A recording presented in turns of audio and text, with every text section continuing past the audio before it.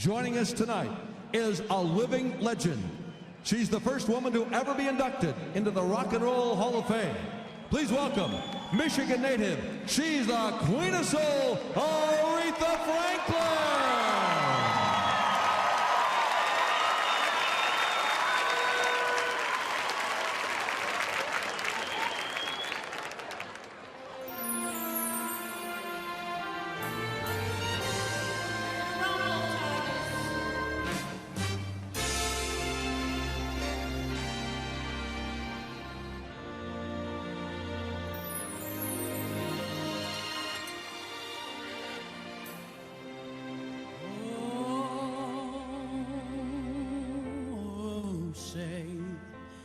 Can you see by the dawn's early light what so proudly we hailed at the twilight's last gleam, whose broad stripes and bright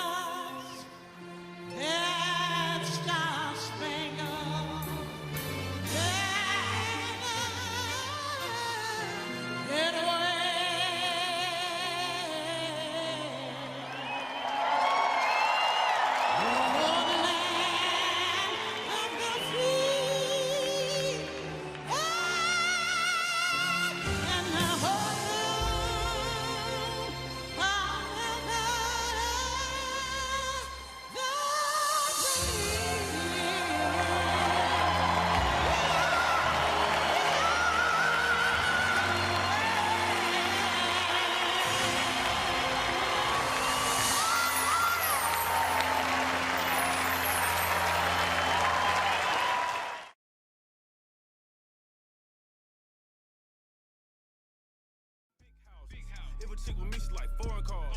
If a chick with me, she like go yard. If a chick with me, she like protein. Make us go rich, the clothes off.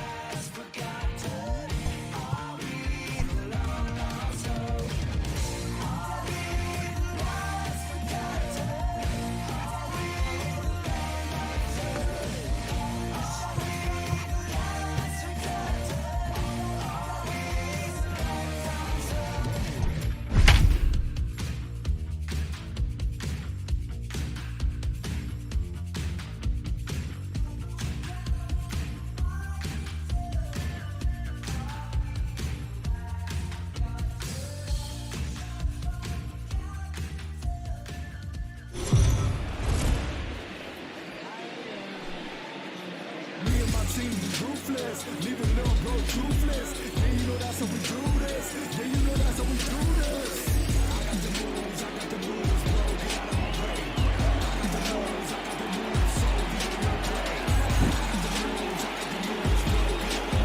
right, I think, yes. Okay, my mic is back on. We welcome you to Major League Ball on a drizzly night in the Bronx, New York. Aiden Blank and Eddie McCarthy, first game of the day, and Jordan Montgomery gets the start, Eddie. Yeah, Jordan Montgomery looking pretty good so far on the year. Got that record up at 6-4. ERA a little bit high than for his liking, 4.29. Does indicate, though, that he's been pitching into some good luck, getting some good run support for his team. And with Montgomery, not a guy who likes to blow up the radar gun. His key today, keep these Rays hitters off balance and keep them guessing. If he can do that, the Rays could be in for a long day. We are underway with the best two teams in the American League East, likely two playoff teams, a ball and no strike, as we get going on a very dark night in the Bronx. Maybe a rain delay in the future. Jordan Montgomery versus Kevin Kiermaier, and the count evened out at 1-1. Yeah, Kevin Kiermaier, certainly a guy who's been struggling on the year, only hitting .207, and really the only reason that he's still in the lineup is because of the defense that he delivers in center field. Ball and 2 strikes. Kiermaier hits .207. I'm not sure you really want your leadoff hitter hitting .207, but you know, he's doing all right so far. Fourth pitch of the night from Montgomery is fouled away, and the count remains 1-2. And Aiden, I know it's Go the ahead. first at bat from Montgomery, but I'm already liking what I see. Using a good variety of pitches and keeping Kiermaier off balance, and I'm okay with that miss right there because he had a pitch to waste. Let's see what he does here on the 2-2. 2 balls and 2 strikes. The count evened out as we warm things up in the Bronx. First of a few on MLBotball.com. Texas and Toronto next up. Series that has produced some interesting moments. A bang-bang play at first, but they go Voigt to Montgomery. Opening batter is retired. Nice play right there by Luke Voigt. Kevin Kiermaier gets down that line pretty quickly, but not a good sign for Jordan Montgomery. Ionetta, the catcher, is set up inside. Montgomery left that one out over the plate. Lucky he didn't get burned right there. So Willie Adames, who is certainly red hot, stands in, hitting .294, 74 hits, leads the Rays.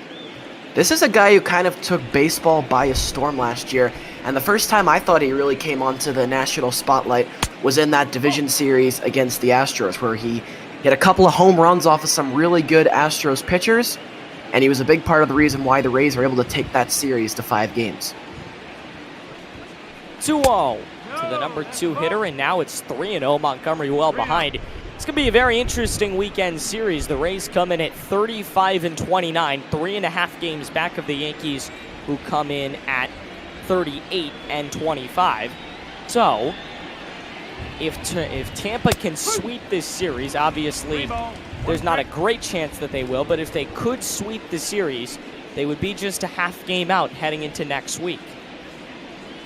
It's certainly a big series right here for Tampa Bay, and what they're really coming in here looking to do, I think, is to take at least 2 out of 3, as that's a good start. Looks like they got a 1-out base runner. Montgomery walks Adames, and that's going to bring up Austin Meadows with a man on and 1 out in the first. Austin Meadows, another guy in here in these top Get 3 guys Botball have been Day going. raised. Yeah, Meadows, along with Kiermaier, is in the leadoff spot today, which we just talked about a moment ago. Meadows, again, not really having a great season with the bat, only hitting .215, so it's an interesting choice to keep these guys so high in the order. And I think that also kind of shows the trust that the Tampa Bay management has in this team. A long drive that's going to go way back and gone. What a start for Tampa Bay. They retire the opening hitter, Kiermaier, but Adames walks and Meadows homers, and a 2-0 lead for the Rays. A great start to a pivotal series. Well, we were just talking about it, Aiden, with Austin Meadows possibly being too high in the order, but right now he is certainly pleading his case to stay in the 3 spot. It's a bad pitch right here by Montgomery. Again, it's the second time this inning. Iannetta, the catcher, wants that ball in. It creeps out over the plate. Meadows does a great job. He turns on it. He keeps the hands inside the baseball, so crucial so that it doesn't roll over on it. And he deposits that one into the right field seats. And like you mentioned, quickly 2-0 Tampa Bay. Tampa Bay able to score early, and Montgomery leaves a hanging curveball to Hunter Renfroe.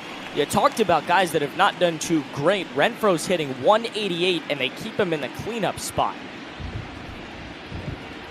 Well, the one advantage about playing in Yankee Stadium is that for struggling hitters, this is a good place to find your game, because certainly one of the more shallow parks in the major leagues, and it's the place where fly balls that in most ballparks will be outs have a chance to carry out of here. So maybe a chance for some of these Rays hitters to kind of heat up again with the bat. Down the line and fair against the shift. Judge over to catch it, but a single makes it back-to-back hits for Tampa Bay. Again, Montgomery having trouble locating on the inside. This time it's to a right-handed batter. And I think you have to think about a visit right here. Either the catcher, Iannetta, maybe the pitching coach, because you have to calm him down, because so far he is all over the place. Jose Martinez will stand in. The lineups from last night are incorrect that Tampa Bay had. G-Man Choi was normally in that 5 spot. Martinez, 2 for 5 in his last game, will hit in the 5 spot instead. No balls and a strike, a runner on and 1 out in the dirt. Iannetta able to block it. Not a great start for Montgomery. It started off clean with the opening batter, Kiermaier, being retired, but he has not been able to retire anybody since. The 1-1. On the ground to first, Voit to second, 1, right back to him, and a very easy inning-ending double play. But Tampa strikes early. They're looking to make some waves in the division this weekend, and that's certainly a good way to do it. 2-0 Rays as we move along on Bot Ball.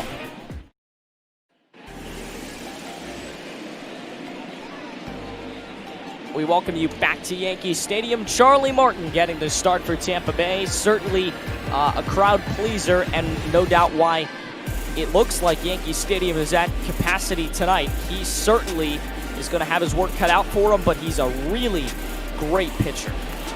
Charlie Morton's a guy, Aiden, who's kind of bounced around throughout his big league career. He came up with the Braves. From there, he was traded to the Pirates, then moved on to the Phillies, and then he would arrive in Houston, where he would find a home. So instrumental for that Astros, both in their starting rotation and the bullpen for that 2017 championship team. And then now he's in the second year of a 2-year deal with Tampa Bay, and he's close to the top of the American League in wins. Got a really good ERA here, and he's settled nicely into that #1 starter role. Finally found a home in Tampa Bay. DJ LeMahieu now down to the count 0-2. Tampa Bay is second in the division, as we mentioned, 3.5 games back to begin this series. A sweep would make them just half a game back going into next week. The Yankees will culminate next week with a big series over the weekend against the Boston Red Sox in Massachusetts. LeMahieu fending it off, and it remains 0-2.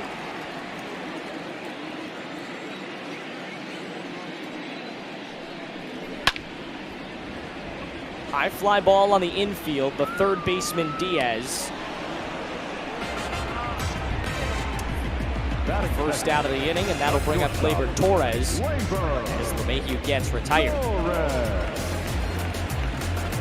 Yeah, we mentioned it a little bit earlier on. I believe, Aiden, you brought it up, how we said the lineups had shifted a little bit since last night.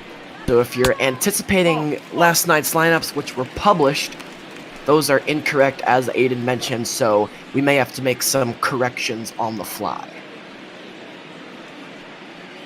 Ball and no strikes to Gleyber Torres. A 300 hitter. One of a few on this Yankees team that has been red hot all season long. 2 balls and no strikes. And they're no doubt trying to pitch away from him. You don't want to give him anything to hit. Continues to try and work that outer half, but has missed 3 straight times, and Aaron Judge waiting on deck.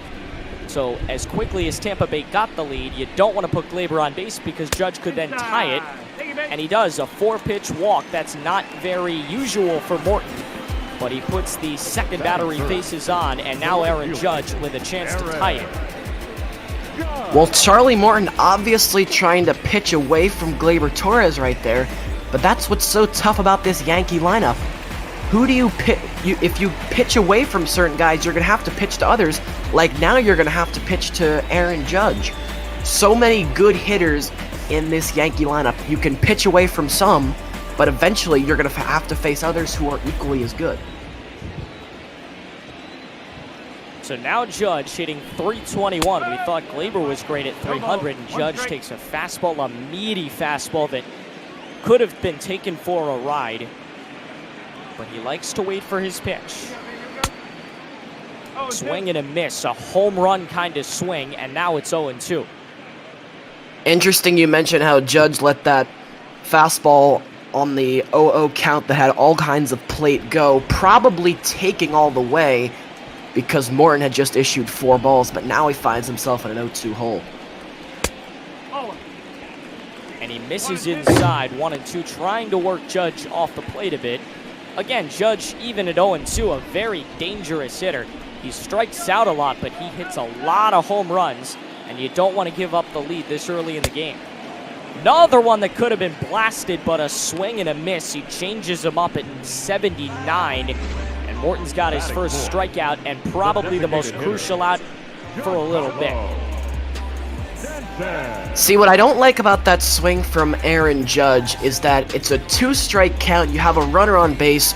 Your team's already down by 2.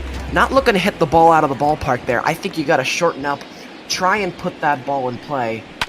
But it's a missed opportunity right there for the Yankees. And now, if Morton can get an easy ground ball here, Stanton, who does not run well, Morton could get out of this inning. Stanton hitting just under 300 at 294. 18 home runs and 48 RBIs. That's what's most impressive about me, is that he is known as a home run hitter, but he's kind of developed himself as a little bit more than that, as a little bit of a guy who can get you a single when you need it, a guy who can get you a double. He can run pretty fast. He's developed himself as more of just an all-around hitter rather than a power hitter.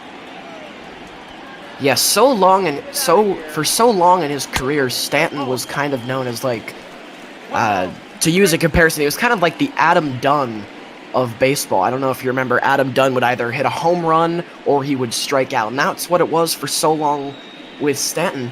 But ever since he's arrived with the Yankees, and it's taken him a couple of years, but this year we've seen it especially, starting to spray the ball around to all fields, and he's turned into not just a home run hitter, but like you mentioned, a guy who can get a single when you need it. I feel like he was looped into that Judge kind of group as he flies out to end the inning, and Meadows will put it away. So only 4 faced for Morton as we head to the second here in the Bronx.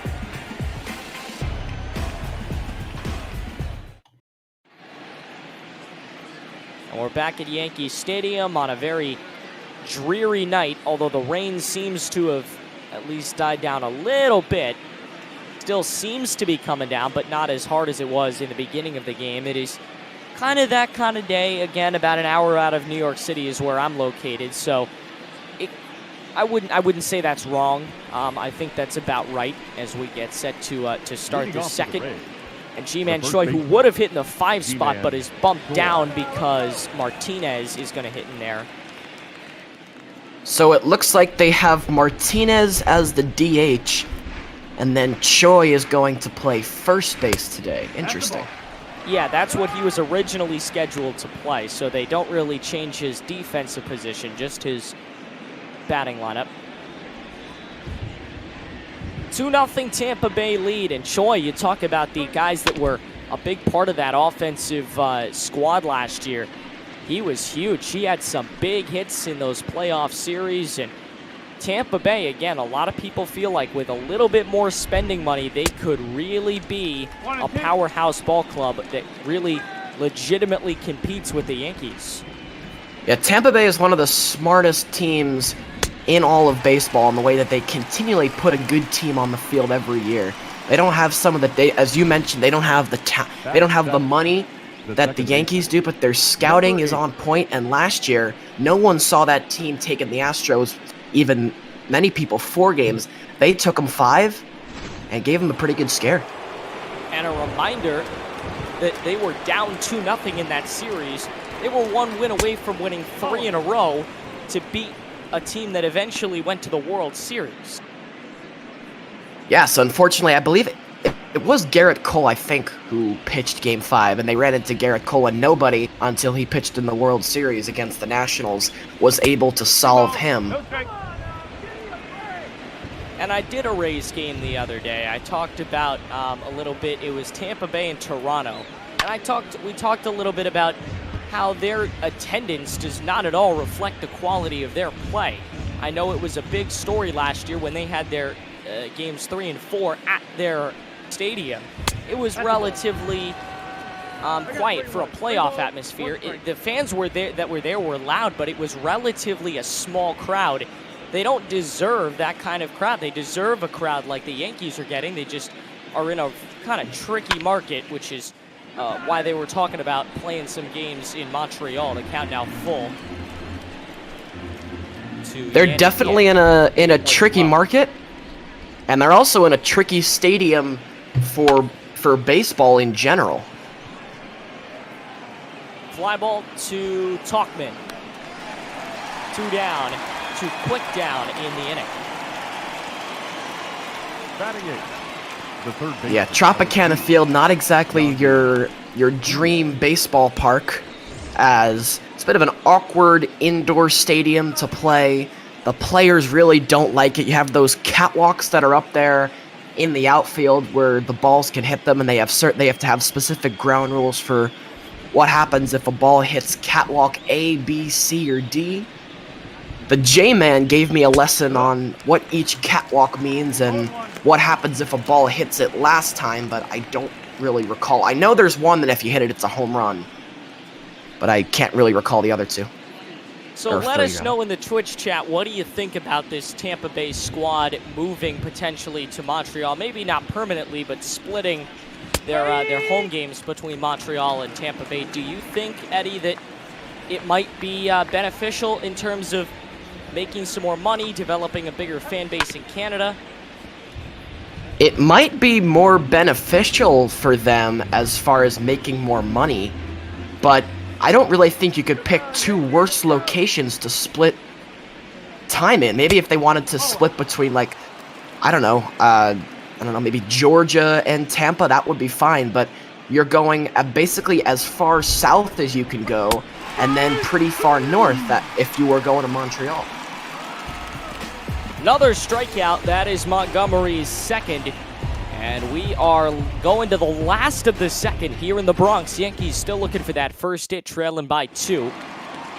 On MajorLeagueBatBall.com, Texas and Toronto are next. You talk about Canadian baseball. I think we were all very surprised when they made their run to the ALCS and had a few playoff years right into the shift. And that's going to be the first out. It was very interesting to me that all these Canadian baseball fans that I'm not sure many of us knew existed showed up for these playoff games, and it really showed us how great of a atmosphere that stadium can have when it is filled up. That place was rocking up there in Toronto. Some of the more rowdy baseball crowds that we've seen in the past couple years. Maybe a little bit too rowdy, but it really created a great home environment for the Blue Jays in those playoffs. And were there a couple of beer cans thrown on the field? Yes, there were certain times where things weren't looking so great, but you had that iconic home run with Jose Bautista, which I think may have set a decibel record at the time for the major leagues, because that place got loud. That's one of the loudest crowds I've ever heard. I was watching that game. I believe it was Kenny Albert who was on that call, and you couldn't even hear him try and announce the home run. It is Zanino to make the catch, and a second out for Tampa Bay. The Twitch chat kind of disagrees with us a little bit. They disagree with me a little bit in terms of they don't really think it's going to happen. Big Tortilla says the players would probably be gassed going from Montreal to Tampa. I kind of agree with that, and I think that would be the main setback in terms of a potential move, as Talkman is moved off the plate in his first pitch. Yeah, that is the biggest issue, would be the geography, because, again, Tampa Bay in the southernmost part of the United States, and then you'd have to be traveling all the way up the coast to Canada, and to kind of split games between those two cities, I don't really think it could make sense. If they could find a city a little bit closer to Tampa that would be willing to host them for maybe half their games, and also a decent baseball market in said city, then that might make more sense. But I'm inclined to agree with our friends in the Twitch chat, because not really seeing the Tampa-Montreal split working out too well. Morton battling at a 2-2 count to Talkman, and now it runs full. Urshela waiting on deck, has not had the hottest season himself. But he walks Talkman, so Urshela's going to get up with a man on and 2 out here in the bottom of the second. Again, the Yankees will bring the tying run to the plate. Yes, Charlie Morton not really having a great start to this game. We saw in the first inning he was having some command issues, and again right here, just not really the stuff that we're expected to seeing from him this year, considering that he's been pitching so well. And it's interesting to me because he's only allowed 2 runners on base. Everybody else he's retired, gotten either to fly out or strike out. And the 2 that have gotten on base have gotten on via the walk. So yeah, you're right. He's been relatively successful in terms of he's only allowed 2 base runners. He's relatively low in the pitch count, but his command issue, the Yankees could really benefit off of. Tough play at short. Beg your pardon, it's second. They flip to short. And they will get out of this inning. A bang-bang play. We are on to the third, and the Yankees still hitless.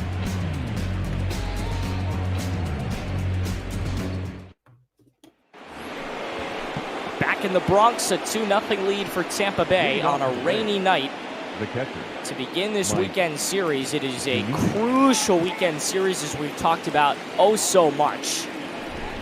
New York and Tampa Bay have really developed themselves as the top 2 teams in this division. I mean, the next team right after Tampa in third is Toronto at 28-35, so they're 7 games under 500. They're playing all right baseball, but I can't see them winning a division. This ball's going to carry, and it's caught all the way up against the wall. Urshela had to go all the way back to make the catch. Speaking of those standings, our producers heard what we were talking about. There they are. Toronto 10 games back. So you can see the divide between New York, Tampa Bay, and everybody else.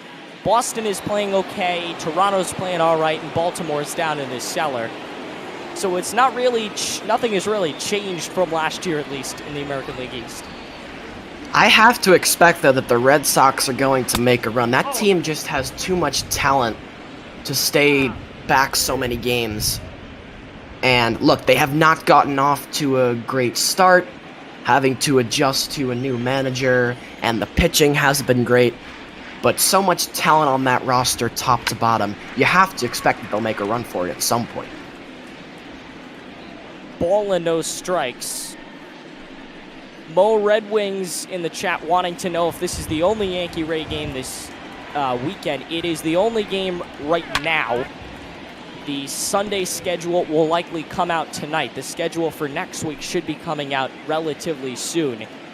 So there is a potential we see the series finale, but as of now, between tonight and tomorrow, this will be the only game that we get to see. A strikeout for Montgomery. He's been on a roll. Now batting, shortstop, Willie. Other than those first inning mishaps with the walk, the home run, and the single, he's now struck out 3. and retired everybody else. That's a good spot right there by Montgomery. Fastball had some late life, kind of tailed away a little bit from Kiermaier. And it's an excellent location right there. You should live there more often. You think the Astros are going to make the playoffs? That's what they're now predicting in the Twitch chat. Again, like the Red Sox, another team with so much talent on that roster up and down. And look, we don't want to beat a dead horse. Everybody is familiar with the Astros controversy. That's a nice play right there. We'll talk a little bit more about the Astros when we come back. We certainly will. The Yankees are going to look to get some offense going. You see, it's kind of just looking like one giant cloud hovering over the stadium, although a great crowd that doesn't seem to mind the wet. Chris Iannetta is going to lead things off. It'll be 9-1-2 for the Yankees. It was the second straight 1-2-3 inning for Montgomery. He's now retired 7 in a row. And I think that's pretty good. If you're Aaron Boone, I'm not taking him out yet. I'll take a close look, just make sure he doesn't run into any more trouble. But you know what? I think he's certainly redeemed himself. He had a tough start, and he's starting to face the top of the order again. I think he's doing all right so far. Definitely a tough start, and he's bouncing back. And absolutely, if you're Boone, you want to leave him in as long as he can go comfortably, of course, because we've talked about it a couple of times now. Such an important series here this weekend with the Rays in town, and only 3.5 games separating the teams from first and second place. You don't want to gas the bullpen unnecessarily when there's still 2 games to go. 3-1, and he hits the outside corner for a strike.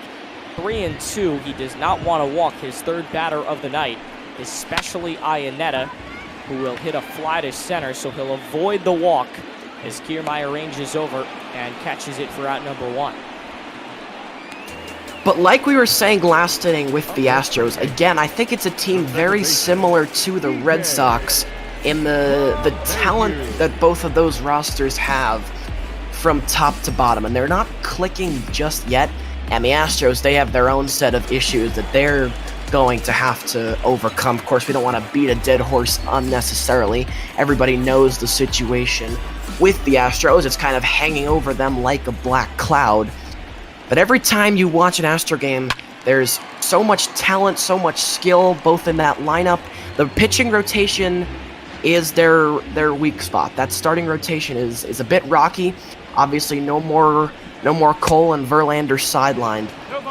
But I have to think that just like the Red Sox, the Astros are going to find their stride, and they're going to make a run for it. And Verlander will be back very soon. So this might be the time when they start to get into the real dog days of summer where a lot of teams flatten out and they start to move. And that may be, I mean, they're going to have to compete. The West is a very easy division for them to win, or at least place high in, as he strikes out LeMahieu. That's LeMahieu's second at bat without reaching base.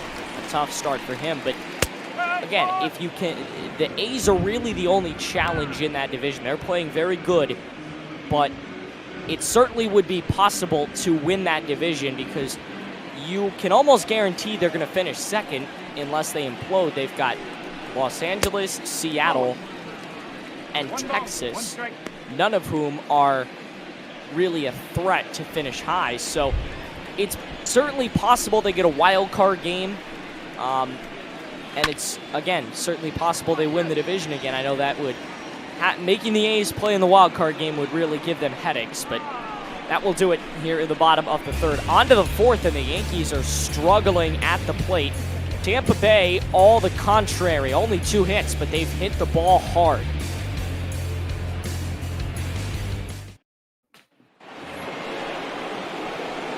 So the heart of the Tampa Bay order with Meadows, Renfroe, and Martinez all set to bat here in the top of the fourth. Meadows hit that 2-run home run back in the first. And this is going to be an interesting test for Montgomery. Meadows, one of the only Tampa batters who has really given him trouble.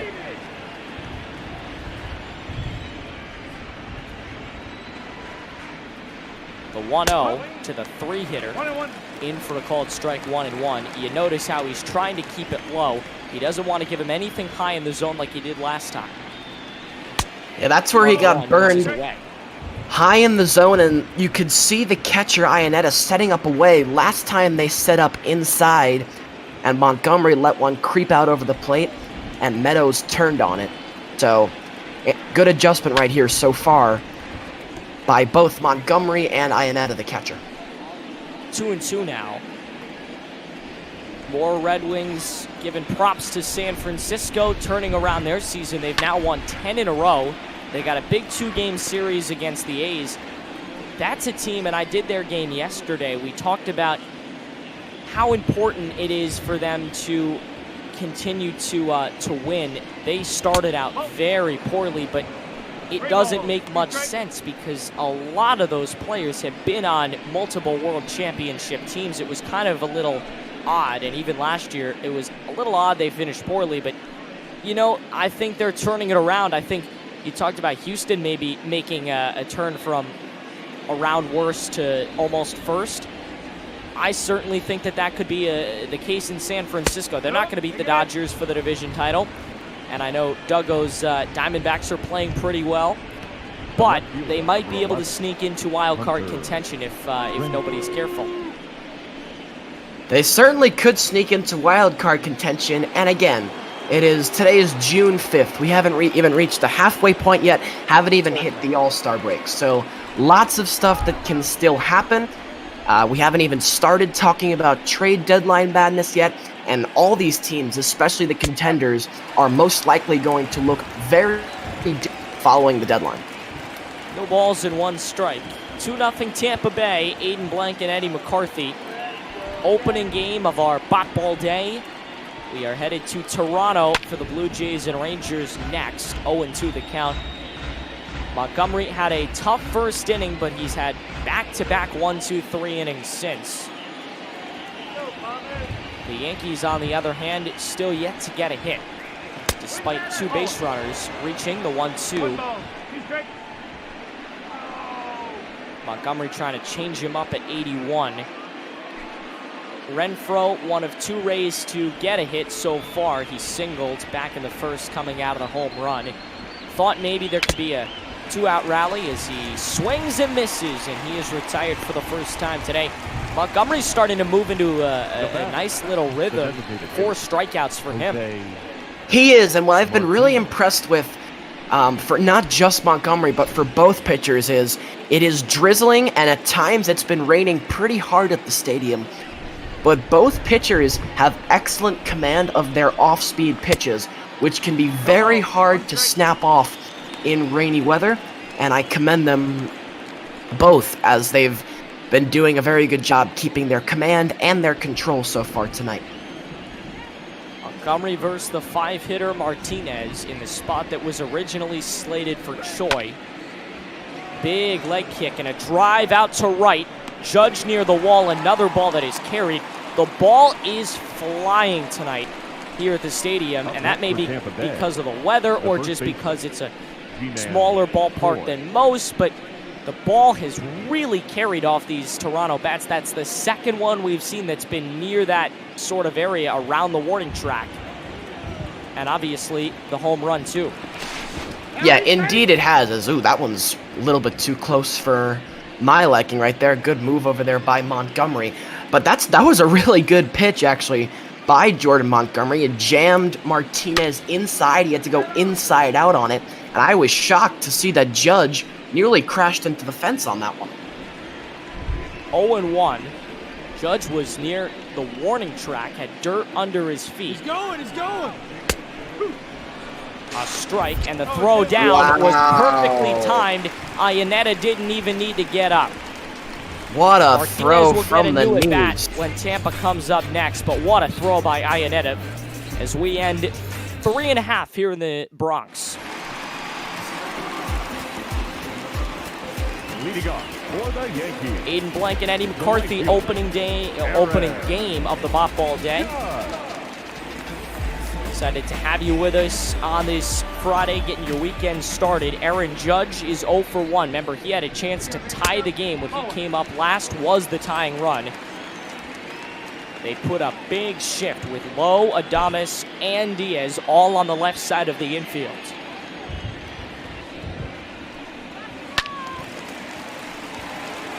See, that's what I don't understand. You set up the shift, and then you throw a ball on the outside portion of the plate.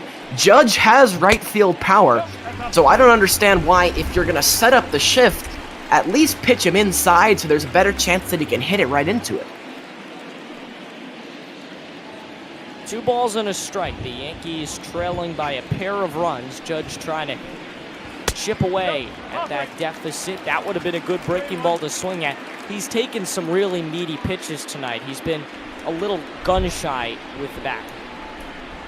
He has, which is unusual for him because usually he jumps on stuff, and right there he looks a little off as that fastball, it had all kinds of plate, and yet Judge just missed it. So it's been a rough night for him so far. Yeah, it's been that way. He's gun-shy as he does draw the walk, but he's been gun-shy to swing at Morton's pitches, but then when he finally does, he's so off. With the timing, he has been struggling to hit the baseball. He does, however, have excellent command of the strike zone, good plate discipline, and he proved it right there. Not having a great day tonight with the bat, a little bit out of sync, but he works to count, and he's the tying run on base right now. 2-0 Tampa Bay, bottom of the 4th, and Stanton is the tying run, a low strike. Morton nearly up to 50 pitches. He's had a good night so far, and the pitch count is all right for 4 innings, although this is really the start of the 4th inning. 0-1. Perfect pitch to hit, and this game is going to be tied as Stanton goes to center and makes it a 2-2 game in the 4th. Well, it's the first mistake that Morton has made in a while. And this is, I think it's a fastball. I didn't get a great look at the radar gun because I was more watching the flight of the ball. But whatever kind of pitch it was, and we'll see it on the replay, it has all kinds of plate right here. Now it looks like it's a breaking ball or a slider of some kind. And you can see that Zunino, the catcher, he wants it inside. It comes over the plate, and it doesn't have a lot of bite or anything at all. It just kind of slides. No, the bottom doesn't fall out of it in the slightest, and it's on a tee for Stanton. He makes no mistake with it, and we're tied. As you mentioned, first mistake Morton has made all night, and we got an exciting game in the Bronx. That is New York's first hit.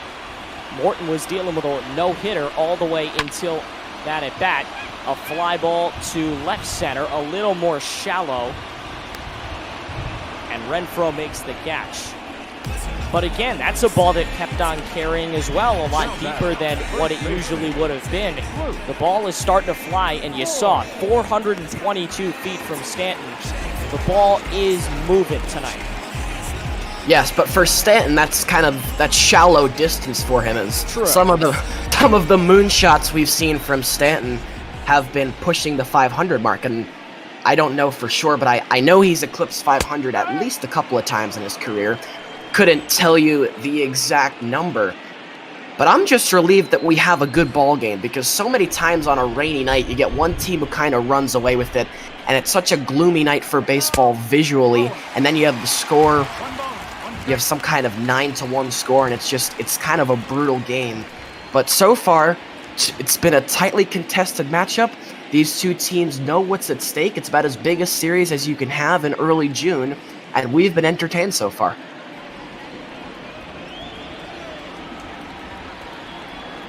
And for Stanton to go opposite field 422 feet is pretty impressive.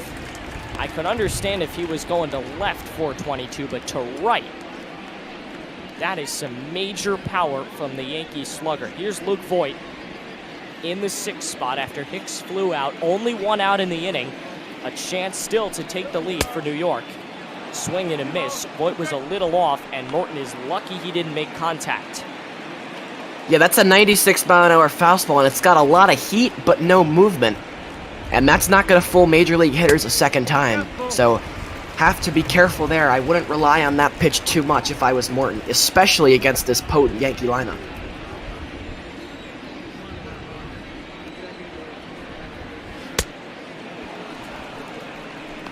Voigt is gone. 2 outs in the inning, so a little bit of a relief as Morton gets the strikeout, and after the home run, he retires too. That has been a theme with both Morton and Montgomery. After the home runs, they've been able to kind of settle down and create a rhythm.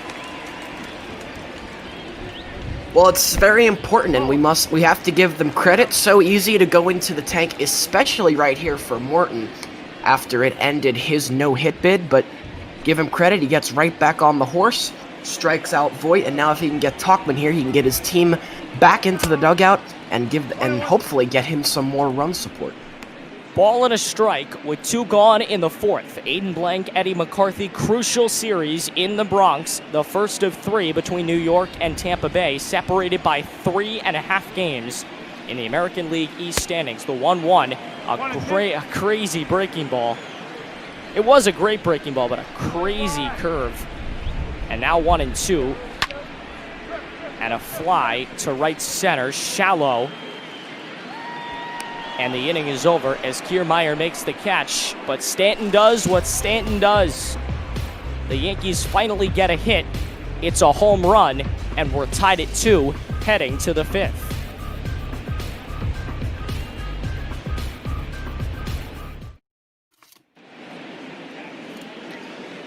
All right, as we welcome you back to the Bronx, here in the top of the 5th, as Heidi Watney reminds us to please donate to Meals on Wheels. Again, this is only the first game of 7 today on our Major League Ball on Twitch slate.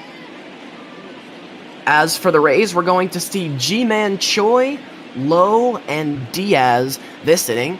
As you can see, Charlie Morton going over some of the events of last inning. Of course, Giancarlo Stanton evened things up at 2 with the home run, and that is where we stand right now. And Austin Meadows' 2-run blast back in the 1st inning would put the Rays on top. And then just last inning, as I mentioned a moment ago, Stanton would even things up at 2. And aside from 2 mistakes, Aiden, by these 2 pitchers, they've been marvelous here so far. Yeah, I would say it's been a pitcher's duel, but 2 home runs. I'm not sure we could really classify it as, but a really great game so far, and we've seen some great ball out of both these teams all season long. We haven't really seen them play each other too much, which is why this series is going to be so exciting. The same thing with the Yankees and Red Sox. We've only seen them play in 1 series, and it was back in May. So the series this weekend and the next few series that'll happen over this summer should be very interesting, because we didn't see much of them in the beginning of the season. We're going to see a lot of them from now until September. AL East action certainly picking up here, as these teams have been more playing their league opponents as opposed to each other, as G-Man Choi strikes out right there for the 2nd time today. Number 8. And Jordan Montgomery continuing strong. He's been great since allowing that 2-run home run.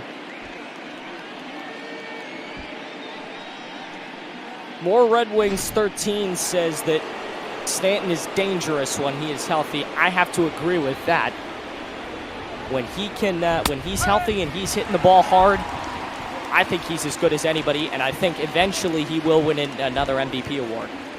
This whole Yankee lineup, when they're healthy, so dangerous. Not just Stanton, you got Aaron Judge, DJ LeMahieu, we can't forget about him. Rough night start for him. But you can't forget about DJ, Gleyber Torres, and then Luke Voigt.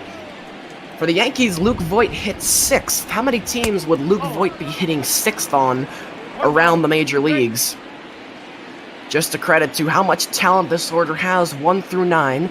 As the 1-2 here to Brandon Lowe. Fastball misses downstairs for ball 2, and so the count is even 2 balls and 2 strikes. Lowe gives that one a ride down the right field line. Early on the pitch, though, and foul. Brandon Lowe handling second base duties today for the Rays. But he chases that one in the dirt. And so it's back-to-back strikeouts for Montgomery. Up next for Tampa And that'll Bay, bring up Yandy Diaz with the bases clear and 2 out. Diaz a strikeout back in the second inning, and he'll bat here in the 5th. Should he be able to keep things going, the catcher, Mike Zunino, would be on deck. But right now, this is Jordan Montgomery's ball game. He's got the pitch count comfortably at 72. Very much in line for the quality start. And wouldn't that be so crucial, Aiden, if Montgomery could deliver a quality outing and rest that bullpen a little bit for this series? Oh, it certainly would. Here is a drive into left that sends Talkman back. He'll settle under it, not hit as hard as I thought. And so it's a 1-2-3 inning right there for Jordan Montgomery. We'll head to the bottom of the 5th. It'll be Urshela, Iannetta, and LeMahieu for the Yanks.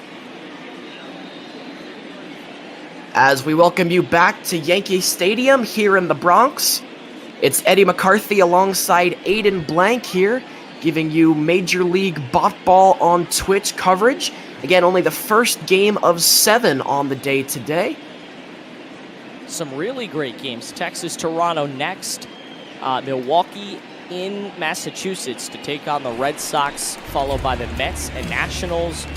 Seattle, Miami could be a fun matchup. Padres and Diamondbacks. Doug O is returning to the matchup. They gave him, 18, 19 innings, and then we finished the night with Detroit and Chicago. So a lot of basement ball today. It's going to be a day of a lot of teams that are struggling. But I think that's when anybody can play really well on any given day, and I think we're going to see some really great matchups. Seattle, Miami should be fun. Both of those teams are trying to play well, but are still very much in the basement of their respected divisions. And speaking of struggling, how about Gio Urshela today? He's had a rough day so far against Charlie Morton, and he finds himself down 0-2 right here. But he takes a fastball up and in for ball 1. Gio Urshela came up with the Cleveland Indians, made his debut back in June of 2015.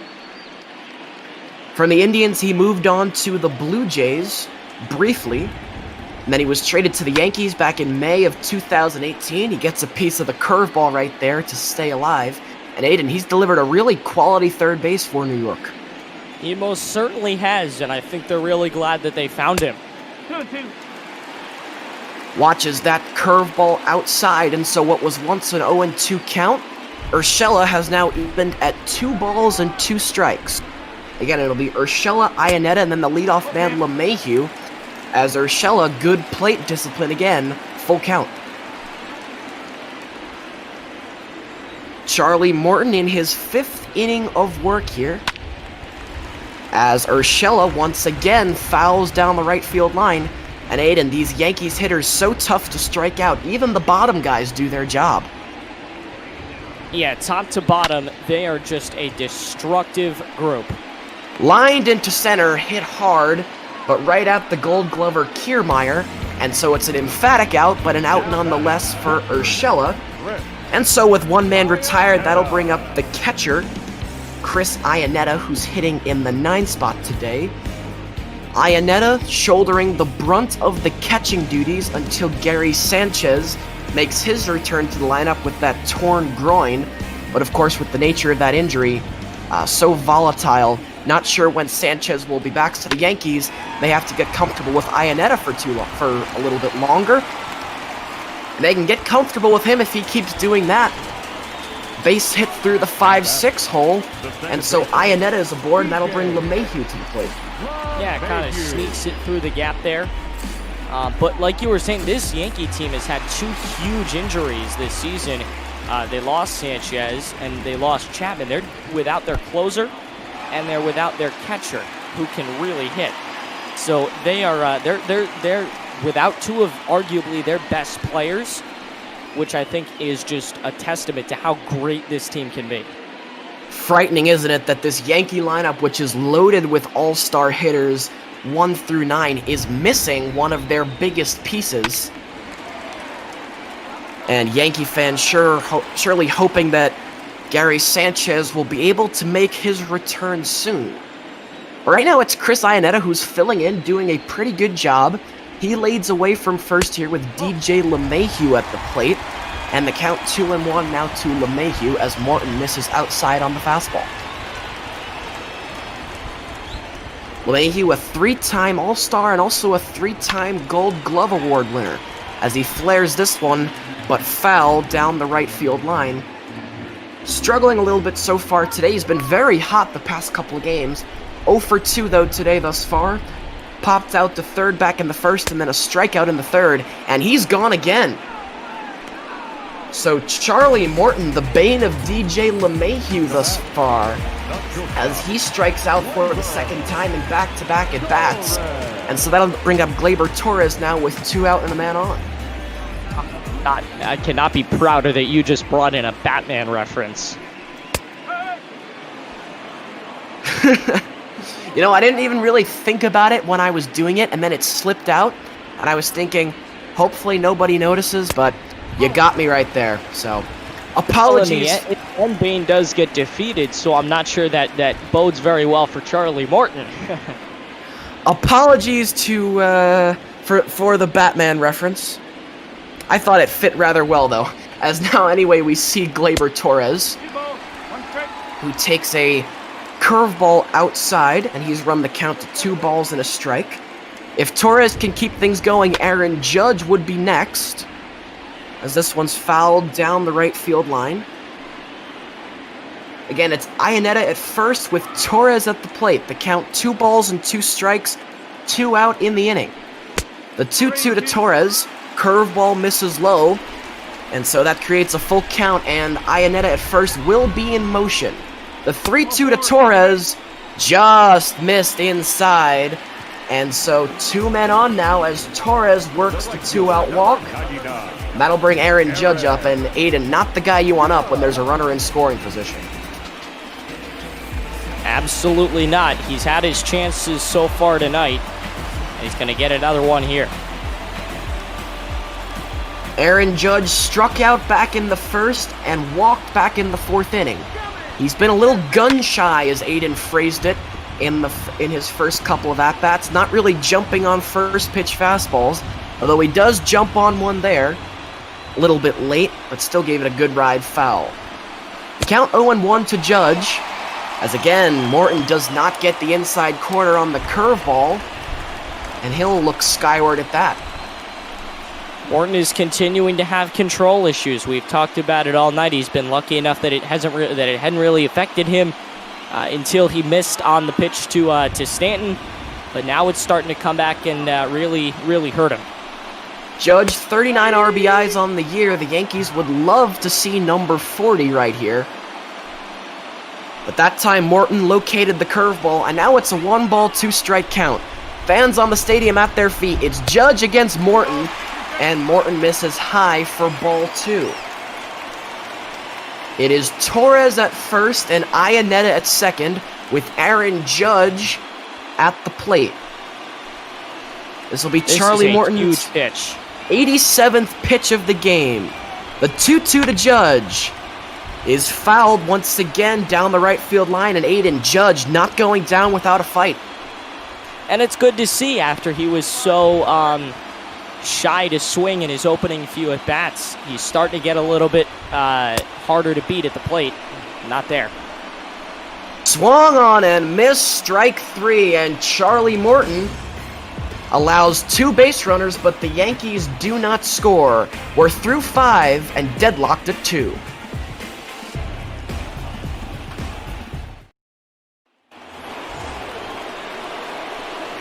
Welcome back here to Yankee Stadium and Major League Bot Ball on Twitch. Eddie McCarthy alongside Aiden Blank.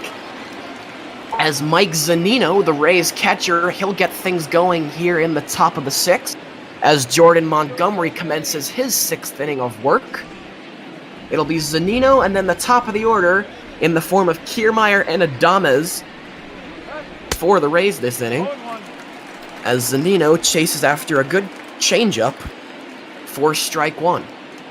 Montgomery hasn't allowed a hit since the first inning. I feel like he's going to get a lot of bad press, or at least bad talk, because, and they're going to warm people up in the bullpen because he had a horrible first inning, but he has been dominant ever since. And the Yankee offense, if they can start to produce a little more, should easily be able to win this game.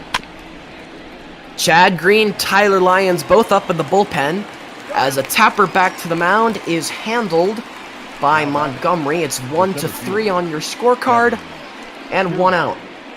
Again, like Aiden mentioned, that home run, the 2-run shot by Austin Meadows back in the first inning, that is the last hit that Montgomery's allowed. Right after the home run, Renfroe would get him for a base hit. So I apologize, but since the Renfroe base hit back in the first, only 1 base runner for the Rays. That was a walk again by Renfroe back in the 4th inning. But Aiden, again, Montgomery, so dominant ever since that rocky first inning for him. Yeah, he has been great. He's only failed to retire 1 batter since the first, a pair of 3 1-2-3 innings, so he's had 3 innings where he's retired 3 batters in a row, and it looks like he may be on that way here in the 6th.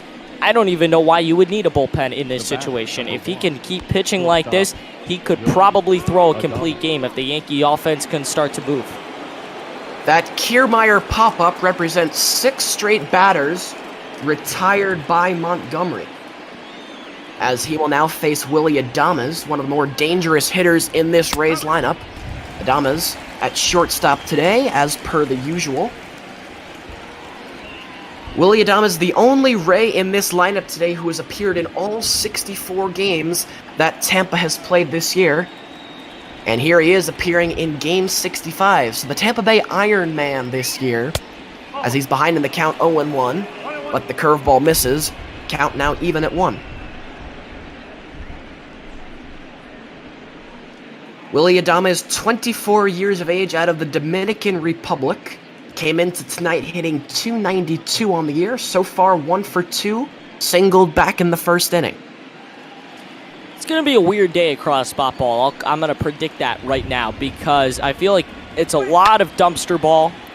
Maybe here's a drive into left by Adames. Going back is Tauchman at the wall.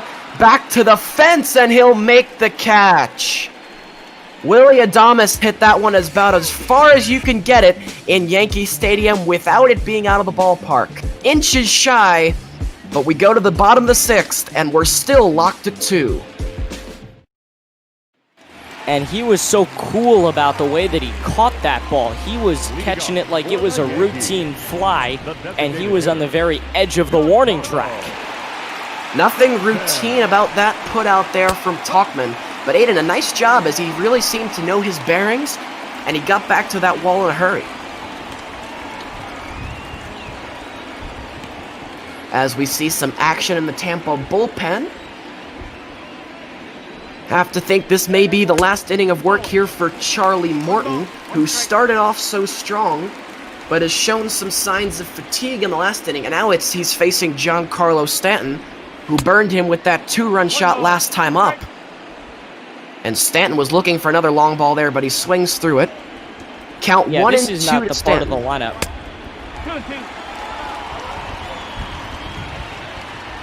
This is not the part of the lineup you want Charlie Morton facing fatigue.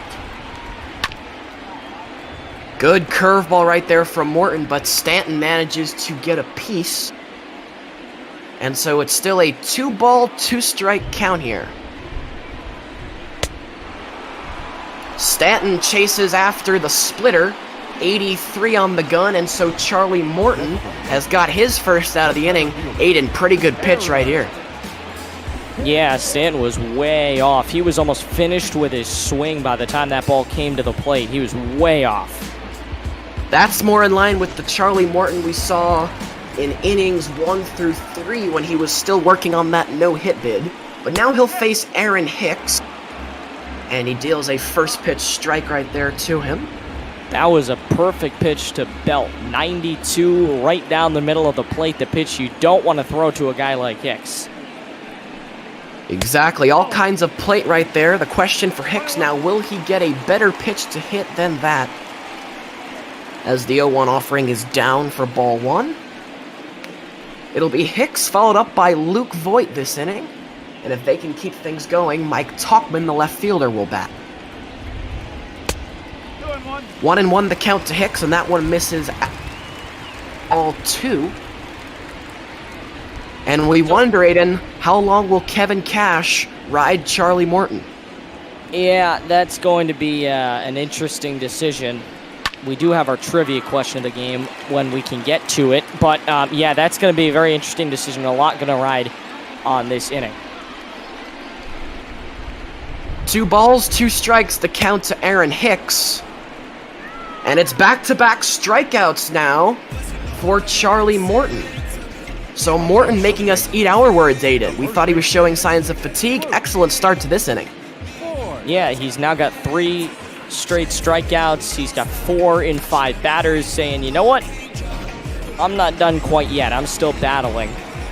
And it's great to see from him. But like I said, this is going to be a very weird day of ball. This is probably the best matchup of the day in terms of record-wise, and it looks like in terms of how that actually turns out.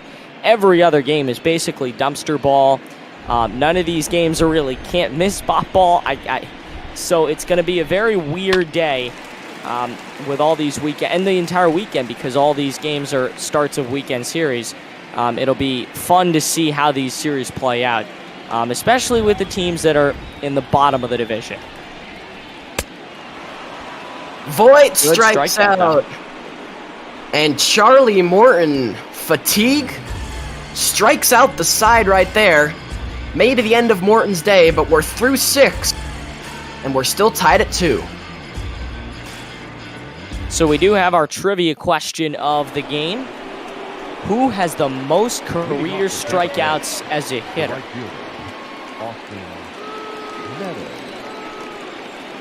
And you're inclined to say Judge. I probably would say it's not, because he's a younger guy. The most career strikeouts as a hitter. I assume we're talking all of Major League Baseball and not just these 2 teams. Right. But yeah, that's a good one. I'll tell you what. Either. It's not. He was a guy who I was thinking of right off the bat. As this one is flied into right center, going back, and it's going to be off the wall, off the top of the fence. It'll be fielded by Hicks, and pulling into second with a double is going to be Austin Meadows. And so the Rays threatening here in the 7th. It has not been a pitcher-friendly game, although the pitchers have had really good outings, both of them. The ball has been flying all over the place. You get a routine fly, and it turns into a ball that really nearly went over the fence. It just clipped the top there. Austin Meadows came into today hitting .215 with 12 home runs and 31 RBIs. However, today he's 2 for 3 with a home run, a 2-run home run, and a double to his name. And now he's in scoring position here for Hunter Renfroe. 1 ball, 1 strike. Renfroe's reached base both times he's been up, a single back in the 1st and a walk in the 4th. And he will try and drive in Austin Meadows right here. And a good hitter's count to do it. He's ahead 2-1.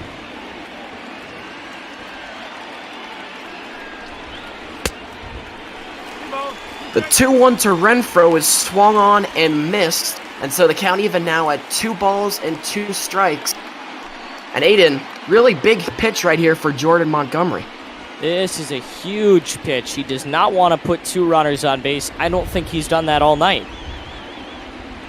The 2-2 here to Renfroe. Outside, didn't get enough break on the curveball. And so now it's a full count. Meadows at second, Renfroe the batter. The 3-2 is lined down the right field line. Will it stay fair? It will.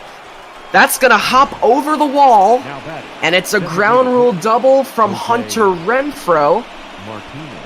And so trotting home will be Meadows, and the Rays are going to take a 3-2 lead, and here comes Aaron Boone. So that'll be all for Jordan Montgomery. Meadows shouldn't have been allowed to score, though. He was only on first. No, Meadows was Oh, on beg your second. pardon. With Yep, the double. he did go to second. I had it wrong in my book. But yeah, a very good night from Jordan Montgomery. He had a couple of bad batters. Everything else has been just great, and Tyler Lyons is going to come in to try and keep this game within reach. Again, the Yankee offense needs to step up. I did a couple of their games last week, and it was the same problem. The offense cannot just go dark in a game like this where it's a one-run game. The reason they spend millions and millions of dollars on these guys is so that their offense never goes dark. When you are only scoring 2 runs, when your pitcher's only giving up 2 runs in a game, or 2-3 runs in a game, and you're losing the game, and you're paying these guys all this money to hit, you need to start to have a conversation. These guys need to start producing and helping out their offense. Their pitchers, that is. Certainly hoping both Aaron Boone and Yankee fans all across the country that the offense can step up here. So Montgomery lasts 6 innings and 2 batters, still responsible for the runner at second, as this one's into left. It will be caught by Tauchman, who comes on to make the catch, and it's an unproductive out here from Jose Martinez, and just the start that Tyler Lyons was looking for. We have an answer to our trivia question of the game. It is a Yankee. We were just thinking of the wrong Yankee, Reggie Jackson. Really? Would not have pegged him for that, but I guess it's surprising, but the big guy 37, excellent trivia questions as always, had us both stumped in here. So now it's G-Man Choi, who takes a very low strike call right there to run the count to no balls and 2 strikes. So Renfroe is at second, and Choi, the batter, swing and a miss, and Choi is gone on 3 pitches. And how about Tyler Lyons coming in dominant so far? Yeah, people were talking smack about him in the Twitch chat, that they brought in a guy with a 13 ERA, and he's only pitched 3 innings or so, but he has certainly proved them wrong so far. And he's done his job. When you're a relief pitcher, you come in, you have a job to do, and he has done that job so far. 2 outs, needs 1 more, and then they can decide who they want for the 8th and 9th. Well, and credit here to Lyons, because Montgomery did pitch well, and he deserves a chance for his team to give him the win. And if Montgomery can get low here any way possible. Actually, I'm not sure if he gets the win, though, because that run that I'm sorry. Meadows technically was his run. Right. I apologize. I should have said a no decision, because he definitely pitched well enough for a no decision. Oh, for sure. The 0-2 here to low. Flied into left field. Going back is Tauchman. He has room, and he will put that one away for the 3rd out of the inning, but not before. Hunter Renfroe.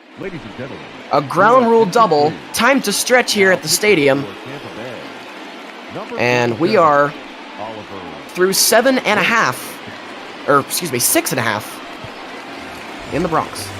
So both of these pitchers have had very similar nights in that they've had 1-2 bad innings. Everything else they've been consistent.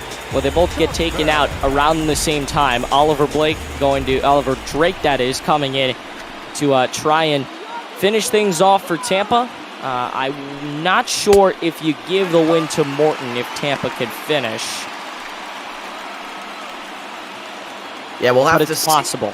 We'll have to see about that, but we can officially now close the book on Jordan Montgomery. He goes 6 innings and 2 batters, allows 5 hits and 3 runs, all 3 of them earned. So definitely a quality start from from Montgomery, and now it's in the hands of his team to at least try and get him a no decision, as it'll be Tauchman, Urshela, and Iannetta, the 3 who are scheduled to come to plate here in the inning, and right now it's Tauchman up at bat. As I believe Aiden mentioned, Oliver Drake is now on to pitch for Tampa Bay, as he tries to get the first 3 of 9 outs that the Rays bullpen is going to be tasked with recording here. 2-1 the count to Tauchman, misses outside. And so, in his first batter, Drake has fallen behind 3-1 here on Tauchman. Don't want to lose him and put the leadoff man on. Low strike there as the splitter just caught the bottom of the zone. Perhaps a break there that Oliver Drake catches, and so now it's a full count.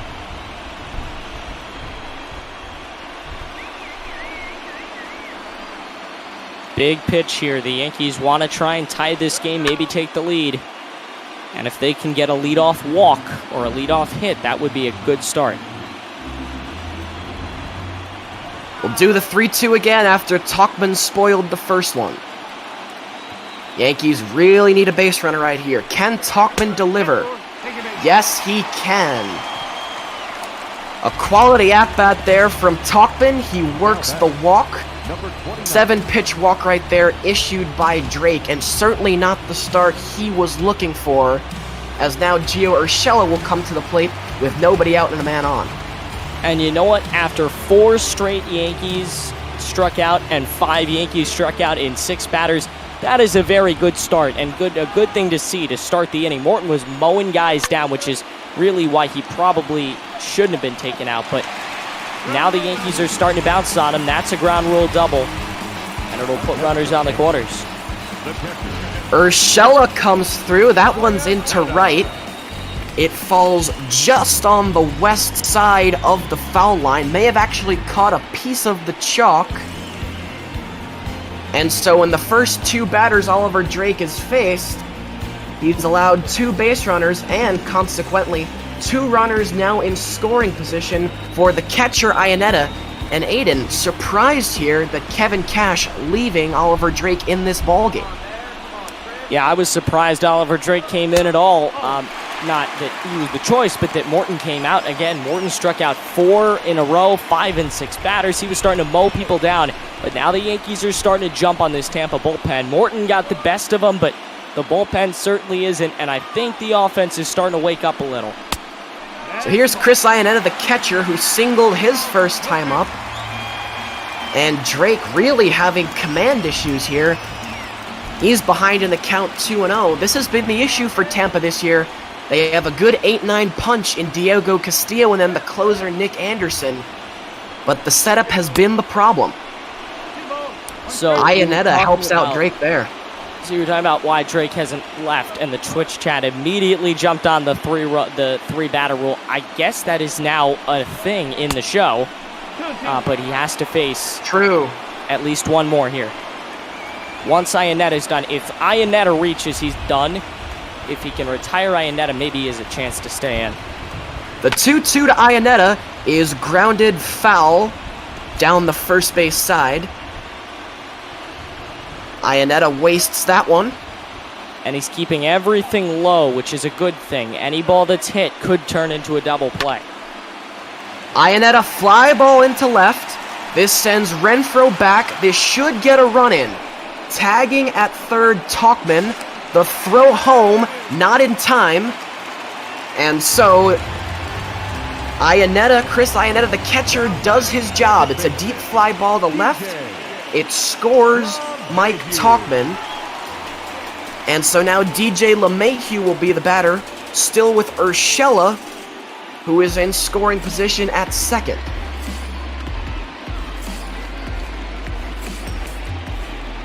And Aiden, Chris Iannetta has to be applauded here. Obviously not really in the lineup because he can hit, but because he's the best option at catcher. He's got a hit today and now an RBI with that sac fly. So he has been serviceable so far today and in his time since filling in for Sanchez. Yeah, he's kind of a day-to-day guy. Some days he has great at-bats, other days he doesn't. But, you know, I think what they want from him and what they're going to continue to want is a solid guy who can play backup. When Sanchez comes back, he certainly, I think it'll certainly ease Boone's mind that if he needs to put Iannetta in and give Sanchez a day off, he certainly can. It's not like Sanchez has to play every game. It'll be a little bit more relaxing, and I think Iannetta has done exactly what he's needed to do. He's come in, been a very serviceable backup. It was a good pickup for the Yankees, and I think he's only confirmed that as this season has gone along. Drake has run a 3-ball no-strike count here on LeMahieu. Seems to want no part of him, as that's 4 in a row. And whether that was intentional or not, perhaps the Rays trying to set up the double play and the force. LeMahieu reaches base for the first time as he walks on 4 pitches. And that will be the end of the day for Drake, as he will be shown the door. So he only lasts a third of an inning, still responsible for both Urshela at second and LeMahieu, who he just walked. And so now Trevor Richards will come in, and he'll try and get the last 2 outs here in the 7th. We mentioned Morton couldn't win it. I think Drake probably could lose it. If these 2 runs score, he'll get the loss. And I certainly don't think Morton deserves a loss. He does not, as this one's grounded left side. The tag applied at third and out at first. So it's a double play. It's an odd double play, but 1 pitch, 1 out there for 1 pitch, 2 outs for Richards. And we head to the 8th with the score tied at 3. And we're back from the Bronx, so Chad Green will get the next call from the bullpen. He will stand in his 36th game of the season. He's been a very reliable reliever, Eddie. Very reliable, and that's exactly what the Yankees are going to need, as their reliable closer, Aroldis Chapman, is out right now. So they're going to have to kind of bridge the innings a little bit more difficult than usual. And they need guys here like Green, who have been staples of this bullpen for a while now, to step up and to continue stepping up until Chapman returns, which could be a while. Yeah, Green will likely get some close opportunities, and he's kind of a guy who could fit into that spot if Chapman needs a day off. But he will likely get some close opportunities. Now it's it could be the 8th and 9th. If he can have a successful 8th, the 9th could be his too. He's got an 0-2 count to Yandy Diaz, 8, 9, and 1 due up, although I'm not sure you want the same guy facing that middle of the order. Diaz into the gap and down for a base hit that will turn into extra bases because he's got speed. Now batting. Yeah, that Yankee outfield is shifted over a little bit. As you can see, Aaron Hicks definitely shaded towards left center. Diaz puts it into right center, and because of that, Hicks has a long way to run to go get it, and Diaz wisely runs into second for the double, and now we're going to get a pinch hitter, as I believe, Manuel Margot will come on.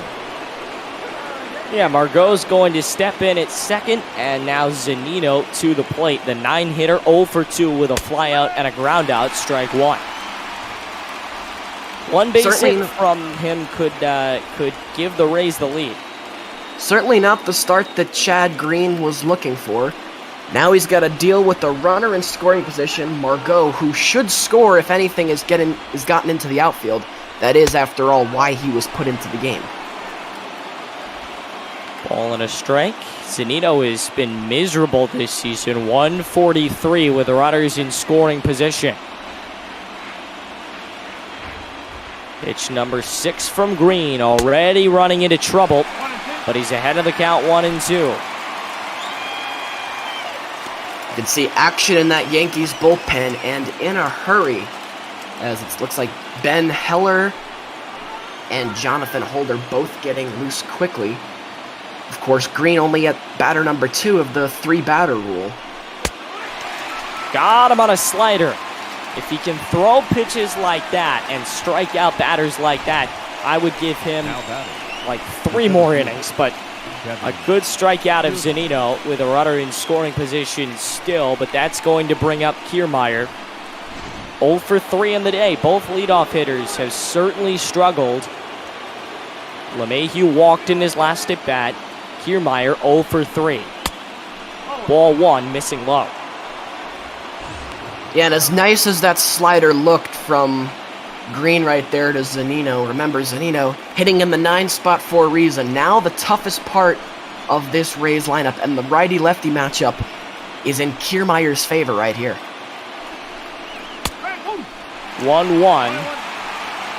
In for a called strike at 98. He can certainly dial up the heat. Kiermaier has been even worse with runners in scoring position, hitting 163. So neither of these two guys, or Kiermaier, are the guys you want to be swinging the stick with a runner on base. And that pitch right there, that's where Green has to live against Kiermaier. And you see, good, goes back low again.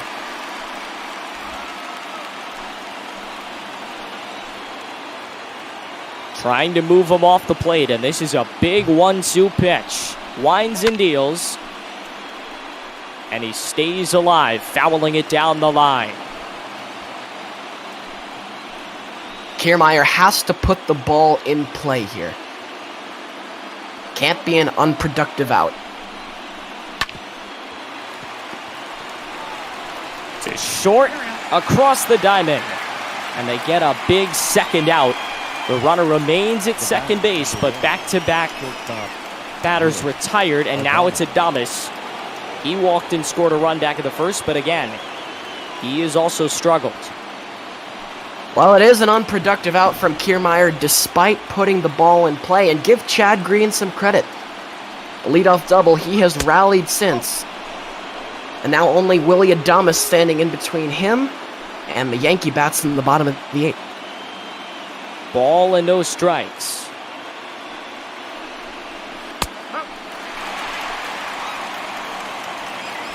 And now it's 1-1. Keep going back there if you're Green. The umpire giving that low strike, take advantage of it. In for another one, and it's 1-2. This would be a big strikeout if they can finish off the inning. And Green can get out of it without giving up a run. A man on, 1-2 with 2 outs in the 8th, 3-3 in the opening game of this series, and it's fouled away. Have to have some trust in your catcher here, the veteran Iannetta. Have to be able to bounce a curveball here in the dirt and have confidence that he'll be able to smother it. The 1-2 pitch. Swing and a miss, a huge slider that gets him to miss. His second strikeout of the inning. And the Yankees will have a chance to take the lead as we go to the last of the 8th at the stadium. Ladies and gentlemen, your attention please. We're back in the Bronx, and Joey Wendell will go to third. Number 18, Joey Wendell. A late game situation Leading off for the as Yankees. Judge comes to the plate. 0 for 2, a walk and scored a run. A big run for New York. If he wants to turn his game around, this would be a good time to do it. Interesting Ball 1. that Kevin Cash sticking here with... I apologize. Actually, again, I'm forgetting the 3-batter rule. Kevin Cash would, I think, go to Diego Castillo if he could. But remember, because of the double play last inning, this is actually only Richard's second batter of the ballgame.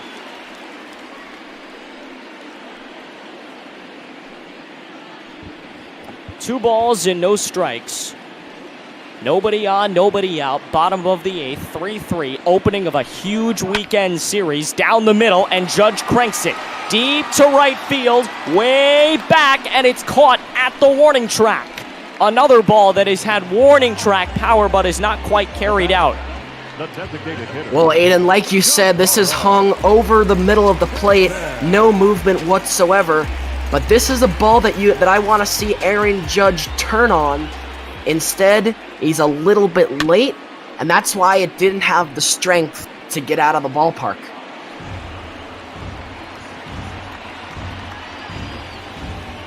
If you want a big hit, Stanton might be the guy to do it. The 0-1 misses, and they're trying to work him off the plate because they know if they give him anything to hit, this game could be over.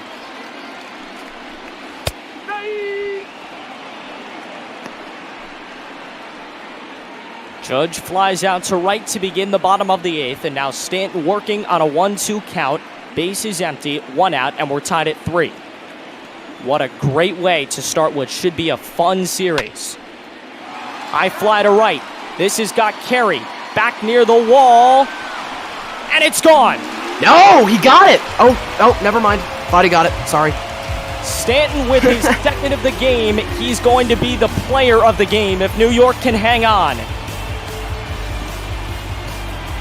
I'll tell you, the way that the right fielder Meadows brought his glove down and looked at it, I thought he might have had it. It was a good height to rob a home run, and I thought we might have just seen an incredible catch. But once again here, we see from Richards, it happened to Judge, and he could not turn on it. Stanton can't turn on it either, but he catches it a little bit better, and you can see the frustration from Meadows. Now batter. But Richards really left that pitch hanging over the plate, and Stanton made him pay for it.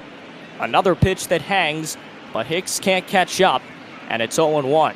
So the Yankees lead for the first time today, 4-3 in the bottom of the eighth. This offense has really woken up since the exit of Charlie Morton.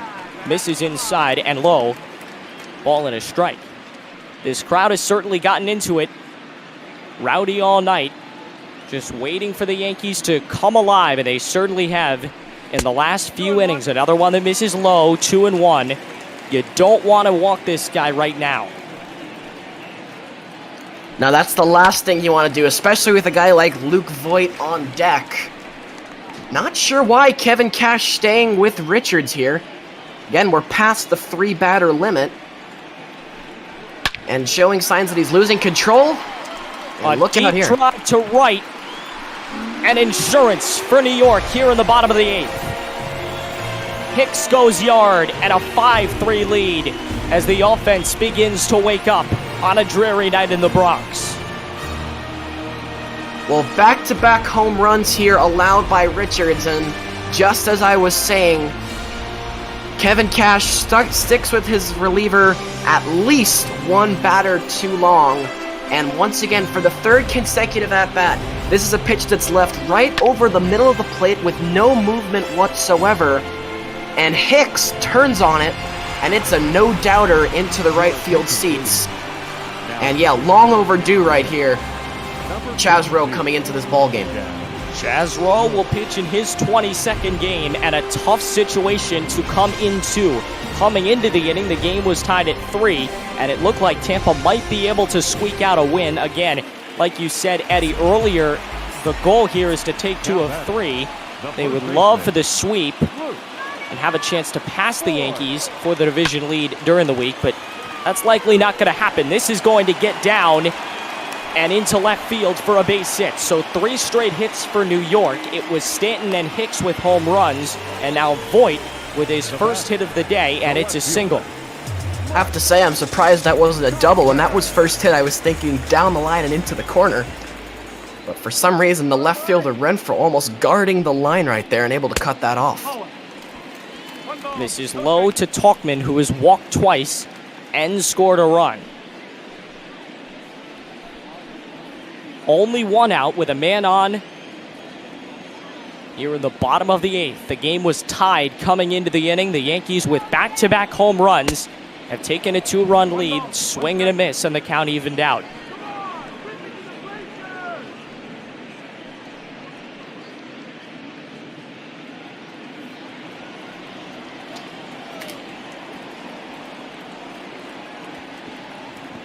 Ball and a strike. With a man on and 1 out, and he tries to work him off the plate. A slider inside, 2-1. Really looking for Chaz Rowe to come in and try and just throw some strikes here and get the Rays out of this inning. Which he does right there, but again, it's another Rays relief pitcher having some command issues coming out of the bullpen. And think about it, if Chapman is not injured and he comes in to pitch in the ninth, the game is almost automatically over. That is not the case, and that's going to be one of the things the Yankees will struggle with all season. In close games like this, Tampa certainly has the offense to come back, and you don't have your closer to nail him down. The payoff pitch, swing and a miss for out number 2, and that was a huge strikeout. The fastball inside, and Rowe gets him to chase. Number 29. Very good pitch by Rowe right here, who regroups after the leadoff single there by Voigt in the first batter he faced. Good job jamming Talkman there inside, kind of handcuffs him on that one. And now 2 out in the inning. And Aiden, what are you thinking for the ninth? My money's going to be on Tommy Conley for the Yankees to try and close this thing out. You could certainly go with him. I wouldn't be opposed to starting the inning at least with Chad Green and coming in after he was so dominant. He only gave up 1 hit in that last inning, and with a runner on second, he was able to retire 3 straight batters. I might give him the ninth, let him work a little bit, and I think he's probably the most qualified to do it on the Yankees staff, the most qualified closer there is. He's the veteran of the bullpen. He's the one that's been so successful. And, you know, if he can start to show that he can go 6 outs and finish with a 6-out save, I think he would be a great backup for Aroldis Chapman in that bullpen.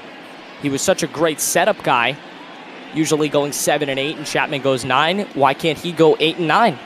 Certainly a good point, but the only thing that I would say to that is if you have Green come back for the ninth, he's going to be ineligible for tomorrow. And as the workhorse of the bullpen in what's looking like it's going to be a very tightly contested series, I may want to keep him available for all 3 in this series. Yeah, that's an interesting point. Swing and a miss on a horrible pitch, and Tampa gets out of a nightmarish inning. Back-to-back homers from Stanton and Hicks, and the Yankees go for the finish right now. Or rather, they go for the win. Your attention, please. We go to the ninth. Tommy Kahnle, as Eddie predicted, is coming into the game. He will try to go for the save.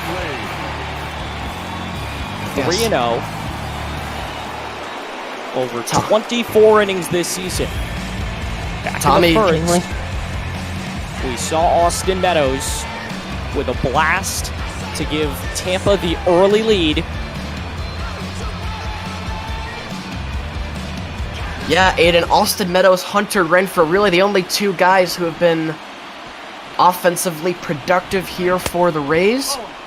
And Meadows looks to continue his solid game here in the ninth. And to Tommy Kahnle, I put my faith in you and argued that the Yankees should use you in the ninth. Do not disappoint me here. Ball and a strike. Meadows is the only Ray that is yet to be retired tonight. 2 walks and a home run. Beg your pardon, a walk, a double, and a home run. And he scored 2 runs as well. So without him, they really wouldn't have a chance to be in this game. A pitch that hangs in for a called strike. Now 2-2 to the opening batter that Kahnle faces.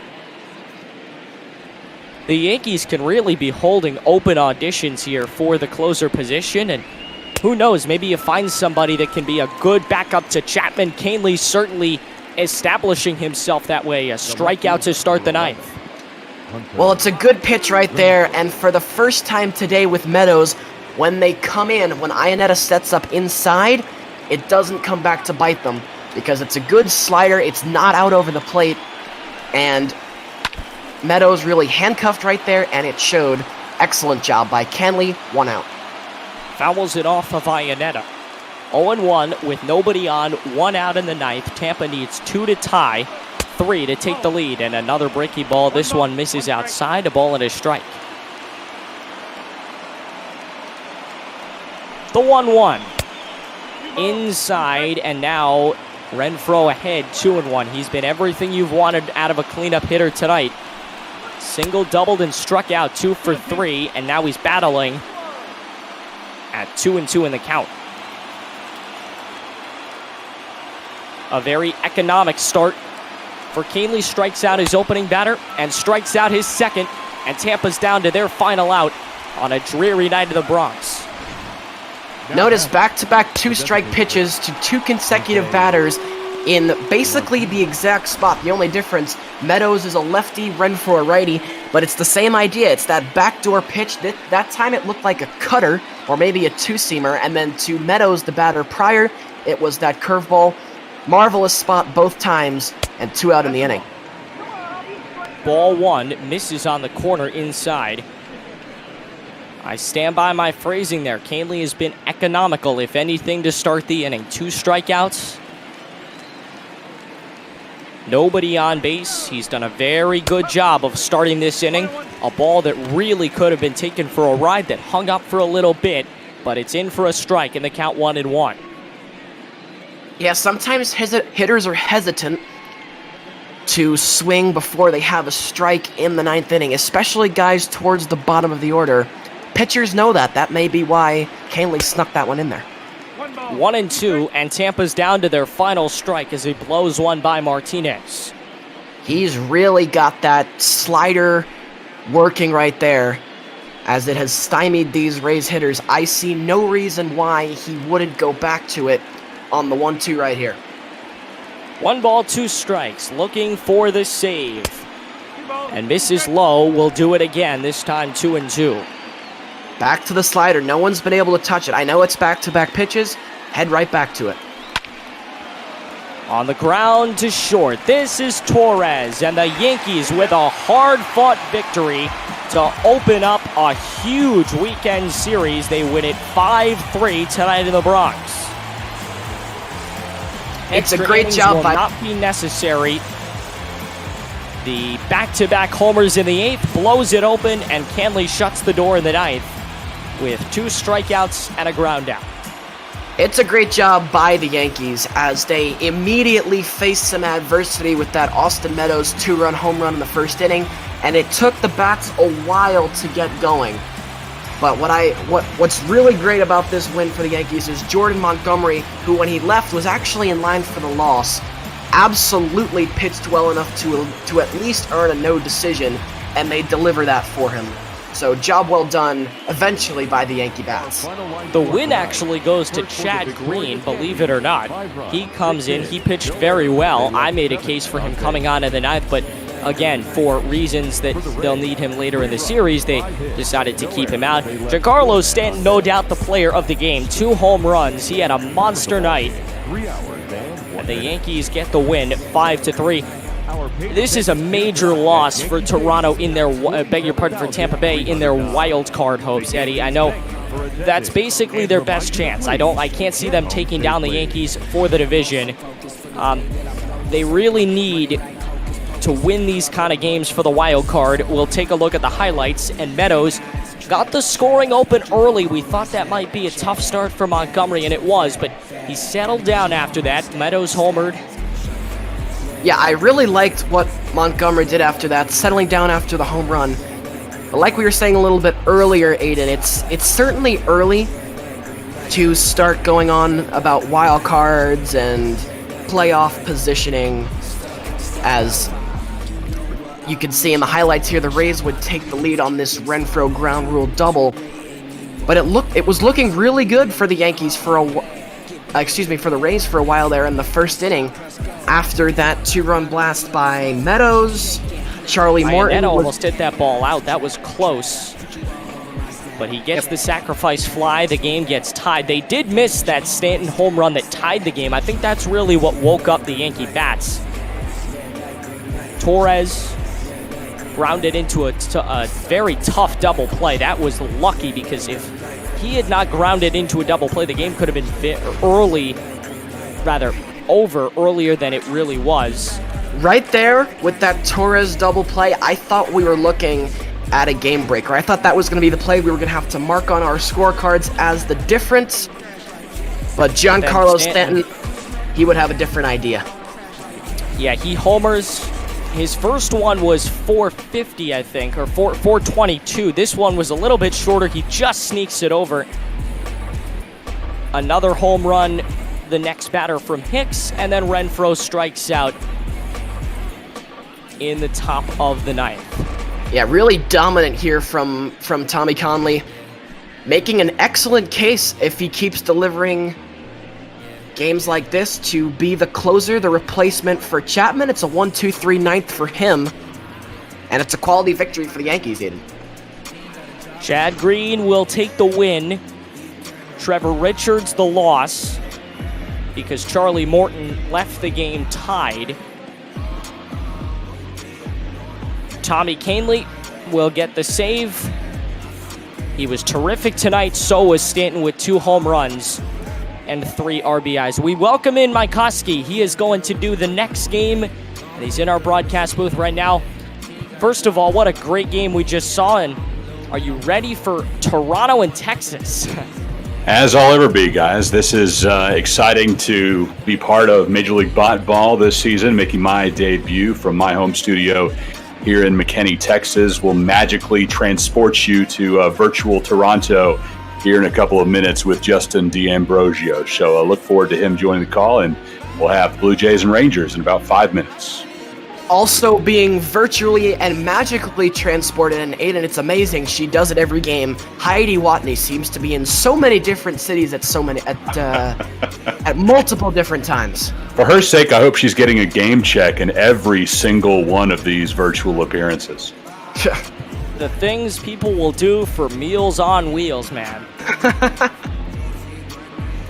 But yeah, she's traveling around the country. To remind you, please donate to Meals on Wheels. That's where all the profits from ML Ball go. Again, none of us are getting paid. Nobody that has put countless hours of effort into this, likely for the rest of the season, is getting paid. So please pay the good people at Meals on Wheels. But the Yankees get a big win. We've got a few minutes to chat before the Toronto-Texas game, which will continue. Phillies Braves, an interesting series. I was surprised that didn't get put onto the schedule for today. That's a game that I'll do color on tomorrow. Should be a very fun matchup. Looking forward to that one, certainly. Both those teams kind of vying for not only second place in the National League, in the National League East, but also a NL wild card spot, as the Nats right now are comfortably in front in the NL East. But again, I've said it a couple of times now, still very early, haven't even really got into the crazy trade deadline talks yet, and these teams are going to look very different following the deadline. So right now, I think it's about finishing strong into the All-Star break. Still some fun games to come. Again, next up, Mike Koski has Texas and Toronto, the Blue Jays hosting the Rangers. Then we're off to Boston in our trip around the world, or trip around the United States, that is, except for when we did the Puerto Rico series earlier, but a trip around the United States. We will head up to Boston. We're staying in the East to begin this day, and we're going to be in the East for a lot of it. Milwaukee, the Brewers will travel to the Red Sox, two teams looking to really up their expectations of what they can do this season. That is Dylan Feil versus Ryan Weber. Then at 5:30, Steven Matz versus Patrick Corbin. The Nationals will host the Mets in our nation's capital. That should be a fun matchup. I'll have that one with, I'll be on the call with Big Fun for that game. Yep. Matchup of two good lefties. Looking forward to that. That might be the second best game we're going to see today. This was, I have a hard time thinking this game is going to get beat, but we'll continue in the National League East with Miami hosting the Marlins hosting Seattle. Brother Beard will have the solo call. The one we're all looking forward to, the famous 9 o'clock slot. That'll be the Padres visiting the Diamondbacks. The last time that those two played, Duggo almost lost his mind. His brain just almost fell right out of his head, an 18-inning affair. And then we'll finish the night with Cookie Eater with Detroit at the Chicago White Sox. So again, we've talked about it. Maybe not the best matchups on paper today, but certainly some fun matchups. So we're about to start the next game. We will turn it over to Mike Koski for Eddie McCarthy. I'm Aiden Blank. Have a great rest of your day. The Yankees win it 5-3.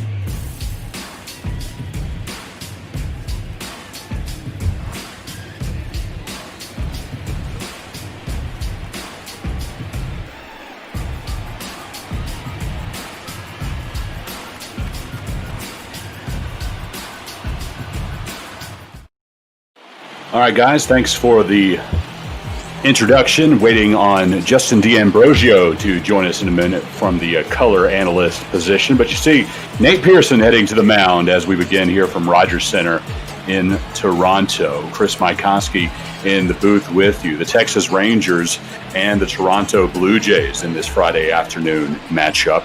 The Blue Jays, third place in the AL East at 28-35. The Texas Rangers dropped a game below 500 with yesterday's loss. Now 31-32, 4.5 back of the Oakland Athletics. And Nate Pearson making his first start in the major leagues. First pitch fouled off by Elvis Andrus. Setting the Rangers batting order, Elvis Andrus will be followed by Nick Solak, then Willie Calhoun. Joey Gallo in the cleanup position. We'll set the rest of the order after the 0-1 pitch from Pearson. Again fouled off to the right side. Todd Frazier in the 5-hole, then Danny Santana, Rougned Odor, Ronald Guzman, and Robinson Chirinos. We'll set the defensive order for Toronto. 0-2 pitch coming from Pearson. This one into right field. Teoscar Hernandez, the hero of yesterday's Blue Jays Rangers game, makes the catch. The left fielder, Nick Solak. Hernandez with an 11th inning walk-off home run yesterday as the Blue Jays took down Texas in the series opener, 3-2. Nick Solak now the dish for the Rangers. Inside. From left to right in the outfield for Toronto, Lourdes Gurriel, Randall Grichuk, and the aforementioned Teoscar Hernandez. 1-0 pitch coming. Fouled off. In the infield for the Blue Jays, left to right, Vladimir Guerrero, Bo Bichette, Kevin Biggio, and Rowdy Tellez. Danny Jansen is Pearson's battery mate.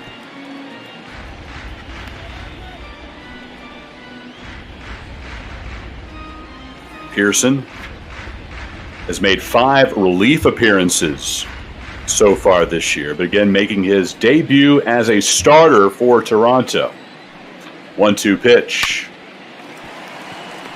The left side of the infield, and shortstop Bichette scoops and throws over to Tellez for the second out of the top of the first. Pearson catapulted through the Toronto system last year. Went from Dunedin in High A, New Hampshire in Double A, and finally Buffalo in Triple A.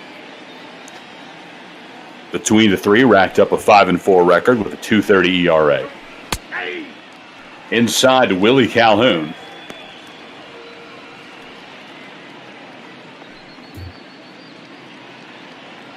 Two outs for the Rangers, top of the first. Second game of the day on the Major League Ball Network on Twitch.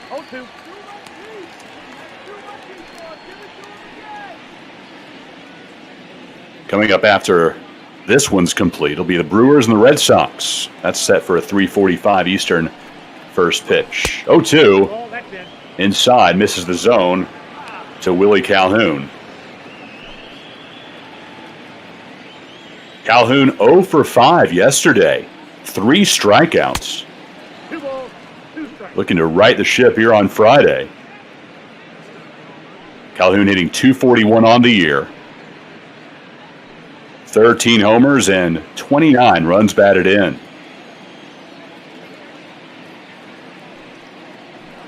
Two-two pitch. Inside.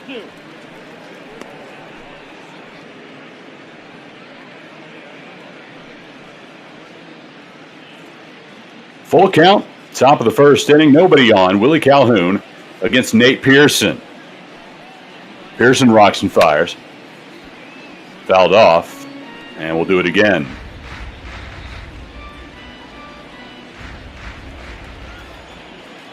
Crowd continuing to file in here at Rogers Center, nearing a full house.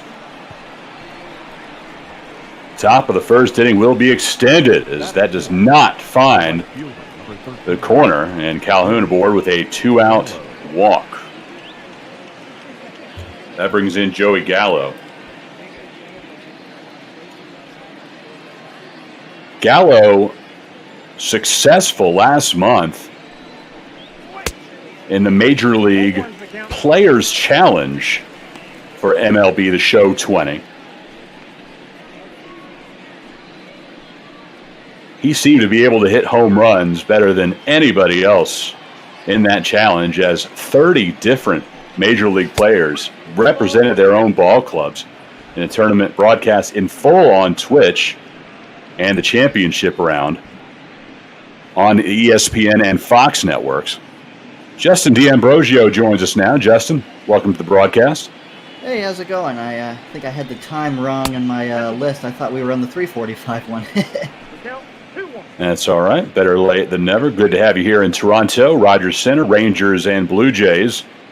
Scoreless, man on first. 2-1 count to Joey Gallo. Nate Pearson bears down and gets it past Gallo with a 98-mile-per-hour heater. Yeah, that's what Pearson is known for, that 98-mile-an-hour heat. He can get it up to 100 miles an hour. Here making his first start up from the minors. Gallo 0 for 3 yesterday. That one down low. Had 2 walks and a run scored. Struggling at the plate. 205 batting average this season. 9 homers, 26 runs batted in. Full count from Pearson to Gallo. The right side of the infield scooped up by Biggio and on to Rowdy Tellez at first. We're through a half inning. Rangers and Blue Jays scoreless in Toronto.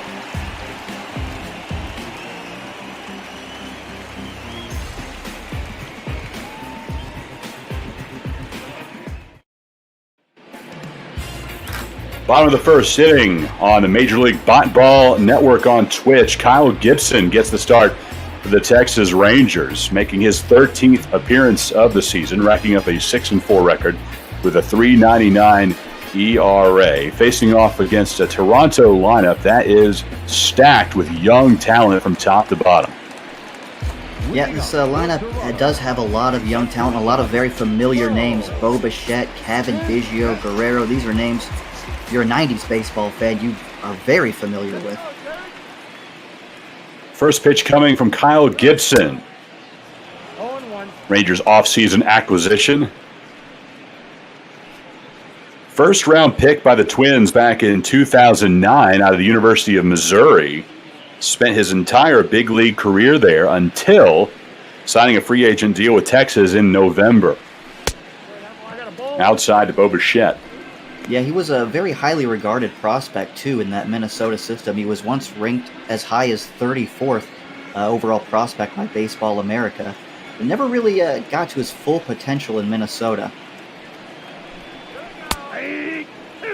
Catches the inside corner, 1-2. Bichette will be followed by Kevin Biggio and Lourdes Gurriel. 1-2 pitch. Popped up into left field. Nick Solak makes catch on the run. And I read that ball apparently got down and a base hit for Bo Bichette. A little tougher to read it off the monitors than if we were in the building there at the Rogers Center in Toronto. And that did get down in front of Bichette. And as you may have in the news, Justin, if you follow these things closely, it looks like back over in the real world, as we call games here in our virtual world, that visiting team announcers will call all games from monitors when the Major League real season begins in 2020. That's they will not travel with the team. Actually happens. That's right. And we dive back into our virtual world where things are much nicer. We're playing all 162 games of this Major League season. Biggio flies out, and now Gurriel. Now that's interesting. How do you feel about that, calling these games from a monitor? Do you think that may be something that Major League Baseball in the future just decides, cutting costs, that's something that all broadcasters have to do going forward? It would be a team-by-team decision. These local Major League Baseball contracts, certainly you can vary place to place on whether it would make sense or not. But what you would call a Remy game, where the announcers are back in a studio, they're becoming more and more prevalent. I worked with a broadcast team in the American Athletic Conference where that was the norm, watching games from around the country on a monitor in Texas, where only the camera crews were there on site as a walk by Gurriel. We can talk more about real-world issues later on, but let's dive back into our virtual world as the Blue Jays now have 2 men on and 1 out, and the cleanup hitter, Vladimir Guerrero Jr., is stepping to the plate. And Gibson wasn't particularly close there. A 4-pitch walk to Gurriel. Gurriel's not a very patient hitter either, so for him to take a pitch on 4 walks, not very close. And again, misses the zone. Yeah, missed badly on that one again. Looks like Gibson is having a little problems finding the strike zone here in the first inning.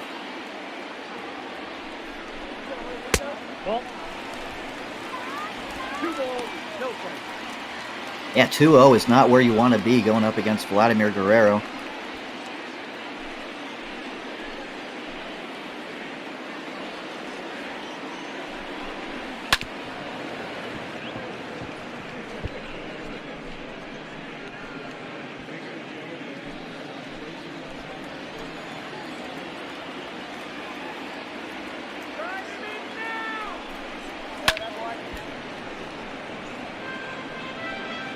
Well, Guerrero's putting up a good at-bat here, just fouling a couple pitches off. He was ahead 2-0. Now the count's even. Gibson has worked it.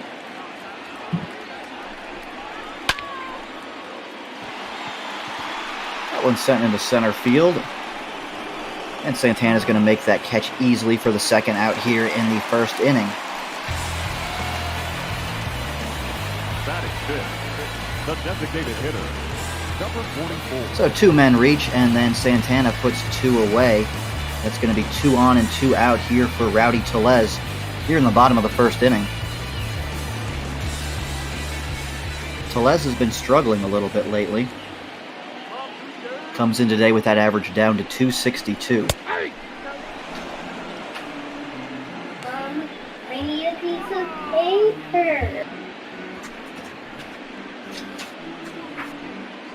What?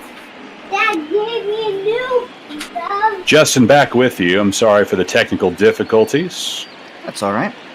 You can sum up what I've missed when we get done with a half inning here, if you don't mind. But looks like we still have 2 men on and an 0-2 count here with 2 out for the Toronto Blue Jays. And Rowdy Tellez up to the plate, batting from the left side.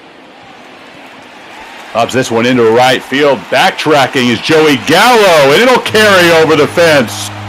The Toronto Blue Jays out to a 3-0 lead here in the bottom of the first inning as Kyle Gibson gives up the dinger to Tellez. You know, it's that reverse announcer's curse. Before you came on, I said Tellez had actually been struggling. Average had gone down to 262, but doesn't look like he's struggling at all on that one. Sends that one over the right field wall, putting Toronto up early here in Nate Pearson's first start in the majors. Giving him a nice 3-run cushion before he comes back out for the top of the second inning. 8th home run of the year for Rowdy. Broke into the bigs in a large way in 2018 and has been pretty consistent for Toronto since then. The power exhibited to right field as Joey Gallo, all he can do is watch it sail into the crowd. Well, that's going to bring up yesterday's hero. He hit the walk-off home run to send Toronto home happy. Teoscar Hernandez here in the 6th spot. Bottom of the 11th inning, a solo shot to send everybody home yesterday.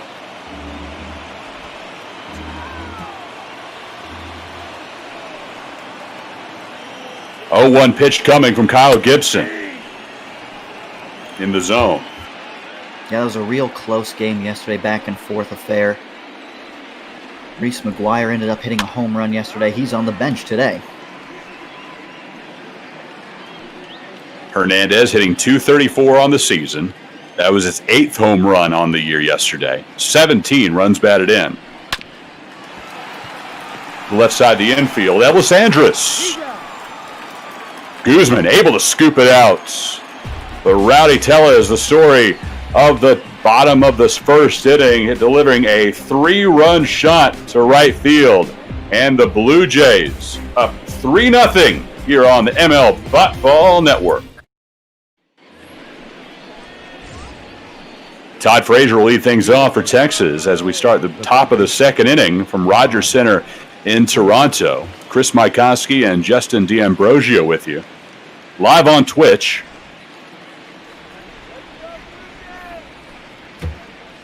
Pearson with that 3-run cushion delivered by his teammates.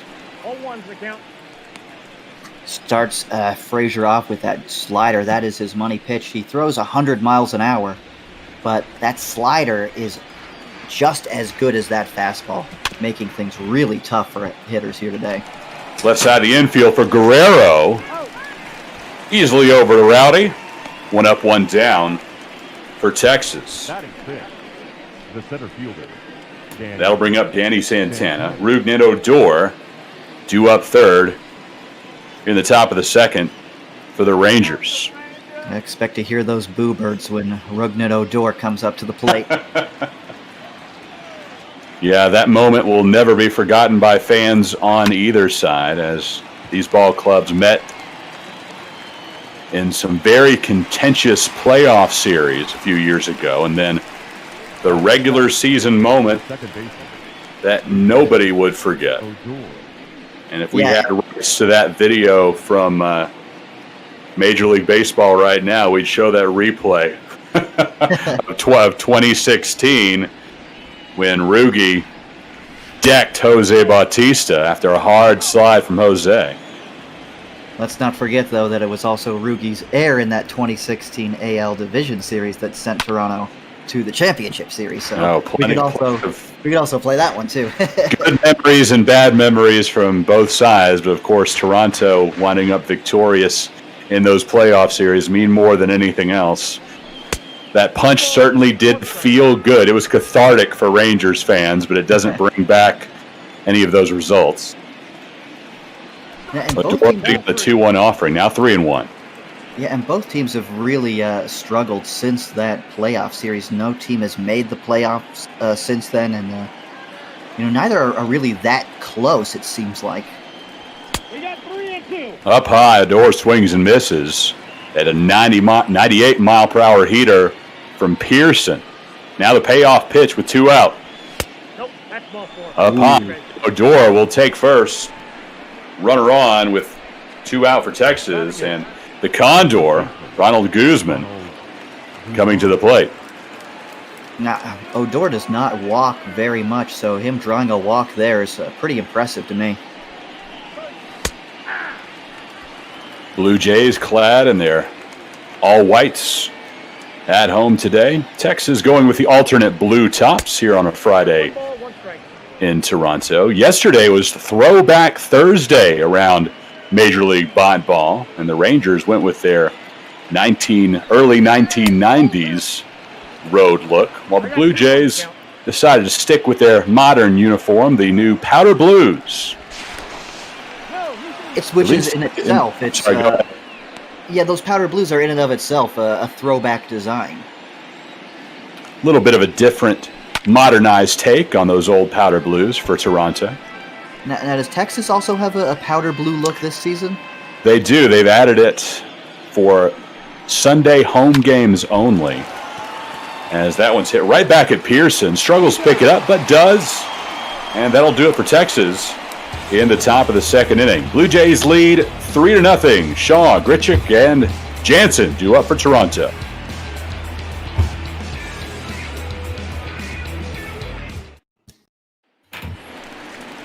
Back on the Major League Ball Network, live on Twitch on a Friday afternoon from Toronto and Rogers Center. Chris Mykoski with Justin D'Ambrosio. Travis Shaw, Randall Grichuk, and Danny Jansen due up for Toronto. Yeah, Travis Shaw has signed as a free agent in the offseason. A longtime Milwaukee Brewer struggled terribly there last year. Laces that one into the gap, though. Into the gap, and Danny Santana gives chase in time. Hides headfirst slide for Travis Shaw. Leadoff double for the Blue Jays. Again, I just got to say, these players are struggling, and then they just seem to hit the ball. I said Tellez was struggling, Shaw's struggling. A home run and a double. It's the reverse announcer's curse. Maybe you should get in on the fun. I'm sure it'll come in due time. And now Randall Grichuk for Toronto. Had a rough outing as the series began yesterday. 0 for 4, 2 strikeouts, hitting .226 on the season. But now with a runner in scoring position in the person of Shaw, Kyle Gibson looks in for the side for Chirinos and comes to the plate. Toronto has really struggled with runners in scoring position this season, and nobody out here, runner on second. It's a big opportunity here for Toronto to maybe pad that lead for their rookie pitcher. And you saw the graphic there that Grichuk is hitless against Gibson for his career, 0 for 7. If he It's not a lot of history, but the history is definitely on Gibson's side. Short, little sample size there, but now it's 0 for 8 career-wise for Grichuk, unable to bring Shaw around. And Danny Jansen, the 9-hole hitter, will get his first opportunity. Jansen has found himself in a bit of a platoon here this season with Reese McGuire. Both of these guys are considered very good defensively catchers. It's just which one of them is bad is going to develop. This time, Jansen delivers into left field. The runner will be held at third base. Runners on the corners for Toronto. Yeah, Shaw's just a bit too slow. That ball hit really hard right on the left side. Solak coming up with it quickly, able to keep Shaw at third. And back to the top of the Toronto order as Bo Bichette had a single in the first inning, came around to score on the Rowdy Tellez home run. That was a big 2-out hit there from Tellez, scoring Bichette. 1-0 pitch, low. Tried to work the slider against Bichette. A little bit more command good problems. delivering the extra base hits for Toronto. First on the team in doubles with 14. Yeah, Bichette and Vlad really have been the offensive stars so far for Toronto this season, which you'd expect, but you hope for improvement from the rest of the lineup. You hope for a Kevin Biggio breakout, a Tellez or Grichuk or Teoscar breakup. That's really what Toronto needs if they want to be competitive. Biggio waiting on deck. Bo Bichette, leadoff hitter for Toronto. His second appearance of the afternoon. That one's inside. The base is now full of Blue Jays for Kevin Biggio. And a quick trip to the mound for the Rangers as Kyle Gibson has found himself in some trouble. Well, you want to talk about struggling Blue Jays. This is a guy you want to see coming up to the plate if you are a Ranger fan. Biggio already has 75 strikeouts on the year. He's got that on base all the way down to 284 this season. Really been struggling in the month of May. Delivered a fly out to center in the first inning. Dropped his average slightly, came into the day with a 208 batting average. He's delivered 9 home runs for Toronto. That pitch outside as Gibson's sinker misses. 1-1 pitch coming from Gibson. Bases loaded for Toronto. Lifted into right center. Santana and Gallo both giving chase. It goes to the wall. This will score at least a pair of Toronto Blue Jays, and it scores all 3. Clears the bases. Shaw, Jansen, and Bichette come in off the bat of Kevin Biggio. A 3-run double to give Toronto a 6-0 lead in the second. Wow, I mean, once again, I said he was struggling. And wow, that is going to be the end of the line. Kyle Gibson. Chris Woodward makes the change, and Colby Allard will step onto the bump for the Texas Rangers. Gibson pulled already after completing less than 2 innings of work. And that runner on second is still his responsibility. Lourdes Gurriel trying to add to the pain for Texas. Bottom of the second inning, Blue Jays lead 6-0. Goes to one knee and hits that one foul. What do you think about that quick hook there from Chris Woodward? It's 6-0. He hasn't been able to really get anything past anybody in this Toronto order. It's understandable. That one, though, will be blamed on Todd Frazier, the Todd father, an off-season acquisition for the Texas Rangers. As you will never be able to replace the legend that occupied that spot at third for so many years, but Frazier has that responsibility. When you are blessed with a gifted defender down there at third, as you had Adrian Beltre, any other player you watch after that, just you notice the difference. And I know Toronto had Scott Rowland for a little while, and to me, he was on par with Adrian Beltre as far as defensive excellence at the hot corner. Now Vladimir Guerrero, and again, this is when my screen gave out, Justin, so fill me in on Guerrero's first at bat.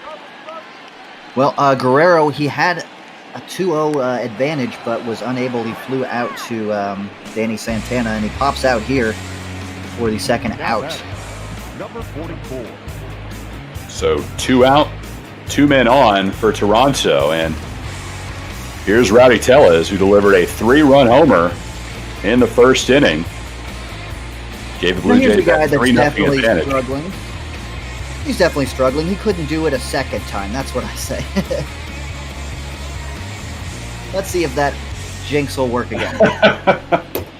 You're trying to make it work, and you know, here on the Major League Ball Network, we do like to give a neutral call of the action, and in this case, you've got one Rangers homer and one Blue Jays homer, so combine it to make a neutral call. Blue Jays lead 6-0. We're through 2 complete innings, and Texas has a lot of work ahead of it here on Twitch.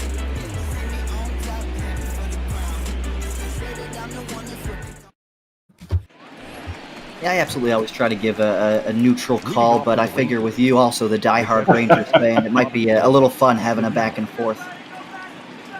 Oh, no doubt. And, you know, that is the dream job, is to call games for your home team who you grew up following. And I was born and raised in Arlington, Texas, born at Arlington Memorial Hospital, which is about 5 minutes away from Globe Life Field.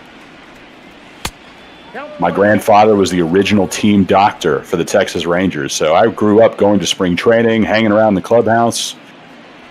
That's my team. Yeah, I mean, very understandable with those connections. Robinson Chirinos leading things off, the 9-hole hitter for Texas, as the Rangers try to piece together a comeback, down 6-0 already.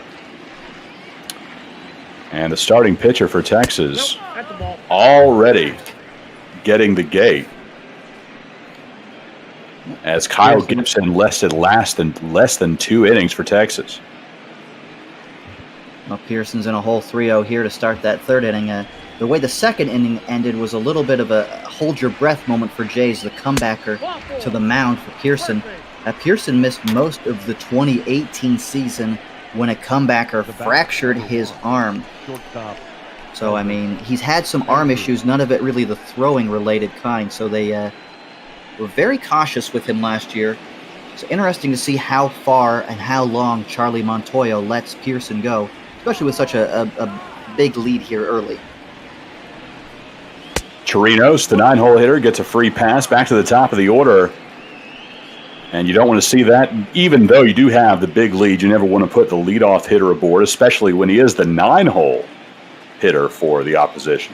Now back to the top of the order, and Elvis Andrus. Fouled off to the left side.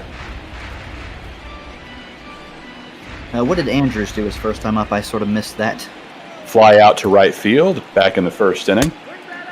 Now here in the third, facing a 2-1 count. And Justin, we're glad that you were able to find the accurate time to to join us. We certainly missed you. And, I've done plenty of games by myself over the years, but here making my debut here on the Major League Ball Network, I was hoping to have a partner. So a few nervous moments there.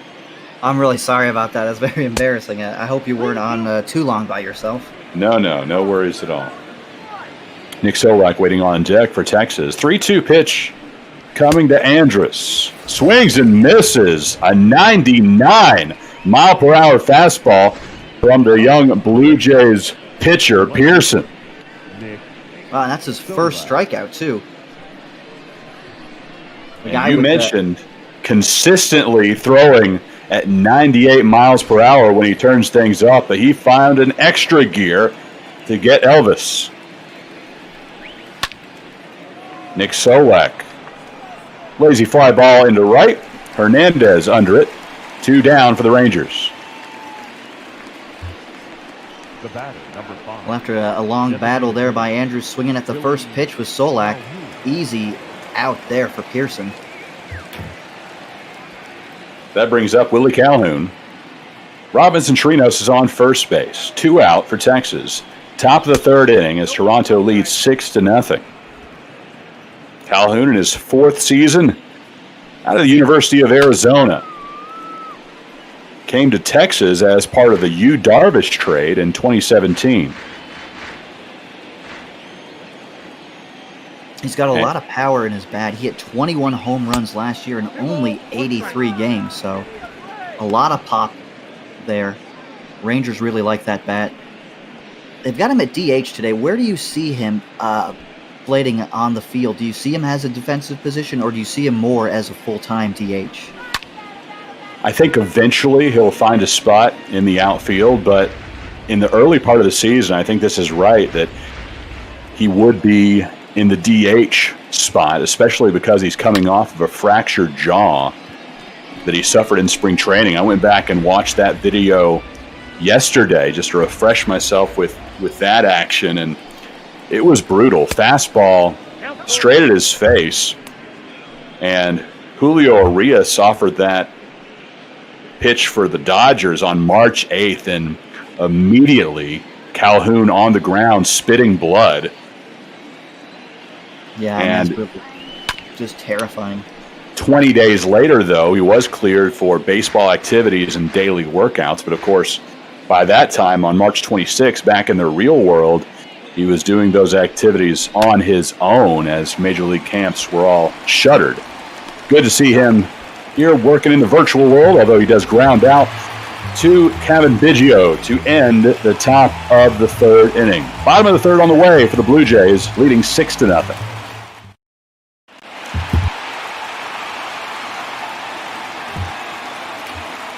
Bottom of the 3rd, Heidi Watney checking in, telling you to check out the link to PayPal beneath the video box, as all of our Major League Ball Network games are set to raise money for Meals on Wheels, which serves the needs of the elderly in nearly every community across America, addressing senior hunger and isolation. Give what you can.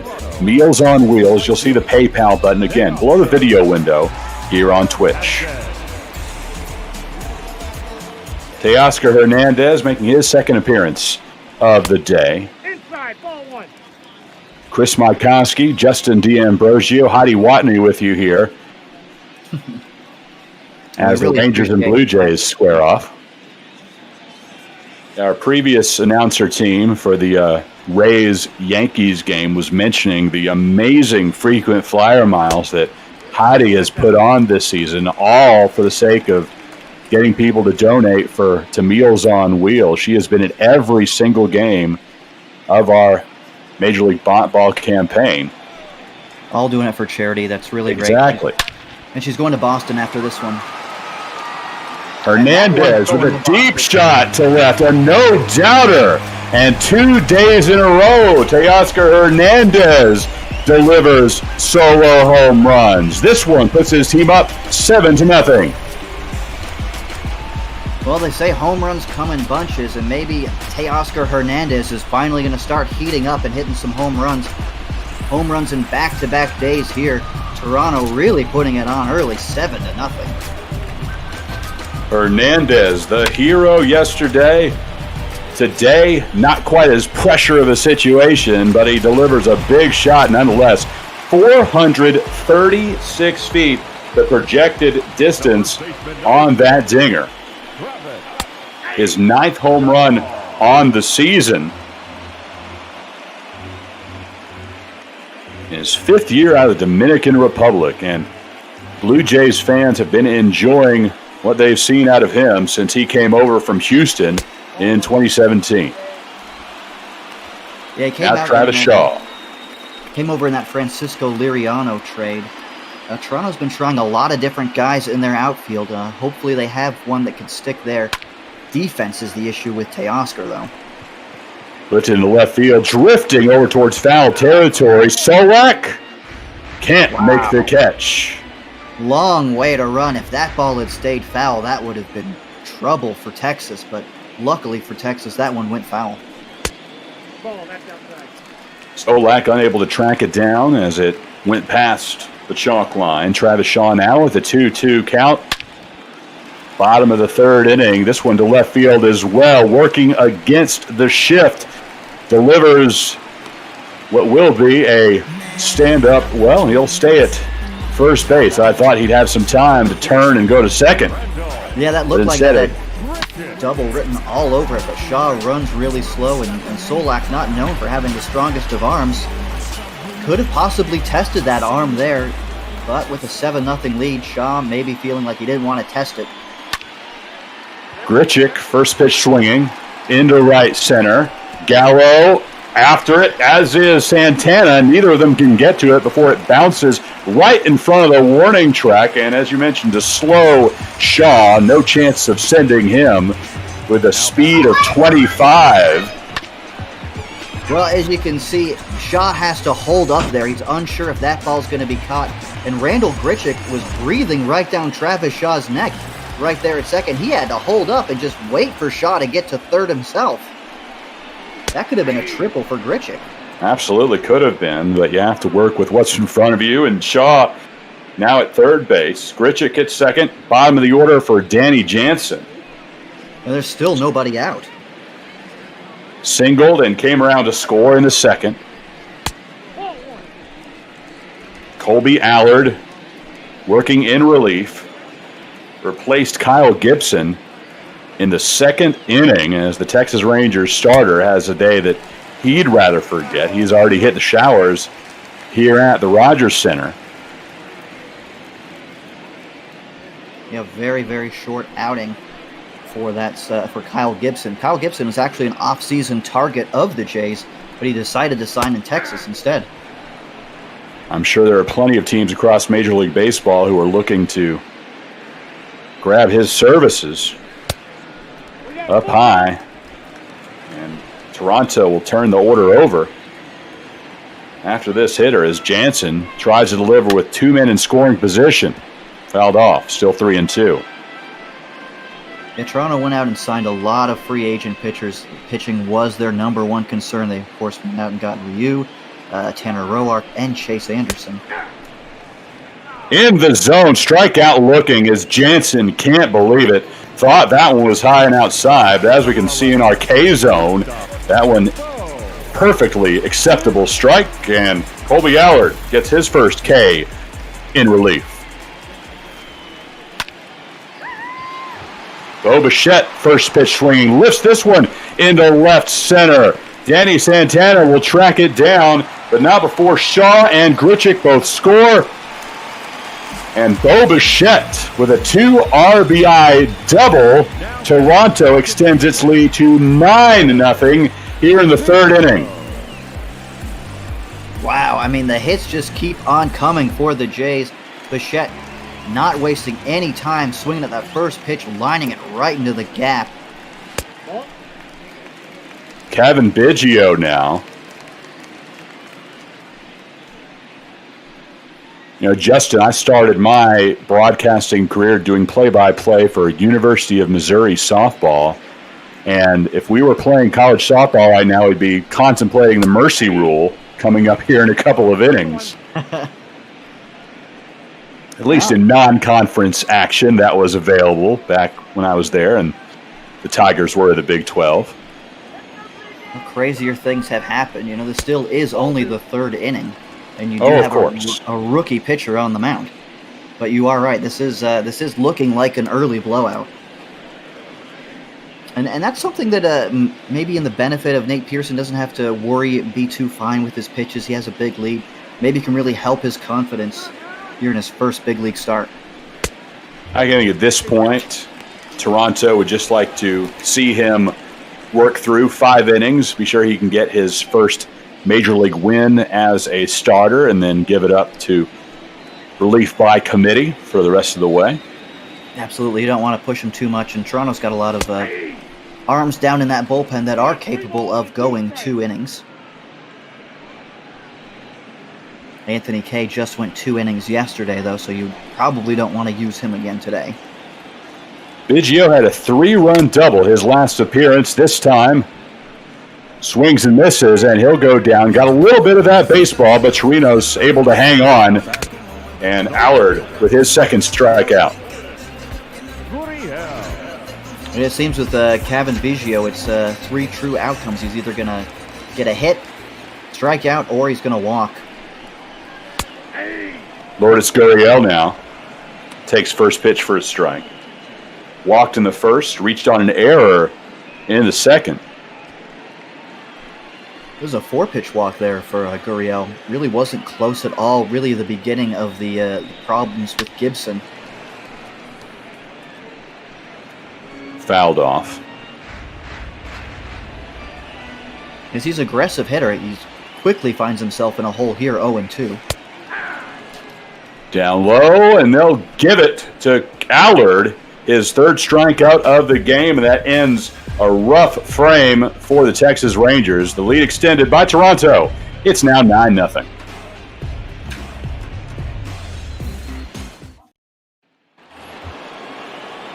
Top of the 4th inning from Rogers Center in Toronto on the Major League Ball Network, live on Twitch. Blue Jays 9, Rangers nothing. Chris Mykowski, Justin D'Ambrosio here with you as we continue to raise money for Meals on Wheels here on all Major League Ball games. Be sure to check out that PayPal link just below the video window. Now 55 pitches here for Nate Pearson, starting the 4th inning. Hasn't allowed a run. It's been a pretty much a perfect start, what you'd be hoping for as a Jays fan. Gallo to the right side, quick play by Tellez, and he gets it to Pearson for the first out of the inning. The third baseman, Todd. Well, a little bit of pitcher's fielding practice coming into play there.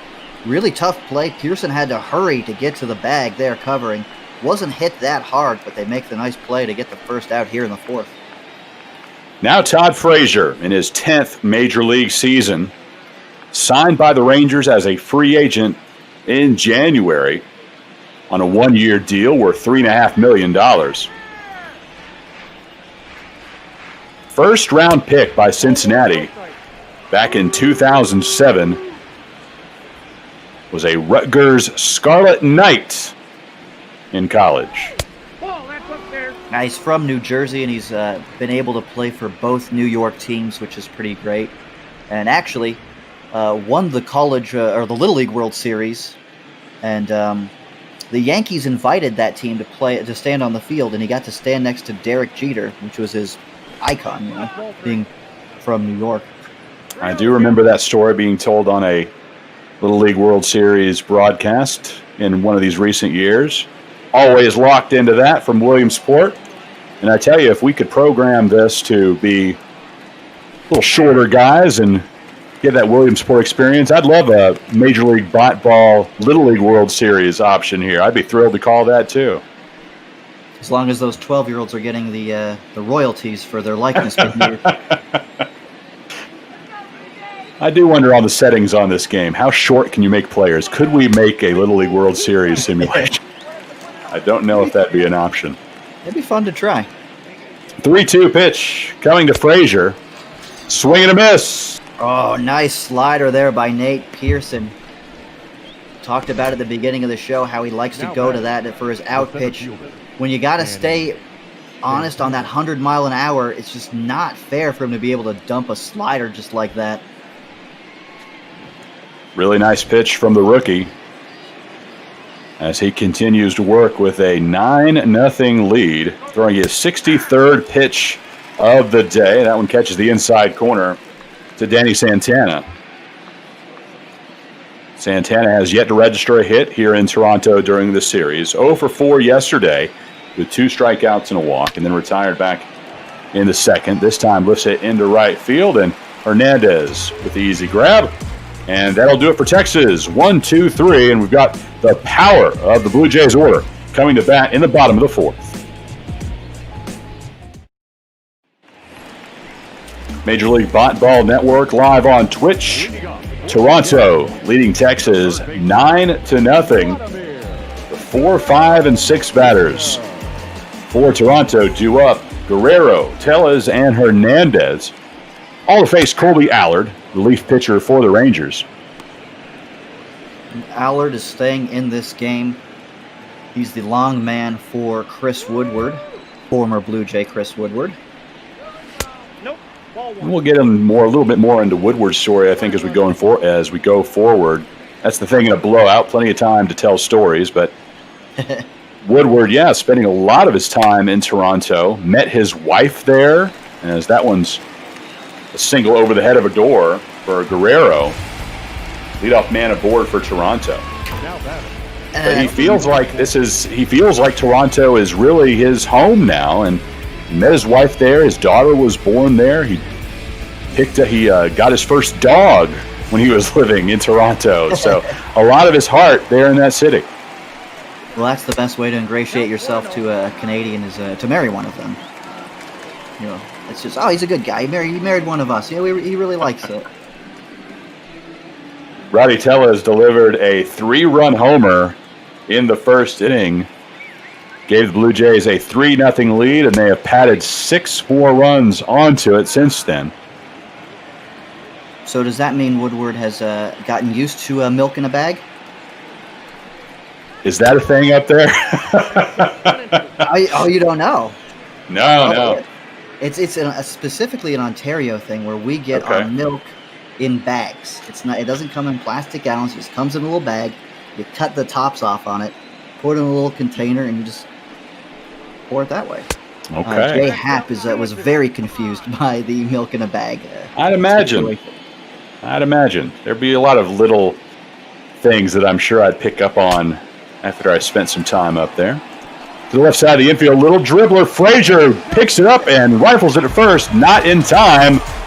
Frazier made the decision to grab that baseball, make an attempt over it first. In retrospect, probably should have let it dribble a little bit, see if it would have gone foul, because he didn't have a great opportunity to get Tellez there at first base. Yeah, I agree with you there. I thought that one was definitely going to roll foul. I mean, it was hit really slow, too, and Tellez, not the speediest of runners, but still he's able to run that one out. And that must be what went into Frazier's quick thinking is, I've got a fairly slow man going from home to first in that situation. Surely I have an opportunity to get him. But obviously not the case, and the Blue Jays now with men on first and second. He didn't have enough time, and don't call him Shirley. Teoscar Hernandez delivered a home run in the third inning of this game after a walk-off dinger in the 11th yesterday. Toronto scoring 3 runs in the first, second, and third innings here. It's been all Toronto, 9-0. And a chance to do more of the same here in the fourth with 2 men on and nobody out.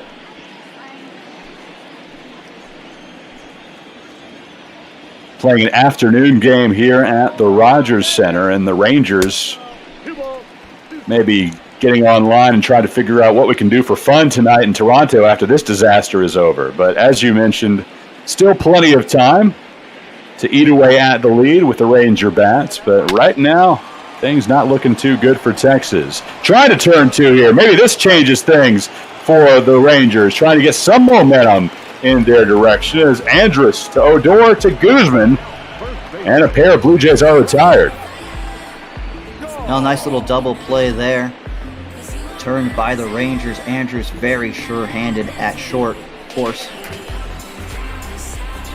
And a little bit of a momentum killer there, trying to keep the deficit at what it is. Shaw having a good day. Steps to the plate, 2 for 2.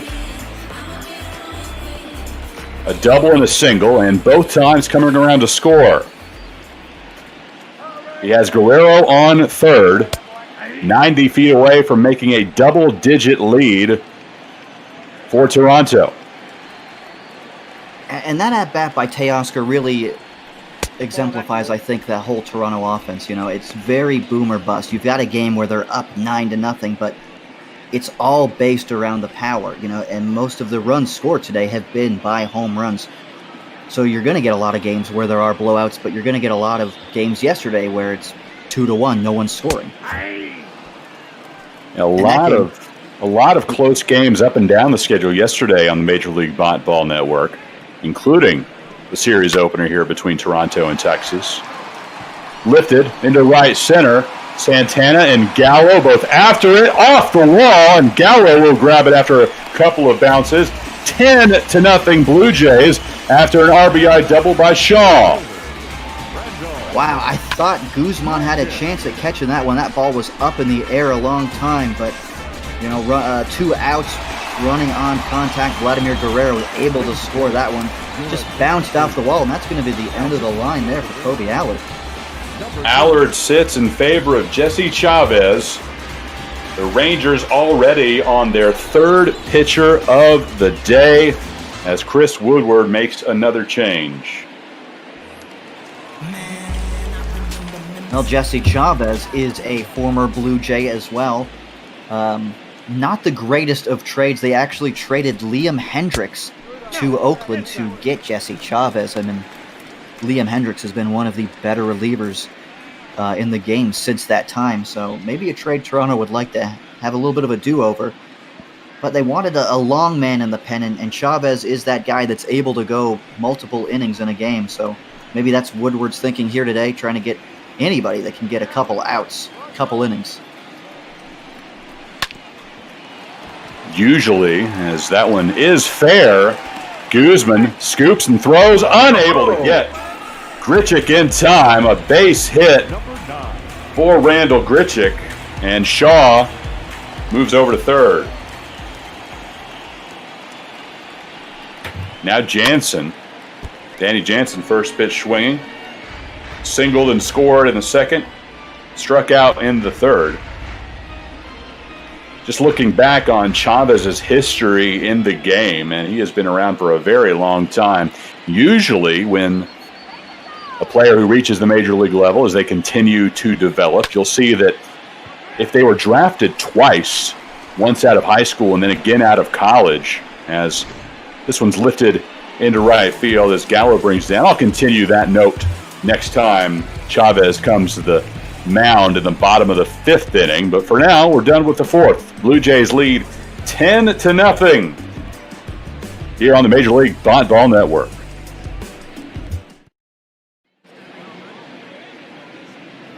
Top of the fifth inning from Rogers Center in Toronto.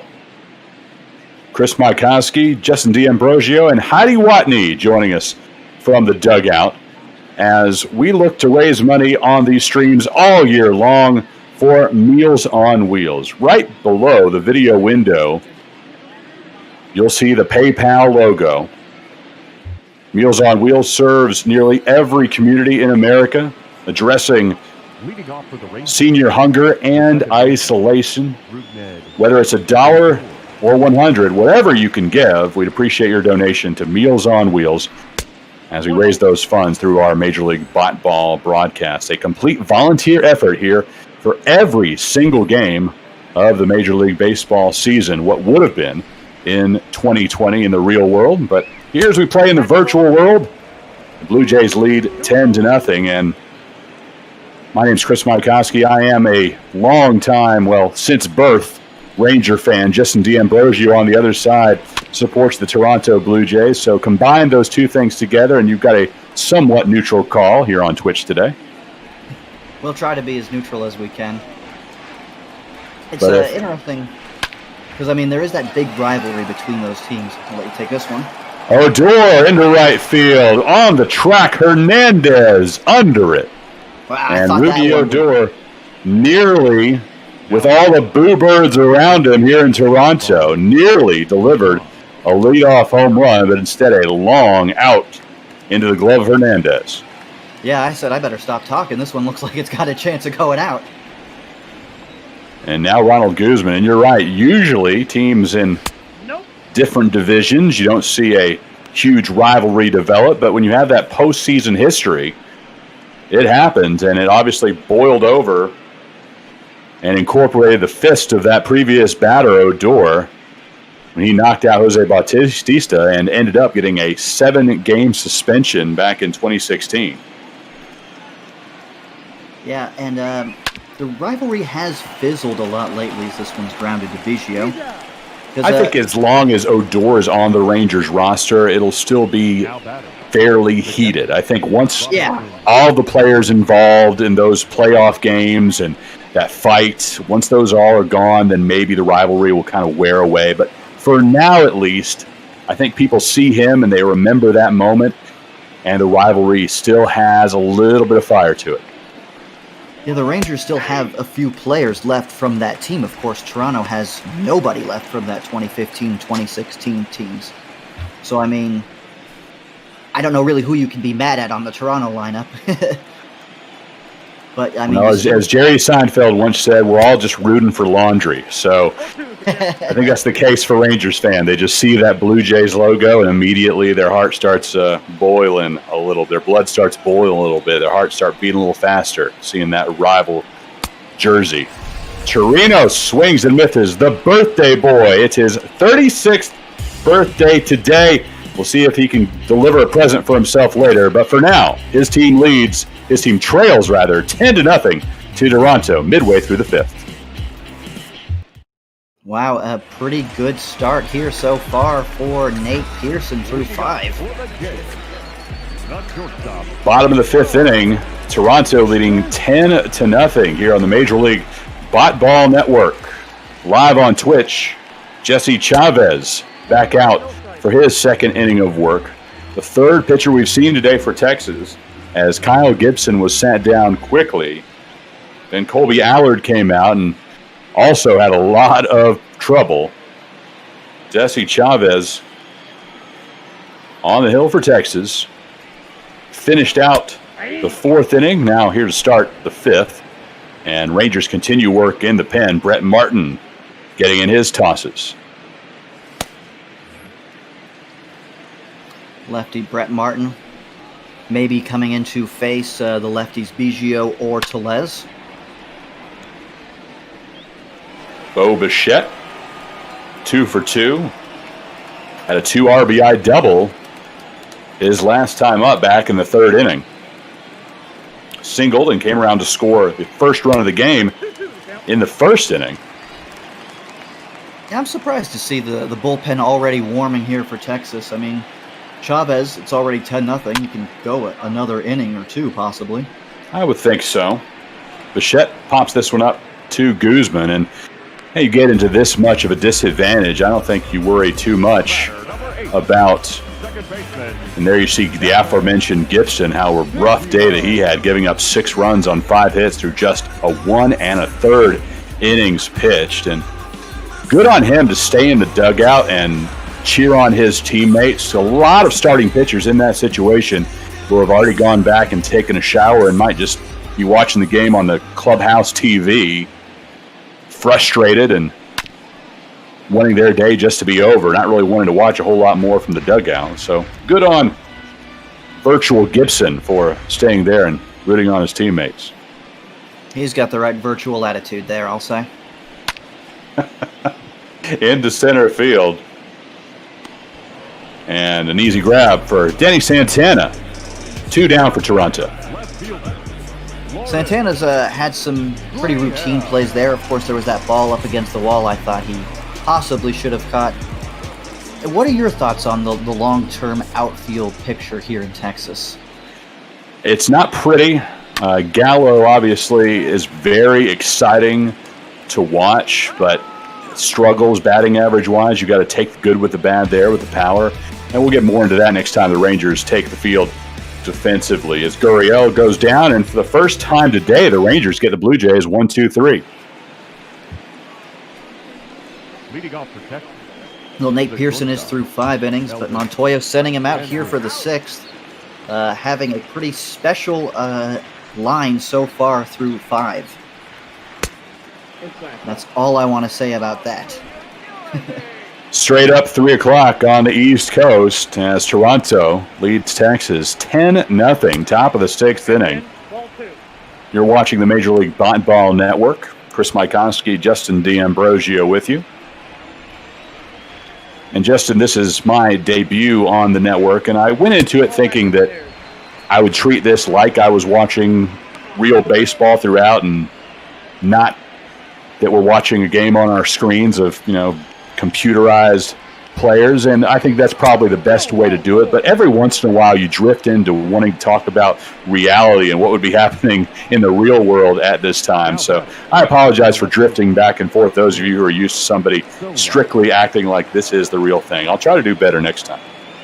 I think we usually find a balance of both. I mean, it's how can you not talk about the reality when we're asking questions of what does this outfield picture look like going forward, Into center field, Grichuk under it. First Ranger retired here in the 6th inning as Andrus stays put at first base. Well, the Rangers have going for them now, and it's, I guess, debatable, and we'll see how this plays out in future years, but there was a lot of discussion about whether or not big-name free agents who had choices would opt not to go to Arlington simply because of the open-air stadium and the 105-degree heat bearing down on you later on in the year. Now that the Rangers have a retractable roof, maybe those concerns, if there were any, go away. I'm not sure if that really had any kind of effect. So you're asking someone who has a team in a dome what that's well, like. now the Rangers do. They have that advantage of, if it gets above any kind of uncomfortable temperature mark, that they can choose to close the roof, and those sweltering days in July and August are no longer an issue for the Rangers. So we'll see how that affects the roster coming together in future years. I think it may all be just hooey, really, and the Blue Jays able to turn a double play, and this rough day continues for Texas. We are through 5.5 innings. Blue Jays lead 10-0 in Toronto. That was a really nice play by Biggio there. Very nicely done. Quick work by the Blue Jays. That Elvis Andrus got a leadoff walk, but then retired there in the double play. And the Rangers send the minimum to the plate in the top of the 6th inning. Now for Toronto, 4, 5, and 6 hitters to the plate as Guerrero 1 for 3 with a single and a run scored. And one of the graphics that popped up on our screen earlier, and I didn't have the chance to talk about it, here in our virtual season, it's counting virtual fan votes for the All-Star team. And you saw Guerrero 7th in the vote for AL outfielders currently. And I think in the real world, there's no way he's that low. He is a fan favorite across North America right now, given what we've seen out of him. I imagine he's going to be very high up, if not a starter, based on the fan vote going forward for many years to come. Yeah, and especially playing in a market like Canada, they've got 35 million available fans just voting for him. I mean, I believe Jose Bautista led the voting one year just because we have so many available votes across the country. Well, his personality, the way he plays the game, and the show he is put on so many different evenings really transcends what team he plays for. I think he's one of those type of guys and definitely a fan favorite as he goes forward here. This time pops up to Ronald Guzman at first base, 1 up, 1 down for Toronto. Yeah, well, I mean, at a bare minimum, you want to see him in the home run derby. Absolutely, and I think he would be right back there. I mean, that was such an epic show, him and Jock Peterson last year. I've never seen anything like that. Rowdy Tellez now, 3-run homer for Rowdy back in the first inning to start the scoring for Toronto. Now, I'm old enough to remember Mark McGwire, Sammy Sosa hitting home runs in Fenway Park during the All-Star break. I think it was like 20 home runs in one round or something like that. And I'm going, that'll never be broken. That's the biggest number possible. Obviously, the format has changed quite a bit. I don't remember Guerrero's exact number. I don't have. I think we don't have the team provided notes in front of us that I'm sure would make that easy to find. And the shift was on for Texas. Andrus all the way over the second base position, but he can't make the play in time. Infield hit for Rowdy. Yeah, really tough play there from Andrus. Had a long way to run. Just really a good job getting a glove on that ball, keeping that one in the infield. Had a good chance because Tellez doesn't run very fast at first, but not in time to get that out. You mentioned that McGwire and Sosa derby. I was actually working for WBAP radio back in the day and covering the home run chase for McGwire and Sosa when I was a student at the University of Missouri, and going back and forth from Columbia over to St. Louis during the final days of that stretch where McGwire hit 60, 61, and 62 in the building there at Old Busch Stadium. One of the highlights of my career, I can tell you that much. You said you were there at the game when he hit 60? I was there. I was there. I was in the building, in the press box for 60, 61, and 62.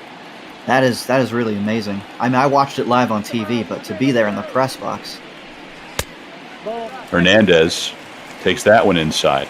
Jack Buck listening to going back to my car after covering the post-game press conference, and KMOX, the St. Louis Superstation, still on the air.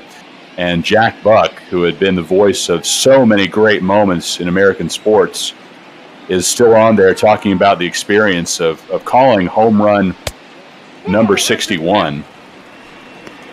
And I'm in college, barely starting my career, and Jack Buck says that was the greatest moment in sports he has ever experienced. Wow. And I had to, just kind of, my jaw drops like, well, it's all downhill from here for me then, I guess. 3-1 pitch fouled off, now full count to Hernandez.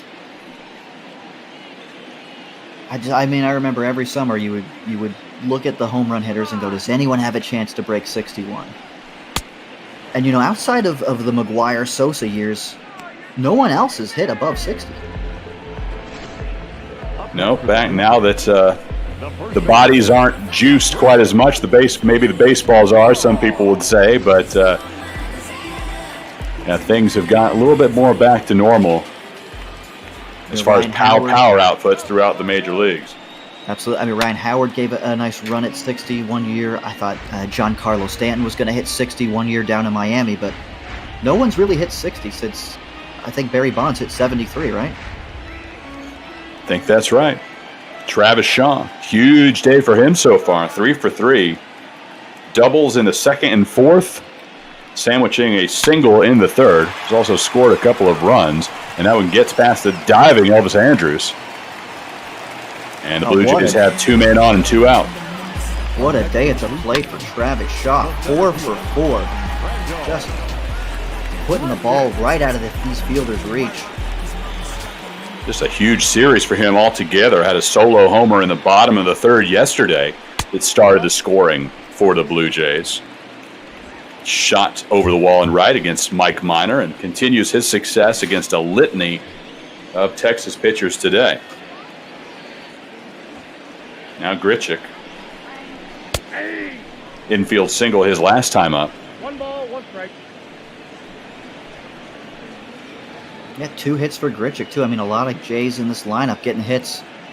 Now, if these bats could come around, this Jays team could be pretty dangerous. Like I said earlier, they signed 3 starting pitchers in the offseason.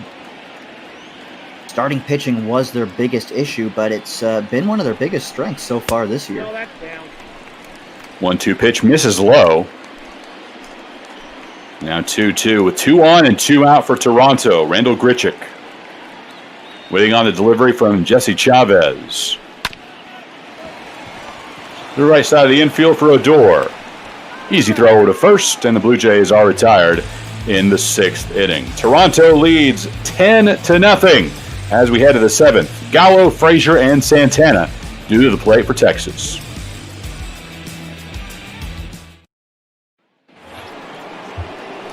Live from Rogers Center in Toronto, this is the Major League Ball Network. The Blue Jays lead the Rangers 10-0 as we start the 7th inning of play. Game 2 of a weekend set as Pearson back on the mound for his 7th inning of work. A little surprising to still see him out there. Well, I mean, how can you take him out when what is brewing right now? Still, you mentioned the youth and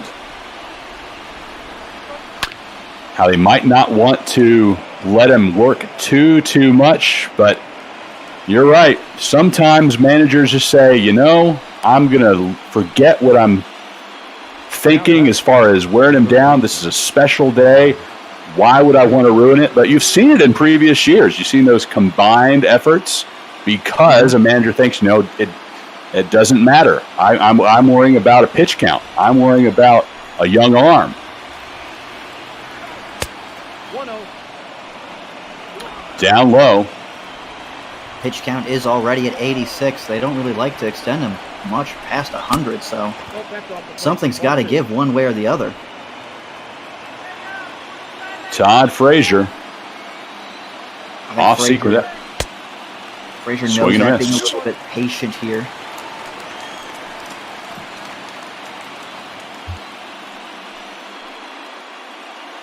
Frazier 0 for 2 today. Went 0 for 4 yesterday. A walk and 3 strikeouts. Trying to break out of a slump here in Toronto. Into right field.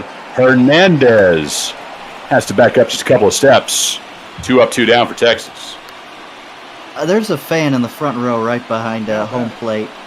He couldn't bear watching that pitch. He was standing up, covering his eyes with one hand, but he still had the hot dog in the other hand. That was my favorite part of that at bat. There he is. Oh, he's got the hot dog down now. Although the lady in the background is holding her hot dog. 0-1's the count. Danny Santana. Hot dog talk here in a blowout on Major League Ball Network. You and I actually got into that a little bit yesterday when we chatted about the great deals you can get at Rogers Center every once in a while. Oh, you can get those loony dogs, those loony days. Be careful. Just because it's $1 doesn't mean you should buy a lot. In the dirt. Santana 0 for 2. As is the case for everybody in this Texas lineup, having a hard time. That one fouled off. Nate Pearson making his first major league start. Previously had 5 relief appearances. Low and inside. Nearly got the call there. Yeah, that devastating slider, Santana just able to hold up on that one.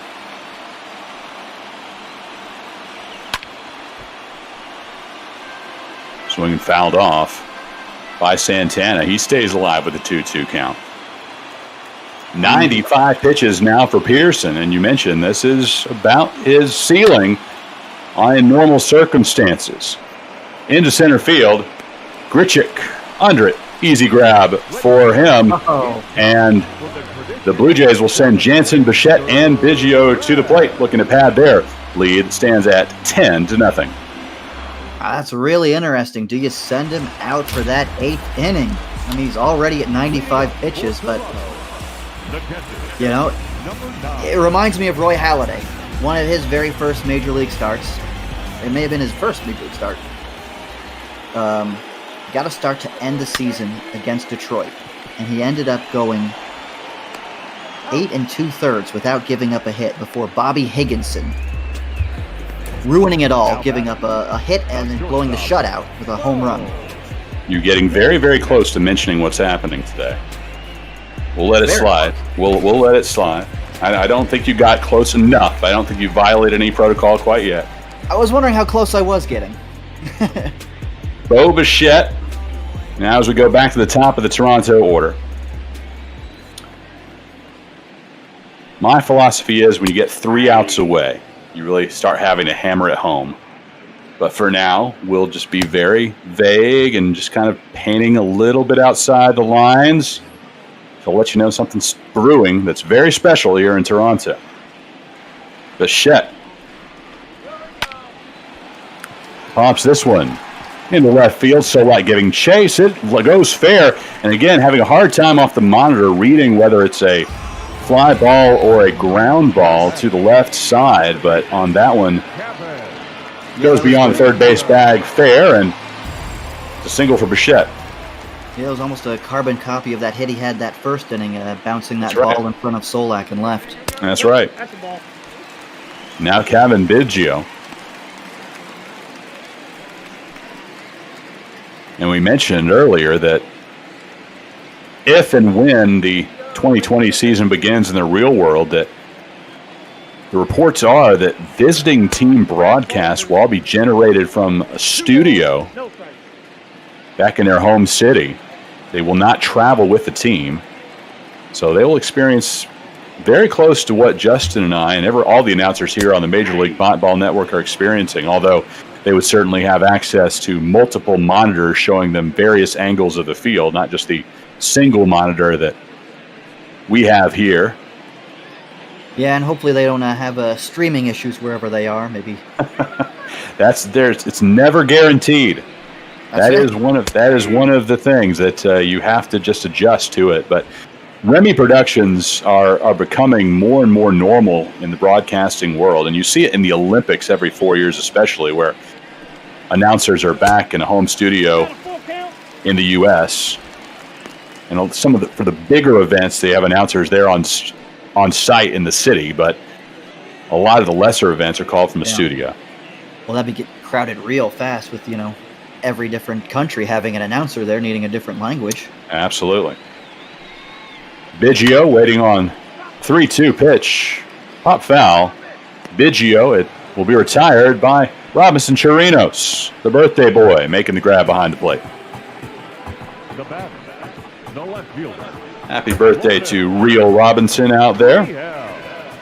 Gotta love a Gemini. I'm also a Gemini. I had a birthday last week, so. Well, happy belated birthday, and today it's Robinson's 36th birthday.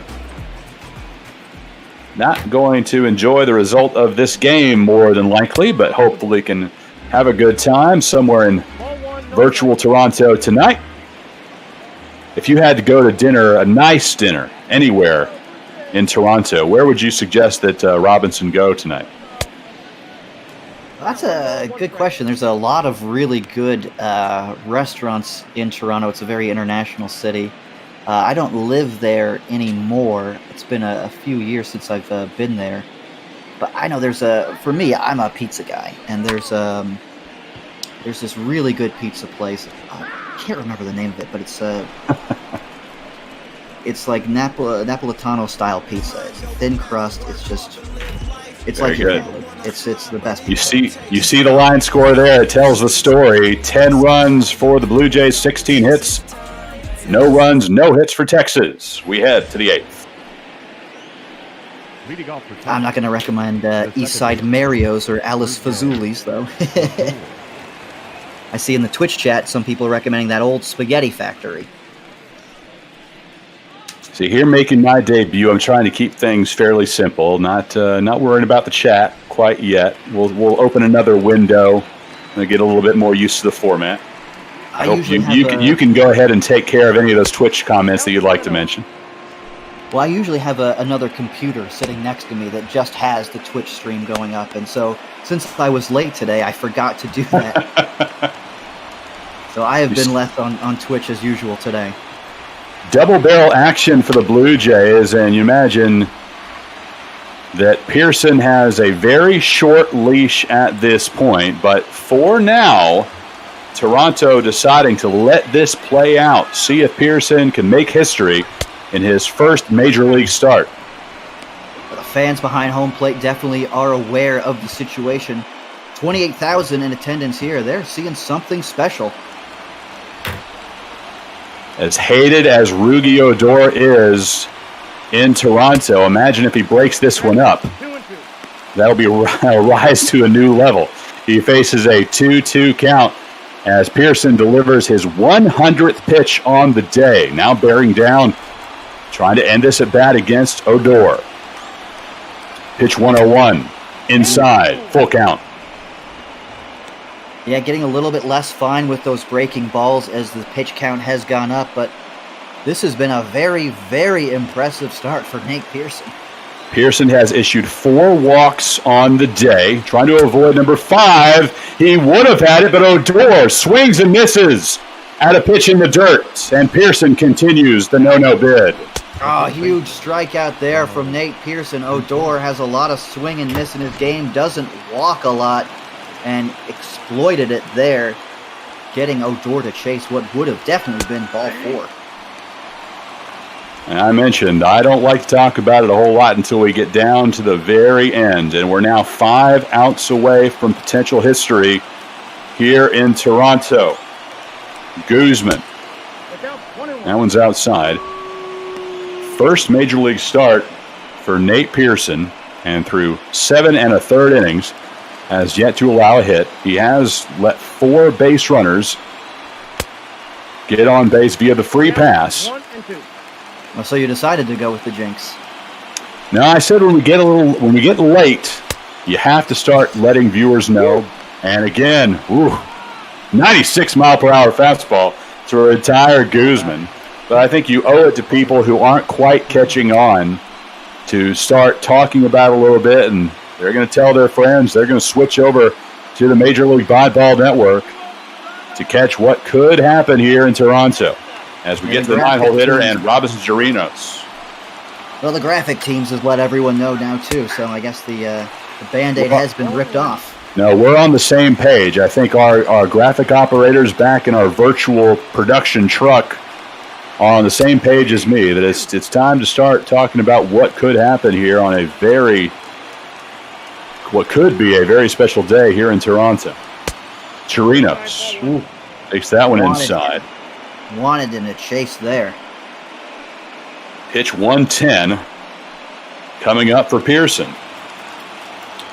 Chirinos on his 36th birthday, looking to break this up. And he does. Chirinos, the birthday boy, delivers the base hit.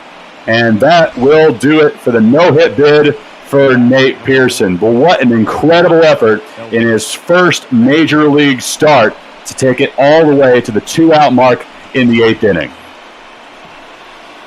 I mean, absolutely special start here from Nate Pearson. Looks like Montoya is going to leave him out here to end that 8th inning, though. Not so sure about that move. I would have thought as soon as that hit was registered, as soon as hit number 1 went on the board, that Charlie Montoya would go grab him and let Nate Pearson walk off the mound to a thundering ovation from the 28,000 in attendance here in Toronto. Elvis Andrus next up and lifts this one into center field. Grichuk under it, makes the grab, and the Blue Jays do give up their first hit. But what a great job by Nate Pearson. You see the pat on the backside. Good job, and we will see him probably not come back out for the 9th. But for Texas, it's Nick Goody here in the bottom of the 8th. Well, the way Grichuk was running after that ball, he was just sort of running slow and lazily. I thought he'd given up on it. I thought, yeah, he should have taken him out here. There goes the shutout, too. But easy fly ball there from Grichuk, and hopefully that ends the line for Nate Pearson. 8 innings, only 1 hit allowed. Real special line for Pearson.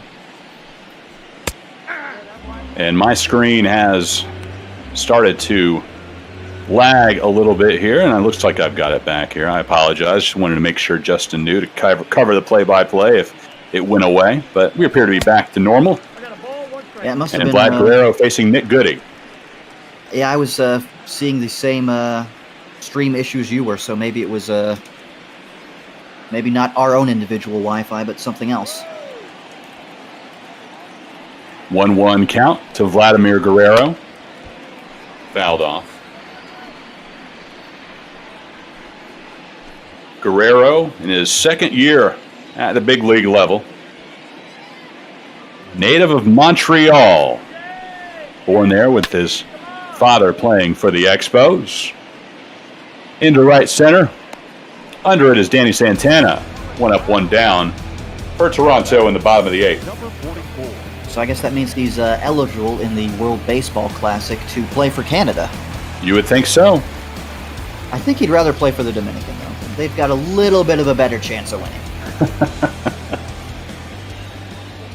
Yeah, he'd have the option, I would imagine. But yeah, Team Canada would certainly love to have him. And how much more would that ingratiate him to his fans in Toronto if he suited up with the maple leaf on his cap? Or maybe Chris Woodward could manage. He managed the team from New Zealand back in the last World Baseball Classic qualifiers. Oh, how does... I didn't know he had New Zealand. No, you don't necessarily. For coaching staffs, it doesn't matter. You can coach regardless. Obviously, for players, there's a lot of rules about eligibility. But coaching staffs are made up from folks all around the world. Just you have to find the right help. Nope. Outside. Rowdy Tellez now, and we saw him start the scoring for Toronto with a 3-run homer in the first. Well, I absolutely love New Zealand. I've been lucky enough to go there once before, and if you do have the chance, I highly, highly recommend it. I can see what Chris Woodward was thinking there, trying to get in the good books of New Zealand. No kidding. Solek under this one. 2 up, 2 down for Toronto. And no, I have not visited. My brother took a semester abroad and spent that time in New Zealand, and obviously had the time of his life. So heard all kinds of good things, know where all the good spots are if I'm ever able to make it there myself. Yeah, Solak made that catch. I wanted to talk to you about the Rangers outfield. That's He's right. usually a second baseman by trade, no? You're right, and that's where he spent most of his time last year. In fact, he didn't play in the outfield at all previously, but in this game, the manager's deciding that would be the right move for the Rangers, and that is one of his secondary positions that's available to him. But you know, there's a lot of troubling spots. There's a lot of power out there between Santana and Gallo.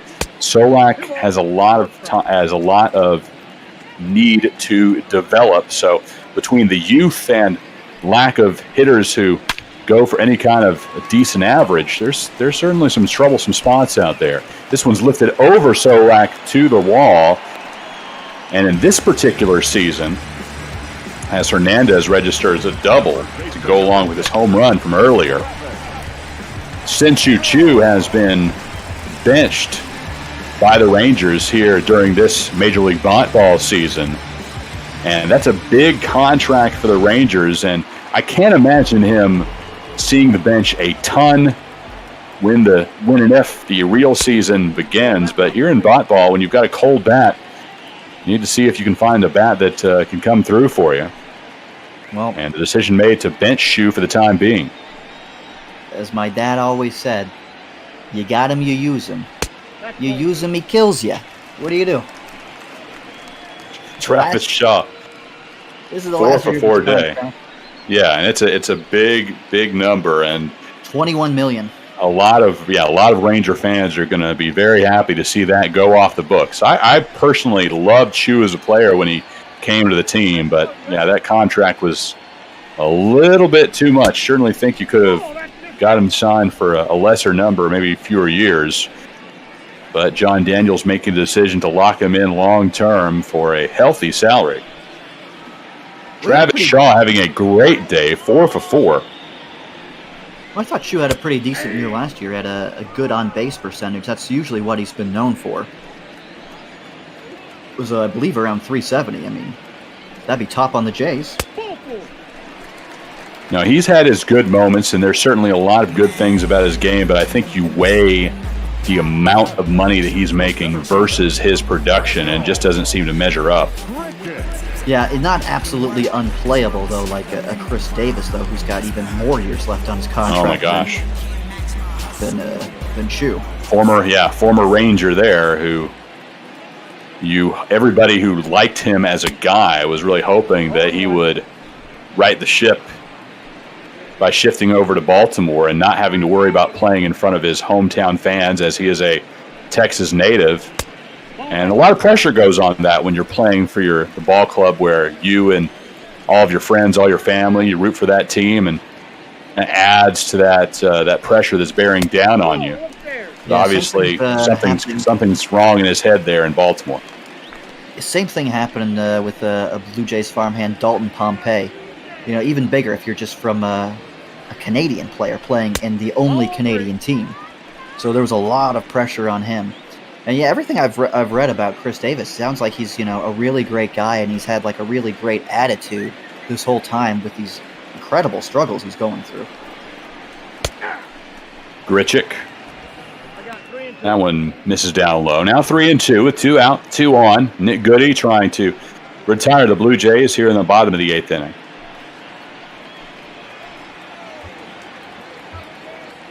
3-2 pitch coming.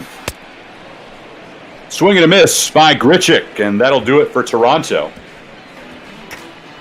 Blue Jays lead 10-0 as we get set for the 9th inning at Rogers Center. We'll see if Nate Pearson comes back, try to finish out a complete game, or if Toronto goes to the bullpen. I imagine to be the latter. Yeah, I think maybe Ken Giles locked down the save. Going with swing and a miss on that one, Justin. It'd be very silly to go with Giles today, yes, especially even yesterday after he blew the save. We're going to get Thomas Pannone. Pannone was acquired in the deal that sent Joe Smith to Cleveland. Was a former starter, but has had a lot of success this year out of the bullpen. 26 games, 29 innings pitched, only a 2.76 ERA. So a little pleasant surprise out of the bullpen Pannone has been. What a day for Nate Pearson. And the folks back in the virtual production truck get to decide our MVP at game's end, but certainly my vote would be going for him. And I imagine, Justin, you'd agree with me there? Absolutely. Rookie pitcher, 8 innings, only 1 hit, just absolutely dominant all evening long. And when you got a game like 10-0, it's hard to pick a single offensive star. The real story of the game is Nate Pearson.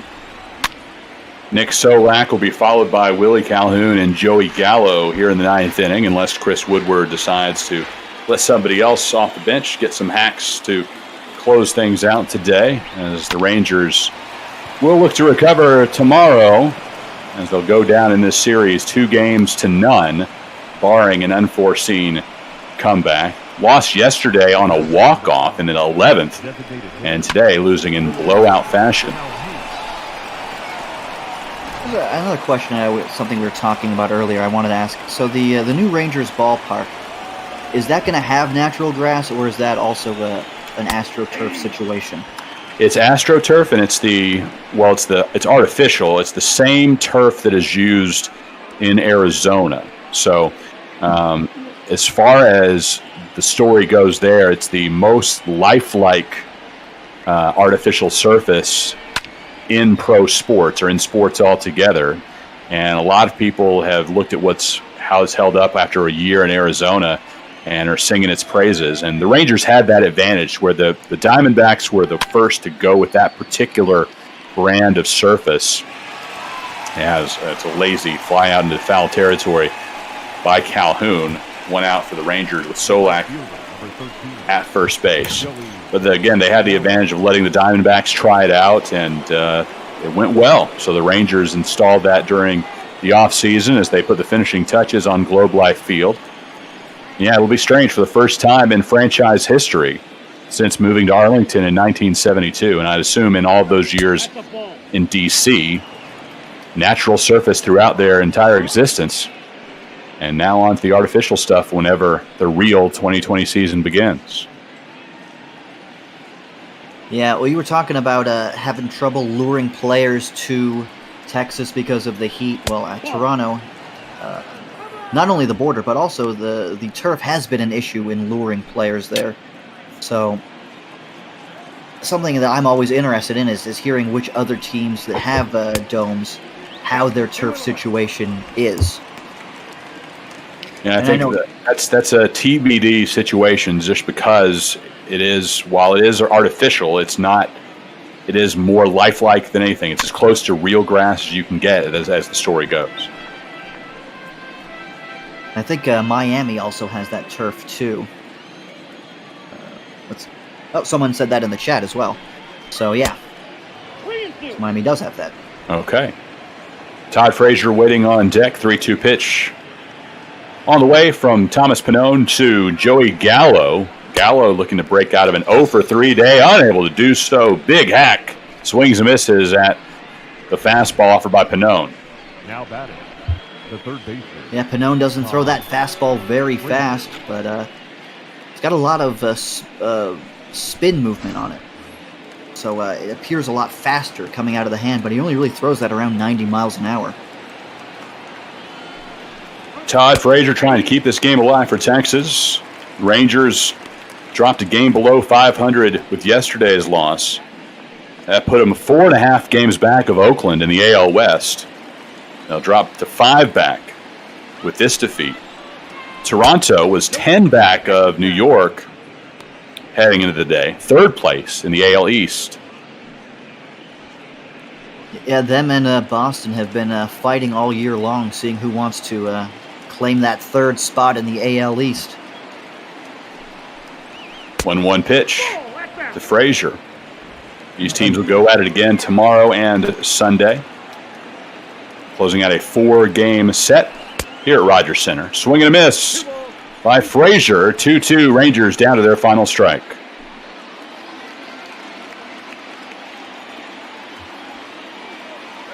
Pannone looking on, trying to finish this one off for Toronto. Fouled off.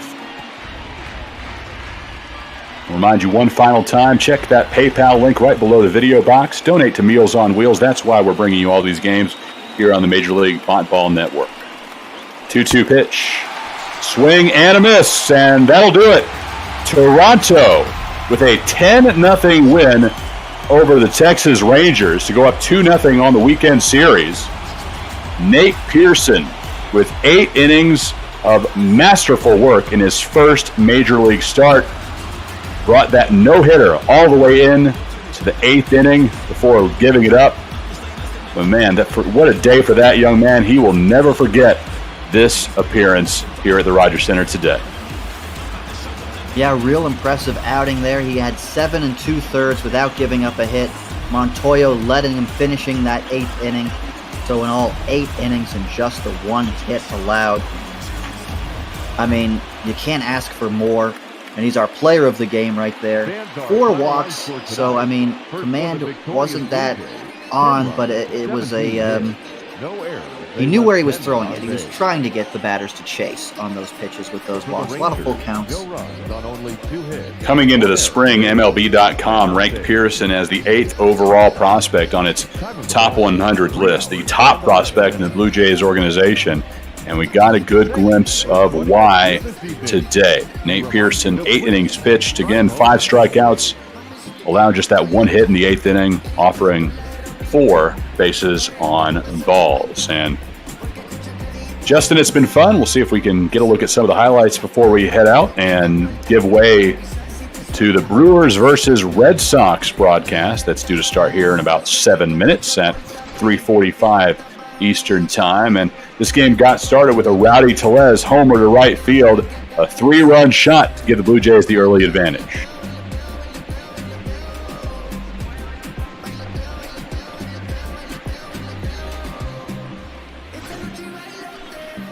Looking at further highlights in the game, and 3 runs in the bottom of the first and 3 more in the bottom of the second as Kevon Biggio delivered the 3 RBI double into right center. Took a long time for Danny Santana to track that one down. And More of the same in the third. This time, Teoscar Hernandez, back-to-back days of big home runs. Had the walk-off on Thursday.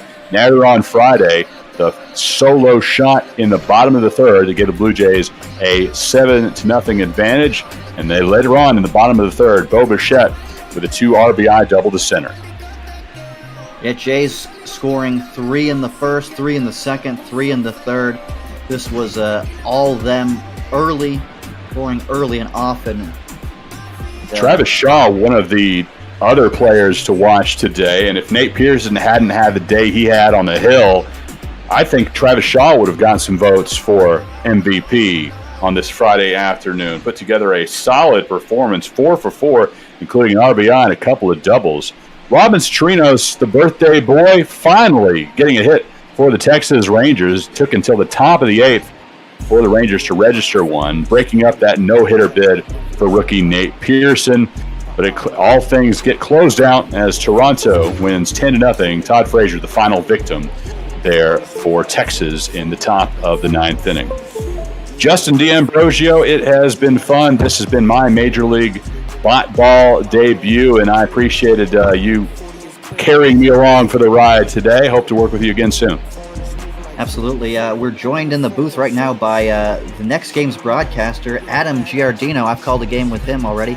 Adam, how is it going today? Well, it's going great, Justin. So you had to deal with my debut a couple of days ago, and now you got to deal with another debut. So you're putting in double time this week. It's the Lord's work putting up with us trying to figure things out on day one here on the Major League Ball Network. But Adam, glad you got your sea legs under you. I think I'll find it a little bit easier next time to adjust to calling games off a computer screen as opposed to seeing the game in front of me, hearing the fans around me, and smelling the fresh cut grass in some cases. Obviously wouldn't have been the case in the Rogers Center, but nonetheless, this is fun. Well, I needed my baseball fix. I think that's why we're all here, Adam, and Justin the same. We all love this game. We all miss it terribly, and if this is the way we can get a little bit of baseball action in our lives, we will take it. Absolutely. All right, guys, have a good rest of your day. Scott Sudikoff, welcome into the broadcast as well. How's your baseball fix been going? This has been pretty good. I've enjoyed it. Getting to I guess debuting calling Major League Baseball. You can look at it one way.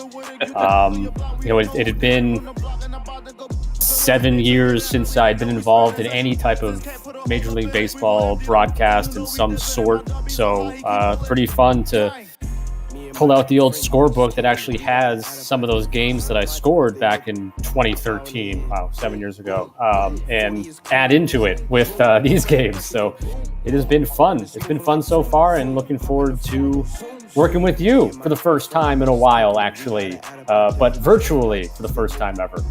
Yeah, for the listeners, for the watchers, Scott lived in Boston. I do games up in New England in addition to my work with the Yankees AAA, and so whether it was Harvard or Holy Cross or anywhere around New England, we've crossed paths more than once. Scott's the reason why I'm doing these games here this week and into the future. So excited to get in the saddle with you. And what are you expecting out of this game here today between the Brewers and the Red Sox, a series opener? I expect a low-scoring game because both of these teams offensively not very good, specifically the Red Sox that have a 244 team batting average. I think the stat that stands out the most is that their team leader in batting average is J.D. Martinez at 266, and he went 0 for 13 in the 3-game Cleveland series. So maybe one of these teams will break out over the weekend. Milwaukee's pitching has been markedly worse than Boston. Red Sox have a 3.85 team ERA, while Milwaukee has a 4.74 team mark. So maybe this is the weekend when one of these teams turns the corner. That Red Sox lineup is without Xander Bogaerts. It's without Andrew Benintendi. Bogaerts with a fractured forearm. He's got another 2+ weeks still to go on the shelf, and Benintendi out for another month with a torn finger ligament. So this is a Red Sox team that they have cavalry in the waiting, but it's still, a couple more weeks of slogging through this. They got to figure some things out. They can't give away the next 2 weeks waiting for those guys to return. Yeah, that's for sure. I mean, they have been playing better as of late from the games I've been able to call, I'm able to watch, keep track of. They won game one with Cleveland. They came back game two. They had a three-run lead late in the game that they blew. Yesterday, or 2 days ago, the most recent game didn't go so well. Christian Vasquez was the only bright spot offensively, as he had 2 home runs and 3 hits. So, I mean, if anything, they just have to, if they can gain a couple of games here and there over the next few weeks, get Xander Bogaerts back, might be able to make a late season run, especially once Andrew Benintendi comes back. Well, you can see that lineup there for the Red Sox. You got 9 guys in the lineup, and 4 of them have snowflakes next to them. So a bunch of guys riding those cold streaks, and a couple of teams looking to claw back to 500. The Red Sox take the field with Ryan Weber on the mound, guy that has been in the system for a while and has been a fixture in AAA with the Pawtucket Red Sox. But so far this season, the numbers have been really, really good for Ryan Weber. Yeah, I mean, a 3.32 ERA, just the 3-3 record just kind of goes to show the offensive struggles that the Red Sox have had, but 16 walks to 53 strikeouts over the course of 62 and a third innings pitched. So really can't ask for much more from the 28-year-old. Weber on the mound, and he faces one of the best bats that the Brewers will put out there. Of course, Christian Yelich is the guy that everyone talks about, but Lorenzo Cain batting over 320 so far this year. The first pitch is low as we are underway from Fenway Park. Look down at third base, Rafael Devers. Around the infield, Jose Peraza at shortstop. Michael Chavis is second, Mitch Moreland over at first, and Christian Vasquez does the catching. Fouled off by Cain, evens the count at 1-1, so that 320 average, 9 homers, and 34 runs batted in, and he's actually tied for second in the National League as well with 79 hits. Oh, that's off the plate. Across the outfield, left to right, Kevin Pillar, Alex Verdugo, and Jackie Bradley Jr. for Boston.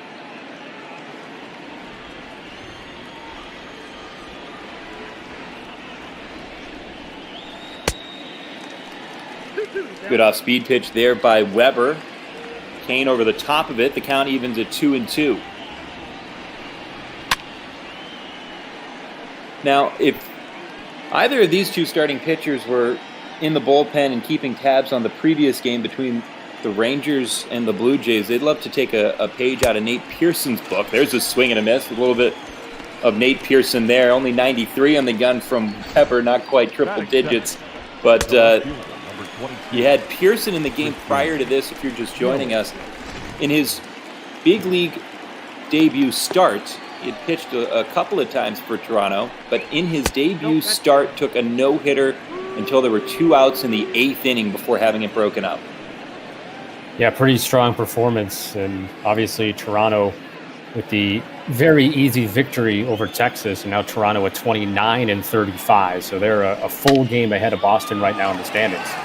Here's Christian Yelich making a bid down the line towards pesky pull, and this is gone.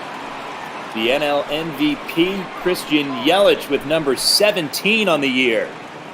And very quickly, Milwaukee's out to a 1-0 lead. That long ball puts him 4th alone now in the National League leaders with the 17 home runs.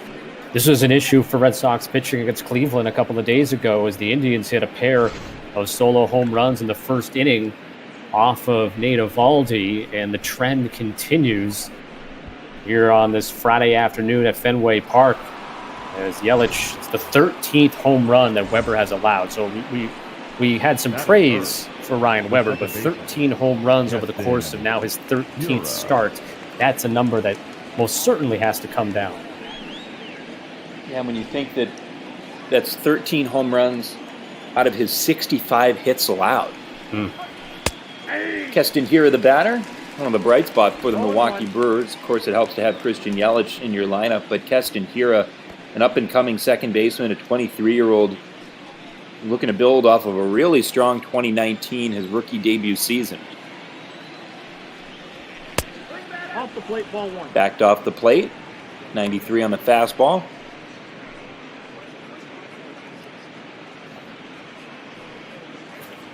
A year ago, Hiura batted .303. 19 home runs. And that's a number that'll really open your eyes. He didn't even play 100 games last season. Swinging a grounder. Peraza's got it. A little bit tall to first, but Moreland hangs on to the bag, and that's out number 2. Batting fourth, the right fielder, Avisail Garcia. Red Sox defense has been fairly solid over the course of the season. 987 fielding percentage. Not losing too much defensively, it seems like, with Bogarts out of the lineup, with Peraza at shortstop. And Peraza's a guy that, in terms of defensively, that is. Yeah, and Peraza, who's even hit about 260 himself when he's been in the lineup, so you're not getting Bogarts production there, but you're not losing a whole lot. It could be worse. And as the inning comes to a close, we'll take another look at this moonshot home run, 370 feet off the bat of Christian Yelich. And just 2 batters in and a half inning in, Milwaukee's got a 1-0 lead. Here for the bottom of the first inning, alongside Scott Sudikoff, Adam Giardino with you, and Dylan File on the bump for his 6th start of the year. Yes, not only 6th start of the year, 6th start of his career. The 6'1", 205-pound rookie, 23 years old, 2.27 ERA, so strong start to his career. 9 walks and 25 strikeouts in his 31 2/3 innings, 0.85 for the whip. Yeah, that's a pretty good number. When you've got 27 base runners and over 31 innings, you're doing something right. And File is a guy that, the way that this MLB bot ball season has played out, he's a guy that's found his way at this juncture to Milwaukee. And you wonder whether that would have played out in reality had the season gone along. He finished with pretty good numbers last year, but he finished last year in Double-A. He split half the year between High A, half the year in Double-A. So you figured he was likely going to start the season in Triple-A, but it wasn't as if he was a guy who had been waiting and waiting for his opportunity. He's somebody that has really grabbed the bull by the horns. First batter of the game against File, Jose Peraza. Easy fly to center field. Lorenzo Cain there. Brings up Jackie Bradley Jr. Just more of the same from the top of the Red Sox order. Peraza only hitting 257 and a low on-base percentage. I don't know what other options right now Ron Renicky has to switch up this batting order in terms of the top of the order, because they're just not getting on base. 229 batting average for Jackie Bradley Jr. Speaking to that point, almost as if it's contagious right now, where all of these guys in this lineup, when you take a look at their 2019 numbers versus 2020, they've just about all of them taken a step back. There's a swing and a fly ball by Bradley Jr. This one's a pesky pull, and this is caught at the wall, taken back by Avisail Garcia. Jackie Bradley Jr. thought he had tied it. Instead, take a look at this. Hard to tell if it was going to clear the wall, especially from that angle, but nonetheless, so close to basically matching Christian Yelich. Yelich had his 370, and that was definitely going to be more of a Fenway home run if it did get out. About 305 feet down the line, a pesky pull before it juts straight back. And that one only had about 300 and maybe 10 or 15 feet in it, and just enough room for Garcia. I think this is the guy right now that's hurting the most from no Mookie Betts and then no Bogarts in this lineup. I mean, without a doubt, it has to be. Yeah, JD Martinez, over his last 6 seasons entering this one, he's been a 307 hitter, just a tremendous guy with a couple 40 home run seasons in that time, but over a 6-year stretch to hit almost 310, you're one of the elite hitters in the game, and we talked about 266 average right now. And that leads the team. He was 0 for 13 against Cleveland. And a little tall for ball 4. And that might be more of what you're speaking of, Scott, where, there's no Mookie Betts in the lineup, no Xander Bogaerts in the lineup, so if you're Dylan File, 2 outs, nobody on, no reason to give JD Martinez anything. Yeah, and Devers is even struggling compared to last year. He hit 311 in 2019. Just a 264 average. He's tied for 5th right now in doubles in the American League. 1-0. First pitch to him misses low. But, I mean, he had 54 doubles last season to go along with 32 home runs. Just an explosive season for a guy who was only 22 years old.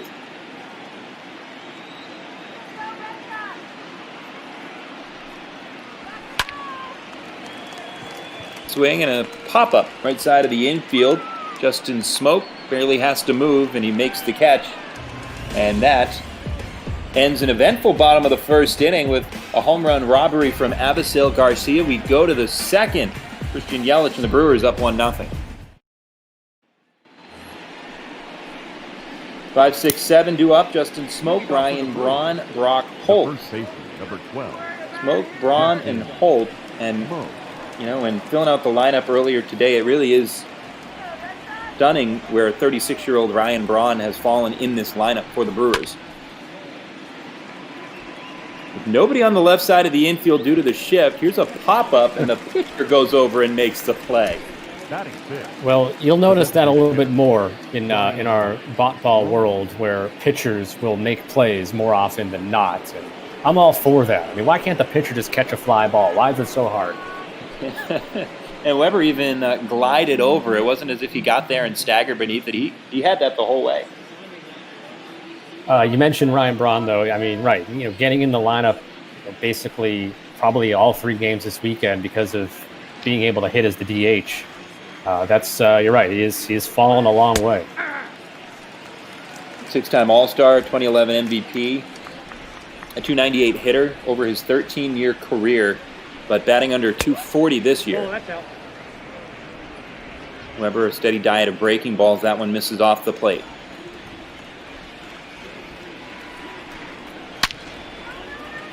It's a swing and a drive, but hooked foul down the line. Yeah, Weber's. Sorry, I was going to say Weber's best pitch is his 4-seam fastball, but that slider, I think, has got to be his out pitch. 1-2, fastball. At 94, that was Weber reaching back for a little extra to try to put away Ryan Braun.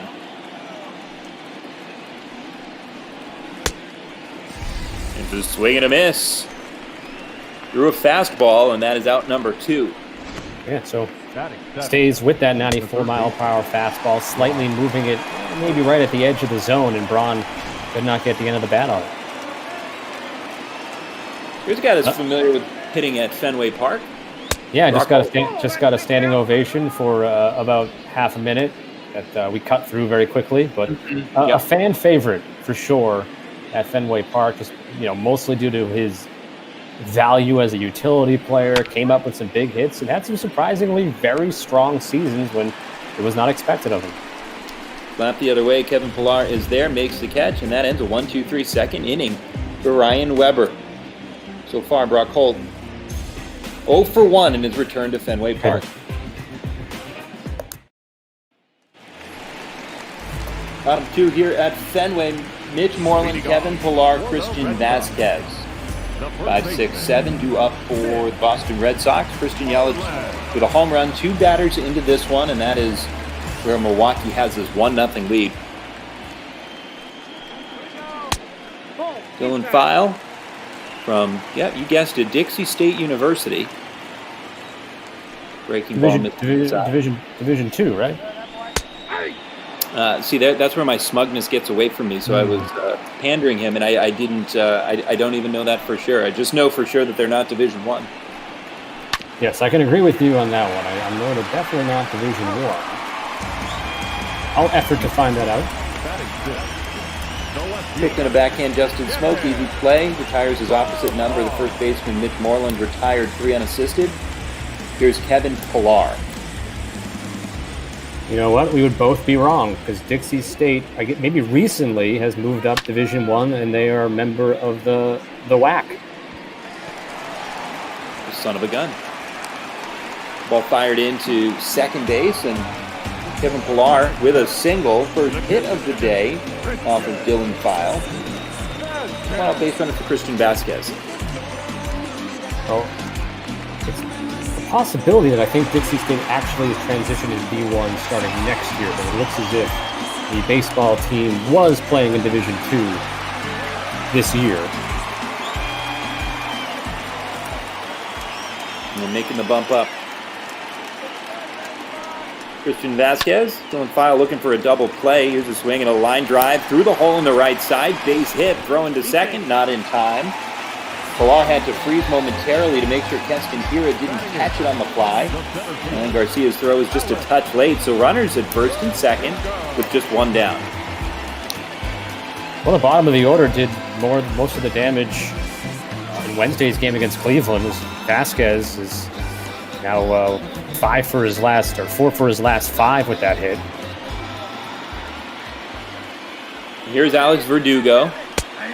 First pitch, slow curveball dropped in by File. Acquired from the Dodgers this year. Acquired as the centerpiece of a deal that sent Mookie Betts and David Price on over to the Dodgers. Breaking ball inside.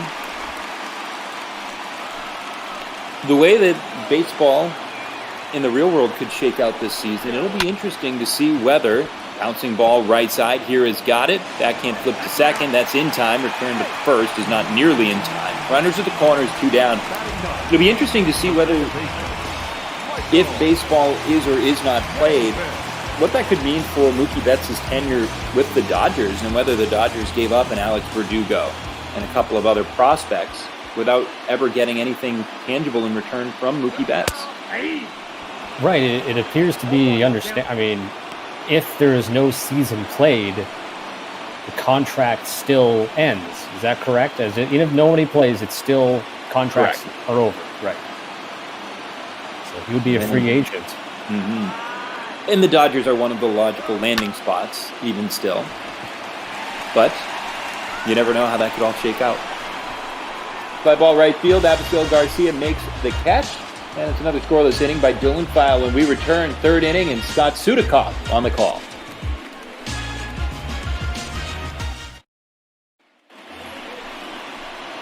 All right, Scott Sudikoff, Adam Giardino here with you as we go to the top of the 3rd inning. 8-9-1 due up for Milwaukee. Omar Narvaez, Eric Sogard, and Lorenzo Cain against Ryan Weber for the 1-2-3 top half of the 2nd. Only 20 pitches in to his outing, and fastball at the knees for strike 1 to the catcher Narvaez, who is hitting .219 with 3 homers and 16 runs batted in.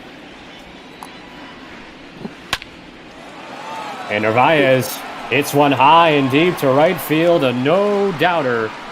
4th of the year, and it's 2-0 Milwaukee. So it took until the 3rd inning for Milwaukee to hit that 2nd solo home run, but same way that Cleveland got ahead 2-0 on Wednesday, a pair of solo blasts. Now, and what were we talking about with Ryan Weber that so far this season, now 14 of his 66 hits allowed have been home runs. That's 21%. Over 13 starts, 21% of the hits allowed have left the ballpark, and that one was absolutely crushed by Narvaez. What was the Yelich one? Was about 379, if I remember, and this was 380? 370, 380, yeah, just a couple of really well-struck balls. They're not sneaking them out today. Eric Sogard taking ball 1, the shortstop hitting .210, 2 home runs, 12 runs batted in. Red Sox just left a couple of men on base in the bottom half of the 2nd inning. They've left 3 on so far in the game. Outside and high with that fastball. Sogard with his 3rd major league team, prior time with the Rays and the Athletics over the course of 9 years. 2-0 on the way. Chasing after what would have been ball 3.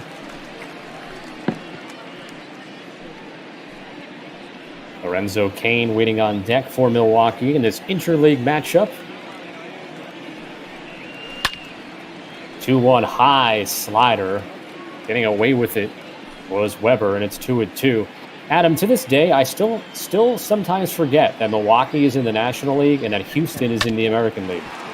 Ground ball right side, Chavis, an easy first out of the inning.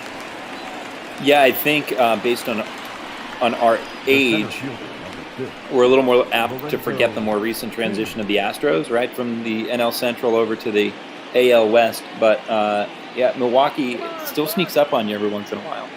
I mean, I'm a little bit older than you, I think, Adam. So I think for some reason I still just think about the 90s and Milwaukee being an American League team and always playing the Red Sox.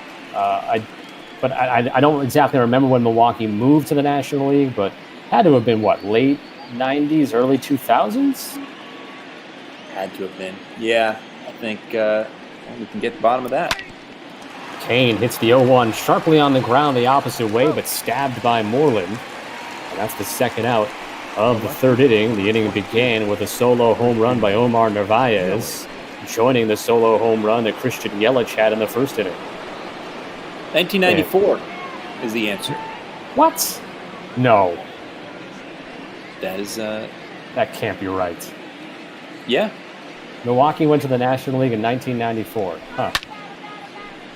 I need a fact check on that, please. That is fouled the other way by the I will 2019 stand NL corrected. batting champ. Yeah, I'm going to fact check that. 1994, they moved to the newly created American League Central. There you go. And then 1997, they moved from the newly created AL Central to the National League Central. There we go. Yelich going after that high fastball, swings through, and it's 1-2. So Weber trying to bounce back, getting 3 in order after the home run by Narvaez led off the inning. Here is the 1-2, and well, Weber is staying with that fastball, looking for that to be his out pitch. Got that low one out of the zone. Let's see where he goes with the 1-2. I think Vasquez wants it high and away. And he gets it there, but Yelich doesn't bite. Yelich hit his 17th home run of the season in the first inning. Checks his swing, but he went around, and that retires the side. Third strikeout for Ryan Weber, but Omar Narvaez led off the inning with a homer. And after 2.5 innings at Fenway, it's Milwaukee 2 and Boston nothing.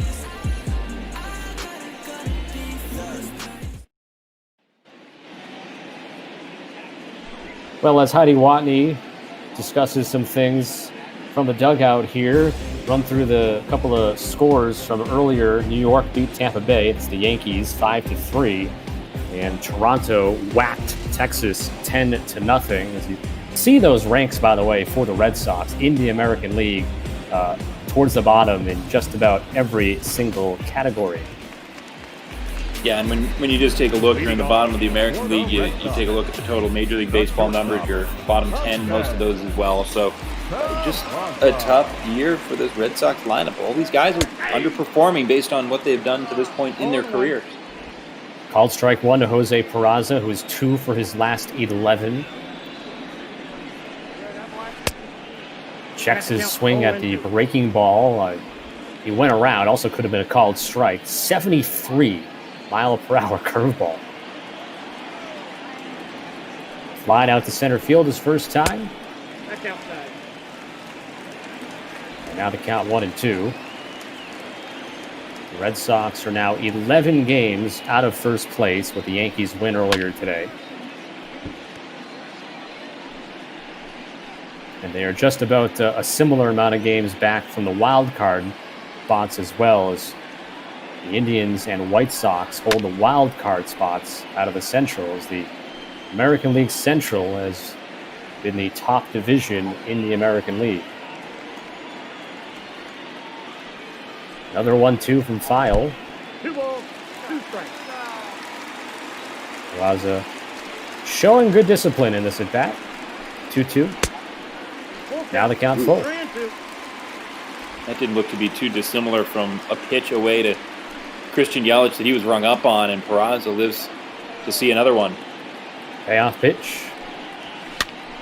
Peraza gets underneath it. Foul territory. The catcher Narvaez with plenty of rope. First out of the inning. Coming up next, by the way, we'll have the Mets and the Nationals. We'll look at those National League Central standings with Milwaukee 14 games back of the division-leading Cubs. That Mets-Nationals game slated for a 5:30 Eastern Time first pitch. So at the conclusion of this one, you can stay around for that one. Speaking of which, with the emphasis on Eastern time zone, you're somebody that grew up Eastern time zone and just in the last year moved to Central time. So how has that adjustment been for you? I absolutely love it. It's inside, ball 1. Everything is the shift for Jackie Bradley. Lay down a bunt down the third base line, Jackie. You're hitting 229 on the year. Do something to get on base. 1-1. The obvious thing is that on a weeknight, you get sports games starting an hour earlier and ending an hour later, earlier. So it really makes a huge difference. Line drive right to the right fielder, Avisail Garcia, or at least had to make about 5 steps to his right, 2 down. And as we discussed, as someone who vividly remembers the 1997 transition of the Brewers from the American League to the National League, you can't be staying up too late anymore. Yeah, thank you. Yes, just very recently turning 24, I did. So, JD Martinez. Yeah, it's your childhood memory is really what I was complimenting in that. Martinez taking ball 1. He walked his first time, still 0 for his last 13. In the course of that Cleveland series. Takes a called strike on the outside corner. Game 1 of this 3-game series. Tomorrow, it'll be Marcus Walden going for the Red Sox against Milwaukee's Brett Anderson. And Walden is someone who's really suffered because of the Red Sox lack of offense. Walden has a 2.26 ERA over the course of his 12 starts, but a 1-6 record. Yeah, he's got its top 10 easily in pitcher WAR so far this season. And Martinez pops it up in the infield. That's the second baseman, Hira, who comes over to grab it. And some slight boo birds from the Fenway faithful for J.D. Martinez, whose batting average continues to dip. And Milwaukee leads 2-0 after 3.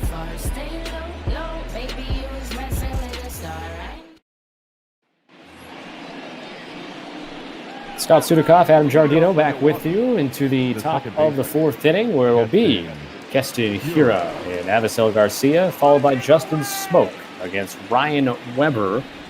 35 pitches through 3 innings for the 6'1" right-hander. He's given up 2 hits in the game, no walks, but unfortunately the 2 hits were both solo home runs by Yelich and Narvaez. Climbing the ladder there, and Hira swings through it at 94 miles per hour, 1-1. I have a trivia question in the Twitch chat that I will relay in a moment here. As Hira hits it in the air, left center field, coming in and over is Verdugo to make the play for out number 1. Hopefully it has nothing to do with mid-90s division alignment, because we obviously had no idea what that was about. The trivia question from the big guy 73 in the Twitch chat. Trivia question of the game, and last one of these. Oh, I'll just read it. Who is the one Red Sox player to win Rookie of the Year with the team and is also in the Hall of Fame? As 1 pitch, 1 out to Avisail Garcia, and there's 2 outs in the inning.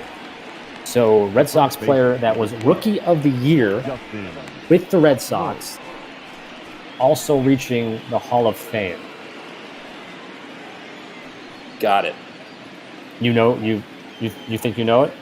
I'm pretty sure I do know that, yeah. I don't. I'm not very good with trivia. That's all right. I can throw out some guesses, but... Oh, that's out. That's ball 1 outside to Justin Smoke, who fouled out to the pitcher, Ryan Weber. What is third base foul territory. What's the etiquette on how long we wait before revealing the answer or saying the answer? Basically, until the big guy posts it in the Twitch chat. That's when I'll say it. Okay. I'd like to know your guesses. Throw out some of those guesses that you got so far. So my thinking is that it's somebody who, began his career with the Red Sox, obviously, but I feel like moved on maybe to another team to to finish out a Hall of Fame career.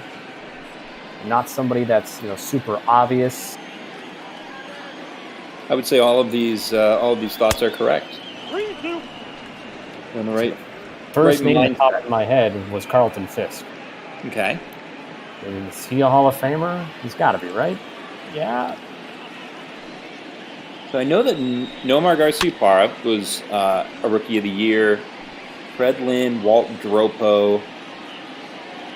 Can't really remember any of the other. There were probably a couple other Red Sox Hall of Famers, but those were definitely some of their Rookie of the Years. And just a matter of which one ended up in the Hall of Fame. 1-2-3 inning for Ryan Weber here in the fourth inning. Strikes out Justin Smoke, looking his fourth K. And we go to the bottom of the fourth. It remains Milwaukee 2, Boston nothing on the back of 2 solo home runs. Hey, I got it right. You did. It is, according to the Big Guy 73, Carlton Fisk is the correct answer. Now, was that your guess? Because you didn't make it known. Yes, that was my guess. I believe you. I feel like that came to mind just immediately. Mm-hmm. Rafael Devers leading off here in the fourth inning, takes a called strike, and it's 1-1. Devers popped out to the first baseman, Justin Smoke, in the first inning. Coming off a good series against Cleveland where he was 4 for 10, had a home run, scored 3 runs.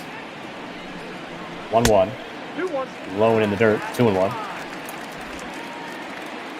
Yeah, and I think that Carlton Fisk is an interesting case study to look at his career. I mean, he was a guy that basically spent a little over a decade with the Red Sox, and then the second half of his career spent a little over a decade with the Chicago White Sox. And I think both teams, both cities, claim him equally.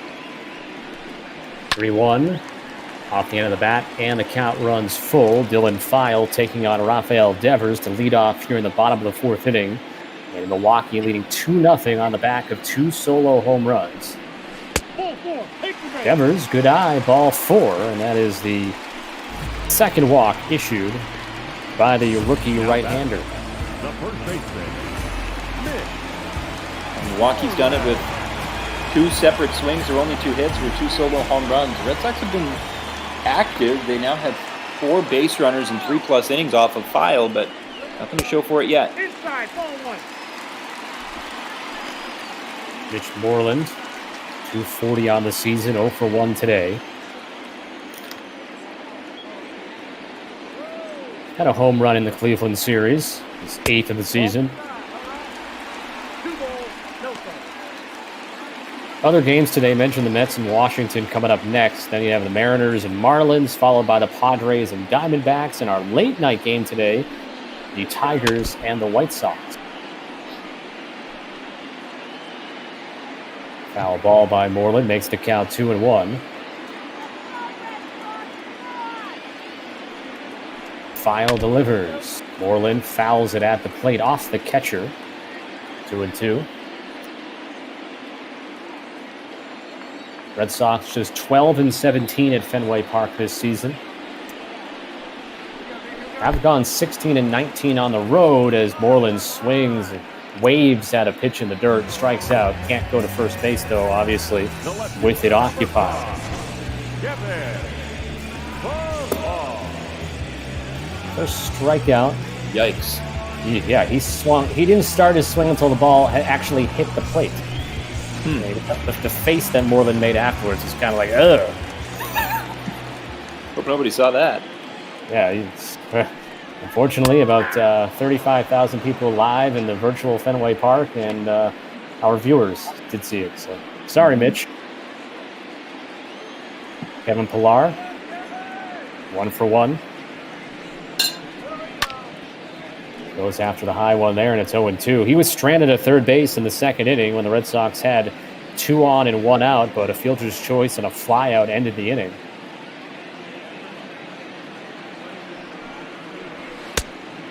And Pillar down on 3 straight pitches, swings underneath the high fastball.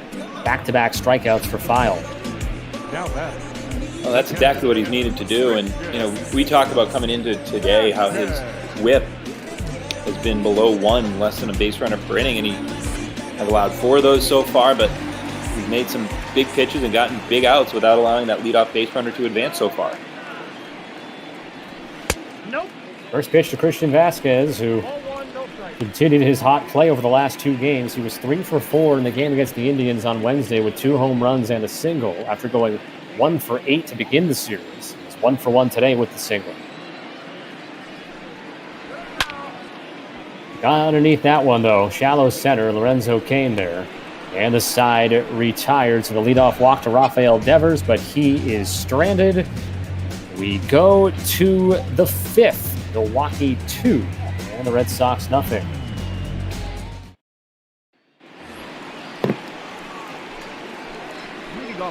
All right, as we go here to the 5th inning, I'm going to toss it back over to Adam Giardino with the play-by-play call of this interleague matchup, Brewers and Red Sox. Brian Braun, Brock Holt, Omar Narvaez. Trio due up here.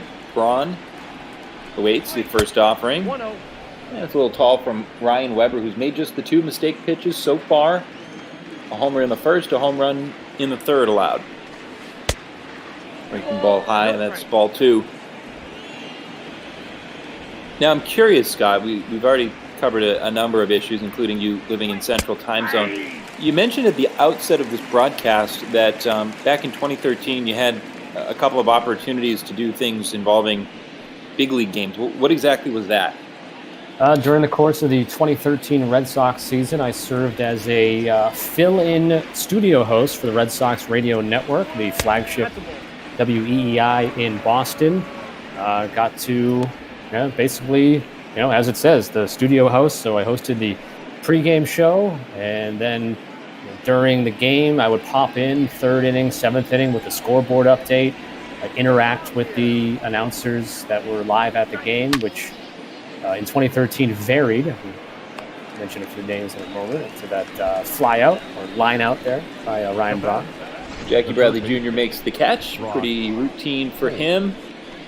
Maybe a little bit more routine than he made it look. He could have given it a couple of harder steps and not had to make the backhanded catch.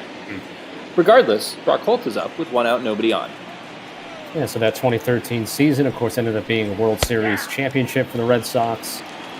Got to work, quote-unquote, alongside guys like Joe Castiglione, Dave O'Brien, Sean Grandy.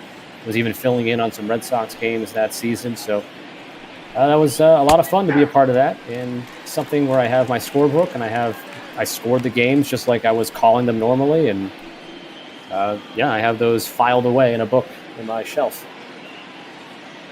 Now, did you get 1/33 of a World Series ring? I made pleas to the Red Sox management that as part of the Red Sox radio network, technically, that I deserved some sort of ring, but it went unheard. I believe that. He was a swing and a ground ball shot back up the middle, but gloved by Weber. An uncomfortable swing, and Holt 0 for 2. The easy throw to first, and Omar Narvaez is up. Maybe the issue is I did not do any playoff games. Maybe so. That's right. So they didn't give you any playoff shares. They didn't give you any of that. Well, understandable. Unfortunately. Scorebook's worth 1,000 World Series rings, though. Something like that. Omar Narvaez homered his 4th of the year back in the 3rd inning. And just his 4th, he hit 22 of them last year. A sneaky, powerful season for Narvaez. Swings and hooks one foul. And now it's 0-2 with 2 outs in the top of the 5th.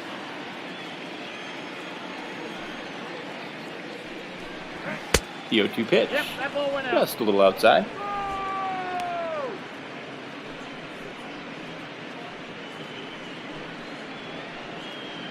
The 28-year-old catcher from Venezuela was hit today, brought his batting average up to 220. Grounder right side, Chavis there, throwing plenty of time, and a 1-2-3 inning. Now 9 in a row set down by Weber since giving up that homer by Narvaez. We go to the bottom of the 5th. Red Sox looking for some life on offense.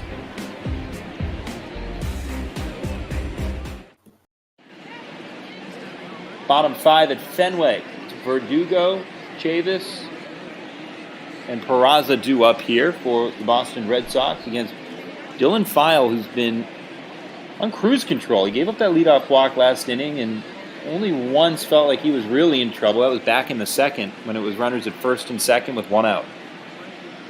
Yeah, I mean, there are a lot of zeros in this game. When you look at it, just the 2 hits, the 2 home runs for Milwaukee, the 2 hits for Boston, both singles in the second inning. And neither team... And this is what I talked about before we started the game, was that I expected a low-scoring game with the way these two offenses have both struggled. And it's not to say that both of these pitchers haven't had good numbers as well. So I think we're kind of seeing both here come into play. Verdugo 0 for 1, bounced into a fielder's choice back in the second. That was when the Red Sox had that first and second one-out situation, and then he made it first and third with 2 outs, and they did not capitalize. Breaking ball misses, and it's 2-1. Patient stance on the left side for Verdugo. And fastball misses just at the top of the zone. Red Sox, they've got 4 lefty bats in this lineup against File, with Verdugo being one of them. That pitch is in. Ball 4. And a 5-pitch walk. Verdugo reaches, and for the second straight inning, it is a leadoff base runner for the Red Sox. Yeah, so the control hasn't really been an issue for Dylan File this year. I mentioned only 9 walks in his first 31 2/3 innings pitched, but now he's thrown 3 through 4+ on this outing today. See, again, the Red Sox, bottom of the order, getting things going, or at least attempting to get things going. Wally's really getting things going on the top of that dugout. He tries his hardest, you know, bless his green heart. Mm-hmm. He was somebody that was not particularly well received when he made his debut. Right. I mean, again, I can't pinpoint the year, but somewhat late 90s, early 2000s, he made his debut. Foul into the seats by Chavis. Yeah. And Boston traditionally sports more of a old school town. Breaking ball, again fouled off by Chavis on the left side. As you might guess, obviously, with Fenway Park continuing to be the home field of the Red Sox. Organ music instead of I don't want to say real music, but you know what I mean. Organ music instead of traditional DJing. Yes, there you go. They slowly morphed into more as the years went on. Ugly swing and a miss there as Chavis chased way out of the zone. Good breaking ball by File for his third punch out. 1 down. Yeah, Chavis struggling too. I mean, again, everybody, that's kind of the name of the game, but hitting below 240 on the year, a guy that has some pretty high hopes to be a power bat, but right now stuck in the bottom of the order. Up and in on Peraza. Jose Peraza in 0 for 2 at the top of the lineup as the lineup does turn over here for Boston.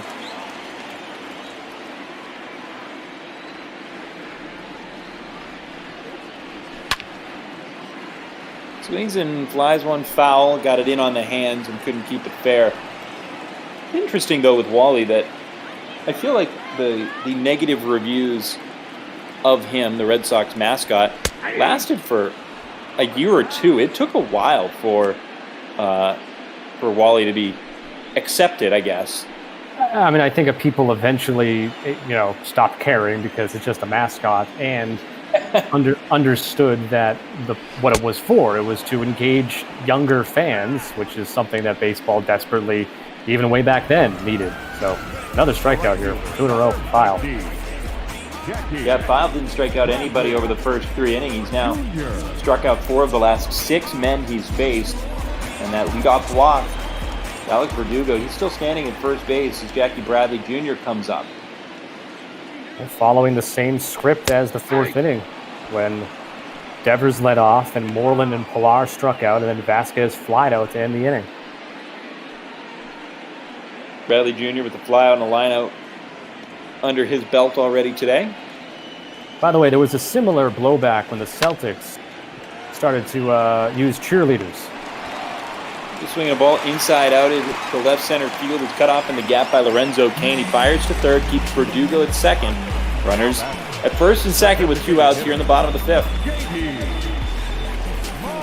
Yeah, you talk about that old school mentality just across the city, right? They have the cheerleaders, they've got the leprechaun. That all started to become a thing, mid 2000s, I'd say. Mm-hmm. Nope, that's the ball. Something else where Boston sports fans were not happy about it. And I think the story was that Red Auerbach, while he was alive, and obviously he's had great influence on the franchise, was dead set on never allowing that type of stuff at his games. He didn't even like music during timeouts. And he liked smoking cigars on the court as well. So I suppose all things do change over time. A pop-out ends the inning. 2 stranded for the Red Sox. We go to the 6th. The Brewers 2-0 on top of Boston. Here we are in the 6th inning. 2 solo home runs for Milwaukee. They're in front. Back to the play-by-play. Here's Scott Sudokoff. Thank you very much, Adam. This game has been quite bland, which has led to some of our extracurricular conversation that I've enjoyed very much. As first pitch misses from Ryan Weber. When we normally call games together in person, or at least when we had over the last few years, there isn't a whole lot of time to kind of pick your brain about your thoughts on Wally the Green Monster. So I'm glad we're getting this opportunity here. A high fly ball down the right field line and foul off the bat is Sogard. Yeah, that conversation never really comes up during an Ivy League basketball game or a Patriot League baseball game. I guess maybe a Patriot League baseball it could. But shallow center, Verdugo coming in hard and makes the play to retire Sogard. So that is, 9 in a row, 10 in a row retired by Weber since the leadoff home run by Narvaez in the 3rd inning. Yeah, it's been a much steadier road for Weber over his 5 1/3 innings with just the 2 base runners compared to File, who's allowed a lot of base runners but has been able to dance through it. Lorenzo Kane is 0 for 2 with a strikeout and a ground out to first base. The Brewers enter the day 14 games out of first place in the National League Central at 28-34. They played well away from Miller Park at 15-15. Kane is down in the count 0-2, and good pitch total there for Weber. It's 64 right now through 5 1/3. The 0-2, Kane hook it to third base, but Devers right there. 5-3, 2 down. Now batting, left fielder. So Weber looking for his 3rd consecutive 1-2-3 inning and would hope to make it 12 in a row retired. His flashback to Christian Yelich started the scoring with a solo home run to right field, his 17th of the season, with his 46th run batted in. The right of the bullpens there in right field, or well to the right actually.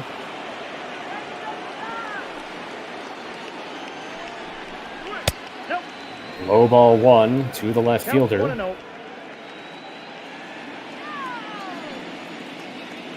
2 runs, 2 hits, no errors for Milwaukee, no runs, 3 hits, no errors for Boston. Red Sox have left 6 on base, Milwaukee just 1. 2-0 pitch, checks his swing, went around, 2-1. Slider there from Weber.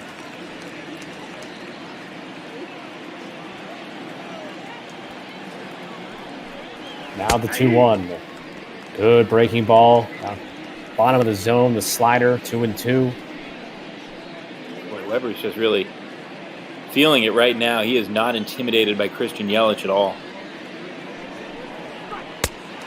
And he gets Yelich to swing and miss at the 2-2 pitch, a changeup. So that is 3 consecutive 1-2-3s and 12 in a row retired by Ryan Weber. So the home half of the 6th, Milwaukee still in front 2-0. Leading off for the Red Sox, the 3rd baseman. The Red Sox, Devers, Moreland, Pilar against Dylan File. He's allowed 3 hits, all singles, with 3 walks to his credit. Into the shift. Hira on to first base, and Devers quickly retired. So far, these bullpens, as we get one pitch out there on Devers, these bullpens have been absolutely stone quiet so far today, and for really good reason.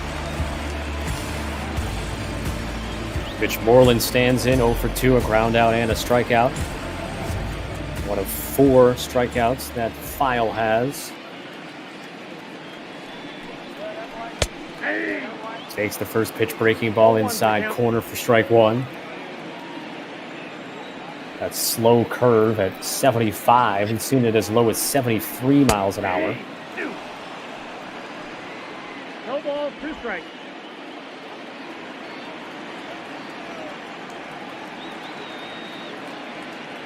Now the 0-2. That's the ball. Low and away. 1 ball, 2 strikes. 75 pitches now for File. Double digits in every single inning, but no inning that was, out of this world high in terms of the pitch count. Ball, down. Moreland being patient now after he fell behind 0-2.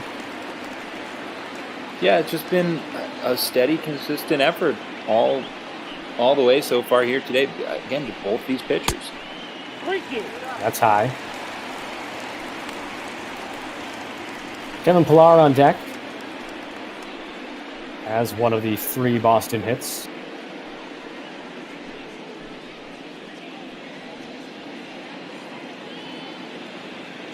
Red Sox hope to get Xander Bogaerts back in the lap in about 16 days. His ground ball foul by the third base coach, Carlos Fablis.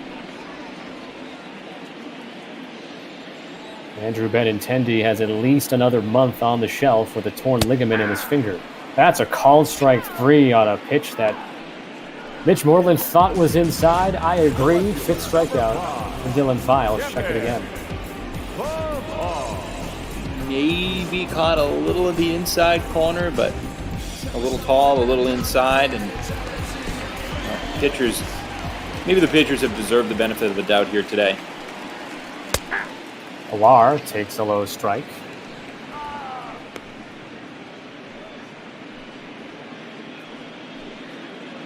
So 2 outs, nobody on here. Bottom of the 6th inning in Milwaukee with a run in the 1st and a run in the 3rd. Home runs by Yelich and Narvaez. Is all our scoring.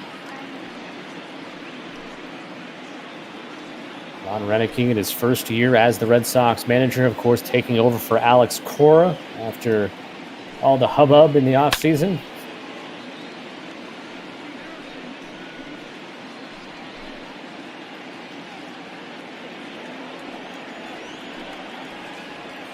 One, 2. Now 2-2 to Pillar with Vasquez on deck. Look out beyond the left field wall. Lands down street. Down behind it. Sitko sign off in the distance. Swing and a miss. Down on strikes goes Pillar. 6 strikeouts for Dylan File. 1, 2, 3, 6th inning. And after 6 full, Brewers 2, Red Sox nothing.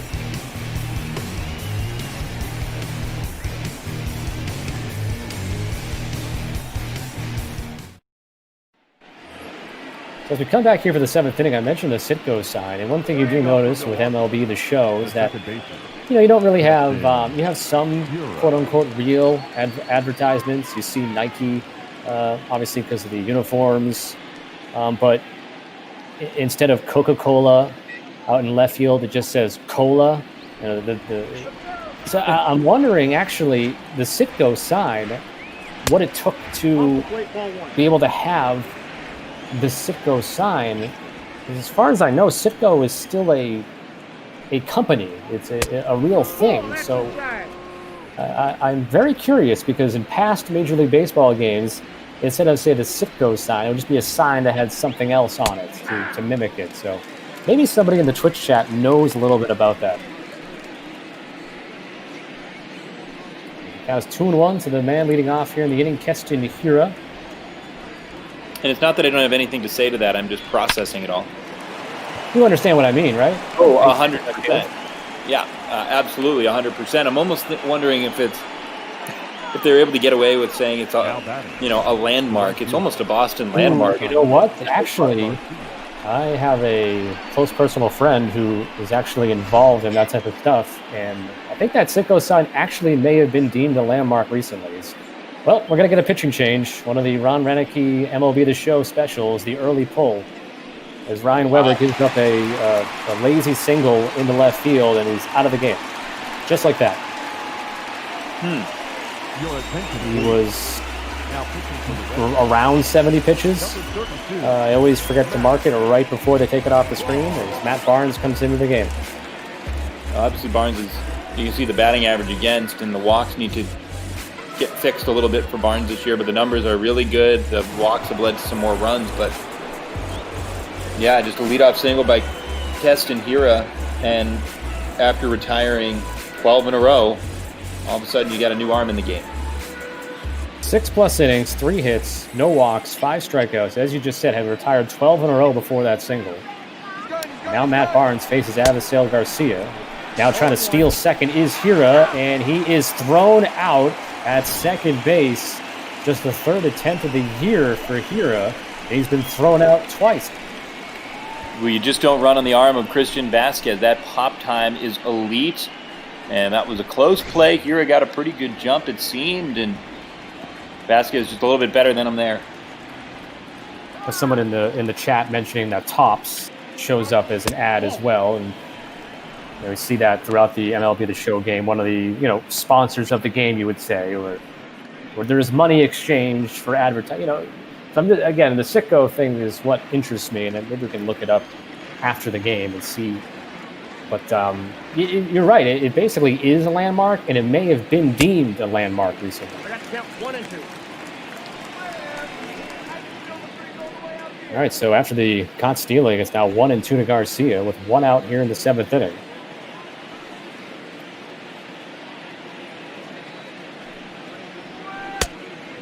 Inside, 2-2. I know some old school video game baseball people would remember what Triple Play used to do with some of their fun advertisements, and they would have funny kind of in-game commercials about, I think they had a bail bonds one, kind of like what they had in Bad News Bears. And yes. Check swing by Garcia, and the count will be full. All right, so I have a little bit of insight for you on the Sitco sign. So back in mid-November of 2018, it was voted on to become a landmark, but the mayor of Boston, who at that point was still Mayor Marty Walsh, said no go on the landmark. He vetoed the vote, even though it did pass, and said let's negotiate a deal to make sure that it stays around for a long time, and so they have a long-term deal to make sure that the Sitco sign remains, but didn't want it to be, in the same breath as some of the Revolutionary War landmarks, the Sitco sign. That's fair. I guess you think about it. Maybe he's not on that same plane as Hildenberger and Brazier, both warming after the walk to Garcia, and it's 0-1 to Justin Smoke, who's 0-2 with a foul out and a strikeout looking against the starter Weber. It's after the high fastball, and it's 0-2. Right, when you think of Paul Revere and the Old North Church, you don't think of the Sitco sign having the same significance for the formation of the country. Too far inside, 1-2.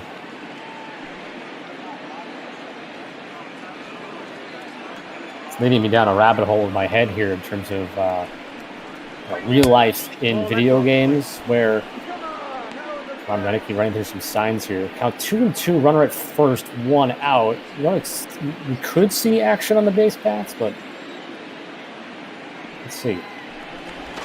Well, thinking maybe, so Barnes checks the runner at first. I'll get to my little random point after this next pitch.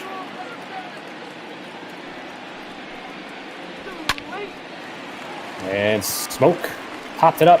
Shallow right. It's Chavis back to get it. Second out here in the 7th inning with the runner still at first, Garcia. What I was going to bring up, and I noticed it as a Boston sports fan playing NBA video games and NHL video games, is that in the NHL game, It is called TD Garden, which is the real name of the arena, and it has it on the ice. It says TD Garden. When you play the NBA game, when the Celtics play at home, it is just Celtics Arena, which makes you wonder why. And I have to assume it's because the Bruins actually own the arena. And so when it comes to the NHL game, the name is used, but not for the NBA game. Weird, but that's my best guess.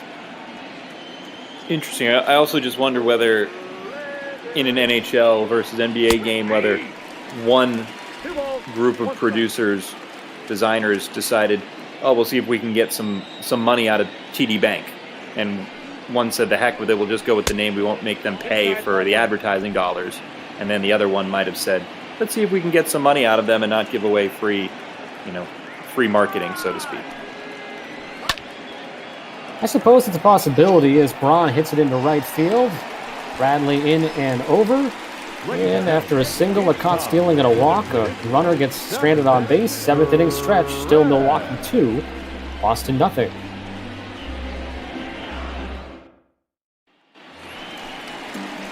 Well, Adam, as we come back here for the bottom of the 7th, I don't know if that what you surmise is.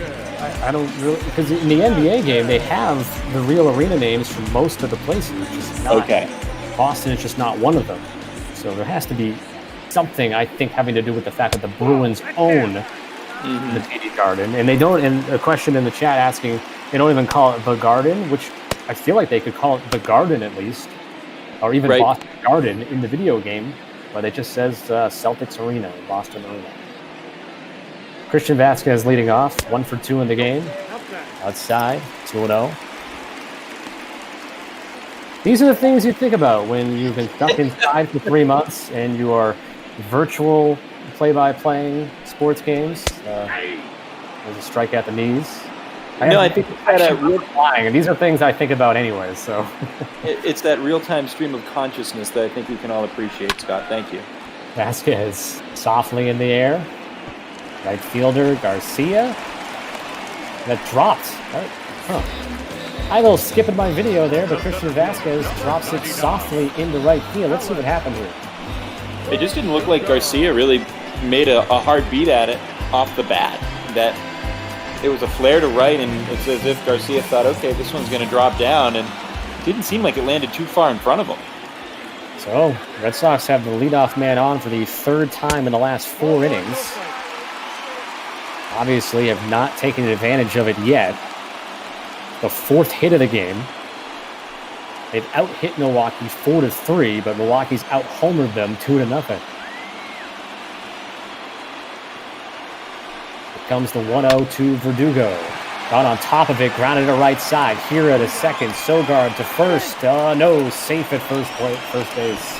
So beating it out was Verdugo, fielder's choice. Really nice job by Verdugo, just earning that fielder's choice because he needed every last drop that he could get out of his legs to get there just ahead of that return throw from shortstop Sogard. In steps Michael Chavis, 0 for 2, a fly out to right and a strikeout. And Chavis lines it. Foul down the left field line. Don't forget Mets and Nationals coming up next at about 5:30 Eastern Time. Big Fund and Eddie McCarthy will be on the call. Inside and low, 1-1. Earlier, the Yankees beat the Rays 5-3, and Toronto walloped the Rangers 10-0. Chavis loops it into right center field. That's going to drop into the gap. Cutting it off is Kane. Moving up to third base is Verdugo. And into second is Chavis with the double. And now the Red Sox may be 1 single away from tying this game up. You really have to wonder how much longer you've got File out there if you're the Brewers. You've pitched great to this point, and this is only the third time today that Red Sox have had a base runner in scoring position. You got the top of the order coming up. 93 pitches right now for File. It appears that he's going to be remaining in the game as Peraza is standing in 0 for 3. Just 1 out in the inning.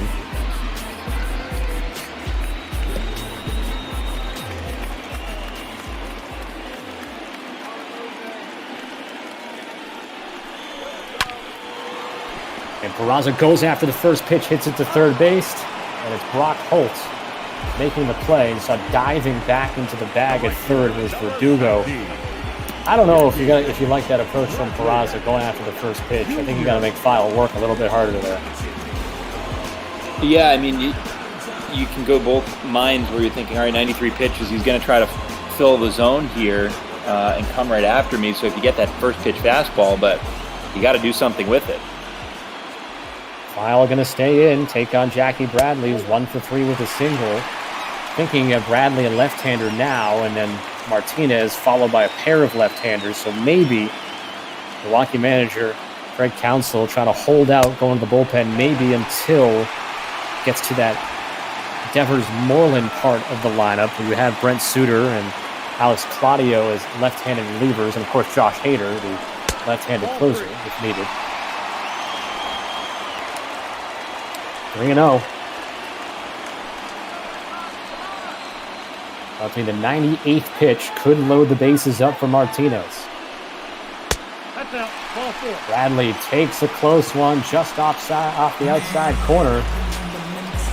And the bases will be loaded for J.D. Martinez, who came up in the 5th inning with a runner on and fouled out. Popped out in the 3rd inning. Walked back in the 1st. 0 for his last 15. And this is the anti-Ron Renicky here with Dylan File walking the bases loaded, approaching 100 pitches. You've got double-barreled action in the bullpen, and you've got a perennial all-star coming up, and they're sticking with the right-hander. And Martinez bust out of the 0 for 15 slump. Away with ball 1.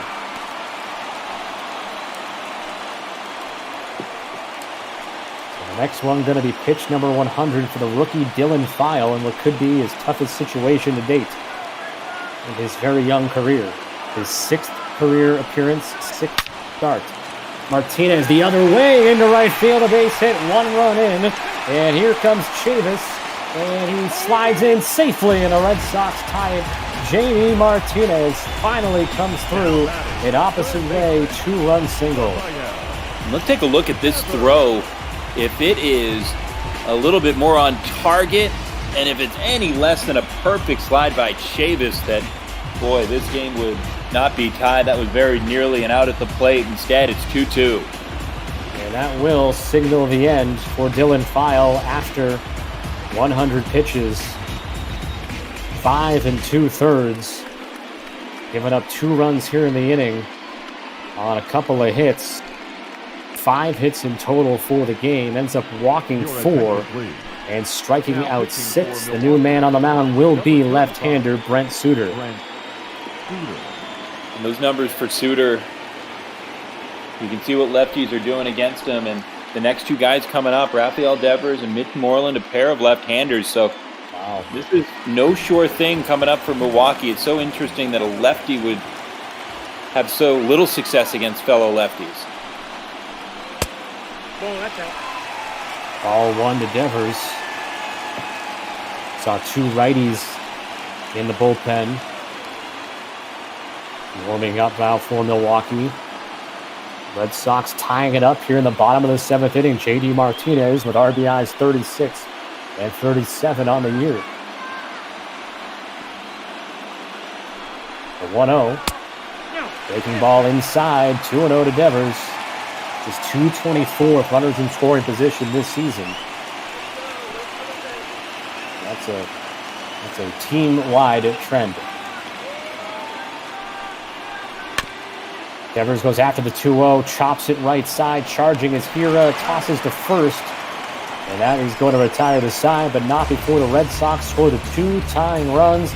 2-run single by J.D. Martinez. Brand new ball game as we move to the 8th inning at Fenway Park.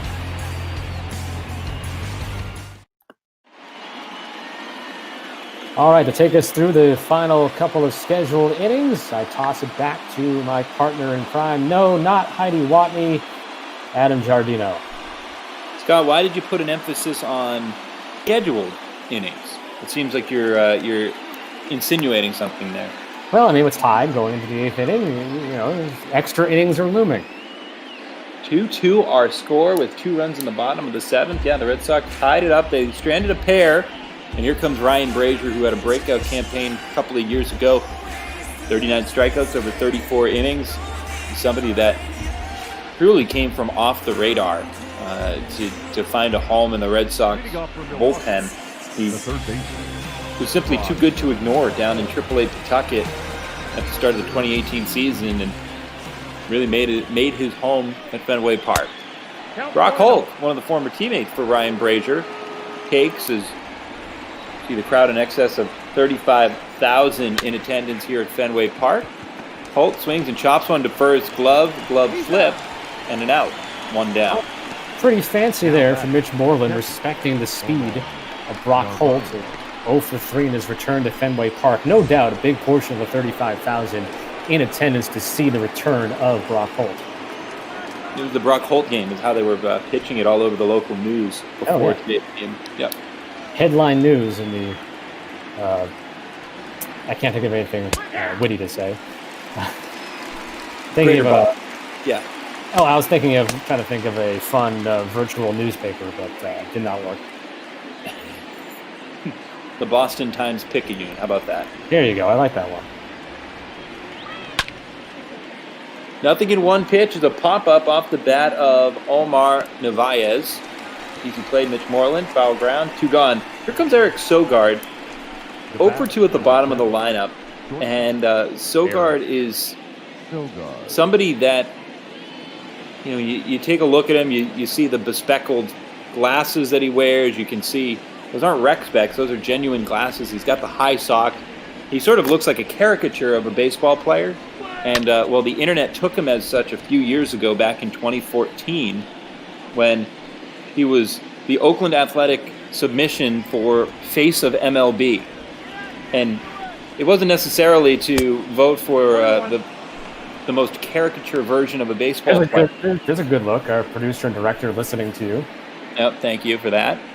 And all Eric Sogard did was knock off Buster Posey, Jose Bautista, and Troy Tulowitzki, making it to the finals. He slaps a single to left field. And made it all the way to the championship of Face of MLB back in 2014, before mysteriously, when everybody on the East Coast went to bed on the night of the championship, Eric Sogard had a lead over David Wright, and then when everybody woke up the next day, David Wright had somehow come from behind at 2 in the morning to knock him off. And so Major League Baseball, they got what they wanted. Not everybody believes it was above the table per se, but David Wright, 2014 Face of MLB, not Eric Sogard.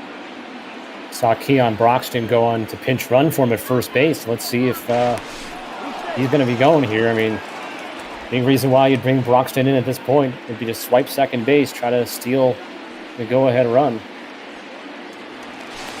Check on him again, and another dive back. And the last thing I'll say about the Eric Sogard story is that I had a chance last year to ask him when he was playing for the Buffalo Bisons about that. And I said, do you think it was anything fishy going on? And he just had a big smile and said, well, I don't know how many people were voting for David Wright at 4 in the morning, but I sure wasn't. So he had a good laugh about it. Maybe he worried more about it at the time than he does in 2019.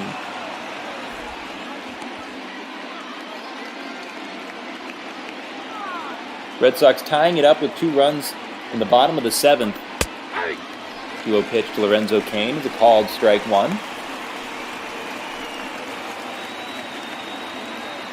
Keon Broxton, an outfielder, so we'll have to see some sort of other shifting going on defensively, presumably in the bottom of the 8th inning. Chopper down to third base, gloved by Devers. Nice off-balance throw, and the out is recorded. We'll have a defensive change, presumably for Keon Broxton, when we return.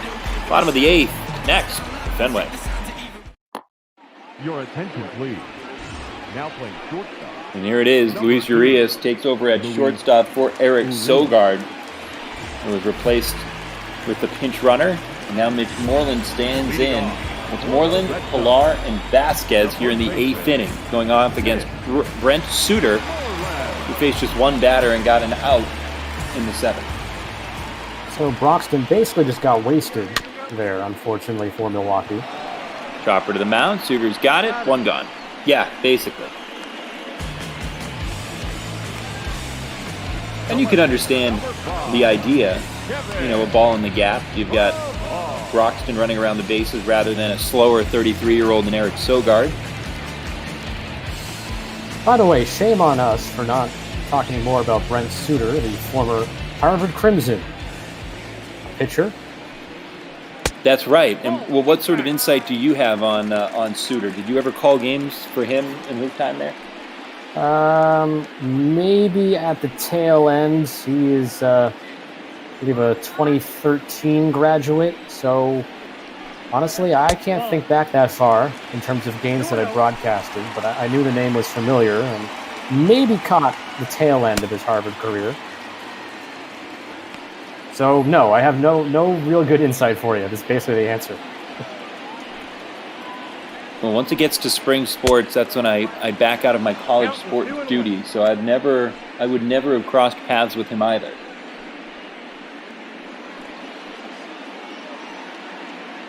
Fall, winter, and then just the very first few bitterly cold lacrosse games, and then it's off to baseball. I got 3-1. 3 balls, 1 strike. Pitch low to Kevin Pillar. It's 3-1. Well, I would have loved to have had some bitterly cold lacrosse games this season, but obviously, unfortunately, most people didn't have much in that way.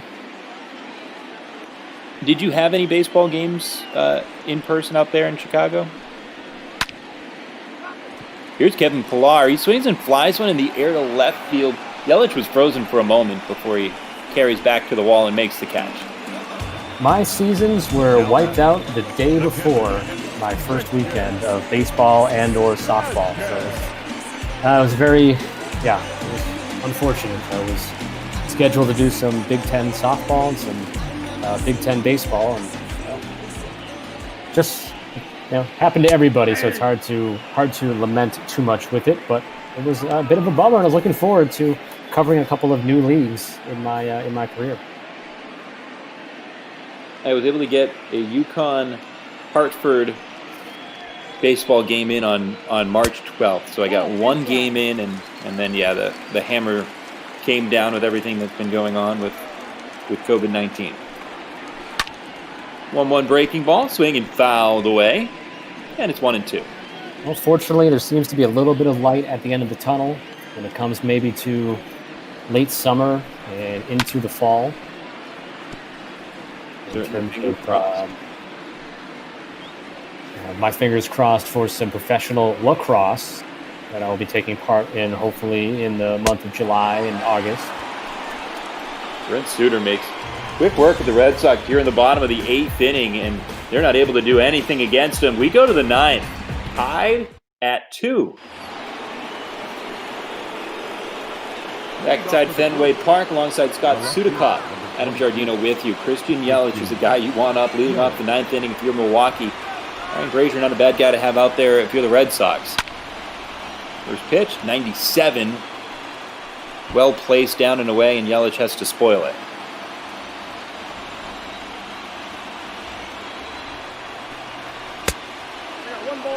Fastball down and in.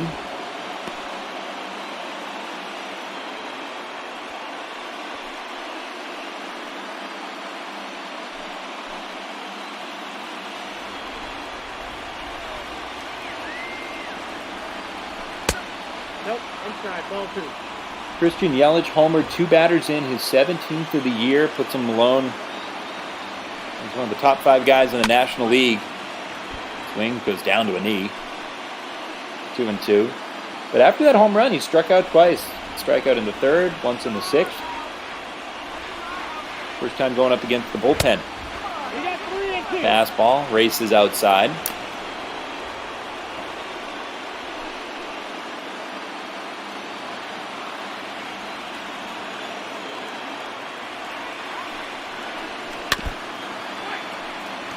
That one's fouled off.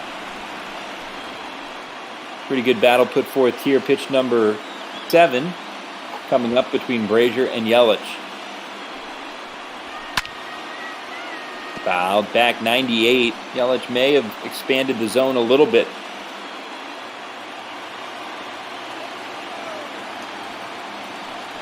Three-two pitch. Swing and boiled away again. Pitch number 9 coming up.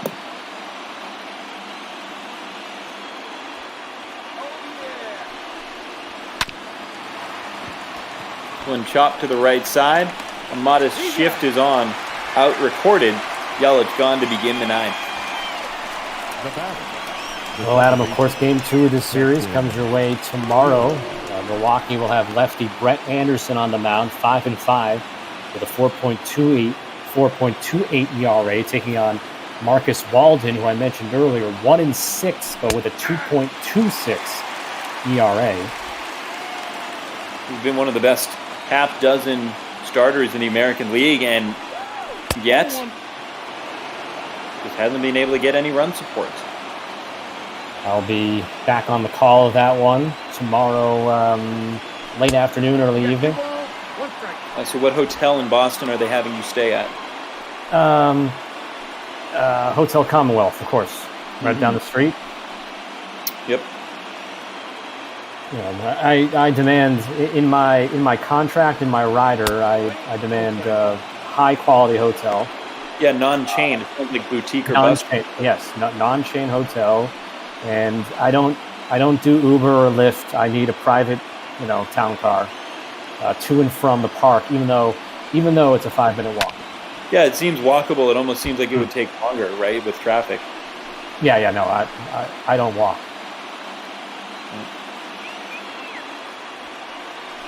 You've always been extravagant. 3-2 pitch, swing and a miss, strike 3. Red Sox bullpen been very good. Matt Barnes, an inning, just a walk allowed. Brazier, inning in 2/3, allowed the single, but that was it in the 8th inning. Of course, the starter, Ryan Weber, was good too. So yeah, I mean, this entire staff has been excellent today for both of these teams. Just 2 real mistake pitches for the Red Sox staff, 2 solo home runs. Other than that, there hasn't been much. And then just 1 inning of mistakes on the opposite side. There's a flare to center field by Keston Hiura, or rather by Avisail Garcia, after Hiura retired. And with 2 outs, we got Garcia out there. You can see that 75 speed. He's 2 for 3 this season in stolen bases.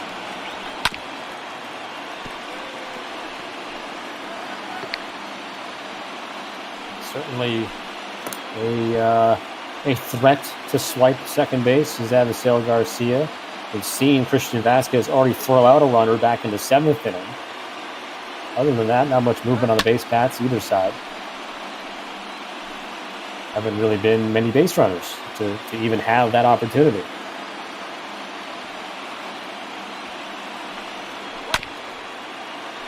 Another bouncer foul. Right, when you consider that Yelich and Narvaez both homered, there wasn't an actual runner standing on a base for the Milwaukee Brewers until the 7th inning in this one.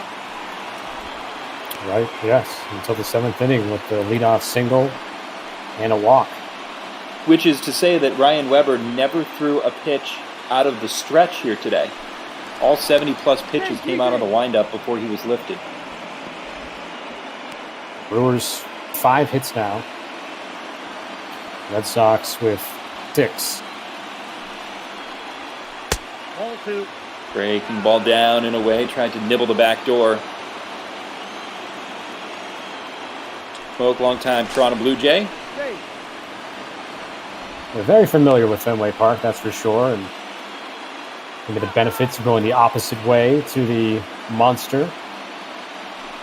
Switch hitter.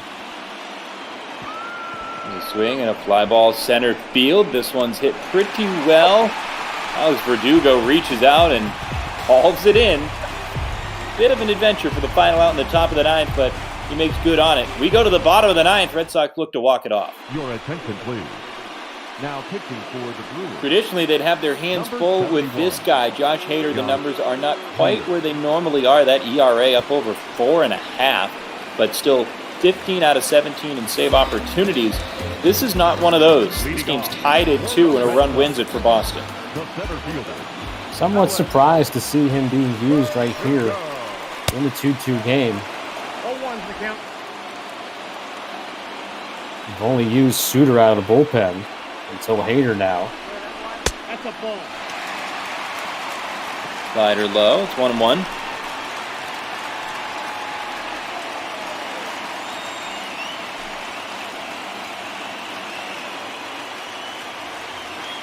Verdugo scares you out in center field with the lackadaisical way he goes back to a ball like that in center field.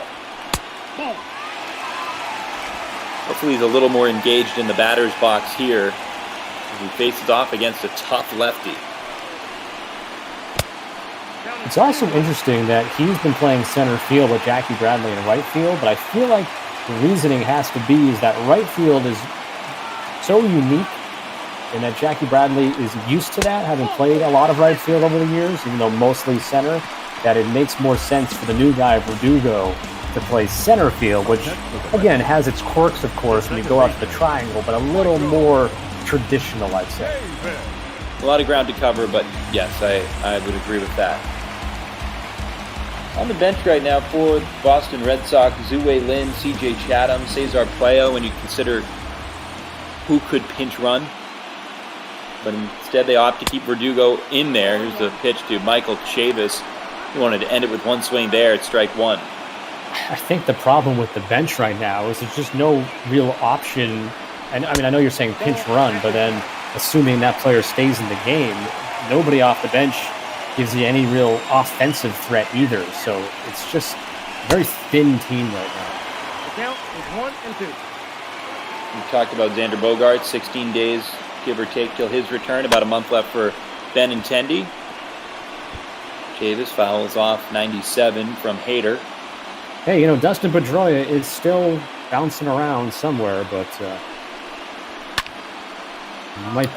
it'd be a bit of a surprise to, honestly, to ever see him play a Major League game again, which is unfortunate. It hasn't been for a lack of effort trying to get his way back. A 1-2 pitch, swing and a miss. A slider that really was never in the zone, and Hader gets Chavis for the first out here in the ninth. Oof. Nasty pitch there from Hader. Started low, stayed low, yeah. I mean, it looked like a pitch you could hit, maybe thigh high, and then just bottom falls out. Here's Jose Peraza. Upstairs for a ball.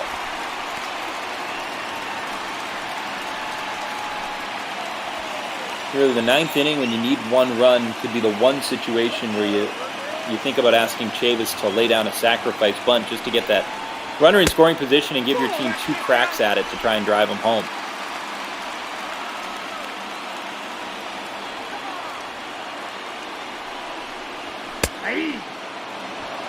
Pitch is a called strike at 98.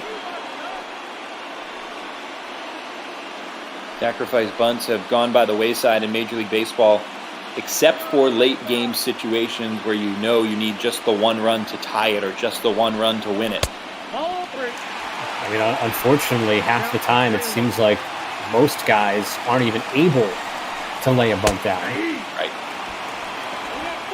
3-1 down. You would be more familiar with this, but I don't know where the teaching of bunting or the execution of bunting has stopped. I don't know if in the minor leagues they're not emphasizing it enough. College, high school, little league, somewhere along the line, bunting has gone away. Catch is made. It's 2 down as it brings up Jackie Bradley Jr. Yeah, it has. It certainly has gone away, and I think for a lot of these players, unless you've got top-end speed and you're trying to bunt for hits, yeah, it is just not a skill that you're working on day in and day out. Here's Jackie Bradley Jr. Swings and pops one up foul out of play. Talk about this game potentially being over. Jackie Bradley Jr., remember back to the first inning, he nearly homered, but Avisel Garcia robbed him. Yeah, right. Good point. Second at bat of the game for the Red Sox, and was probably 2 feet away from a home run. Here's the 1-1 pitch. Swing and fouled away.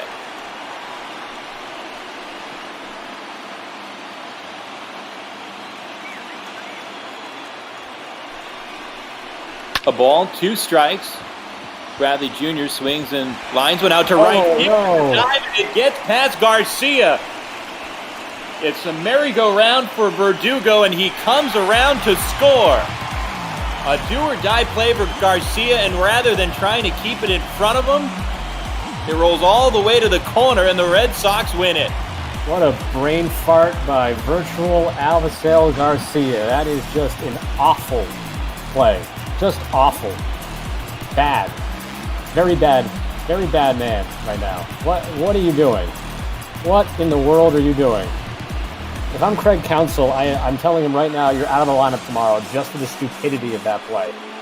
That is just, you got to know where you are. Right field at Fenway Park. It's not worth it at that point. You keep it in front, and it's first and second. Well, good news for Boston finally, though. They win. Just enough off the bat of Jackie Bradley Jr., and how about that? I don't know if that was Gatorade or if that was... That probably was some Gatorade, right? The official drink of MLB The Show is 10K. So. Okay, thank you. Or is it All Sport? I don't know. Nothing like a carbonated sports drink from our youth. Jackie Bradley Jr. is the player of the game. If it wasn't the fly out in right field that Abisail Garcia made a web gem to keep this game going back in the first inning, and you can see the look on his face, just absolute disgust with himself. I don't even know if he's going to walk into the dugout. He might actually go into the Red Sox clubhouse as this game comes to a close. And you know, I mean, he just, when he got up from the dive, he just stood there, didn't even look back because he knew it was over. And Jackie Bradley, I mean, credit to him, he put the ball in play. And I guess for Garcia, you could say, you know, he made that play in the first inning, so kind of evens out there. But I don't know. That is a tough one, but the Red Sox will certainly take it, and we'll see if Boston, if there's any time you need a weekend sweep at home, it's this weekend against Milwaukee, because coming up you get 3 games with Tampa Bay, and if you want to start to make a little bit of ground up before you get Xander Bogaerts back and before you get Andrew Benintendi back, it has to start this weekend. For the victorious Boston Red Sox. See the loss pinned to Josh Hader, and no unearned run allowed, so to speak. It was a miscue in right field, but no error to assess. So an earned run on Hader. Bradley Jr. gets the double, the RBI, and the official scores I've noticed in Boston are very forgiving when it comes to singles and doubles and errors. So, yeah, no error on that play, I guess, because technically he was just making a diving play, trying to make a great play, but I don't know. I would give that an error just in my book because the game should not have ended on that play. And it did. And so Boston Red Sox improved to 29 and 36. Milwaukee drops to 28 and 35. Ryan Weber pitched great for Boston, the no decision. Dylan File pitched equally well for the Milwaukee Brewers. And just a pitcher's duel. It felt like if the game didn't end there, that this game could have kept on going for another hour, and it would have been a real chess match as to see which team came out on top. Here's a look at the highlights of this one. It didn't take long. It was only 2 batters before Milwaukee gets on the board. Christian Yelich homered a solo shot, gave the Brewers a 1-0 lead.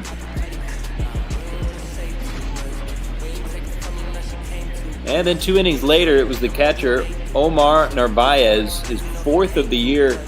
He homered 22 times last year. Maybe this is the one that'll help get that back going. Hooks it around the pole.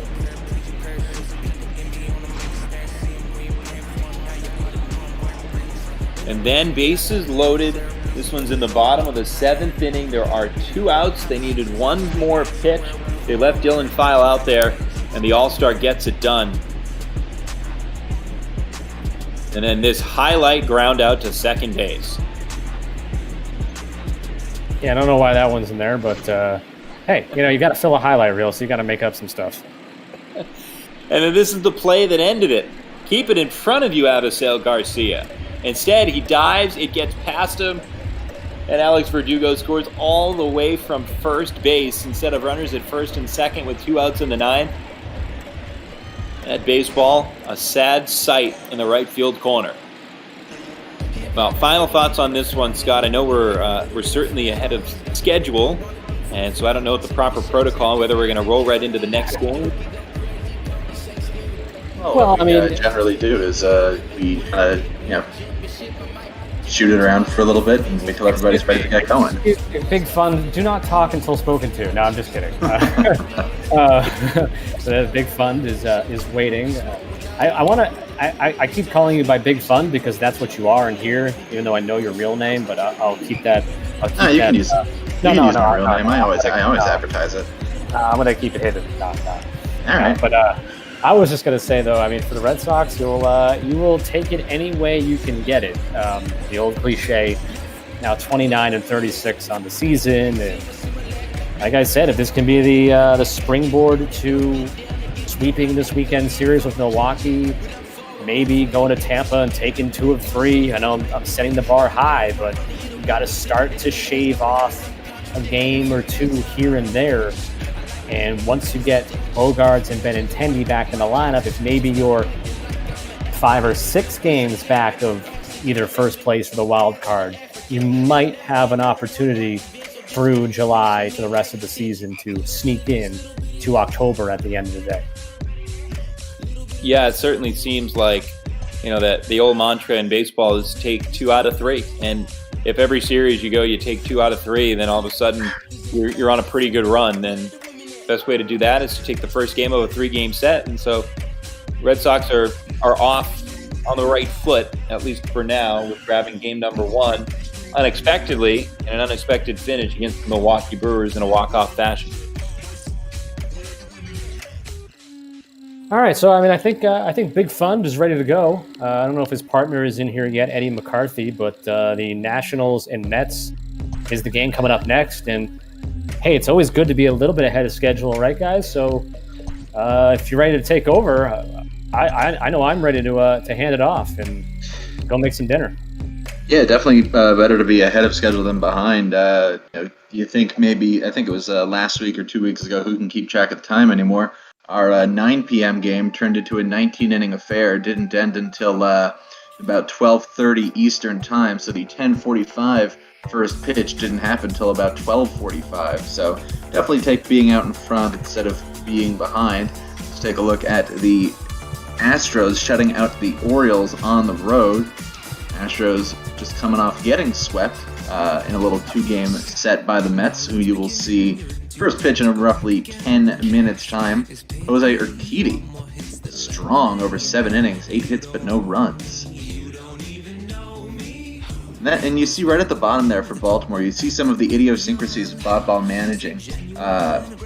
Both long relievers in the Baltimore bullpen, Dean Kramer, Ty Block going 3 1/3 in that one to save the middle relievers, hopefully for a closer game later in the weekend.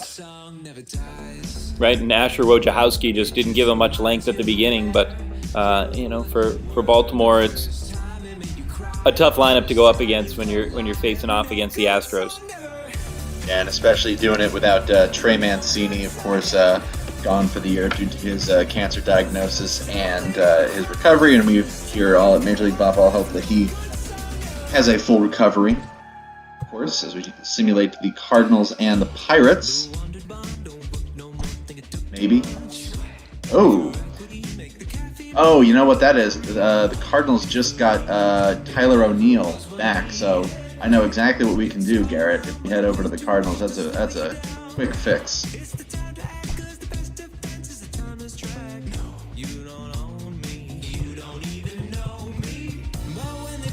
Cardinals currently carrying 3 catchers, so pretty easy to just let one of those catchers head on back to Memphis. Hey, Garrett.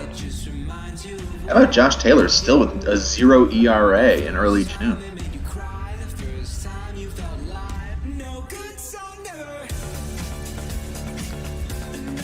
Garmin, what's that change you were making? I was switching between feeds.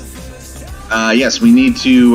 The Cardinals got Tyler O'Neill off the injured list, and so we need to rectify that. They currently have 27 on their active roster. The Cardinals, yes. No, Boston, one of those days. So this should be a layup. Yeah, if you just go to the bottom, Brian O'Keefe, and head on back. And then we'll actually need to do one more step because Memphis will now have 27. So let's go to AAA real quick and clean that up. Now they've got 3 catchers, so we can send a AAA catcher down. Andrew Knisner, I believe that's how that's pronounced. He can head on back. And that solves that problem. Let's make sure that O'Neal wasn't supposed to be in any lineups, or if he was, that he has been put back in place. No, he's still a little banged up. So they activated him, but he's still a little banged up. So that's all right. We'll let him be day-to-day there. So that's taken care of. Well, I don't know about you, but I'm dying to see the results of this game. Yeah, might as well if we were going to do it. Let's knock out Pirates and the Bucks. Cardinals taking that win 2-1. Not a lot going on in this one. Only 4 hits for the Cardinals. Paul Goldschmidt with 2 of those. Now Weeder's got the start. Yadi Molina pinch hit. Justin Turner pinch hit. Solo shots for Goldie and Weeders. That's all they needed. Brian Hayes hitting pretty well in the start of his major league career, hitting .307 over the first what appears to be, I think, so far. Maybe a little more because I don't know how much time passes anymore. Interesting to see Eric Gonzalez, couple of errors. Ronnie Gallegos gets a 17th save, scoreless 9th inning. Richard Rodriguez takes the loss after Trevor Williams went 7 strong. Good to see that from Trevor Williams. And good to see Davidas Neverauskas back in the bigs after Chris Archer went down requiring surgery to repair his thoracic outlet syndrome. As I'm now joined in the booth by Eddie McCarthy, be providing me with support for this National League East matchup between the Mets and the Nationals. How's it going, everybody? We're doing quite all right here. That's what we like to hear. Get ready for game 2 of 4. 4-game set between the Mets and the Nats. Take a look at the Mets lineup. He's slightly slumping Ahmed Rosario leading it off. Jeff McNeil playing second against the left-hander because J.D. Davis in the lineup later. Rest of it pretty much the same. Pete Alonso hits third. Michael Conforto hits fourth. Yoenis Cespedes is still struggling, hits fifth. J.D. Davis plays the hot corner, hits sixth. Wilson Ramos catches, hits seventh. Brandon Nimmo plays center field, hits eighth. And Steven Matz rounds out the lineup, hitting ninth. Take a look at the Washington Nationals lineup against the left-handed pitching Steven Matz. Trey Turner leading it off. That'll be Adam Eaton, Juan Soto, Howie Kendrick. A fantastic year for the Nationals. Then Ryan Zimmerman, Kurt Suzuki, Starlin Castro, Victor Robles, and Patrick Corbin in the pitcher's spot. Eddie, what are you looking for in today's game? Nationals coming into this one. First place, the National League East, 3.5 up on Atlanta at 40-22. Mets, multiple shouts back at 24 and 38, 16 back of the Nats. Well, like you said, multiple shouts back, and the Mets are not going to be able to make it all back in one game. Not one swing, not one hit by any means. But like I said when we were together the last time, which was, I believe, last Saturday when we had the Mets and the Dodgers at Citi Field. And it was Steven Matz who was on the hill. And I said the key for him was that curveball. And that day it wasn't working. And he got blasted. And the Mets ended up giving 11 runs. And they would lose 11-4 that day. And I'm going to say it again. The key to Matz's game is that curveball. If the curveball is working, that means all of his other pitches can keep hitters off balance. If not, he becomes a whole lot easier to hit, and the Mets could be in for a long day in the field. Let's take a look at the partly cloudy Washington, D.C., the nation's capital, playing host to this game. Nats Park, the venue. Said it will be Steven Matz going up against Patrick Corbin. Take a look at the major league ranks for the Mets and the Nationals. Nationals leading the majors in steals, just about half of those belonging to Trey Turner. You see those batting numbers, 64 home runs. Pitching is great, the 3.21 ERA. But now, let's have a little broadcast open. Welcome to Major League Ball on Twitch.tv. This is the Big Fund. Eric Arment joined by Ed Carthy. This afternoon we will be bringing you Game 2 of 4. It is the New York Mets in 5th place in the National League East, visiting the division-leading Washington Nationals. Nationals, the defending World Series champions, have Patrick Corbin on the mound today. Mets will be sending Steven Matz to the bump. Take a look at Patrick Corbin, his numbers on the season. In 12 starts, he has a decision in all of them. 7-5, a 3.84 ERA in 70 1/3 innings. 80 strikeouts to 33 walks. That number, 80 strikeouts, is good to be tied for 9th in the National League coming into play today. Mets will get this game started with 3 infielders. Ahmed Rosario, Jeff McNeil, and Pete Alonso will be the first 3 batters of this one. Partly cloudy day in Washington, a little bit humid and muggy. First pitch of the game is outside to Ahmed Rosario for ball 1. Rest of the Mets lineup: Michael Conforto, Yoenis Cespedes hits 5th, J.D. Davis gets the start against the left-handed Corbin, Wilson Ramos catches, hits 7th, Brandon Nimmo hits 8th, and Steven Matz, the Mets pitcher, hits 9th. Here comes the 1-0 from Corbin to Rosario, swung on and missed, strike 1. This Nationals lineup, up and down, Eric, they can all hit, and the key is for the Mets lineup, especially the top of the order, to try and counteract that. Base runners are going to be key whenever and however they can get them on. Slider from Corbin misses low, 2-1, give you the Nationals' defensive alignment momentarily. Pitch. Swung on, lifted to the right side, but it's going to tail foul, 2-2. Starting at third base in the Nationals infield, third baseman Starlin Castro, shortstop Trey Turner, second baseman Howie Kendrick, first base Ryan Zimmerman, catching Kurt Suzuki.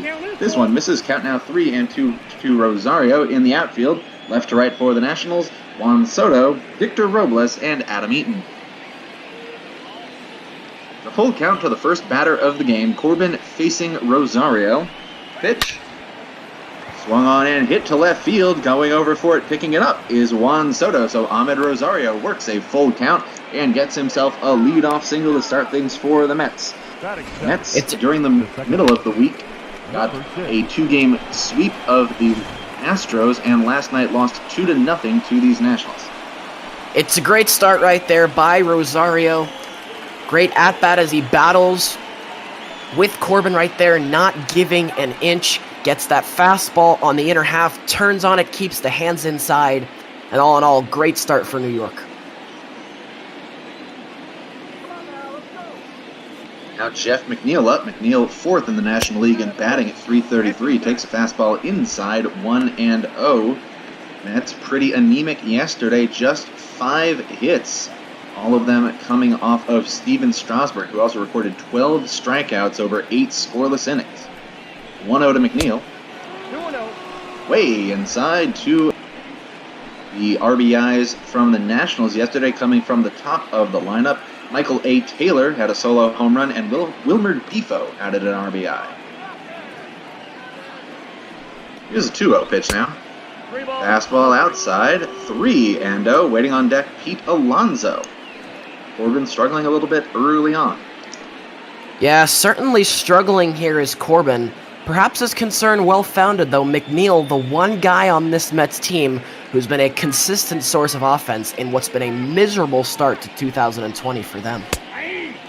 3-0 is right over the heart of the plate with a fastball for a strike, 3-1. Corbin brings a couple of different fastballs alongside 3 other pitches to the table, a slider, a changeup, and a curve. Let's check on Rosario. Back easily, just a soft toss over.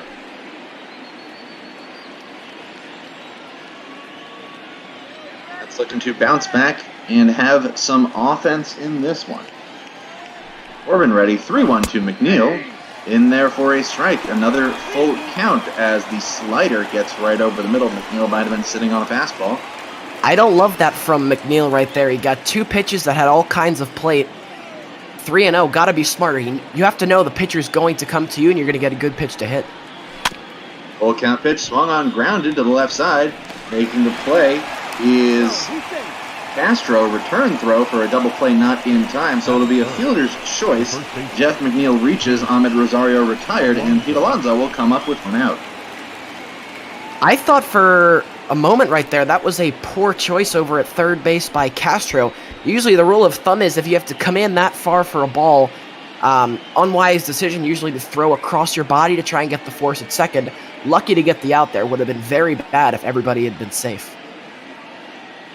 And here's Pete Alonso. First pitch to the Mets first baseman. Swung on, fouled off to the right side, 0-1. Alonso comes into this one tied for 5th in the National League with 16 home runs. His 46 RBIs good for 6th place on his own in the league. The 0-1. Swing and a miss at a pitch outside, 0-2. Alonso fooled by that two-seam action. Still the early going here in the nation's capital. Mets and Nats playing the second of 4, the long weekend series. Now an 0-2. Way high, 1-2. Home plate umpire Jerry Hillsdale calling the balls and strikes.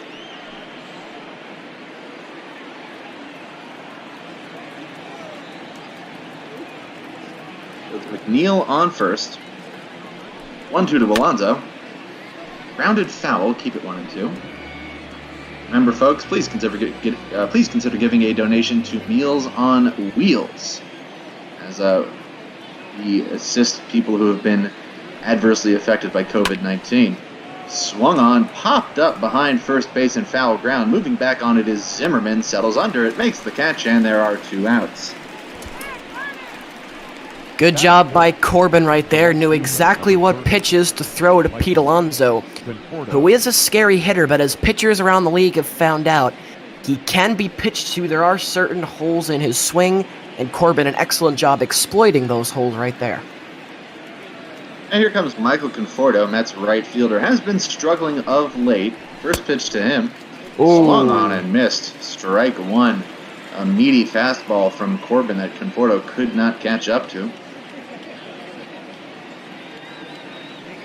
Couple checks on McNeil, now an 0-1.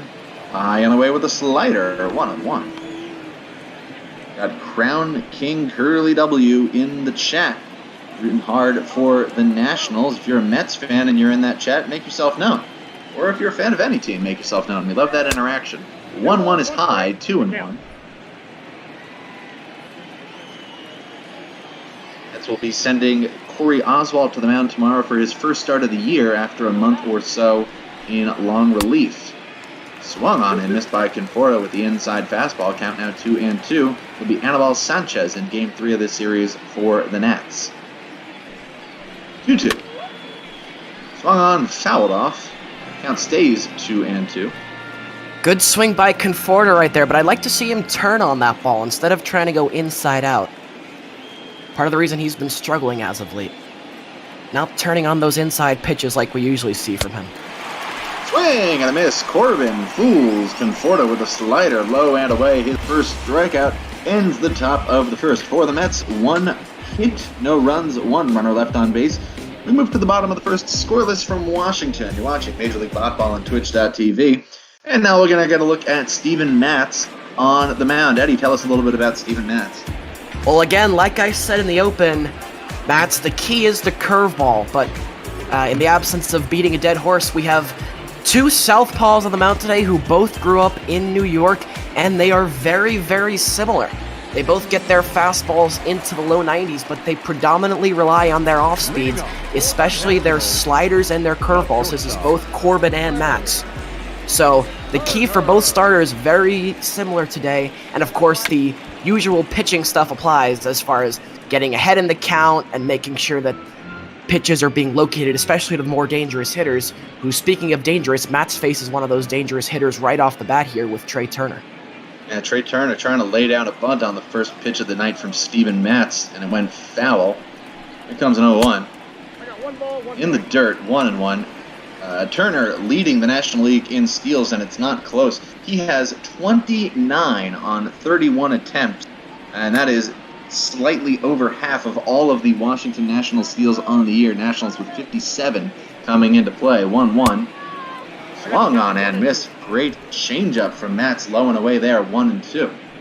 In the NFL, Eric, there are certain guys who are just coaches' nightmares because they have the ability to wreck a game, and Trey Turner is one in the MLB if he gets loose on the base paths.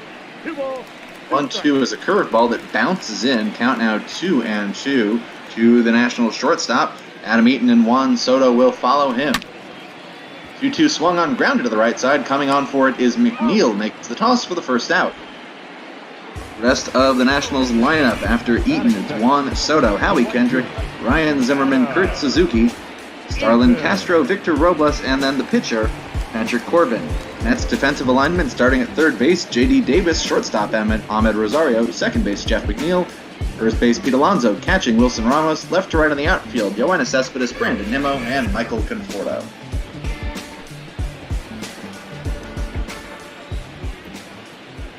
Mets now will face a couple of lefties. First up, Adam Eaton. First pitch swinging, grounds sharply to short. Scooped up by Rosario, makes the toss picked out of the dirt by Alonso for the second out. Good job by Pete Alonso right there as that toss from Rosario. A little bit spiked in the dirt. Good job bailing out his shortstop. And also a good start here for Steven Matz. He's getting ahead in the count. Seems to be able to locate today, which is a lot different from when you and I saw him last week. I'm optimistic, and Mets fans should be as well. First pitch from Matz to Soto is swung on and missed 0-1. And a check swing. Count now 1-1. Soto coming into this hitting .263, a little lower than he might like to be. 1-1 pitch. Low, 2-1. Soto is, however, tied for fourth in the National League with 20 doubles. Even though he's only got 11 home runs, still has a lot of extra base hits helping his slugging percentage sit at .518. Swings and misses badly at this one, though. Count 2-2. Another good curveball out of Matz. He's one strike away from a 1-2-3 inning to get things underway. Pitch. Swing and a miss. Steven Matz records his first strikeout as part of a 1-2-3 inning. We're scoreless after one. You're watching Major League Botball on Twitch.tv. So, Botball fans, do keep an eye out. We've got something fun coming for you on Monday. We're going to be having a minor league showcase day. There are only 2 major league games on the schedule, and of course we'll be bringing you those, but we're going to be bringing you, I believe, 3 or 4 double-A games on Monday. First pitch to Yoenis Cespedes misses, including, I believe we're working on getting multiple minor league broadcasters to join us in the booth on that day. So be sure to be tuned in Monday afternoon for the Botball Minor League Showcase. 2-0 to Cespedes, swung on, hit deep to left field. This is going back, and this is going to bounce up against the 377 sign in left center. Yoenis Cespedes with a double to get a runner in scoring position for the Mets here in the second. Well, here's something that not just Yoenis Cespedes, but Met fans everywhere has been waiting for, and it is for this guy to finally get going. And right there, great sign for Cespedes. He gets a pitch on the inner half. He gets the arms extended, drives it into left center field. And the Mets, once again, in really good position to lead off the inning. First pitch now to J.D. Davis, lifted behind first, going into foul ground, and it is going to drop. Good attempt by Adam Eaton to get on that one, but he could not make the catch. Mo Red Wings in the chat says, hopefully a Rays minor game. And yes, Mo, one of our games is actually locked in on the schedule. I'll tell you about that after this pitch. And it misses to J.D. Davis at 2 p.m. Eastern on Monday. We are currently scheduled to have the Jacksonville Jumbo Shrimp at the Montgomery Biscuits, featuring John Vitas on the call. John Vitas, the lead play-by-play broadcaster for the Charlotte Stone Crabs, the high A team in the Tampa Bay Rays system. 1-1 to Davis. Swung on and fouled off. 1-2. Well, we said great start for Matz, but Corbin not so much. As you see right there is a prime example. Suzuki set up outside. Corbin missed his spot, painted the inside corner on that. Lucky Davis didn't burn him. 1-2 now outside. Count 2-2. Wilson Ramos, who's remained one of the bright spots for the Mets offensively over the last week and change, waits on deck.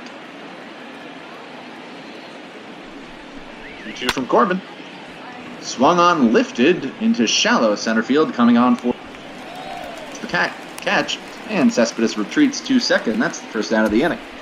That'll bring up Wilson Ramos. Ramos, a one-time Washington National, now in his second season with the Mets. Mets have a lot of complaints here on the season, but Wilson Ramos can't be one. He's been very good for this ball club. He's worked diligently back there behind the plate, delivered some timely offense on the rare occasions that the Mets have got some. And so the Mets have many qualms on the season. Catching, so far, not one of them. 0-1. Inside, count now 1-1.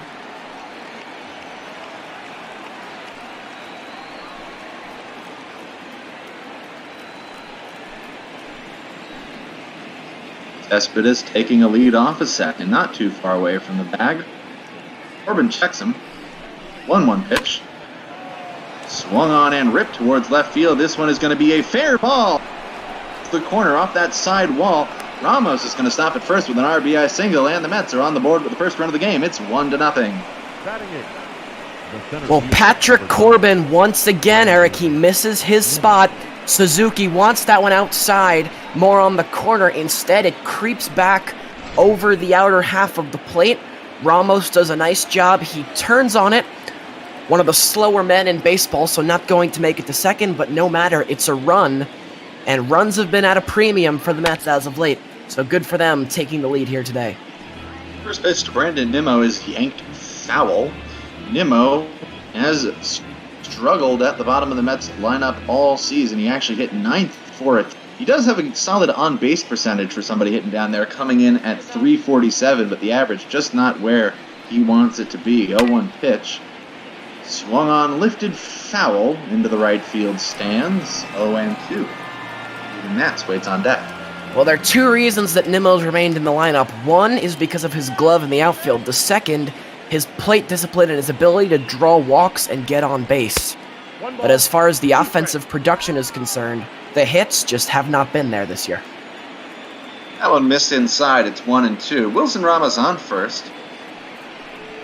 1-2. Swung on, and this one's going to be hit into right field. Picked up by Eaton. Standing on second is Wilson Ramos. The Mets have a couple runners on, and Steven Matz will come up in a sacrifice situation. Perhaps a visit, maybe, here from not from Dave Martinez, the Nationals pitching coach Paul Menhart. Maybe a talk by Suzuki here, but they have to do something to calm down Corbin. Not really being able to find his command so far. At squares, first pitch bunted up third base line. Castro makes the throw easily. The runners advance, marked as a 5-3 on your scorecard. Perfect right there by Steven Matz. The wheel play not on for the Nationals. Anytime you have men on first and second, you want the ball bunted down that third base side to force the third baseman to charge so there's nobody covering third. Executed to perfection there by Matz, and Rosario is set up great right here with two runners in scoring position. First pitch to Rosario, outside 1-0. Rosario's single game was retired on the fielder's choice. The attempted double play on Jeff McNeil. That's here with Ramos on third, Nimmo on second. Average single to the outfield should score both. 1-0. This one is grounded. Nice play on the backhand by Castro. Makes the throw across, and Zimmerman picks it out. Starlin Castro saving 2 runs with a spectacular defensive play for the Mets in the second. 1 run on 3 hits, 2 left on, but they take a 1-0 lead in the bottom of the second.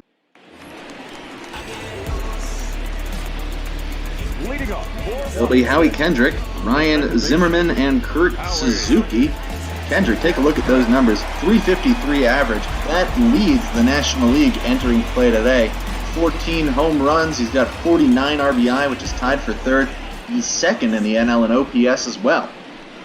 He loves left-handed pitching as he takes this one low and inside from... Matt certainly has to tread carefully here, but how about Howie Kendrick? He's kind of come out of nowhere this season. Always an excellent major league player, a starter for pretty much his entire career, but nowhere did we see it coming. He would have league-leading numbers. Kendrick putting together a nice season for himself this year. That one down to Davis. Hesitates a little. Finally makes the throw across to Kendrick. Not a fast runner. And that is the first out of the second inning. Yeah, Kendrick was always a Major League regular type. You think about his years with the Angels, but really broke out in the 2019 postseason.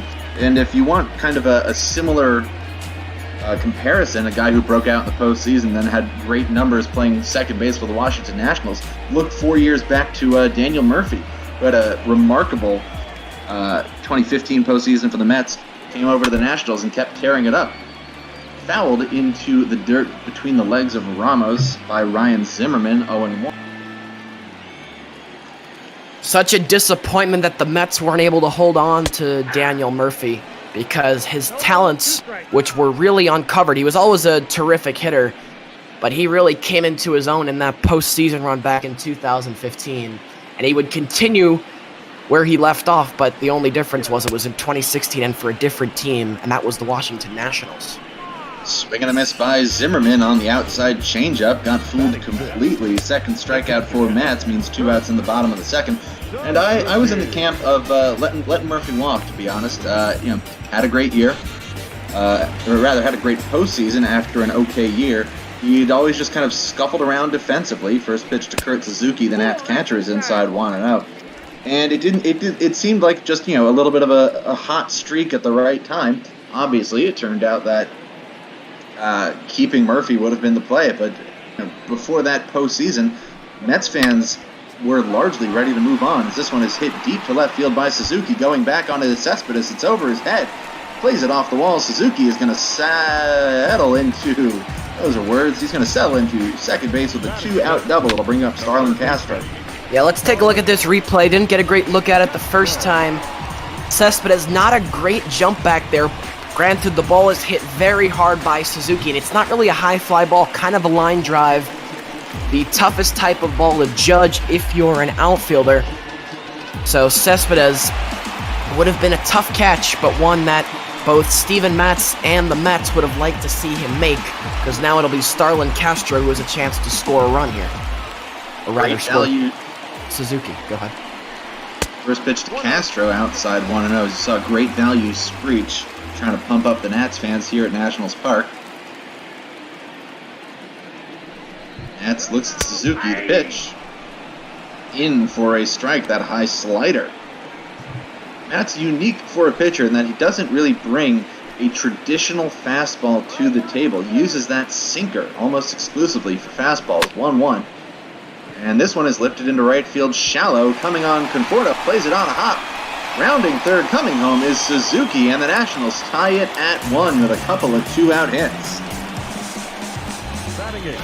Michael Conforto kind of took a very slow route to that ball. Have to wonder if it seemed to me, and it's good hitting by Castro, and it's not a bad pitch by Matz either, as it kind of jams him inside. But I thought A, Conforto was playing a little bit deep for a right-hander, and B, not really on his horse to get after that one. Perhaps if he had been, maybe a closer play at home plate. Yeah, that hop really kind of came up on him a little bit. Any chance he had of throwing Suzuki out seemed to wash away as that one kind of came into the body of Conforto. Count now 1-0 to Nats center fielder Victor Robles, the pitch. This one is grounded to, looked like Rosario might have had a play on it, but he just pulled up. So it's 3 straight hits for the Nationals. It gets some runners on first and second, but it will bring up the pitcher, Patrick Corbin. Yeah, once again, Steven Matz this time running into some trouble in the second inning, same as his counterpart, Patrick Corbin. As good as his control was in the first, he's left some pitches out over the plate here, and these Nats hitters have made him pay. Corbin's going to have to help himself out in this spot. Castro on second, Robles on first. 1 run home for the Nats here in the second. The pitch. Line foul, 1-1. And again, to point out here, Eric, all this offense generated with 2 outs. It started with the 2-out double from Suzuki, and from there it was Castro and then Robles with hits. And so everything here that the Nats have put together with 2 out. So it's a good sign here if you're Washington. Nats ahead now 1-2. Pitch on the way. Grounded. Foul. Just making a piece of it was Corbin with that defensive swing. So both teams with a double and 2 singles in the second. Nats looking for more. 1-2 to Corbin. Lifted On the infield, coming over from first base to make the catch is Pete Alonso, and that will do it. So, just like the Mets, Nats into the second inning. 1 run on 3 hits, 1 runner left on base. We're through 2, we're tied up at 1. Watching Major League Ball on Twitch.tv, the Big Fun, Eric Arman, Eddie McCarthy, bringing you this National League East matchup in the middle of the ball day. We still have 3 more great games to bring you after this one. We got interleague action, the Mariners and the Marlins at 7:15. Padres visiting the D-backs at 9 o'clock, and then Ball After Dark will be out of the AL Central, Tigers and the White Sox. First pitch to Jeff McNeil, slider over for a strike 0-1. McNeil grounded into a fielder's choice and reached in the first. 0-1. This one is hit back up the middle, but moving to his right swiftly is Kendrick to make the play for the first out. That's like the kind of a rebuilding rodeo, if you will, isn't it? As McNeil grounds out right there between the Mariners and the Marlins, both teams who are in serious rebuilding mode. They have some good prospects out there, so always a good game, always good to get a look at what the future of baseball is going to look like. But those are 2 teams who are certainly a few years away from playoff contention. First pitch to Pete Alonso in for a strike. Alonso fouled out behind first his first time up. A 1 pitch. Swing and a miss. 0-2. Fooled badly by that changeup. Way out in front. Corbin ahead now, working quickly. Pitch on the way. Swing and a miss. A quick 3-pitch strikeout of Pete Alonso by Patrick Corbin. That is the second strikeout for Corbin. Now 2 outs in the inning. Well, this is a really good sign for Patrick Corbin and the Nationals. A rough second inning, but he comes out in this third, guns blazing. Good pitch to McNeil in the previous at-bat to get him to ground out, and then total, utter domination right there over Pete Alonso. A 3-pitch strikeout, just like you said, and so far making mincemeat of the heart of this Mets order. Fordo took a ball to start the at-bat. Now a 1-0 pitch. Swung on, grounded foul, 1-1. And if you're looking for some quality pitching, you should have been here earlier this week. Tell you more about that after this 1-1 pitch. Outside, 2-1. Wednesday, we had a ball no-hitter. Germán Marquez of the Rockies getting the no-hitter at Arizona. This one's low, 3-1. The next day, Rockies no-hit the Dodgers for 6 innings before giving up their first hit. And earlier today, Nate Pearson went 7 2/3 for the Blue Jays before giving up a hit. Ended up going 8 2/3 with just the 1 hit. Fordo grounds this one into the shift. Diving stop by Turner. He's able to knock it down, but he's not able to make the play. It'll be an single for Michael Conforto, and the Mets have a 2-out base runner. Hard hit by Conforto right there. Not too much that Turner could do about it. To his credit, great job to knock it down.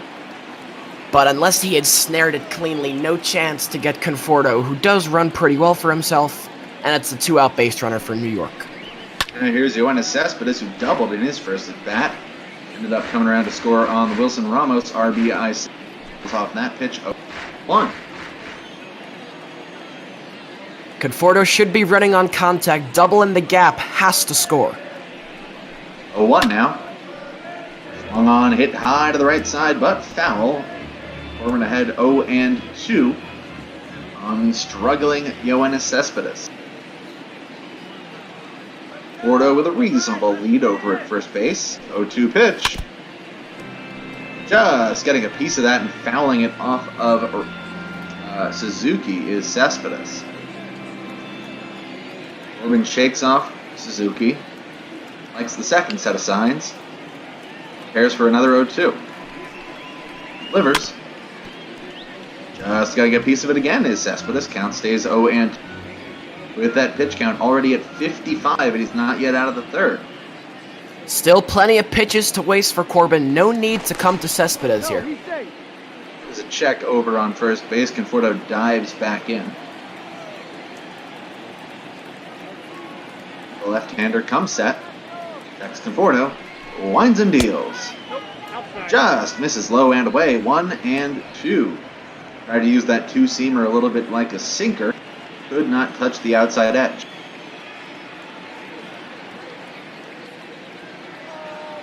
Check on Conforto. 1-2. Way inside 2-2. By the way, folks, we have been donating money to Meals on Wheels since the beginning, but for the time being, this is going to be weekend. Donating to Meals on Wheels will be starting a new Charity of the Week program starting next week, Tuesday the 9th. I'll tell you more about that soon. Corbin brings the 2-2 to Cespedes, grounded short, scooped up by Turner, goes the short way to Kendrick, and that will do it. So the Mets get a 2-out single from Michael Conforto, but he's retired on the fielder's choice by Cespedes. We're still tied at 1 in the middle of the third. So Monday, on our minor league showcase day, we will be raising money for the Adopt a Minor Leaguer program. Of course, many minor leaguers are in a financial difficulties as a result of the COVID-19 pandemic. The Adopt a Minor Leaguer program has helped raise funds for almost 450 minor leaguers so far, and we will be doing our part on Monday the 8th. Yeah, I'll tell you, some of these big league teams have been taking the high road and deciding to set up funds for their minor leaguers, but others have been are to be blamed, as they've quietly cut a lot of their minor league players, declaring that they won't pay them, which has not exactly led to great reviews from around the league and their fellow teams. Trey Turner fouls off the first pitch as we've now hit 1,000 followers on our Twitch channel. Isn't that exciting? Turner swings and misses at a curve, 0-2.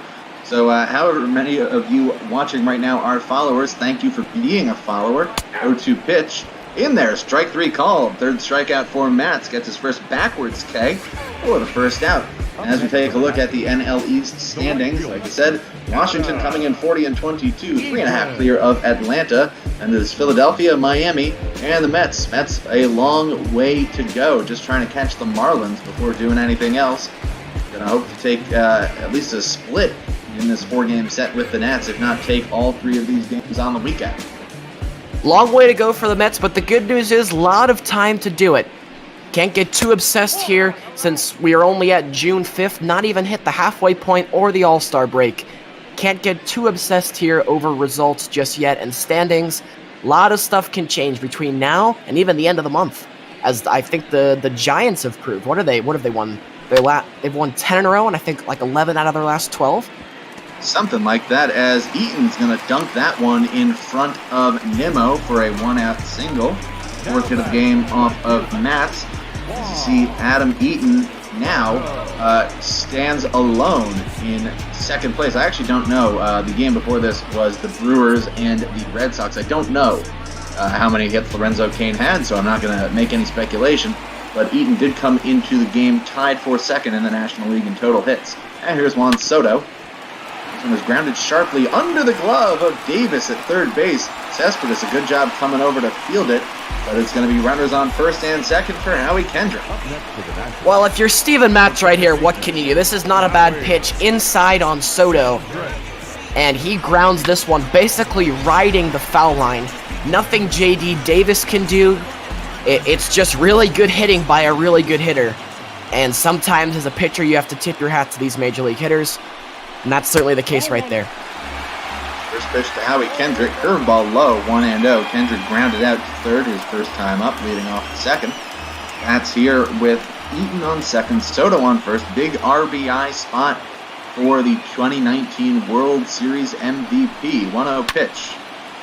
This one is lined to right field, and that one is going to get down. Coming up throwing is Conforto, and the throw is going to be just late. Advancing to third is Juan Soto. Howie Kendrick with an RBI single. 3 straight hits for the Nats. Brings out a Jeremy Hefner visit to the mound. Well, you see right here, because Michael Conforto shifted over towards center, as right fielders usually do when there's a right-handed batter at the plate, he fields this ball with his momentum going towards the foul line, and that's kind of how he threw it. As you see, it was up the line. If perhaps he's running right at that ball, we have a better chance of throwing the ball straight and sort of on line to Ramos, where it would have been a close play, but because it's up the line, no chance to get Eaton, who runs very well at the plate. 0-1 to Ryan Zimmerman now, and this one is hit to left field. It's going to send Yoenis Cespedes back, and he's going to look at it bounce off the wall. And the way Yoenis Cespedes played that fooled Howie Kendrick pretty badly. Kendrick could reasonably be standing on third with Zimmerman on second. Instead, it is a long, loud single that scores Soto and increases the Nats lead to 3-1. That's a single? My goodness. Brings up Kurt Suzuki now, who doubled in the second inning, started that 2-out rally, ended up coming around to score on the Castro single. But like you mentioned, give Cespedes credit. He really fooled Howie Kendrick right there and probably saved a run. Actually, he did save a run. This one just catches the outside corner. Matz now ahead of Suzuki. 2. So 4 straight singles of varying styles of contact for the Nationals. You had the little dunk from Eaton, the sharp grounder by Soto, liner into right by one off the wall by Zimmerman. 0-2. This one is grounded back towards the mound. Matz comes off field, spins and throws. So although it is a ground out for Kurt Suzuki, it's about as productive as you could get, as it does advance the runners to second and third for Starlin Castro. The third baseman. Good job by Matz right there. So many times you see pitchers, they field a ground ball when the runner's on base and they're automatically tempted to try and get the lead runner. But it's a good job by Matz knowing he has to cut his losses. Only play was to first.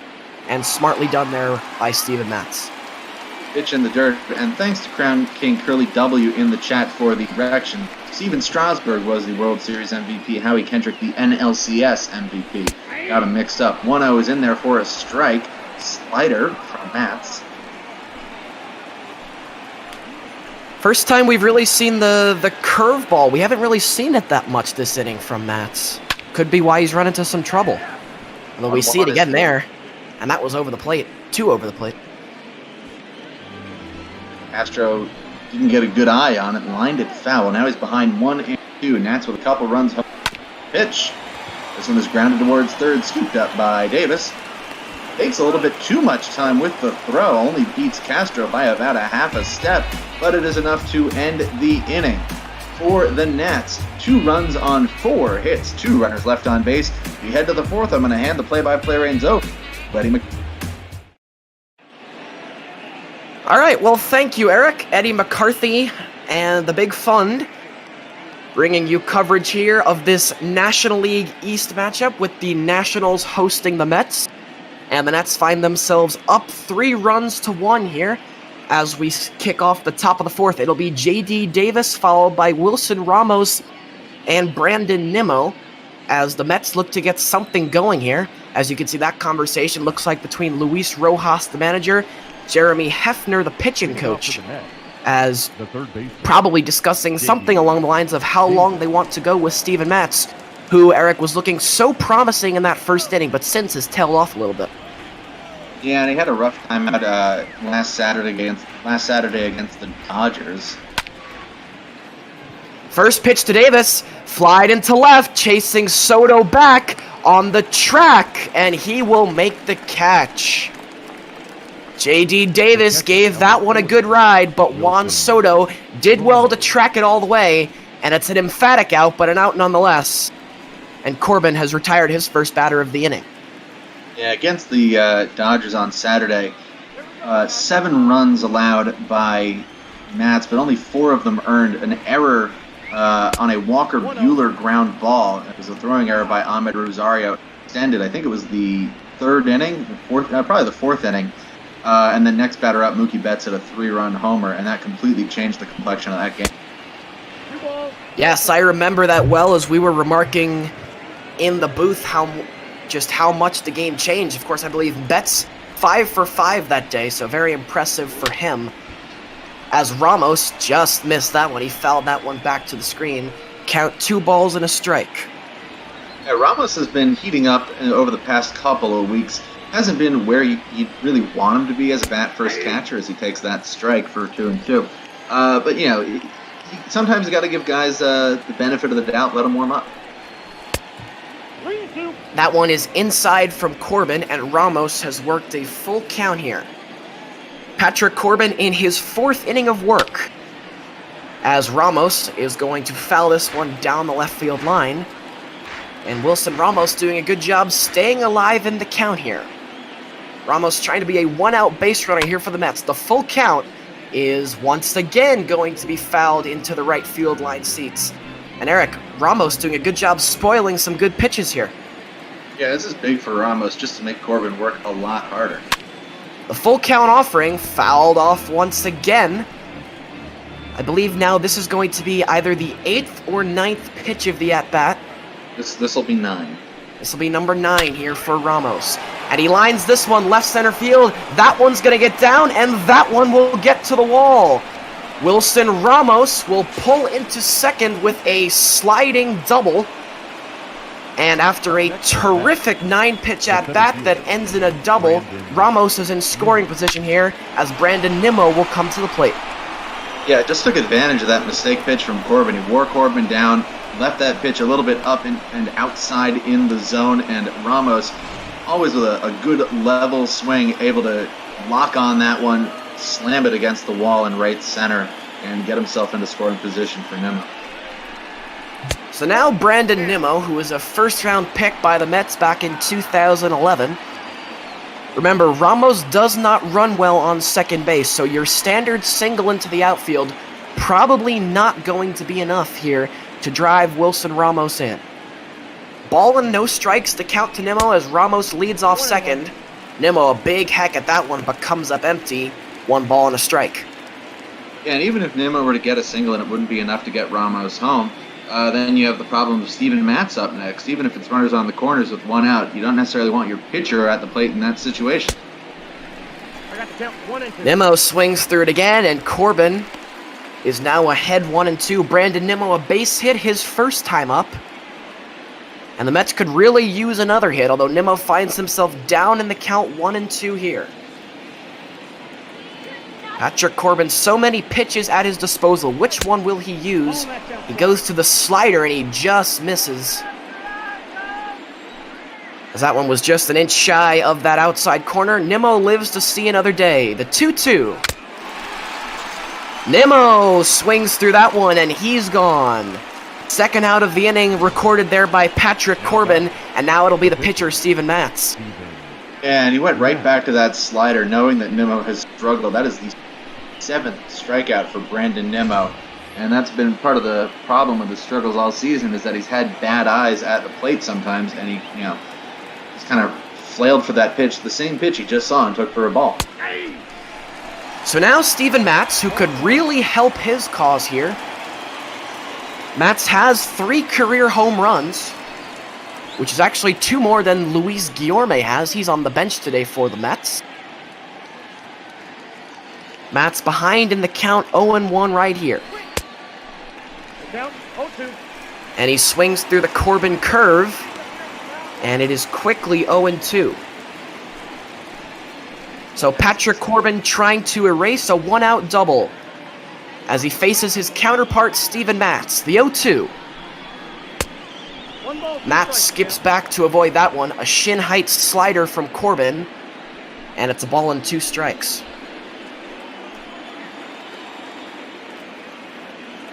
Steven Matz, 2 hits this year and 18 at-bats, and he'd love a third. But a strikeout here is going to end the inning, so Corbin back-to-back strikeouts to end the top of the 4th. 3-1 Nats here in our nation's capital. And Matz is going to have to now come back after striking out an opportunity to help himself out and bounce back here in the bottom of the 4th after he gave up 2 runs on 4 hits, 4 consecutive hits. We got Robles, Corbin, and Turner, and there's only 1 hit between those 3 guys so far. But it's going to be big for Steven Matz to not let the 3rd inning stick with him as he tries to pitch through this 4th. Certainly, as it's a big inning for Steven Matz right here. If A, he wants to remain in the game for next inning, and to keep him in line for the quality start, which the Mets could really use here out of their left-hander, who is their number 3 starter this year. So as Eric mentioned, it's Robles, the pitcher Corbin, and then the top of the order Trey Turner, who are all scheduled to bat this inning. Matz has not faced the minimum since the 1st inning, where he retired the top 3 batters. Since then, it has been a struggle. 1 run given up in the second, 2 in the third. Ahead 1 and 2 here, though, to Victor Robles, who is playing center today for the Nationals. Gets a piece of that one to stay alive. Victor Robles came into the day hitting .278 on the year. And he's gone right there as it looked like perhaps a check swing. And yeah, he's they really went around. Terry Hill's still not waiting on it. He is ruled called out on strikes, and it's a big first out here for Steven Matz, as now it gets a little easier with the pitcher Patrick Corbin coming up. He popped out to Pete Alonso over at first base his first time up.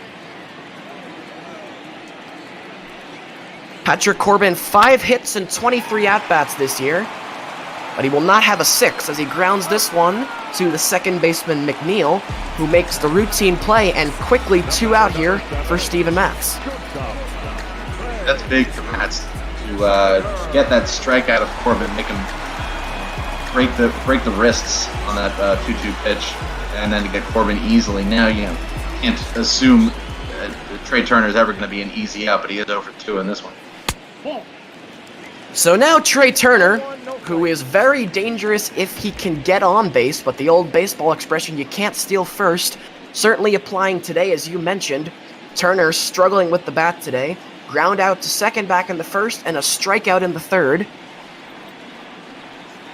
Looks to make some improvements to his day right here, as he fouls a screamer down the first base line into the netting.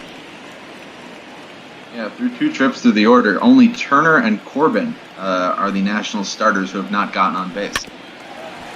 And Corbin grounds this one left side. It'll be fielded by Davis. The throw to first is high, but Alonso stretches all 6'3" of him to bring it down. It's a 1-2-3 inning for Steven Matz, and we're through 4. Washington up by 2. Let's start their third trip through with Rosario, McNeil, and Alonso.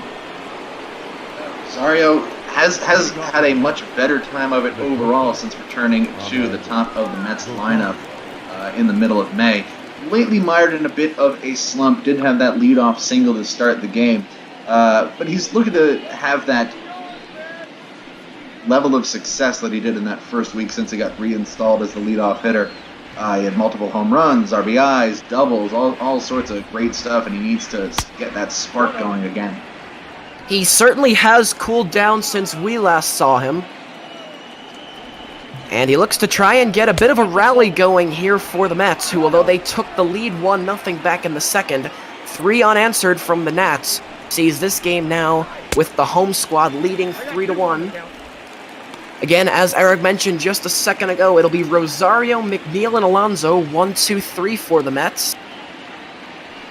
Here in the top of the 5th, as Corbin misses outside on the curveball, and so Rosario in an advantageous position here, ahead 3-1. And if he gets on, he could be a threat to move. He has 9 steals on the year. Rosario lines that one foul down the left field line, and so the count is even, 3 balls and 2 strikes.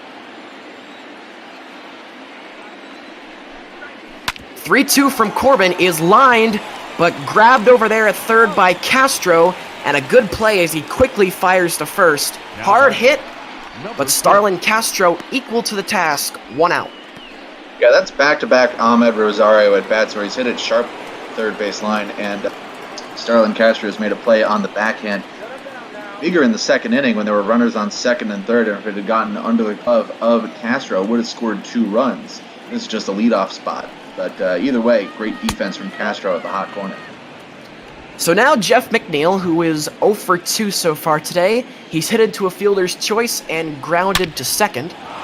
But he lines this one up the middle, and McNeil is a 1-out base runner here for the Mets as he has his first hit of the day. And so the tying run once again aboard, and that'll bring Pete Alonso to the plate.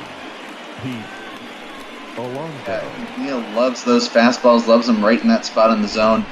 Threw the bat head out. Nice level contact. About as picture perfect as a base hit you could imagine. So now Pete Alonso, who's had a rough start to his day as well, 0 for 2 so far, as you can see right there. Popped out to first in the top of the first inning, and then a strikeout in the third.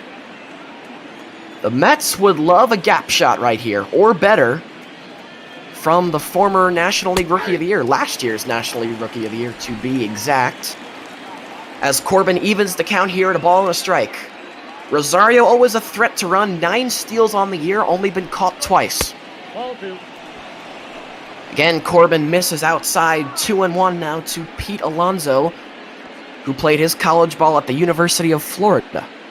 Yeah, Corbin's laboring. You see him take the hat off, kind of wipe the brow a little bit. 88 pitches through 4 1/3 plus, facing Alonso here. This might be it for him. He might only make it through 5. He has had to work. It has not been easy so far today for Patrick Corbin. And of course, this is a 4-game series between 2 division rivals.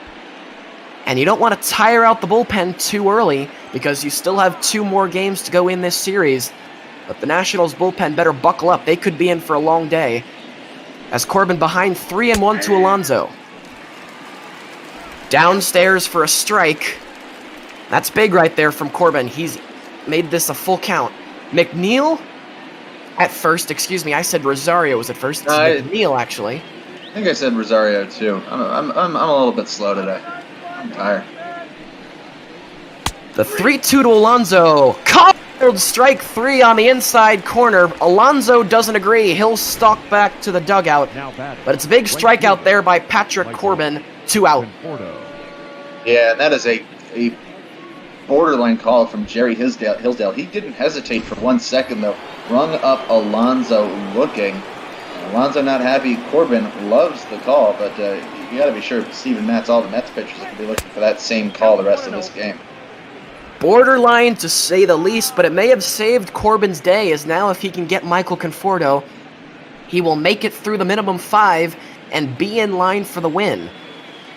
But you have to think this is going to be his last inning with the pitch count already at 92. Pitch 93 on the way here to Conforto.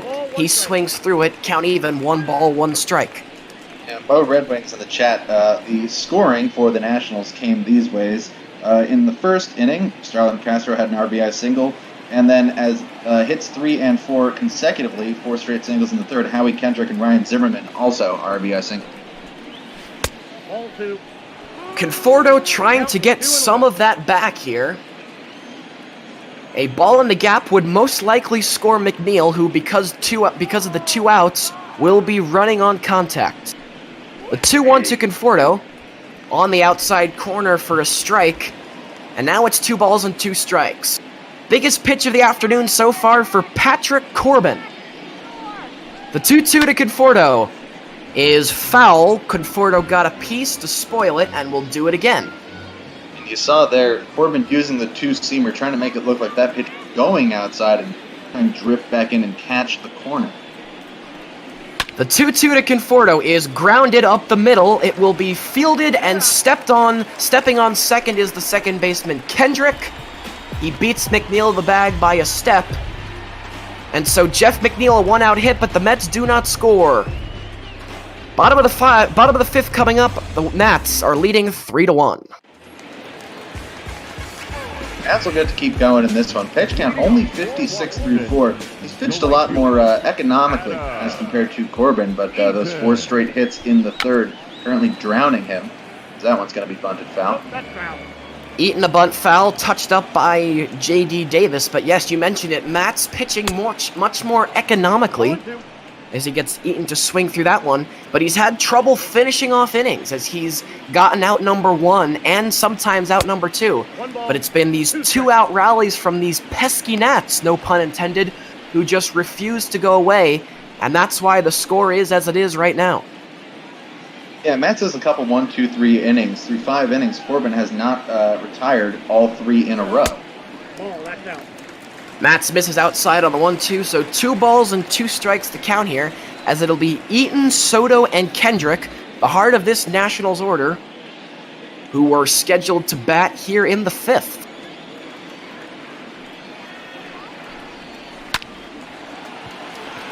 Grounded right side, easy for McNeil, 1 out.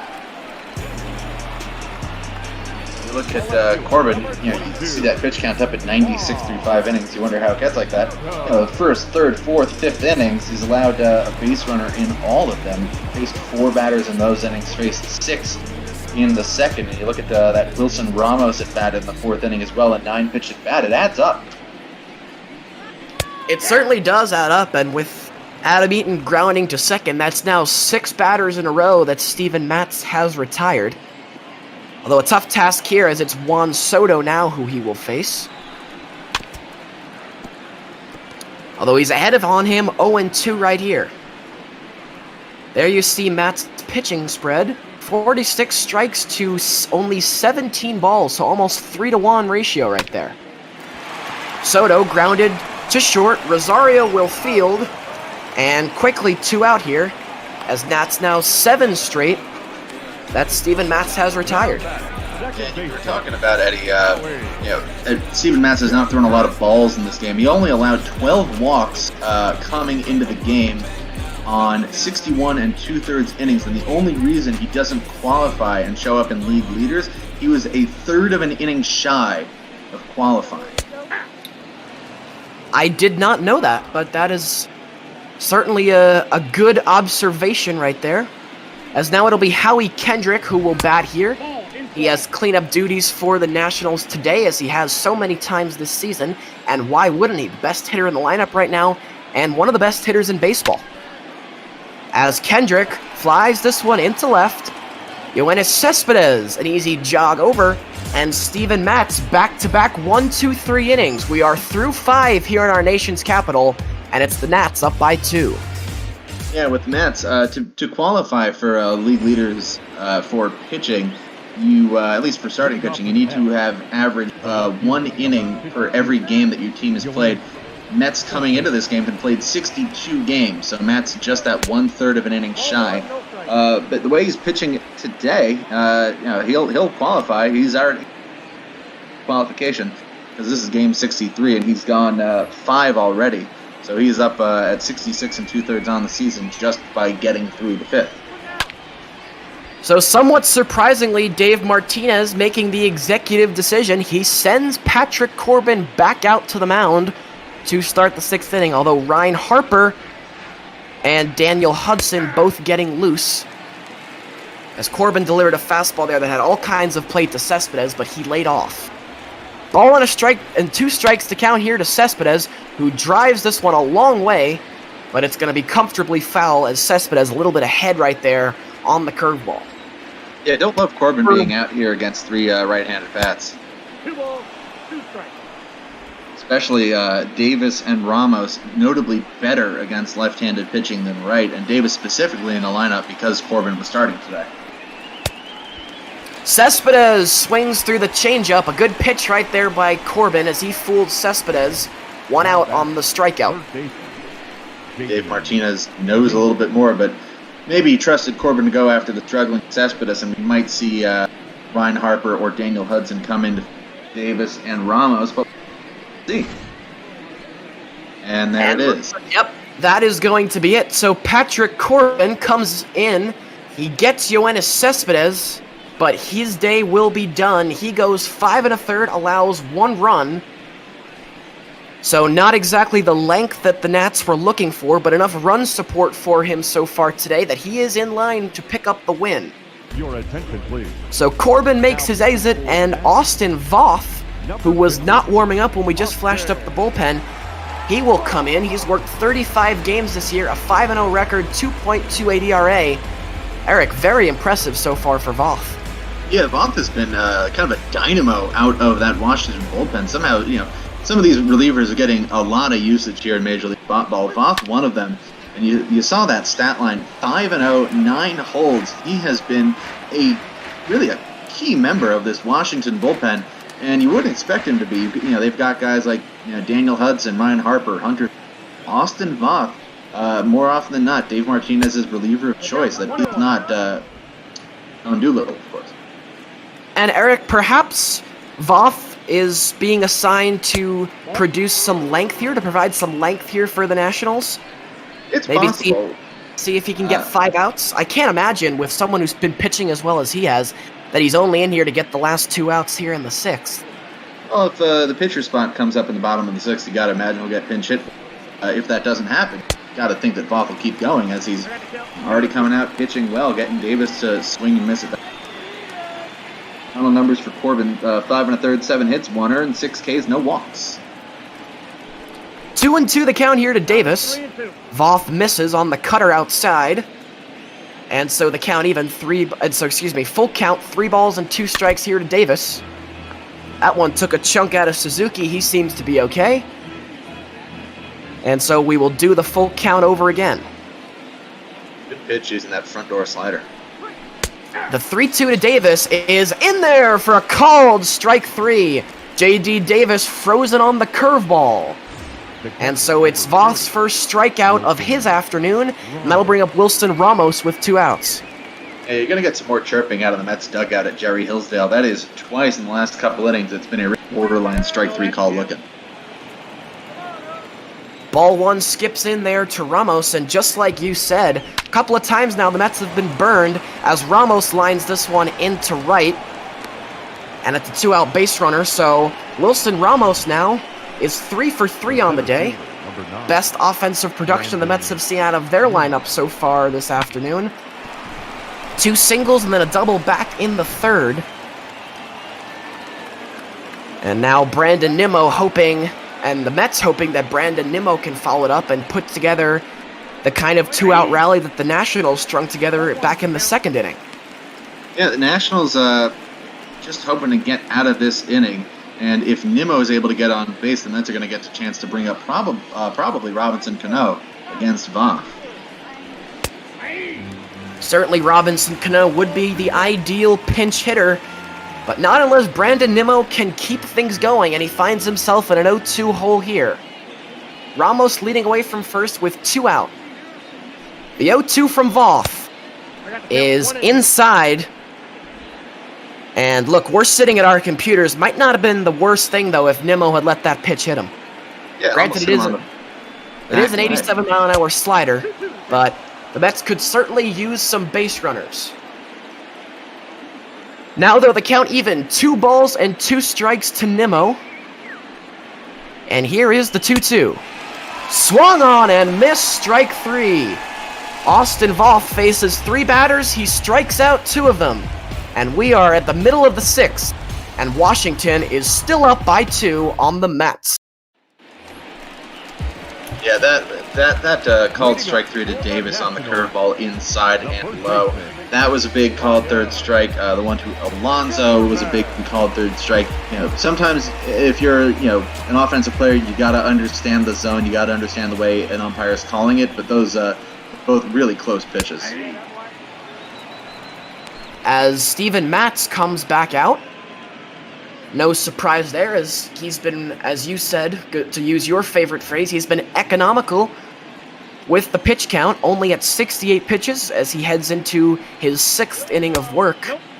And you said it, Patrick Corbin and Austin Voth getting those close pitches, but not so lucky have been Steven Matz and the Mets, and that's why, despite a really terrific effort from Matz so far, that's why the Mets find themselves trailing by 2.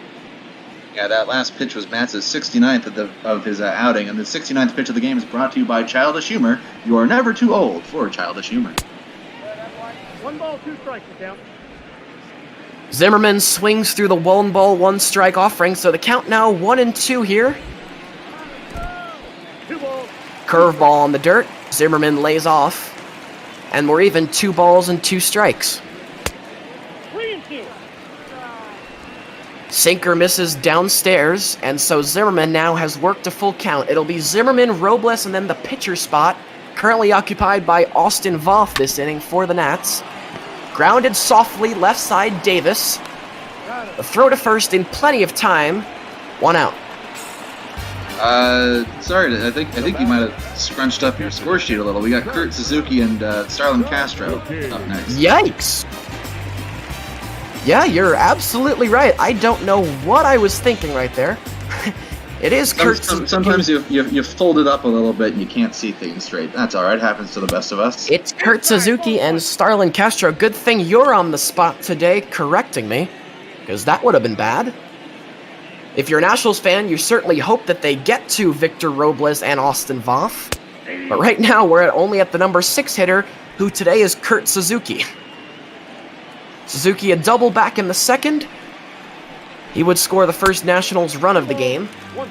And he's ahead here, 2 balls and a strike. The big guy trivia question. For players with at least 100 home runs and 100 stolen bases, what active player has the same amount of home runs and stolen bases? Now, because this is the Mets and the Nationals, one would imagine that this player is a Met or been a Met or a National. This one is driven into right center, and that's going to get down for extra bases. Going over to get it out the wall is Conforto, but pulling into second for his second double of the day, nonetheless, is Kurt Suzuki. And it's a runner in scoring position with 1 out for Starlin Castro.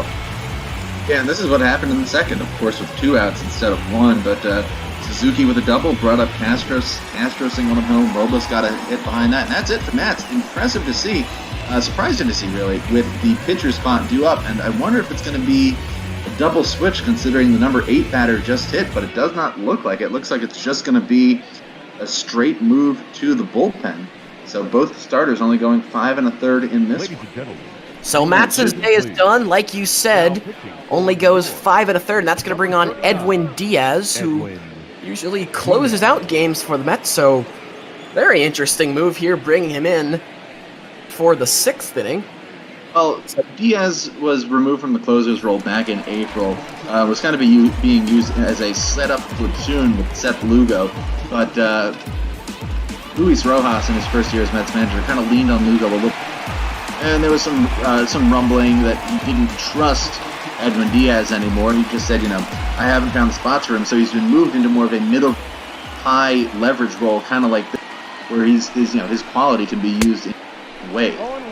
I should have chosen my words more carefully. Edwin Diaz, who was brought to the organization to close out games for the Mets, now finds himself trying to clean up Steven Matz's mess, as Matz is still responsible for Suzuki, who leads off of second with that double just a moment ago. The batter, Starlin Castro, Suzuki at second base, the count 1-1. Bounced foul by Castro, and the count now 1 ball and 2 strikes, and so Diaz quickly gets ahead here on Castro. Should Castro be able to continue, and unless there is a double play of some freaky nature, he should, Victor Robles is standing on deck. 1 ball, 2 strikes from Diaz to Castro, and swung on and missed. Strike 3. Castro goes down swinging on just 4 pitches, and Edwin Diaz does his job here. Yeah, now we'll get the chance to take down Victor Robles, and then should Robles get out, Davey Martinez will have a tough choice whether he wants to keep going with Austin Voth with that pitcher spot due up then to start the 7th, or if he wants to take Voth out. Well, for that to be an issue, Victor Robles is going to have to reach base somehow, some way, which he did back in the 2nd inning with a base hit, but he struck out in his at-bat in the 4th. In a good hitter's count here, as he is ahead 2-0 as night begins to fall here on Nationals Park. Steven Matz, 5 1/3, 8 hits, total number of earned runs in the balance, 4 strikeouts, no walks. Painting the inside corner right there was Diaz, 98 on the gun. And so the count now 2 balls and a strike here to Victor Robles, 22 years of age, a native of the Dominican Republic, looking to provide the Nats with a much-needed insurance run right here. And it's a ball outside, and Diaz has run the count 3 balls and a strike. Look for him to go to the fastball here. He does go to the fastball, but it is upstairs. And once again, the Mets not getting these borderline pitches called strikes. And so it's a 2-out walk from Robles, and as we thought, it's going to be a pinch hitter. It'll be Asdrubal Cabrera, the switch hitter, who will bat from the left side. And so Austin Voth, we can close the book on him. He goes 2/3 innings, allows no runs, and did a good job coming in to rescue Patrick Corbin. So now Cabrera, the former Met, with the count 1 ball and a strike to him.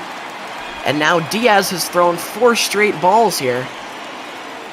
And Cabrera up on the count 2-0.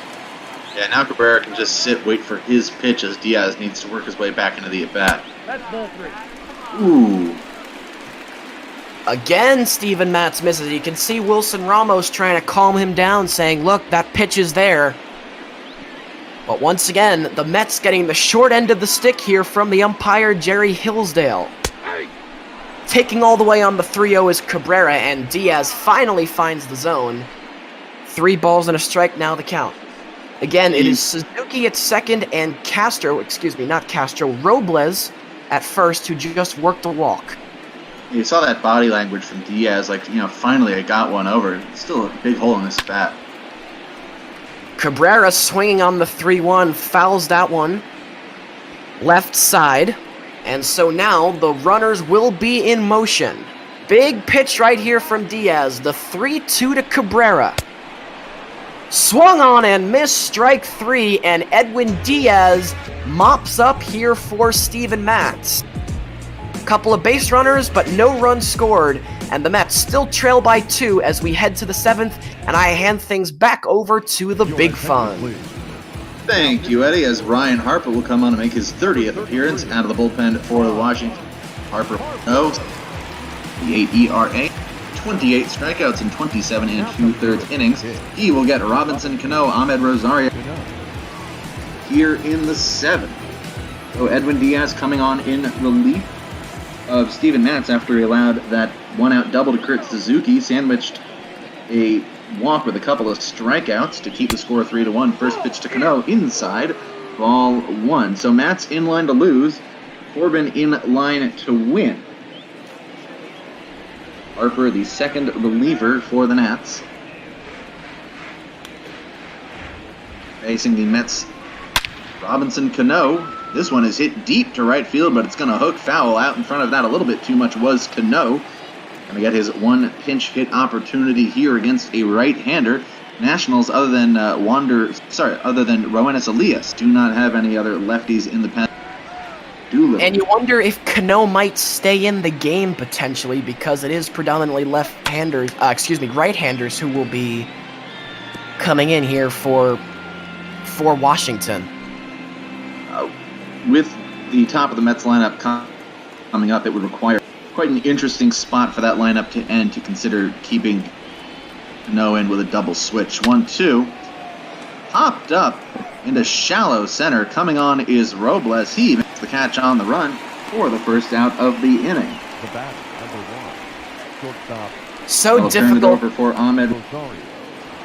So difficult for pinch hitters in the major leagues. You sit on the bench for so long, and then you're asked to come up for the first time in a game and face Ryan Harper, who throws pretty hard. Tough right there from Robinson Cano. Ahmed Rosario, first pitch from Harper, 93-mile-an-hour fastball. Didn't have a good eye on, kind of swung underneath that. Now the 0-1 from Harper to Rosario. Breaker outside, 1-1. Slider there from Harper that kind of uncorked a little bit. That's up 3-1. No scoring since the 3rd inning in this one. 1-1 pitch. It was a pitch to hit for Rosario, and he got out in front of it, pulled it foul, 1-2. Middle pitch for Ahmed Rosario. His eyes lit up. Bat had come through a little too fast. Now behind 1-2. The pitch. Popped up foul. Moving over for it is Castro, and he will make the catch in foul ground for the second. Going back to that screamer that Rosario hit down the line, you mentioned it. It was a middle-away fastball that had all kinds of plate. I would have liked to see Ahmed kind of stroke that one up the middle. Instead, tried to pull the ball, and that's the reason he yanked it foul. Just way too far out in front of it. Should have let it get a little bit deeper.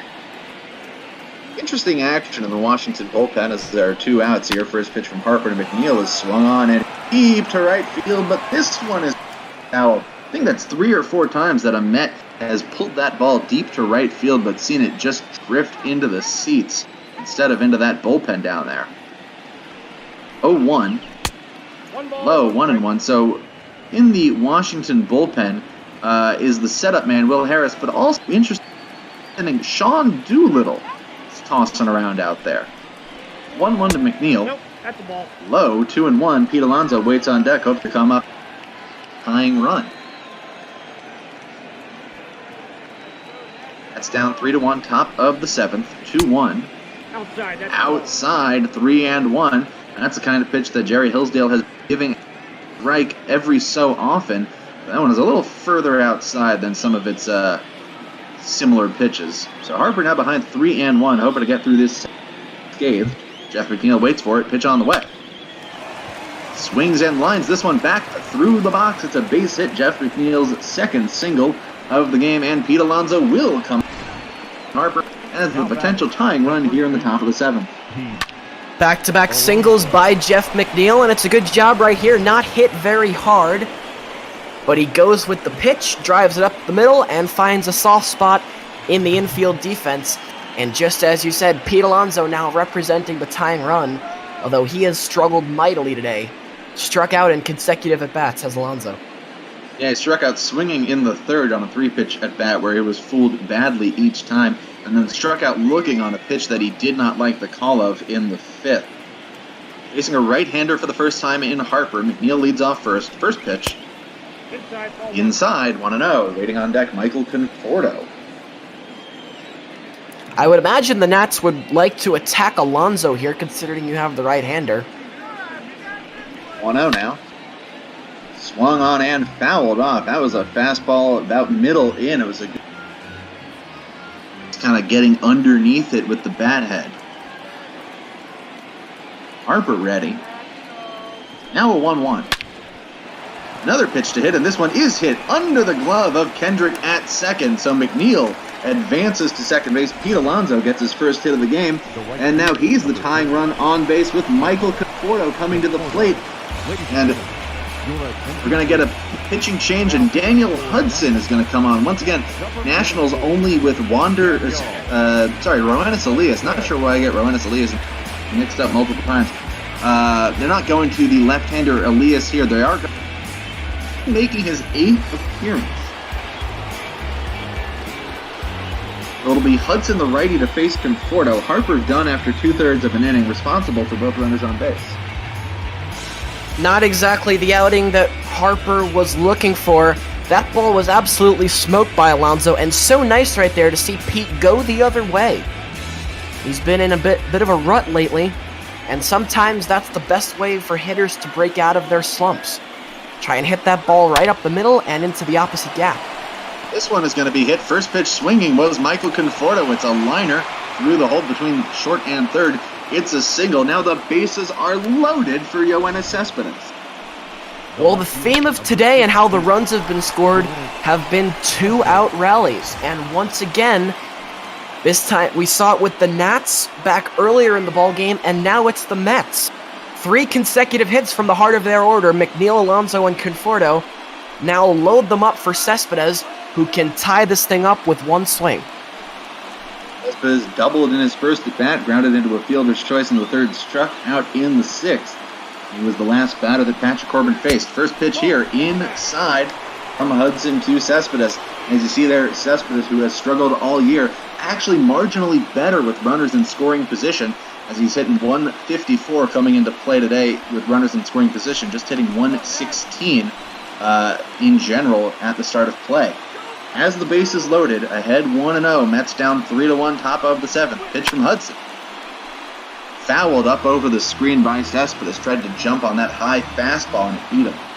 Well, here's something that would really help Cespedes' confidence. Doubled back in the 2nd, and now if he can get a single, he'll probably tie this game up for his team. Ah, that's a good pitch to hit. Inside for a strike, 98 miles an hour. So Hudson comes back, is ahead 1-2. McNeil on third, Alonso on second, Conforto on first. Hudson ahead 1-2 on Yoenis Cespedes.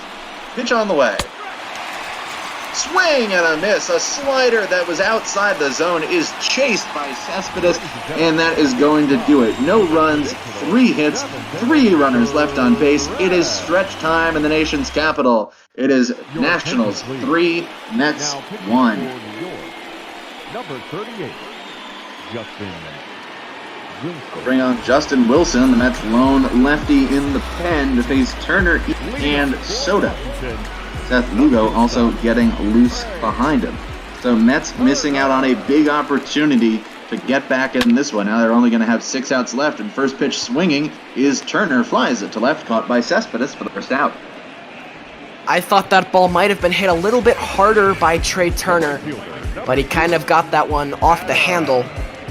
And so it hung up there for Cespedes, and it's a good start here for Justin Wilson.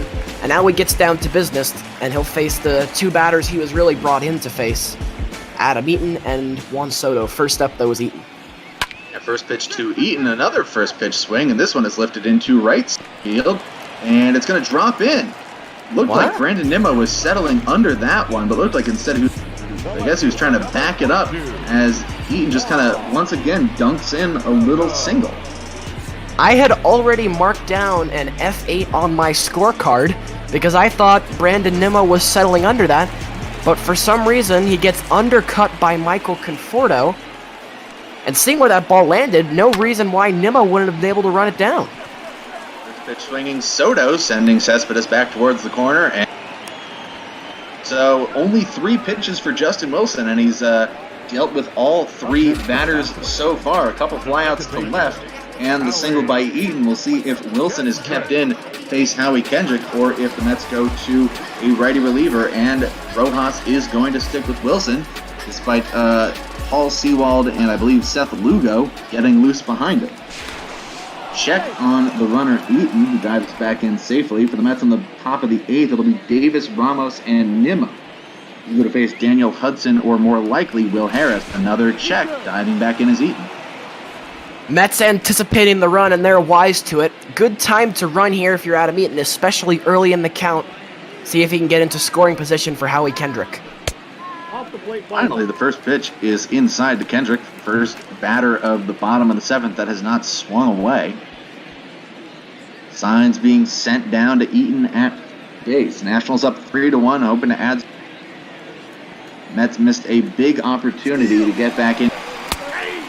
Kendrick takes a strike, running, and out is Adam Eaton. So he is caught stealing. That on the season. He is the 8th time that Adam Eaton has been caught stealing. Now he's only 6 for 14. A strong throw from Ramos leaves Kendrick at the plate. He'll lead off the 8th inning, and Will Harris will come on. Take a look at that. Will Harris, he'll make his 19th appearance. He has 17 holds in 18 games, a .60 ERA. Yeah, Will Harris, so tough for right-handers and really hitters of all kinds this season for the Nationals.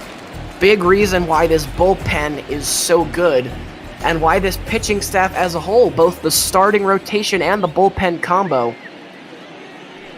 makes them very difficult to knock off. Although Davis look out here. That's the first pitch to deep left field, coming back. J.D. Davis on the first pitch of the top of the 8th takes Will Harris deep, and that is not something that Dave Martinez was expecting. J.D. Davis, better against lefties, takes a big hack against the Nationals setup man and cuts the Nats lead in half just like that. It is 3-2, 7th home run of the season for J.D. Davis. Well, perhaps a theme at swinging at the first pitch, as we saw the Nationals do it 3 times, and now J.D. Davis does it right here. Again, he gets the fastball on the inner half, and he turns on it. Something that Davis has not been able to do very well, especially against right-handers. But right there, he turns on that one, and no problem. That got out of here in a hurry, and comfortably so.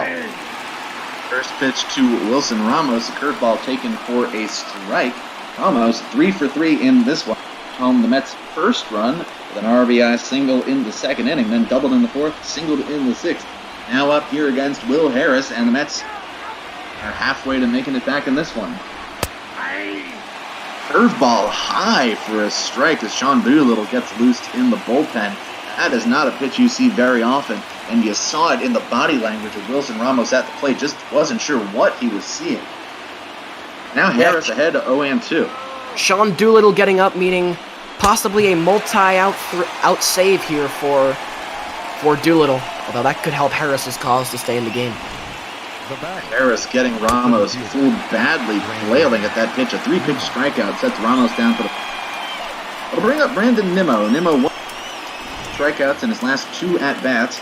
Mets will have a pinch hitter due up next, as it is the pitcher's spot. Most likely Eduardo Nunez come to the plate. Pitch in there for a strike. Nimmo taken all the way, took a cutter over the heart. Yeah, and if you're Brandon Nimmo right here, who's been struggling as of late, you can't think about trying to get it all back in one swing. All they need is a base hit. Nimmo got good speed. He can go station to station if need be. Mets don't need a home run necessarily. They need base runners. Swing and a miss on that fastball by Nimmo. Now he's behind 0-2 straight strikes after the home run. The pitch. Chop, foul. Keep it 0-2.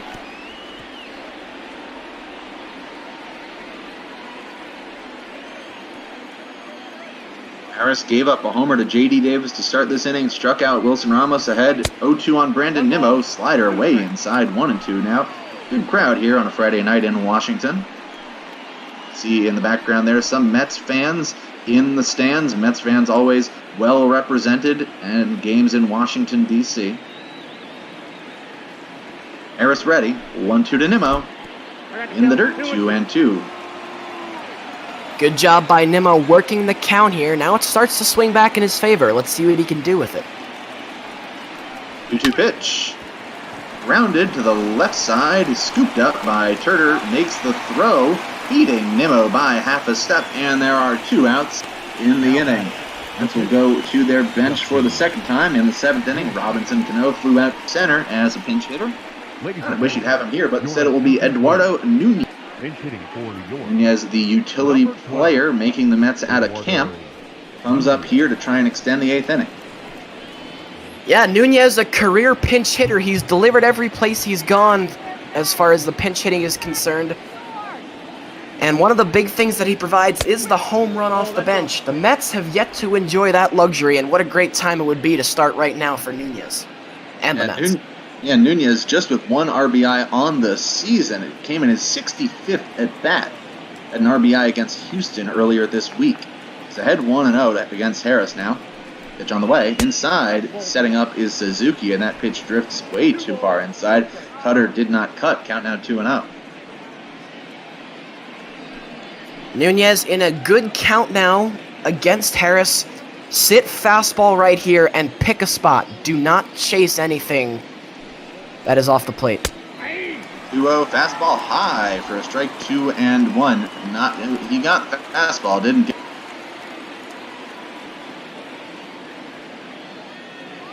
Harris trying to get out of the 8th with the score still remaining 3-2. 2-1 pitch, swung, hit to the right side, and this one is going to be knocked down by Howie Kendrick, but he can't make the play. It was a tough play deep in the hole.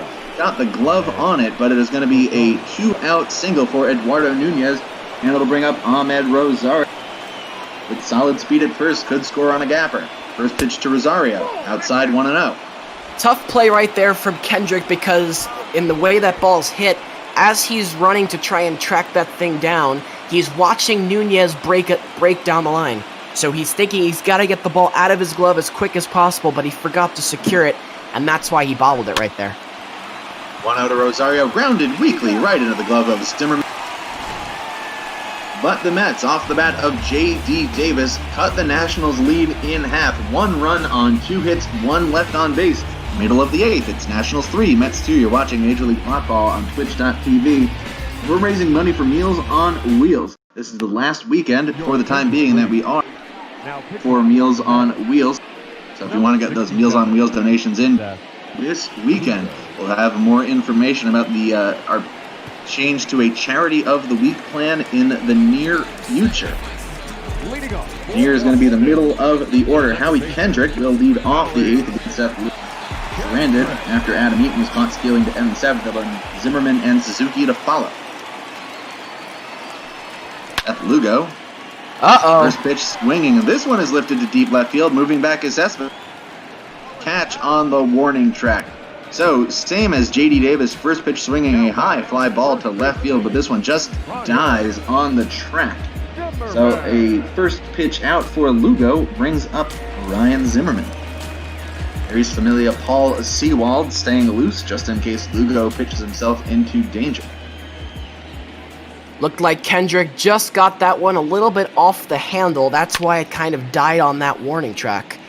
And again, first pitch swinging, so that's with relievers from both teams first pitch swinging, attacking these relief pitchers. Lugo ahead 0-1 on Zimmerman after that foul ball. Big curveball, the big spin rate curve from Seth Lugo. Gets a big swing and a miss from Ryan Zimmerman, 0-2. That is the money pitch for Seth Lugo. When he has that curveball working, it is hard to get anything going against him. It's why he established himself as one of the best relievers in the National League during 2018. Ramos sets up inside, waiting for the 0-2 pitch on the way. This one is lifted to left field, not nearly as deep as Kendrick's. Standing just about on the line is Cespedes, and he puts it away for the second out. Yoenis Cespedes has been busy, especially in the last couple of innings. Between last inning and this, 4 putouts for him. Only one prior to that, that was a flyout back in the 5th. But Cespedes is responsible for recording 4 of the Mets' last 5 outs. And now Kurt Suzuki will come up trying to extend the 8th inning. First pitch, that curveball in for a strike. You discussed the curveball just a second ago, and it's working for Lugo today. When that curveball works, so many other options available. Grounded up the middle, moving over to his left, Rosario makes the strong throw. It's a 1-2-3 inning for Seth Lugo. We head to the 9th inning. Nationals going to look to close this one out. They lead it 3-2. Will Harris, in his 1 inning of work, gives up the home run and another hit. And Sean Doolittle, who leads the National League in saves, 22 for 22, will come on here to try and save this one for the Nats against McNeil, Alonso, and Conforto. Sean Doolittle has struggled against the Mets mightily, especially last year. Mets walked him off a couple of times, and he was pitching very well against pretty much all 28 other ball clubs, but the Mets really struggled against them. This year it's been a little bit better. But it's a tough save here for Doolittle as he faces the heart of the Met order. Got a couple left-handers in McNeil and Conforto as part of the duo. This one is lined up the middle, and it's going to be a base hit. 3 straight singles for Jeff McNeil up the middle, and that's exactly what the Mets needed. They start the 9th inning with the leadoff man on base, and Pete Alonso coming to the plate. Alonso 1 for 4, got a single in his last at bat, ended up stranded on second. Bats here as the potential go-ahead run against the lefty Doolittle. See, this is what... Go ahead. First pitch is low, ball 1. This is what drives me crazy about baseball nowadays. I know Alonso is the 3-hitter. I know he hit 52 home runs last year. This is a division game. You have to tie the game. I know he's the 3-hitter, but I'm old-fashioned, and I still believe in the sacrifice bunt, and I think it's the more logical option here to try and push McNeil up to second with your 4 and 5 hitters coming up, 2 shots to bring him in. 2-0 pitch to Alonso, high for a strike, 2-1. I'm going to be honest, I think that's a terrible idea. I straight up think that's a terrible idea. Michael Conforto's been struggling, lefty-lefty matchup. Yoenis Cespedes has been struggling. Bunting with Pete Alonso sounds like a terrible idea. 2-1 pitch. In there for a strike, 2-2. I see no reason why Pete Alonso should ever, in a sacrifice situation, ever. It sounds like a terrible idea, but 2 shots with a runner in scoring position is better than 1. And Alonso that's why... swings and misses at the fastball high and away. Fooled badly by it. First strikeout for Doolittle, first out of the 9th inning. 3 strikeouts on the day, and I understand. I see Pete Alonso has a lot of power. But sometimes I think the team has to come first right there in the 9th inning. I think it's a terrible idea to give away one of 3 outs in a game where you're trailing. So, first pitch to Michael Conforto, fastball for a strike on the inside corner. I don't see the logic in it. Maybe if you're bench players for some reason and you got your pitcher up, maybe you do it. But rookie of the year, power bat, Pete Alonso, don't see it. In there for a strike, low. Jerry Hillsdale expanding the zone again. Michael Conforto behind 0-2.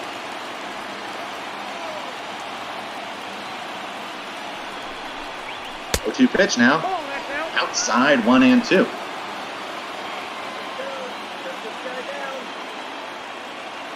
Neal on first with the leadoff single. 1-2 to Conforto.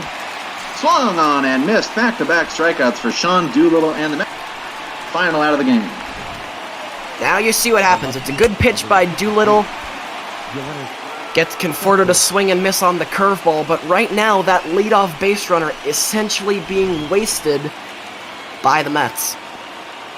Bring up Yoenis Cespedes, doubled and scored in the second.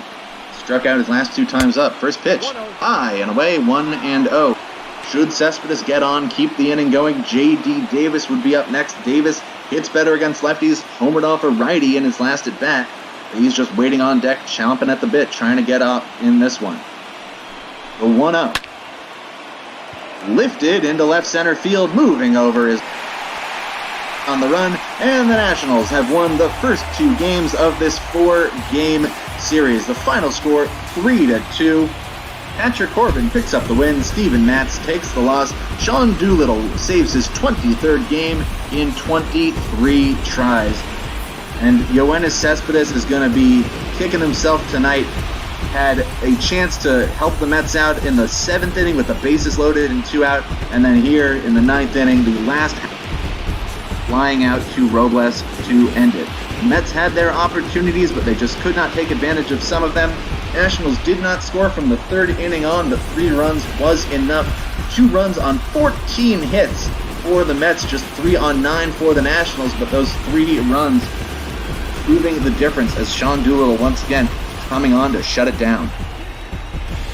Well, we just saw, and you can disagree with me if you want to, and I know you already do, but we just saw a textbook example of what the modern baseball game looks like. Jeff McNeil gets on first to lead off the 9th inning, and Luis Rojas opts to go for the power approach instead of the classic fundamental approach, and we can argue till we're blue in the face if we want whether or not the sacrifice bunt situation from Alonso would have helped, whether or not he would have gotten it down. But anyway, we see what the power approach does right there. Back-to-back strikeouts by Alonso and Conforto, and then a flyout from Cespedes. But don't let that take away from what was a very good performance by this Washington National bullpen. Patrick Corbin didn't have it, but he soldiered his way through 5 1/3.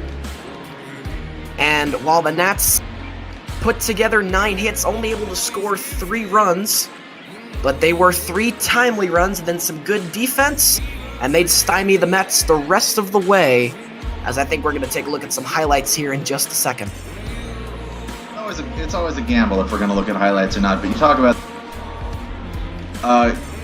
first up, Wilson Ramos got the runs underway with this RBI single in the 2nd inning. That scored Yoenis Cespedes as it's fielded there by Soto down the line. Then in the bottom half of the 2nd, Nationals get the run right back. Starlin Castro dumping this one in front of Michael Conforto, who had to play it on a little bit of a weird hop. And then we advance to the 3rd inning. Howie Kendrick, this RBI single to right field. 3rd straight hit at the time for the Nationals. They took a 2-1 lead. And then the following batter, Ryan Zimmerman, would make it 4 hits in a row off of Steven Matz, gave the Nats a 3-1 lead. And it turned out that those 3 runs are all they would need. Zimmerman, your classic 377-foot single right there. Then in the 7th, that is Daniel Hudson coming on in relief of Ryan Harper. Gave up a single to Conforto to load those bases, but then struck out Cespedes on the slider. J.D. Davis giving the Mets some life in the 8th. First pitch that Will Harris threw was parked into the left field seats down the line, cut the lead from 3-2, but the Mets could not come any closer than that. Pete Alonso, with no outs in the top of the 9th, chased that Sean Doolittle fastball for a strikeout. Then Michael Conforto struck out on this slider. And Doolittle, after giving up the single to McNeil, had his way with his bats. And then this was the final out of the game. Yoenis Cespedes trying to drive one into the gap. Instead, drove it into the glove of Victor Robles and ended it. So the Nationals win the first 2 games of this series. They've earned themselves at least a split, as the next 2 games of this series, at least one of them will be Bot Ball. It'll be brought to you by me alongside Tim Moore tomorrow. Pitching matchup will be Corey Oswalt starting in place of Rick Porcello, who's temporarily been moved to the bullpen, and it will be against Anibal Sanchez. And then the Sunday pitching matchup, Nationals will send Joe Ross up against Mets rookie left-hander David Peterson. So any final thoughts on this one, Eddie? Well, I thought it was a pretty clean game that was played by both teams. No errors. Neither pitcher was terrific. Both had their flaws and only lasted 5 1/3. But the Nationals just a little bit better than the Mets today. More timely hitting when they needed it. And the Mets, the story of the day for them. They score only 2 runs on 14 hits. Men left on base. Such a huge issue for this ball club today, and the chief reason why they fall 3-2 to the Nationals tonight. We are joined in the booth by the broadcasters of our next game. We're going to have the Mariners and the Marlins, the very interleague matchup. We've got Brother Beard and Pete, Mr. 3. How are you guys doing today? Fantastic. It's another beautiful day here in the Northwest, but we're going to take it all the way to the complete opposite side of the country, heading down to Miami. I gotta say, I am not prepared for Miami weather. Well, good for you. The Marlins Park has that roof on it, so you don't need to worry too much about the weather. Although I will say that having been there in person, kind of sounds like you're in an indoor pool sometimes. not the best acoustics down there. But I think that is going to wrap it up for myself and Eddie. Before we toss it off to you and you get your little pregame going, let me just do this quick little sign-off. Actually, I actually have to go because I hear the doorbell. Eddie, you can just sign off. All right, well, for myself, Eddie McCarthy, and my broadcast partner today, Big Fund, it's been a pleasure calling this one with you. The Nationals win it 3-2 and take game 2 of this 4-game set. Tune in to Bot Ball tomorrow to catch game number 3, but for now, I'll turn it over to Brother Beard for his call. Brother Beard, you can take it away, my friend. Well, thank you, Eddie. Thank you, Big Fund. Don't forget to tune in for their next game tomorrow. I am joined now by P-Mr. 3 for this Mariners ball game here today, traveling down to Miami. How are you doing, my friend? Oh, I'm doing all right. Where I am currently, it's about as hot and humid as it is probably in Miami, so just surviving is a blessing today. Surviving is a blessing every day, as we'll take a look at the lineups here. We're going to be facing pitching matchup today is going to be Sandy Alcantara for the Miami Marlins, the big right-hander, facing off against Nick Margevicius. Both pitchers sitting right around a 4 ERA, with a respectable win-loss record for their positions. Let's be real. Neither of these teams are being very productive this season. Mariners sitting in the bottom of the division out in the American League West.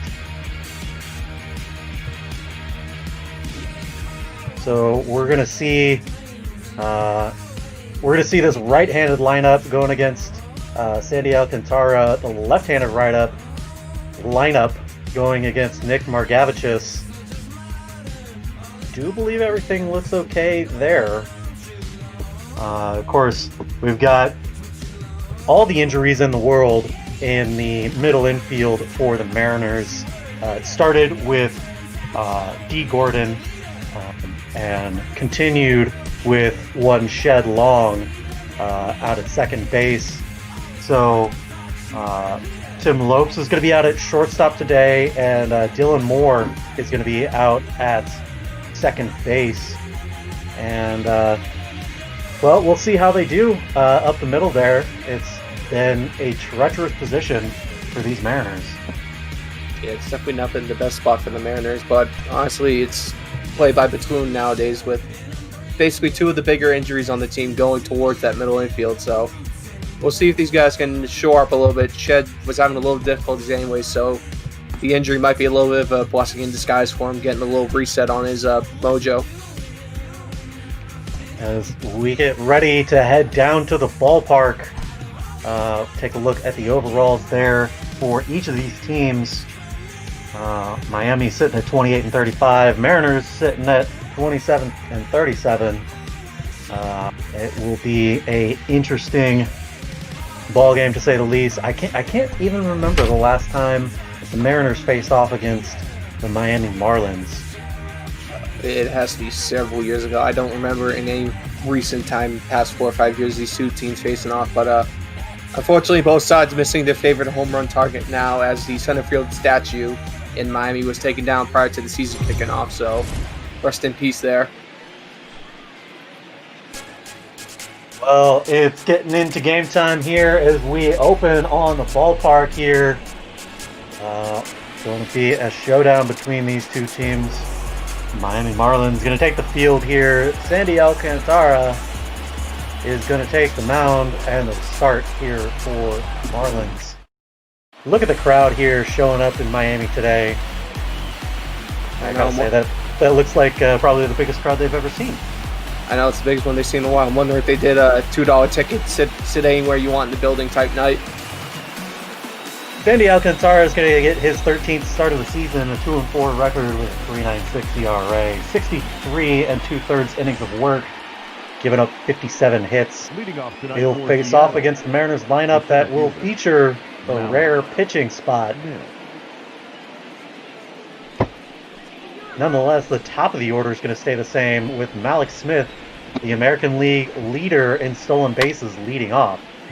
He'll be first pitch swinging as this one gets lifted out into deep center field. One pitch, one out here for Sandy Alcantara. Ultimate definition of efficiency there. One pitch, one out, and putting arguably one of the most dangerous base runners back to the pine early. Well, I'll be looking for these Mariners to show a bit more patience than that, as Kyle Lewis, living up to my advice, watching the first pitch in there for ball one. Yeah, especially early on. You just want to watch a couple pitches, see what the pitcher's got, how's his breaking stuff, how's the fastball running today. Just kind of get a gauge on how he's going to pitch today. Alcantara with the slider across the zone. It misses outside, so 2 balls here to Kyle Lewis.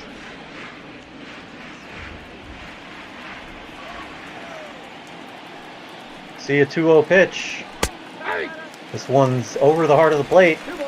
Fastball in there at 96 miles an hour. It counts now 2-1.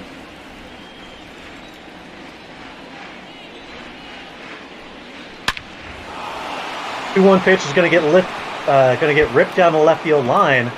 Kyle Lewis will round first and go for second. He'll try and stretch that into a double, and he's in there safely. A sliding double for Kyle Lewis, and that extends his doubles total to 18 on the season. Yeah, and that's exactly what you want if you're the Mariners after that first at-bat.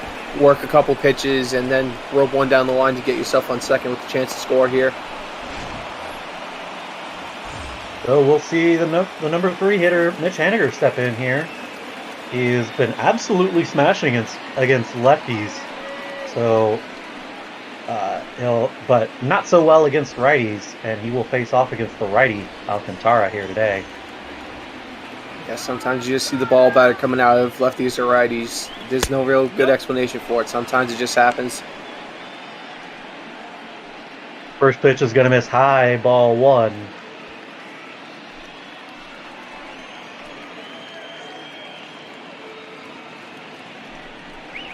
Hey! 1-0 pitch is over for strike 1. Counts even now.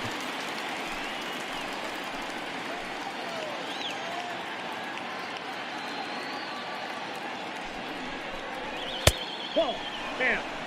This one's going to miss low, ball 2. take a look at the umpiring crew here today. Ricky Holiday is going to be calling balls and strikes behind the plate. Yeah, already off to a good start. In general, he's been pretty consistent, although there's been a couple questions early on. They'll say he went on. That's going to be strike 2. 2-2 pitch missing inside. Mitch Haniger showing quite a bit of patience here. Full count, 3-2. Exactly. And this is almost a perfect at bat here. So he'll draw the walk as this fastball cannot catch the bottom of the zone. Just like that, there are runners on it, first and second. The double play comes back into play here for Alcantara.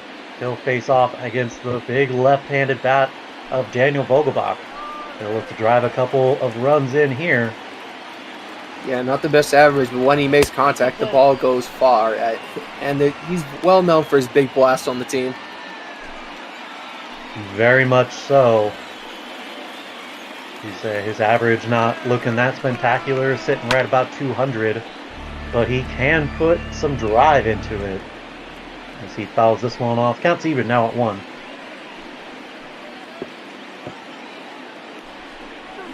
One pitch. Not able to catch the outside corner there. Vogelbach with a good eye to lay off. Counts even at, not even. Counts 2-1. Yeah, Alcantara definitely having a little struggles here getting control and putting it in the zone here. So Seattle, you just want to be very patient and hit only pitches you know are strikes. They'll call that one strike 2. Fastball on the inside. That's on the edge of Danny's preferred hitting zone. That one would have been right in on his hands there. So he tries to unload on this one. He'll just get a piece of it. Count remains 2-2. Yeah, it looked like he was just trying to get a piece of it. Didn't care where it went. Try to get a reset for the next pitch. He'll foul this one off as well. Staying alive. Fouled off changeup that could have hit the outside.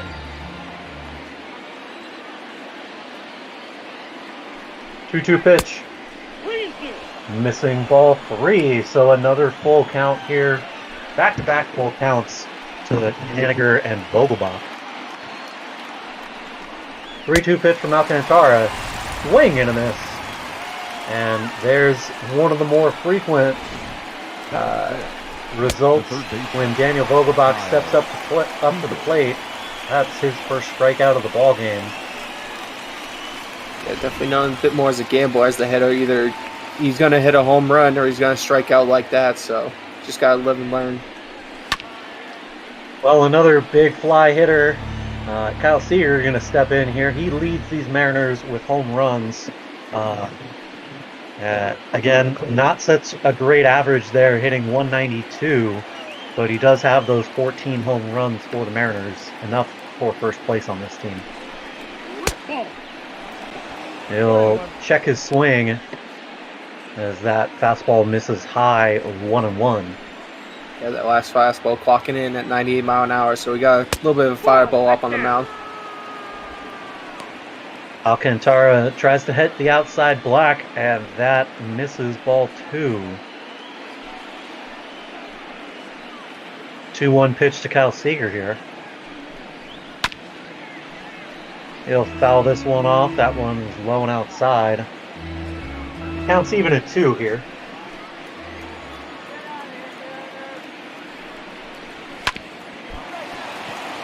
Al's going to rip this one back up the middle. Alcantara is going to stop it and take it himself over to first for the 3rd out. So he strands a couple of runners out on the base paths. 2 men left on base on 1 hit, no runs. We'll go to the bottom of the 1st. Miami due up. Nick Margevicius is going to get his 5th start of the season. 1-1 record with a 4.03 ERA across 22 1/3 innings of work. Giving up about 1 hit per inning. A 107 whip. Only 2 walks and 11 strikeouts across his 4 appearances. Yeah, definitely having a good start to his season here. Again, this being his 4th or 5th start of the year, so. Margevicius getting the call up when Johan Ramirez was not able to put up a good outing after multiple chances. Johan making a successful transition into a long relief, middle relief position in the bullpen. However, it's good. Still a talented arm. Nick Margevicius, however, is going to induce a line drive over to second. To short. Tim Lopes is there to make the out, and just like that, we have one away. We'll have Miguel Rojas step in for the Marlins.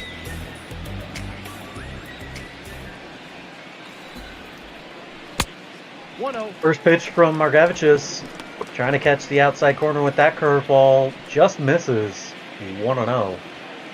Curveball that was clocked at 71 miles an hour, so that's basically a knuckleball.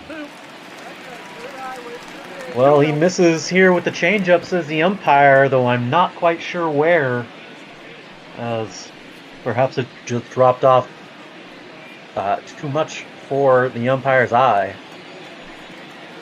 2-0 pitch now to Rojas. Someone's going to get lifted out into center field. Smith is ranging over. He'll make the catch on the run, and just like that, we have two away here in the bottom of the first. We'll see Corey Dickerson, the left fielder, step in here. Hitting .311 on the season.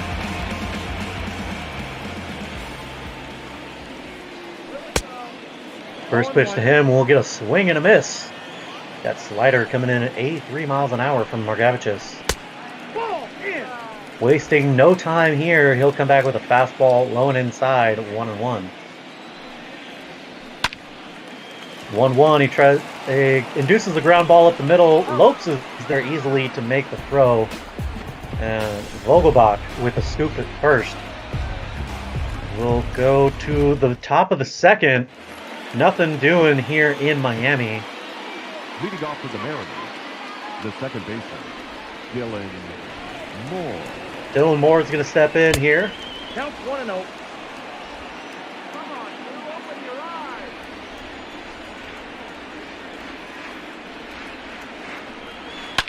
1-0 pitch to Dylan's going to be inside, but he'll foul that 98 mile an hour fastball off.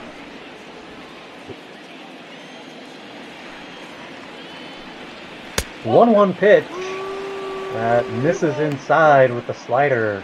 2-1.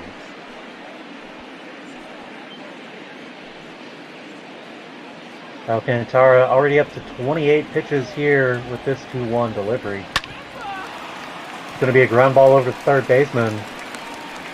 He'll throw it over, and that will be the first out here in the second. Batting seven, the catcher, Jonathan VR with a good glove over there at third. Yeah, Alcantara definitely needing help from his fielders today. He's having a little trouble getting strikeouts here. Only has one so far, but hopefully he can try to settle down, reduce his pitch count a little bit, and get through a couple more innings in one piece. Strike one here to the catcher, Tom Murphy.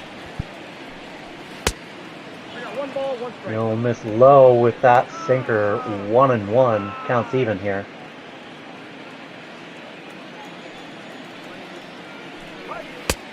No, inside. He'll miss inside with that sinker, not able to catch the corner. 2-1 pitch. He'll run a fastball up the ladder. 3-1 here.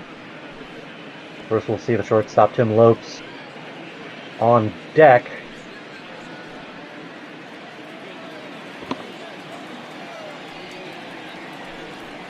Nope, that's ball four. So Murphy's going to draw the walk here with one away in the top of the second. The shortstop, Tim Lopes. Alcantara giving up another walk here so far. Yeah, if I'm the Miami pitching coach, I just take a time here, go out and talk to him because something's up, whether it's the mechanics or maybe the ball's a bit too greased up. But he's just not getting the command he should. So Tim Lopes is going to step in here.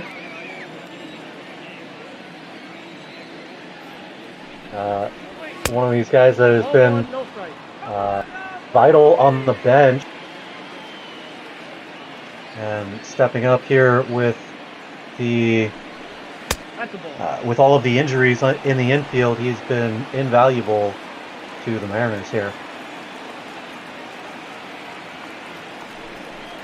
2-0 pitch. Inside, ball 1. Missing inside, ball 3.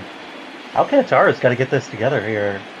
He's in danger of walking 2 in a row again. This one gets over for strike 1. Yeah, no, looks like he's just trying to pick the sides and the corners a bit too much because he hasn't been missing by a ton so far. It's just maybe a couple inches each way, so just needs to learn how to put it in the zone, but as close to the corner as you can. Ball 4, that's out. Well, he loses them here, and just like that, there's runners at first and second. We'll see the pitcher, Nick Margevicius, step in to bat with runners at first and second. Yeah, if I'm the Miami manager, I'd get a couple guys up in the bullpen ready to go because Alcantara definitely seems like he's struggling today. Might not have it in the start. He's going to try and lay down a bunt here, but he will go foul. That one nearly got caught for an out there. You gotta be careful. Pops this bunt up, and that will be an out here in the top of the second. 2 away with runners at first and second. The center fielder. See what the pitch is there. You're just trying to get it on the ground. You can't pop it up in a situation like that. Too many runs on base here for you to be doing that.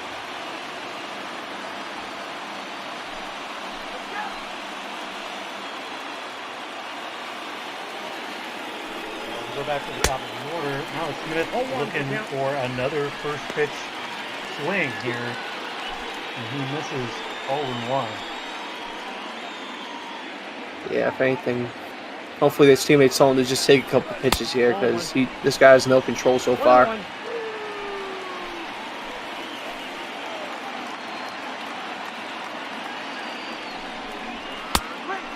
1-1 pitch is going to be inside, ball 2. Control has been the issue today.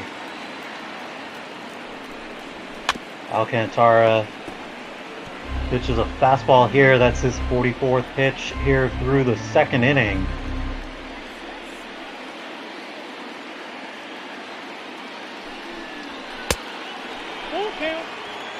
Two becomes 3-2 as he misses low, ball 3.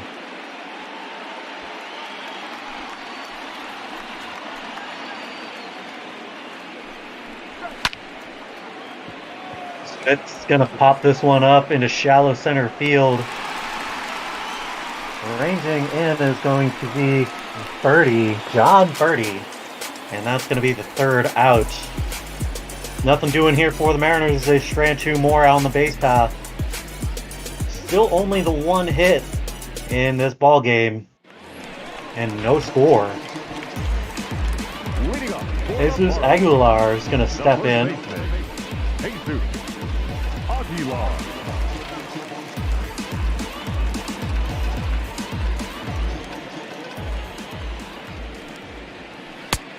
Nope, that's inside. Pitch is going to miss inside, ball 1.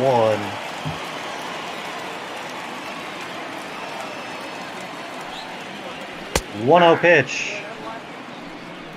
In there, strike 1. 1-1.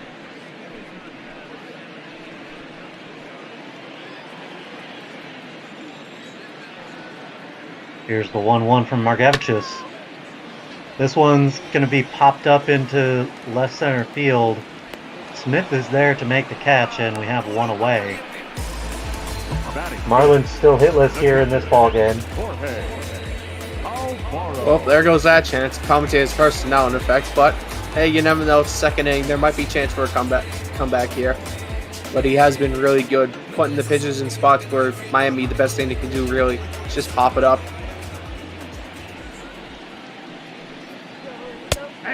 Margevicius gets over a fastball at the top of the zone. Maybe got a little bit of help from the umpire there. Yeah, Alfaro's definitely having a chat with the umpire, trying to find how that was a strike there, as that one was really high, close to the letters. Well, he'll take a cut at this fastball in basically the same spot, but it'll go foul. 0-2. No, that's down. The 0-2 pitch is going to miss.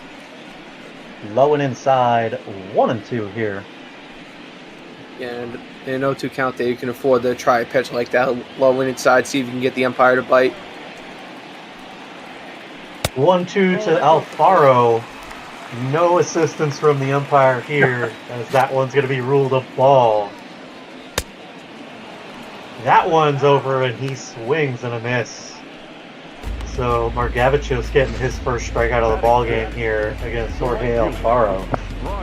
Yeah, an 88-mile-an-hour fastball, so not overpowering, but following up after that previous breaking ball. It's very tough to switch the speeds.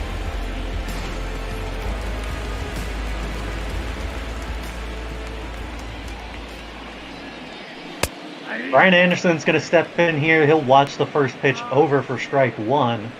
He's hitting .254 on the season. 5 home runs and 26 RBIs. Not terrible numbers out of a number 6 hitter. Swing and a miss. 0-2 is the count now. No, not at all. Your number 6 guy typically is your second best power guy, so that way if 4 and 5 can't really clean up, 6 has a chance to do it. 1 and 2.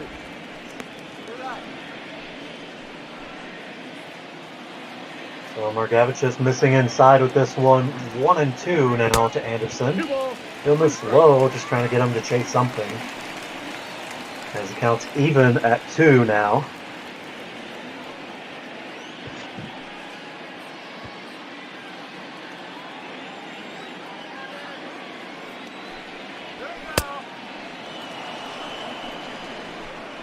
So Anderson's going to strike out here. Margevicius able to set him down. Finally gets him to chase this one. We'll go to the top of the third. Still scoreless here in Miami.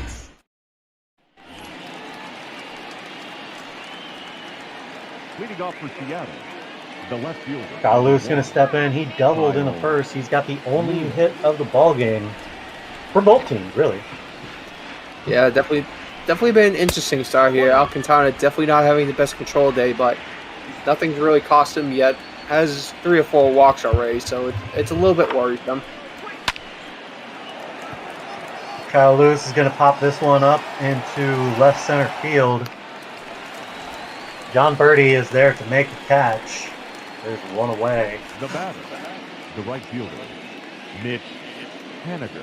Take a look at the standings in the NL East here. Washington somewhat running away. Atlanta's close on the heels, but Miami at this point is probably just trying to be relevant for the wild card. Maybe pick up a slot there if they get a hot September.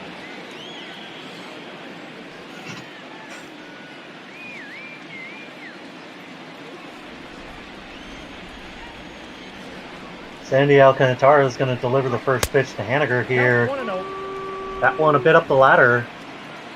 1-0. Haniger unloading on this one out to deep left field. That one is back and down. When did we get Chris Berman in here? I don't know, but that one definitely onto the concourse there, and there might be a broken window over there. They might want to get maintenance out there. Mitch Haniger hitting his 10th home run of the season. Take another look here. This is just an absolute tower shot.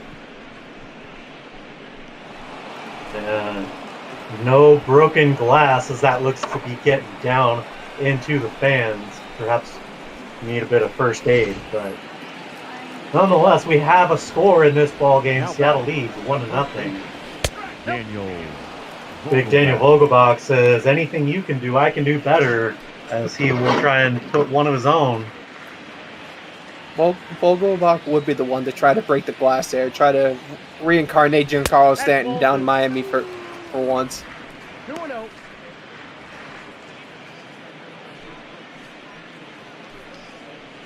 Well, he's showing his patience here. 2-0. Alcantara delivers. This one's going to be lifted into deep left center field. This one is gone! I called it! Anything you can do, I can do better. I could do anything better than you. Daniel Vogelbach with his 13th home run of the season. As he just barely outbeats his teammate there for distance by about 6 feet, but just barely getting over the wall out there. Oh, that was great. Seattle now leads 2-0. And in steps Kyle Seager, not to be shown up by his teammates. Of course, he leads this team in home runs. He'll watch a perfectly placed fastball in there for strike one. Yeah, just looking out the crowd, looks like some people are already heading for the exits here as it's a rough start so far. Kyle Seager putting a hurt on this one. That one is some warning track power. You got my hopes up there, Kyle. We cannot do back-to-back-to-back in ball. That is forbidden. It's against the code.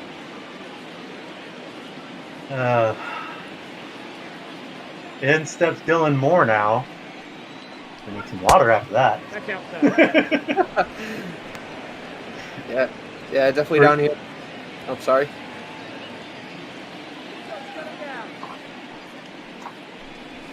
One-0 pitch to Dylan Moore. This one's going to get popped up to his counterpart over at first base. Well, at one of his positions at first base. Not playing first today. Of course, that's Vogelbach. So Mariners put up 2 on those 2 big flies here in the third. Miami still scoreless. Of course, down in the chat, Franco pointing out that back-to-back-to-back home runs has happened, and rather recently. I remember seeing something, I don't think I caught that game, but I remember seeing something in the Discord about that in the last couple of days. Well, it looks like my theory just got thrown out of the water there. It's okay, it's the retroactive curse of the broadcast. Figured as much. As you see, John Burrell? I can't see. John Birdie. Birdie, okay, like the golf term, okay. Like Bert and Ernie.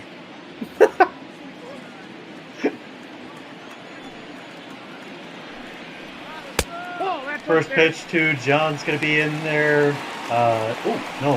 Missing high, ball one. Franco pulling off it. Oh, sorry. 1-0 pitch. The umpire says he misses the outside as well. 2-0 now. That one is over. Strike one. Yeah, Franco pointing out that back-to-back-to-back was a Chicago Cubs walk-off. It was Bryant Rizzo, and according to him, some scrub shortstop he'll refuse to name.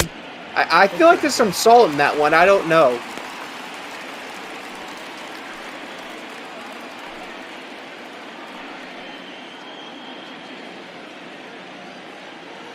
I can smell the salt from here.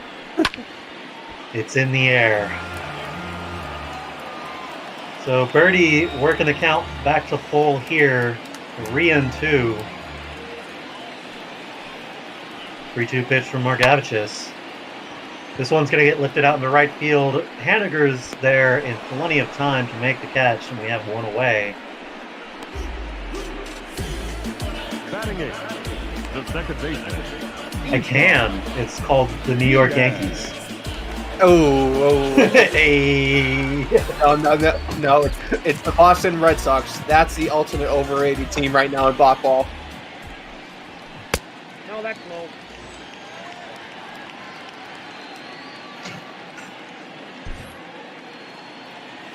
As you see the extreme shift here, Tim Lowe's basically playing at second as a shortstop. 2 balls, no strikes. So, Isan Diaz, bit of patience here as Nick Margevicius having a bit of trouble finding the zone, working the count to 3-0 here. Ball 4. He'll walk on 4 pitches. Batting ninth, the pitcher. So we'll see the pitcher Alcantara step in here with a runner at first and one away. Yeah, if you're Alcantara here, you have the upper hand on him, so just try to put something in play here.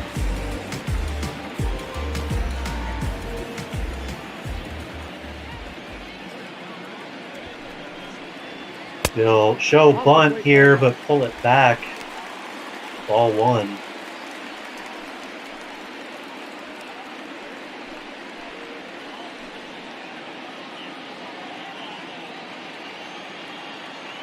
Margevicius comes set.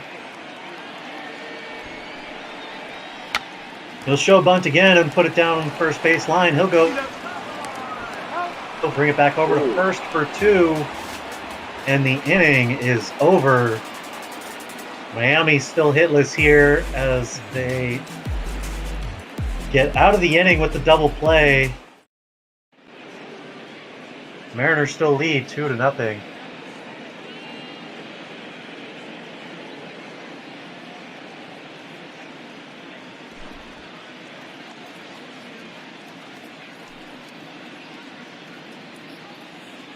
Well, Mariners making a rare trip into the National League East here to play the Marlins. I gotta say, it's a division we don't see a lot of, even since we started the every year playing interleague ball. Right, yeah. I feel like it's been a nice addition to the game. You know, get to see a few teams you don't normally get to see come to town. Yeah, and make for next show. I agree. I think it gives a good relief. You know, you can take a few less in-division games and a few more out of league games. It's nice. It makes it for more interesting baseball, and it makes all coaches have to be better with managing the ball games. Yes, Tom Murphy's going to foul off the 0-2 here. Sorry, go ahead. Yes, but I feel like a lot of people at the same time are arguing that you start to lose a bit more of those divisional rivalries. You know, Red Sox, Yankees. I forget. Is the Cubs right out in the Central? The Cubs have someone. I'm not terribly familiar about the Cubs-Reds rivalry, but I know that I don't mind seeing Oakland less than 30 times a year. Yes, Oakland, the ultimate wild card out in that AL West, as depending on what year it is, they're either absolutely terrible or they're great. There's no real in between out there with Moneyball.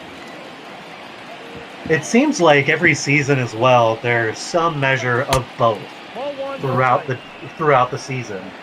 They're, you know, in this case, they're on top of the division coming out in the beginning here. We'll see how it plays out through the rest of the season, but you know, it seems like kind of the rest of the division is just kind of, you know, taking a big old poo-poo. Just let Oakland run away with it.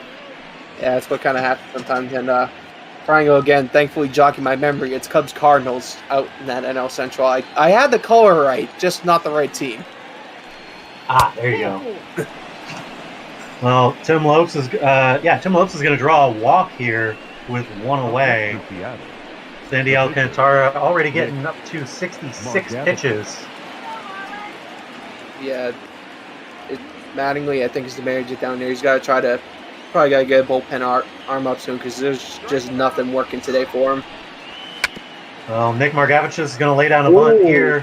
Second baseman's got to come in and play it, so they'll just get the 1. The runner moves up to second, but with 2 away here, they'll need a good hit into the outfield to drive that runner in. Go back to the top of the order, and Malik Smith here. Yeah, either a good hit to the outfield here, or hopefully some bad throwing by the Miami Marlins here to maybe score the guy from third, or a second, excuse me. First pitch to Smith. Wow, he didn't swing at it. I'm proud of you, Malix. And honestly, that probably should have been called a strike. That caught that outside corner beautifully, but umpire's not giving him any breaks today. 1-0 pitch. This one's going to be a ground ball up the middle, so Lopes is going to round third and come home to score. And the base hit does it, as we now have a 3-0 lead for these Mariners. And Malik Smith, after seemingly free swinging early on, settles down a little bit, takes a couple pitches, and then puts a good one down the middle.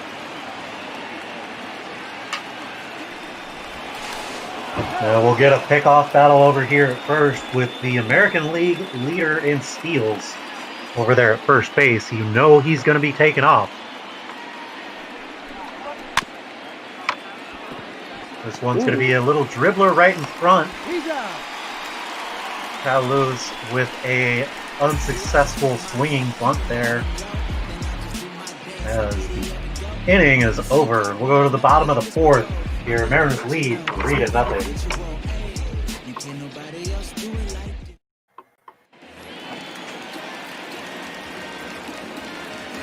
Leading off for the Marlins, the third baseman, Jonathan BR.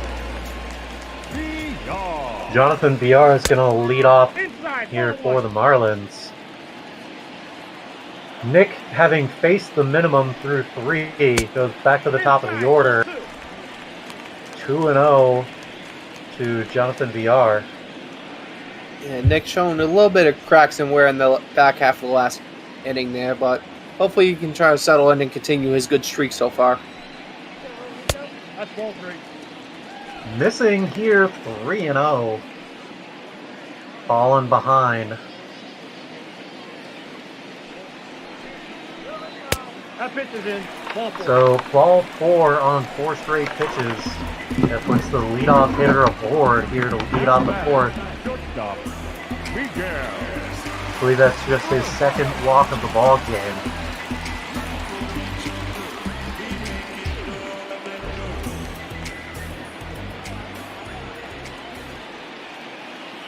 So we'll see Miguel Rojas step in for his second AB of the ball game. First pitch missing low, ball 1. And the sheer difference in pitch count here between the two starters. Nick Margevicius at about half of what Sandy Alcantara has through 4 here.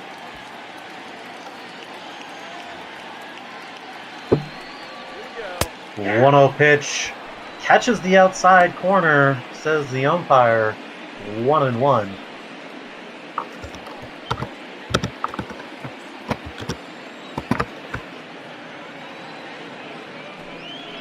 1-1. This one's grounded down the third baseline. Kyle Seager not able to make the play, so that'll get into left. Runner's going to stay at first and second, and I don't know where that throw is going, but Daniel Vogelbach there to corral it. They'll keep it to a single. Great job by left fielder there, getting to that ball quickly enough to only hold him at second there, because he could have easily come around for third. That gone out to the wall. First pitch to Corey Dickerson is able to catch the top of the zone here for strike 1.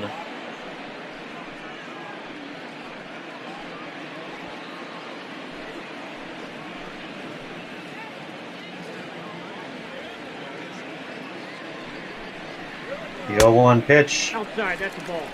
Misses outside, says the home plate umpire. 1-1.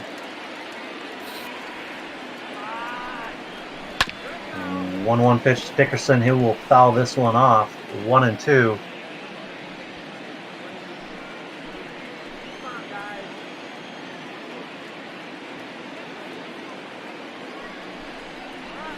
Ball 2. Here's 2-2 is the count now to Dickerson.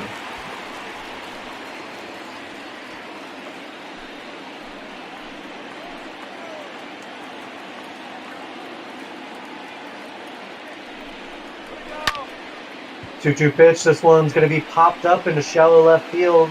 Lewis is ranging in. Runner's going to take a few steps off of their bags and retreat. One away here in the bottom of the fourth.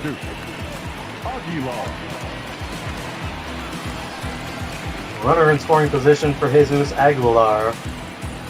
He's 0 for 1 on the day. He flew out back in the second. Yeah, for Nick right here, he's just trying to induce a ground double play here to try to get out of here with the pitch count that is very good right now. Missing low for ball 1 here.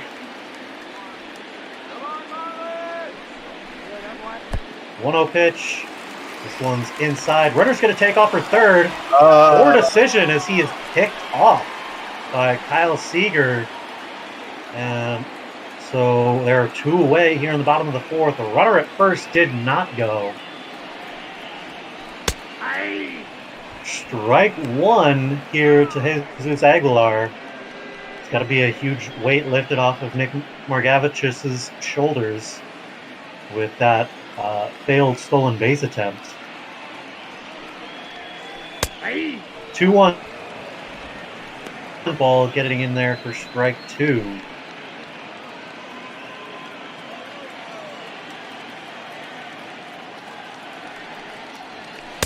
Two-two pitch. Swing and a miss. Strike three. And the inning is over. Miami still scoreless on the one hit. Nick Margevicius having a great outing here in Miami. We'll see 3, 4, and 5 hitters up in the fifth. Mitch Haniger, of course, leading off the scoring with that big solo shot back in the third.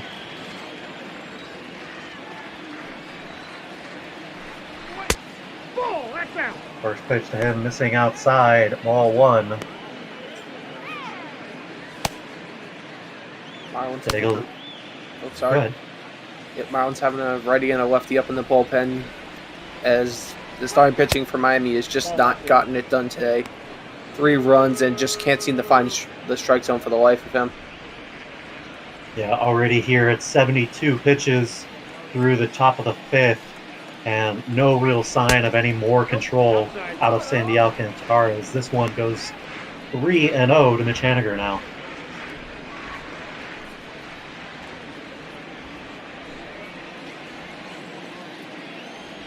Rio pitch to Haniger. And it's going to be a base hit up the middle, just out of reach of the shortstop there. Haniger reaches with a nice little single. Now batting, the first baseman, Daniel. Just That puts him at 2 for 2 on the day. Sorry. Yeah, no, just making enough contact there to put that one up and over the shortstop there to get a single. So in steps the big lefty, Daniel Vogelbach.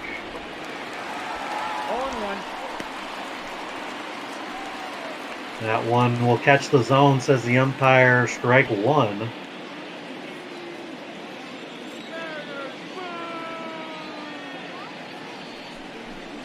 Oh, and one. This one missing just a bit inside. Counts even at 1 here.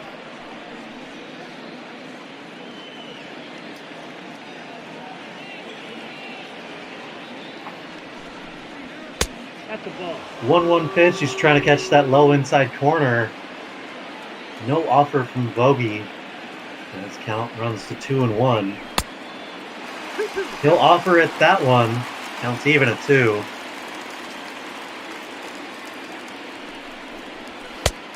Two-two pitch. Swing and a miss. Daniel Vogelbach strikes out for his second strikeout of the ball game. Now batting, Sandy Alcantara's third strikeout total. Seeger. Yeah, Vogelbach really an all-or-nothing hitter there.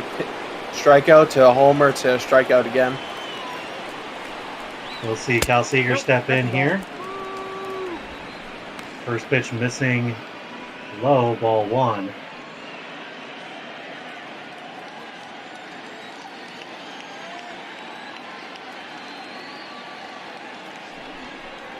One-0 pitch. Kyle gets a piece of this one, but he'll foul it off. 1-1.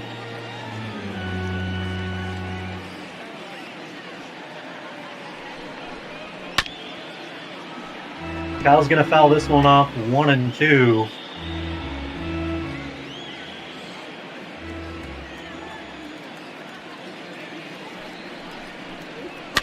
One-two pitch. This one's gonna get fouled off again. Kyle Seeger staying alive here.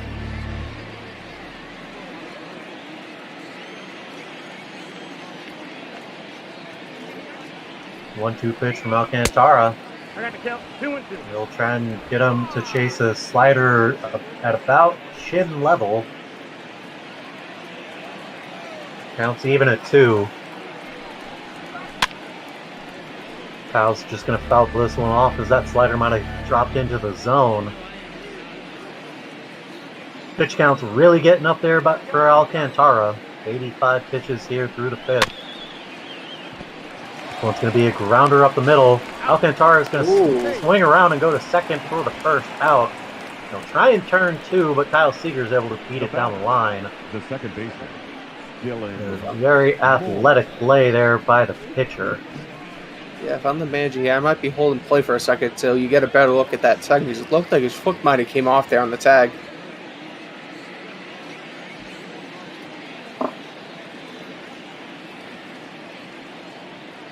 Dylan Moore is going to step in here. He's 0 for 2 on the day. Still looking for his first hit. But in these last 6 games, he's been absolutely on fire. Sometimes you just need a streak of 5 or 6 games to really get cooking on the year. He'll watch this one in there for strike 1. Counts even at 1. Alcantara delivers. This one's going to be hit down the first base side. First baseman makes the diving stop and the throw just in time to get the third out. Nothing doing here for the Mariners on a hit. They still lead 3-0. Yeah, if I'm the Seattle manager, I'd be camping that top step again, trying to get another look, because that was a very bang play there.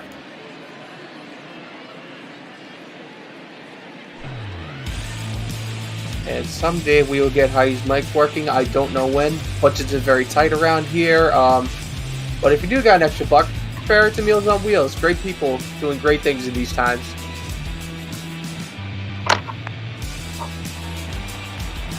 That's what we're here for, is to first have some fun and watch baseball.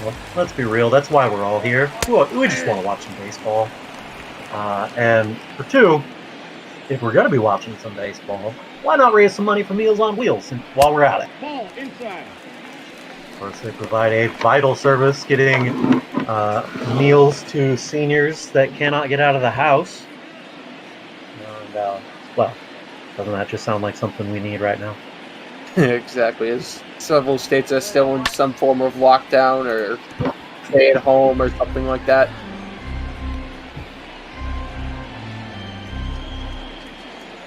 A 1-2 count here to Alfaro. Doesn't offer at this curveball. 2-2.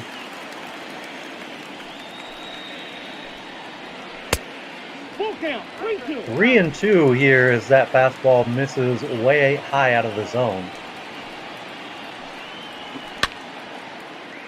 This one's going to be popped up in the middle of the infield. Run it over is Kyle Seeger to make the catch while crossing the mound. No easy feat. Brian Anderson.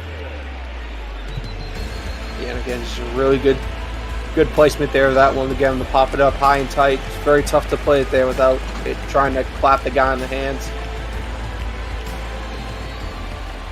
Brian Anderson's going to step in here. Ball 1, no strike. Nick misses just a bit high. I think that one might have been in the second story. As he lays a curveball out over the plate, and this one is gone. Big home run there from Anderson. That's his 6th homer of the season. Oh, that one might break a window out there, as that one's even further back. 403 feet on the ticker tape here in Miami. That puts the Marlins on the board 3-1 here as they try to make a comeback in the bottom of the 5th. Take another look here. That curveball was just left hanging out over the middle of the plate, and Nick knew it as soon as he let go of it.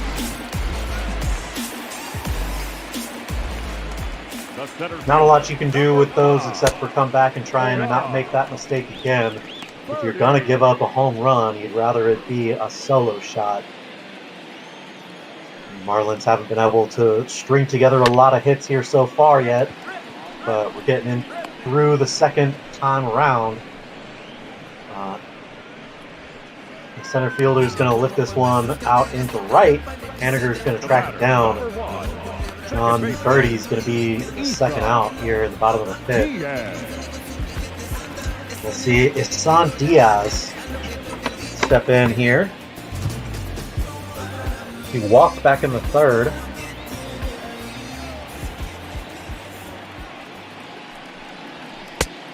First pitch to him, over for strike one. And Margevicius has just been absolutely efficient through the fifth inning here. Aside from giving up the big home run and a couple of hits that didn't amount to anything, he's been absolutely lights out. Yeah, he's been absolutely stellar so far. Just a little looper up the middle here. Lopez is there to make the fielding play, and the throw just in time. Marlins put up one on this big home run by Brian Anderson. Mariners still lead 3-1. And we'll see Eliezer Hernandez make the relief appearance here for the Marlins. This is his 7th appearance of the season. Across 6 innings of work. He'll face off against 7, 8, and the pitcher spot. Tom Murphy leading off for the Mariners.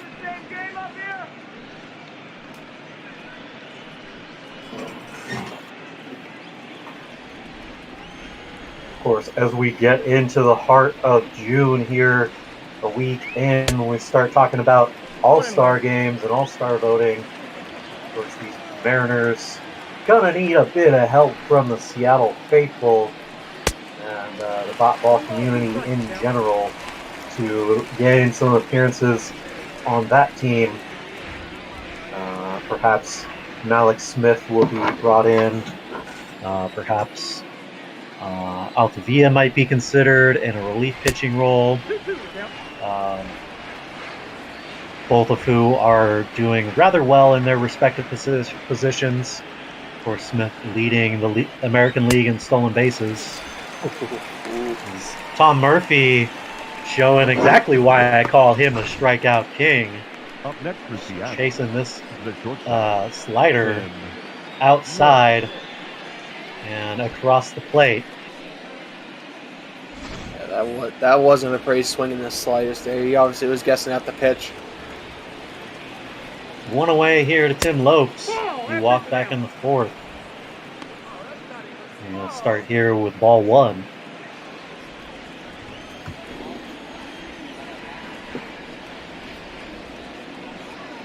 The 1-0 pitch. Misses high, ball two. Take a look down at Marlins bullpen once again. Got Yimi Garcia, the righty, and Adam Conley, the lefty, with some double barrel action out in the pen. 2-0 pitch. This one's going to get blooped into shallow right field. Diaz is going to range back and take it himself as the outfielders converge behind him. 2 away here for the Mariners, and Nick Margevicius is going to step in and hit here in the top of the 6th. Looking to continue his pitching performance into the bottom of the 6th. First pitch is going to be fouled off.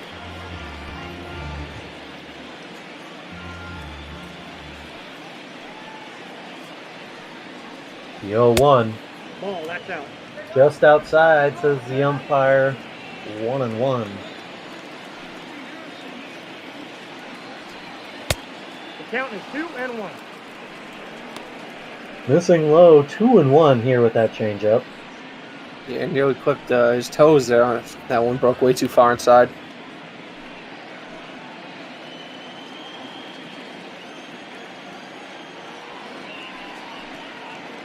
Two-one pitch here to the pitcher.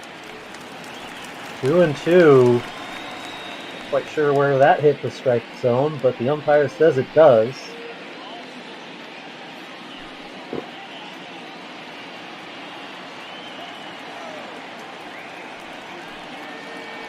Two-two pitch. He'll swing and foul this one off down the third baseline. Ranging over to make the catch. That'll be the third out. Nothing doing here for the Mariners. They still lead this one 3-1 in Miami. We've got a 9-1-2 due up for the Marlins. Your attention, please. Pinch hitting for the Marlins. Let's see. Matt Kemp gonna dig in to hit for the pitching spot.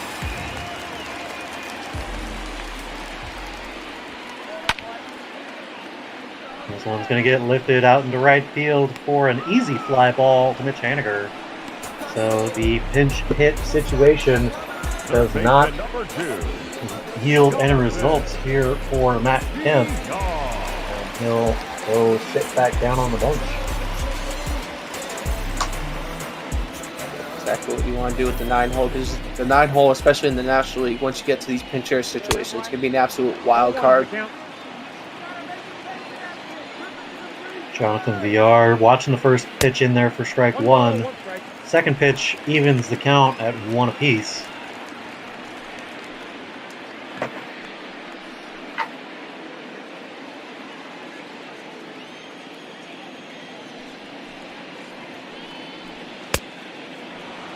Swing and a miss. Strike two.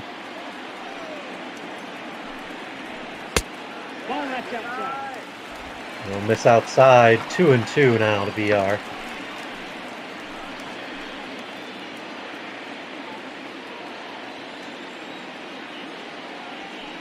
Margevicius kicks and delivers. The nicest pitch of the day from the Mariners here is going to be a pop-up out to center field. 2 away here for the Marlins in 6th. Just absolutely rolling right now. Really, not too many struggles so far, besides the one run he has on the board.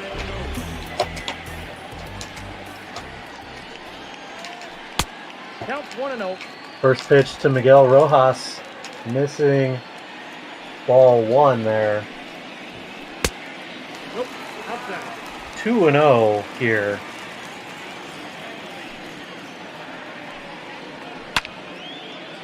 This one's going to be lifted straight back up the middle. That's going to get down in center field for a base hit. Smith's going to corral it himself. He'll throw it back in. And I don't know why this Mariners outfield cannot hit a cutoff man to save their life. But this is the third time today that I've seen an outfielder throw in to a fielder who then has trouble corralling that thrown ball. It could be an issue with the kind of rotation they have in the middle, but to your point, the outfielder should be able to at least hit them on the fly, no problem, let alone having the guy try to bobble it because it's such a bad throw. Well, and with a young team like this, to be completely honest, I would like to see more fundamentals, god dang it.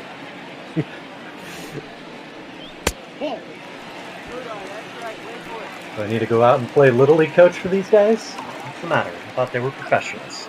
I mean, if you did that, they might be able to pick up a few more wins here because they definitely have had their issues with fundamentals sometimes throughout the year. But again, just a very young team here. Just somebody needs to try to whip them into shape a little bit.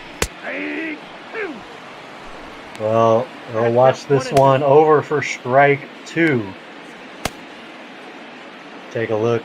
Yoshihisa Hirano and Eric Swanson warming up down in the Mariners bullpen. A couple of righties warming up in the dark.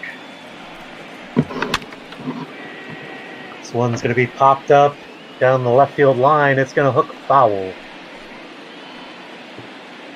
Yeah, it definitely seemed like the Mariners had time to get over there and try to make a play on that ball, but both the left fielder and the third baseman have kind of given up on it. This one's also going to get fouled. Almost hitting his teammate in the on-deck circle here. 1-2. Yeah, Peter would probably held its breath there for a second as that one looked like it might crack the fish tank there behind home plate. 2-2 here to Dickerson. And to answer your question, Ackman, no, we are not giving Yoshi back.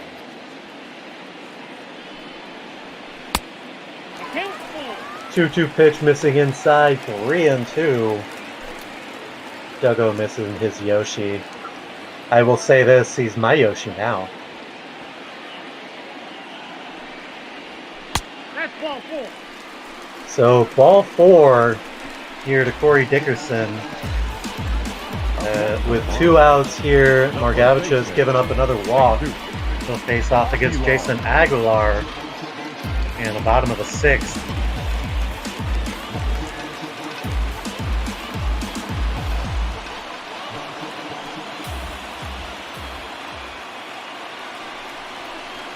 First pitch to Jesus is going to miss low, ball 1.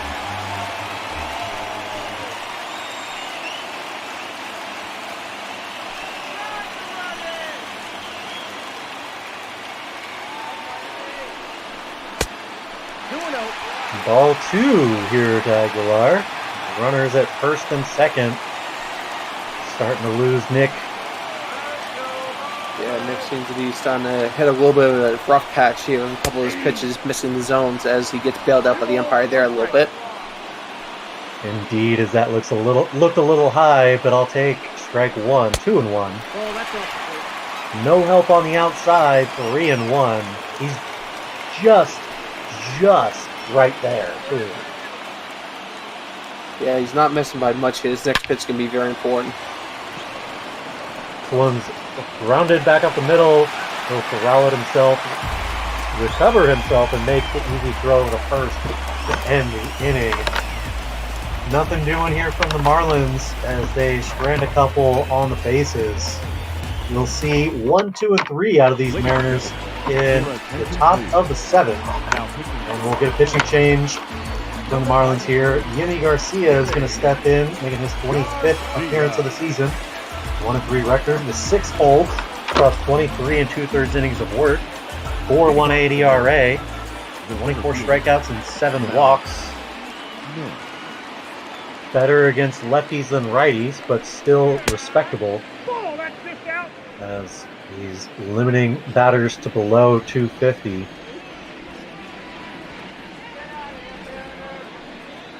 The 1-0 pitch to Malix. He's going to swing and foul this one off. Yeah, 1-1. Yeah, he's reaching out, making contact there.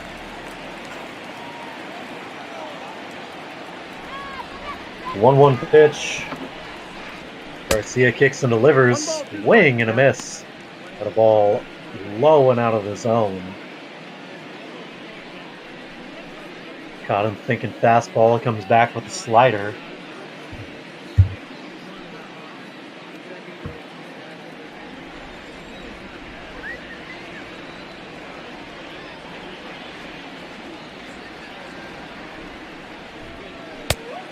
One-two pitch.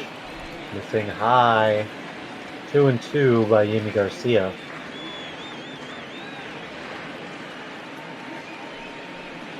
Here's a 2-2. Smith is going to rip this one down the third baseline. He's there in time, and a good hard throw across the diamond to get Smith at first. Yeah, that was an almost perfect throw by a third baseman there, just hitting the first baseman's glove right in time to get the out. We'll see Kyle Lewis step in here. He's 1 for 3 on the day. He doubled to get the first hit of the ballgame. Ball 1. First pitch to him, missing high and outside, ball 1.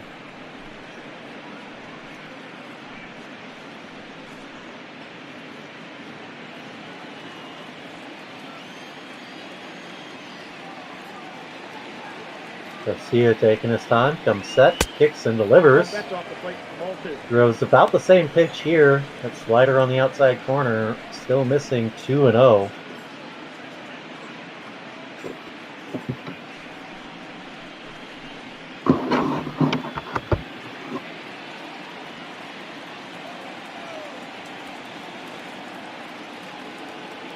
Taking his time out there on the mound, the 2-0 pitch. One's going to be a ground ball back up the middle, just out of reach of the second baseman there. As that'll be a base hit here in the 7th inning.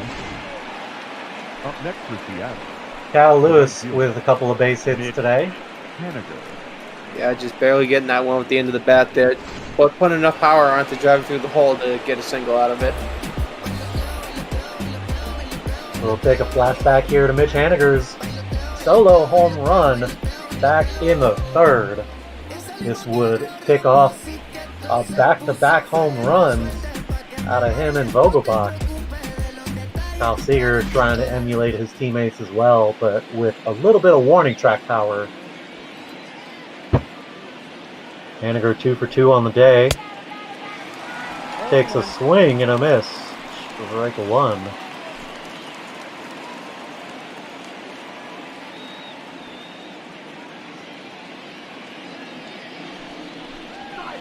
The 0-1 pitch. I don't know where he was swinging at that one, but it wasn't anywhere near the ball. Strike two.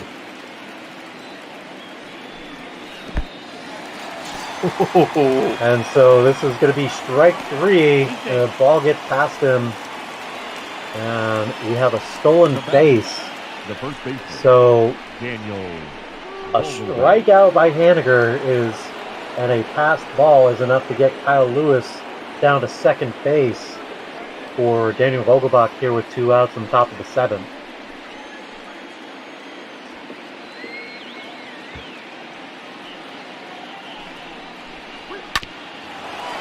First pitch to Vogie is going to be a base hit back up the middle. Kyle Lewis is going to round third and hesitate at third.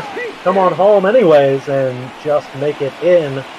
Mariners pushing their lead to 3 now. Up next for Seattle. For 4-1 Mariners.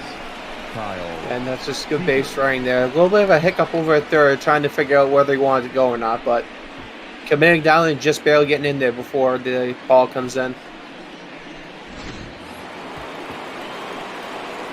So, runner at first here for Kyle Seager, who's 0 for 3 on the day. Swing and foul this one off. 0-1. Kyle's average drops to 189 on the season with his 0 for today. The 0-1, missing outside. 1-1's the count.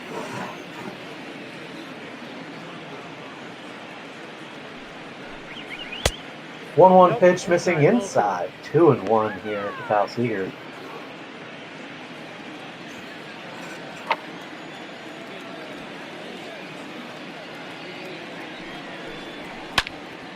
Two-one pitch. One's gonna get foul.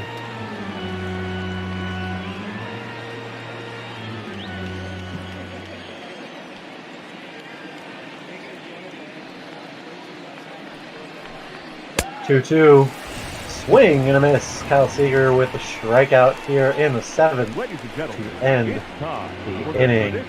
Get up and stretch, folks. It's the 7th inning stretch here in Miami. I am noticing a distinct lack of sharkiness.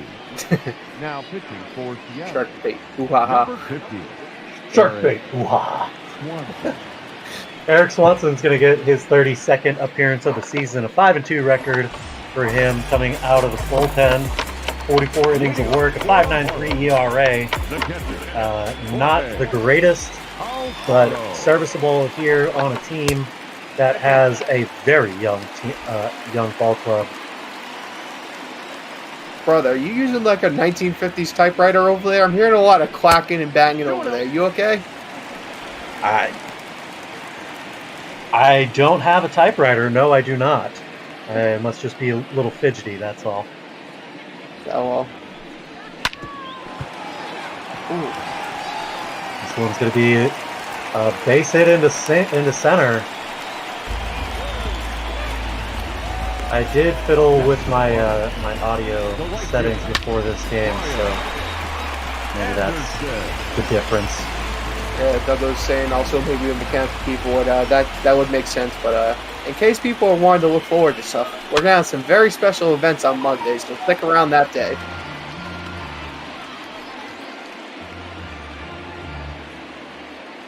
Ryan Anderson fouling off the first pitch here.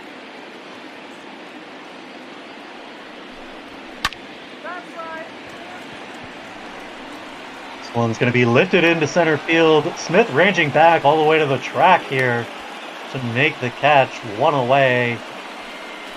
The runner's going to have to retreat back to first base. We'll see the center fielder John Birdie step in here. He's 0 for 2 with a couple of flyouts today for the Marlins.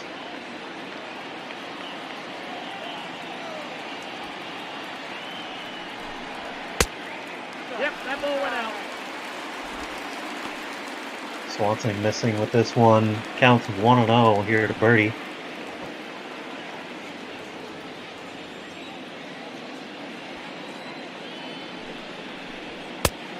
One-0 pitch. Strike one. Swing and a miss. Count is 2-1. 1-1 pitch missing low, ball 2.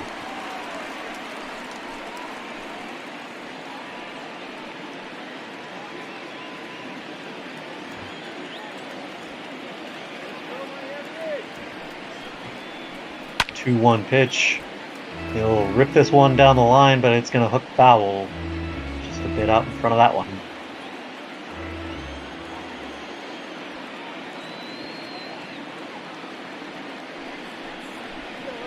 Two pitch. And he'll put a right in this one. We'll wish he could have straightened that out. We'll see another 2-2 here from Swanson. One's going to get lifted out into right field. Haniger going to try and come in on it, but it's going to and he tries to Ichiro the runner over at third, but he's able to get in there. So runner goes first to third on this little bloop single from John Birdie. Yeah, definitely trying to challenge the inner Ichiro. They're trying to pick off the guy breaking for third, but just not enough arm strength that time.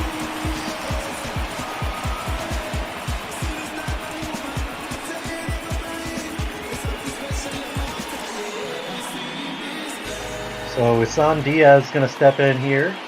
0 for 1 on the day. Runners at first and third and 1 out. Got to imagine he'll be looking to move those runners around for the base hit to the outfield.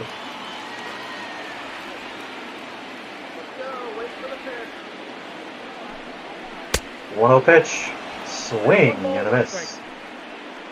That off-speed pitch fooled Diaz. And the count is even at 1.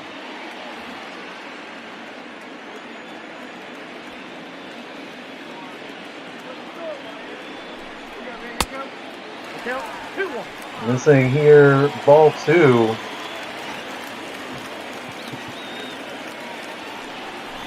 Two-one pitch from Swanson. Diaz going to drive this one down the left side. It'll get through the hole.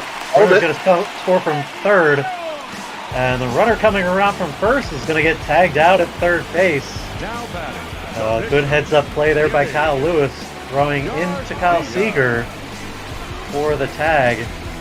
Lopez trying to play from the double play depth there.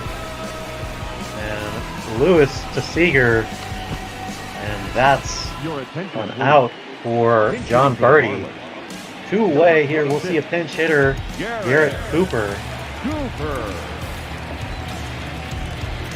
Yeah, I'm not sure what Birdie was thinking there. Thinking maybe with a little bit of a boss there, he can make the run to third, but the ball was just way too shallow to even think about that. Oh, this one's in the dirt. Tom Murphy's able to keep it in front of him and corral it. The runner stays over there at first. Yeah, for Swanson here, you just want to get this guy out and get out of the inning relatively unscathed. Yes, he'll do just that. Malik Smith going to range over into left center field to camp under this one for the third out. Marlins able to put up another on the board, cutting the lead to 2 runs. Mariners still lead 4-2. We'll see Dylan Moore, Tom Murphy, and Tim Lopes for the Mariners. They'll face off against Adam Conley, his 35th appearance of the season. 0-3 record, 11 holds across 28 and 2/3 inning of work, a 4.08 ERA. much better against righties than lefties. Here's the big lefty. No surprise there. Oh, that's okay. First pitch to Dylan Moore, missing high, ball 1. Well, they're telling us the attendance here today is 23,000 here in Miami. Have the Marlins ever had 23,000 people in their stadium? I feel like maybe when they first opened it, and maybe during like the Giancarlo Stanton years when they were really good, but definitely not in the past year or two, or since I think it was Jeter that took over the team a couple years ago. 2-1 pitch in there for strike 2. Counts even at 2 here. Yeah, I think it's Jeter because I think A-Rod's trying to buy the Mets now, if I remember correctly, with that group. That sounds about right. Yeah, maybe make the Mets semi-relevant again, and maybe, who knows, in a couple years we could have a Subway Series again.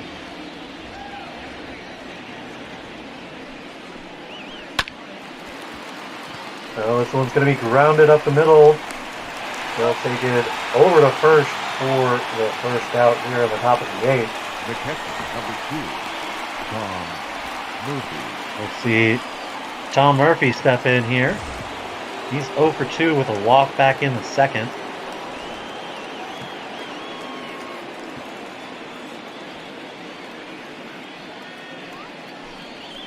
First pitch to Tom's going to be outside, ball 1. See Ryan Stanek and Sterling Sharp. A couple of great names out in the bullpen there. Yeah, both of them probably looking for the 1 inning in the 9th to try to get some work done. Tom Murphy looking for a base hit down the line. That one hook and foul. 1-1 pitch. Nope, outside. Continue to working the outside here on the lefty-righty matchup. Yeah, then also probably try not to give up that fat ball inside because you typically like to pull when you're a hitter, and if you get one inside, it's so easy to pull a home run with those. Well, this is going to be a ground ball back up the middle. It's able to get through the infield, so that'll be a base hit for Tom Murphy. Ofer is gone for this guy today. That's his first hit of the ball game. 1 for 3 on the day with a walk and a single. Tim Lopes 0 for 1 with a couple of walks coming around to score. Still looking for a hit here today.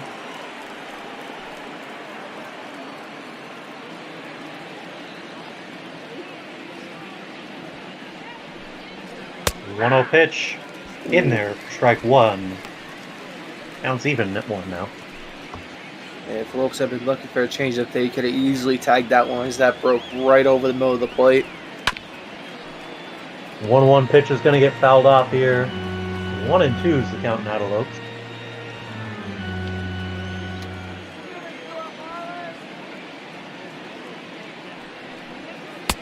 One-two pitch. Still working that outside. 2-2 is the count now.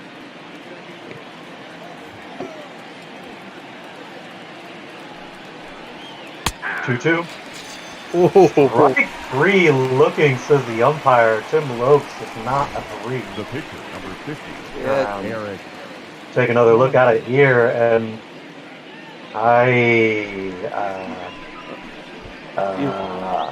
Houston, we might have a problem with the communication system there. Looks like the umpire felt bad for Miami and gave him the benefit of the doubt there.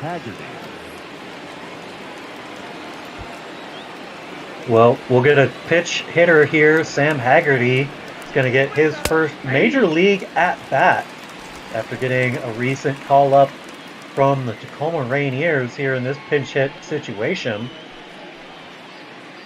Welcome to the bigs here, son. Yep, with the chance maybe to do some damage here with the runner on first. Haggerty with a base hit out. Oh, scratch. Oh. We'll back that up in the tape. Scratch that. That looked like a base hit, but it died in midair. Let's check that ball to see if there's maybe like a homing device in his glove or something. Nonetheless, Big Yoshi's going to come in and take the mound here for the Mariners. Yeah, Yoshi absolutely deadly with lefties. Lefties only hitting 160 against him, so definitely going to be a good time here. First pitch from Yoshi Hirano, missing low, ball 1. Yoshihisa kicks and delivers. Swing and a miss. Counts even at 1. 1-1 pitch. One's going to be a ground ball at the middle, second base. Dylan Moore is there to make the play. Just like that, there's 1 away here on 3 pitches. Now batting, shortstop, Miguel Rojas.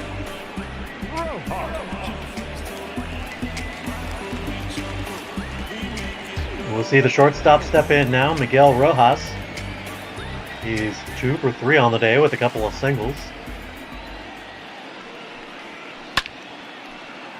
He'll be first pitch swinging here as that one will go foul.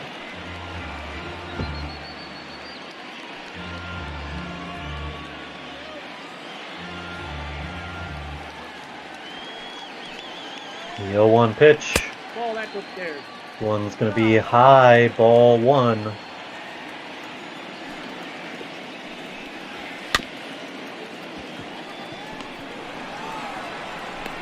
One's going to be a ground ball to the left side. He'll take it. Will Lopez for the throw over to first.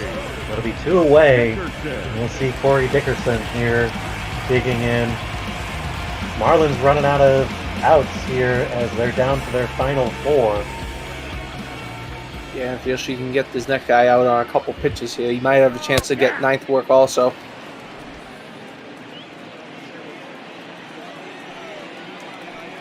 The 0-1 pitch.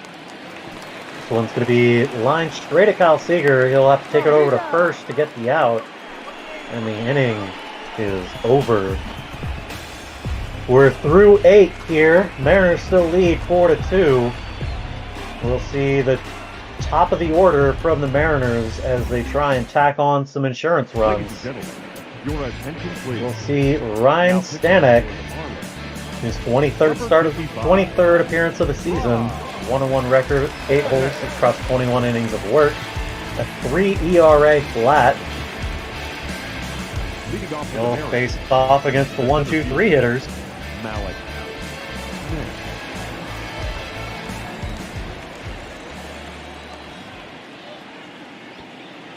Malik Smith stepping in. First pitch from Stanek misses high, ball 1.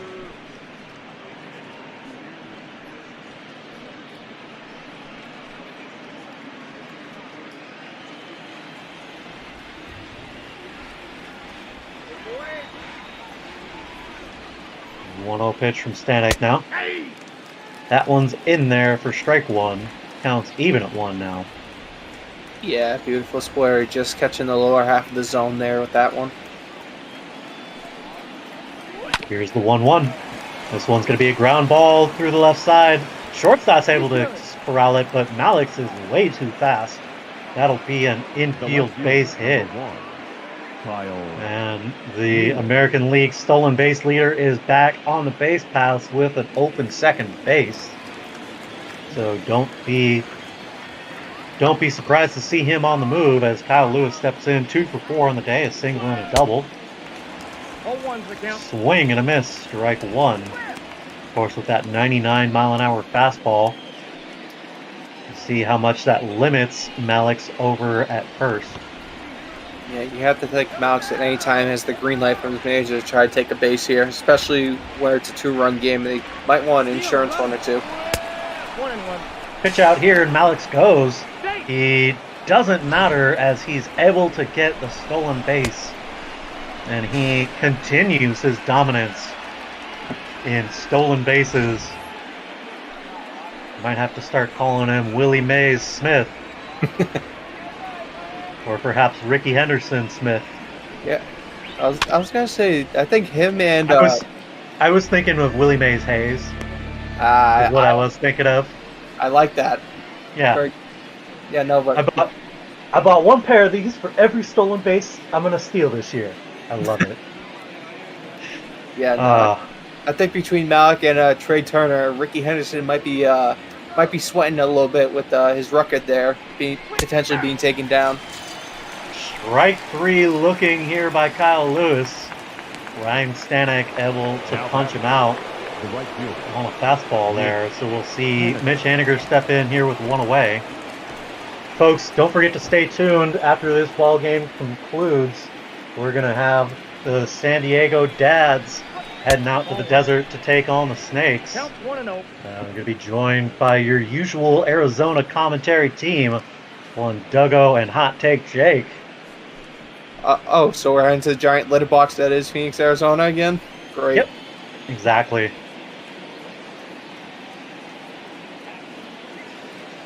The 1-0 pitch here from Stanek. Haniger rips this one down past the third baseman's outstretched glove. And Smith is going to slide into third base here as that one gets away from the third baseman. Haniger with the base hit here. Yeah, Malik's getting a little bit confused on the base path there. Nearly got picked off in the third there, but able to get in there in time. Of course, he didn't have to go, but he ended up going a little bit late. Vogelbach here looking to extend this lead, at least drive in the 1. 2 for 4 on the day with the big home run and a single, couple of RBIs.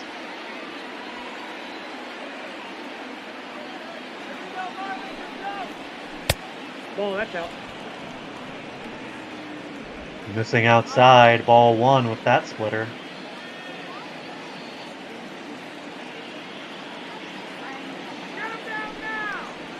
Hey.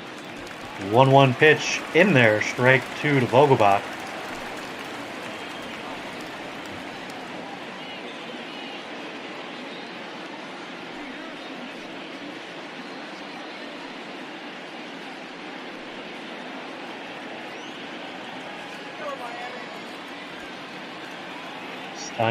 Stanek comes set. 1-2 pitch. This one just a bit inside as that was about at his belt buckle.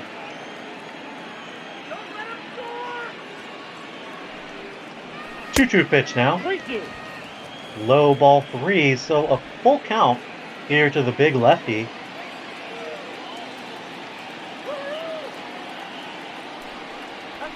Full count pitch. That's ball 4. As that 99-mile-an-hour fastball probably just slipped out of his hands a little early there. Kyle Seager. So with the bases loaded, we'll see Kyle Seager step in. He struck out in his last appearance in the 7th.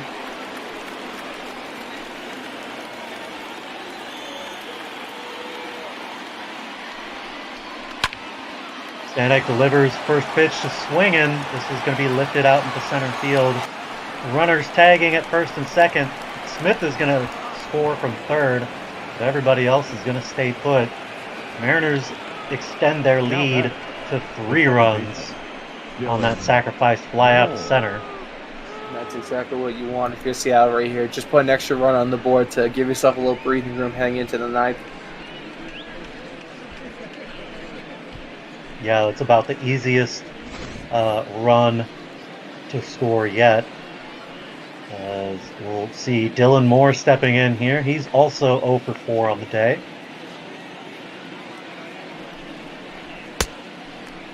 Swing and a miss, strike 1.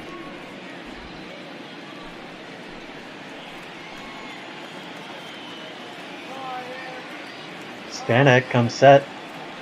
The 0-1. That's a ball. Missing outside with that slider. 1-1's the count. Ooh, fastball. Looked like a slider. Yeah, sliders can get a little deceptive sometimes, looking like 2-seamers. Ooh, and he crushes this one, but it's hooking foul.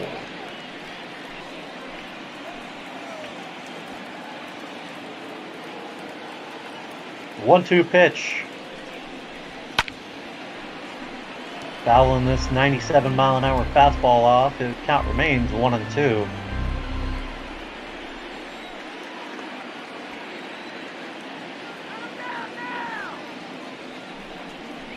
One-two pitch. Swing and a miss. Dylan Moore striking out to end the top of the ninth. So last chance for these Marlins to do something. We'll see Aguilar, Alfaro, and Anderson. Miami has the number to hit, 3 to tie, 4 to win. As Altavia comes in, I'm probably butchering that, and I apologize. And Altavia is going to come in for the close opportunity. With a 3-run lead here, he will get those 3 outs. Well, look to get those 3 outs, I should say.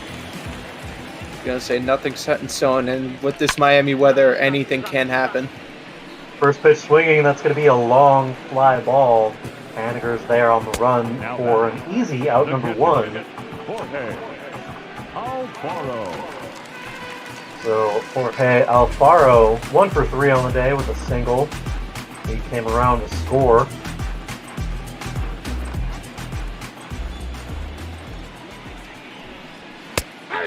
Altavia working quickly here. 97-mile-an-hour fastball to start this one off. 0-1 to Alfaro. 0-1 pitch.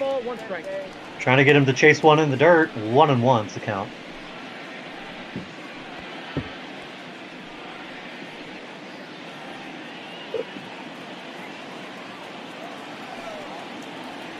One pitch. Swing and a miss. 1-2 here to Jorge Alfaro. Beautiful slider low and inside there. He connects with this one, but a bit early, as Dan Altavia will take a sigh of relief.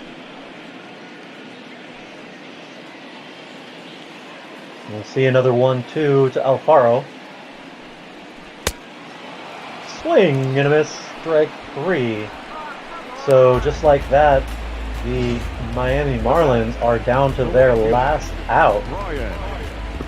As Altavia racks up a strikeout here. Yeah, being very efficient so far. Really not giving Miami a chance to settle in and start to read his stuff here. And oh boy, I'm not going to jinx it. This one's going to get popped up out in the right field. Haniger's ranging over, and the ball game is over. Mariners victory here in Miami to start off this series. Dan Altavia coming in to get the save. Nick Margevicius having a great outing on the mound. He will get the win. Any guesses before we see the player of the game? I'd say Nick had a pretty good shot at it. Maybe one of the home run balls gets tagged for the game winner, but honestly, just a stellar pitching performance by Nick there, coming in, getting 6 or 7 innings going, and then Altavia coming in, shutting the door at the end. Yeah, I gotta agree with you. I would say this one comes down to Nick having a stellar 7 innings of work, but it seems Mitch Haniger has gotten the player of the game here, and perhaps rightly so. He went 3 for 4 on the day. He kicked off the scoring for the Mariners, which ultimately ended up being the difference. Those 2 home runs back to back.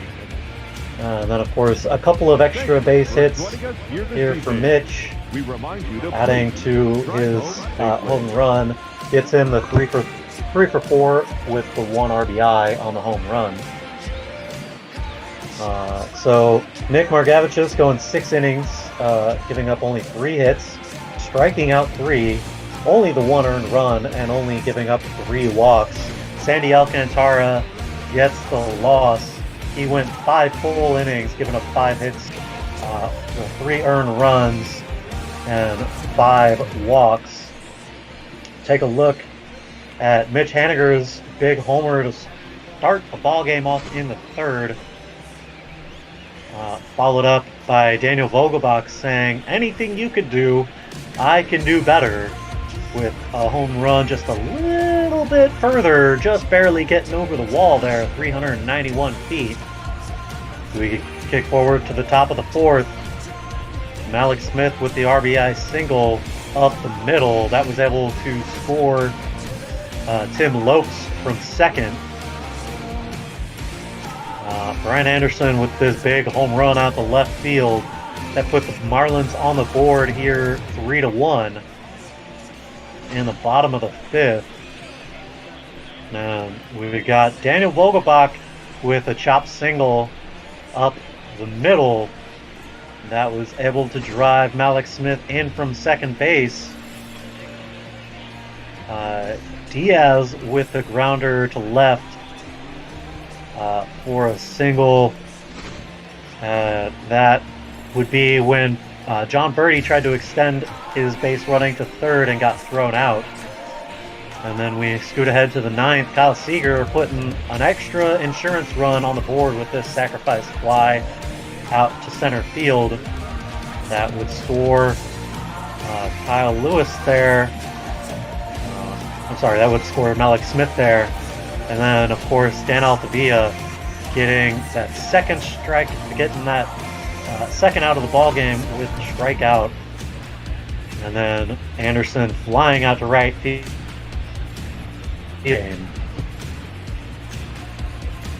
Of course, the final here today, 5-2. Mariners on top.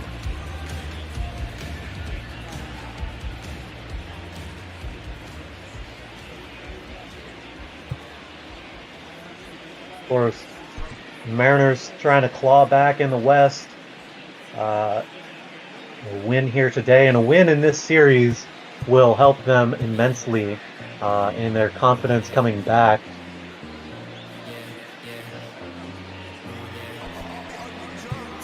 You see there the bottom half of the order. Okay, so the one pitching spot, not doing much of anything there. The box scores always throw me off in the National League because there's 4 or 5 extra pitchers that are, quote, hitters, but never hit. Right, don't actually get a chance to hit. They always get pinch hit for.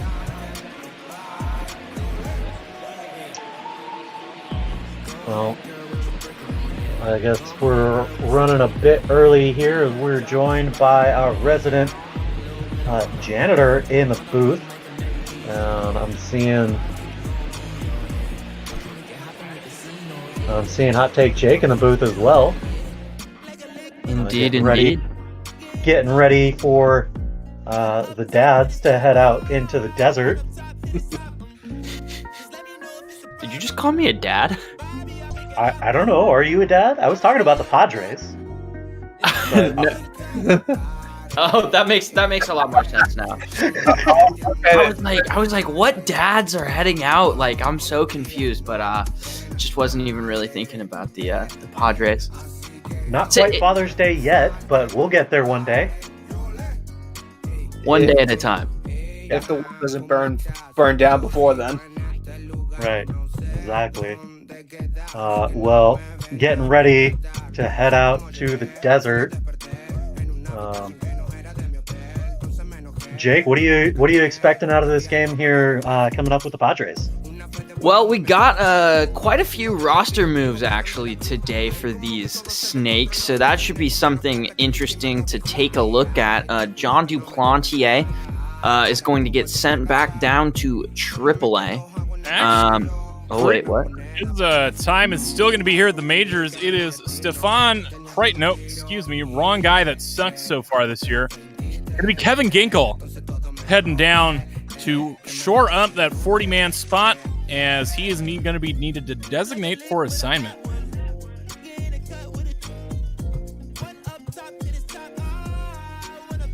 DFA? Yeah, we're DFAing him. So everyone get your scorecards and notepads out, as we're going to be making several roster moves here in the meantime.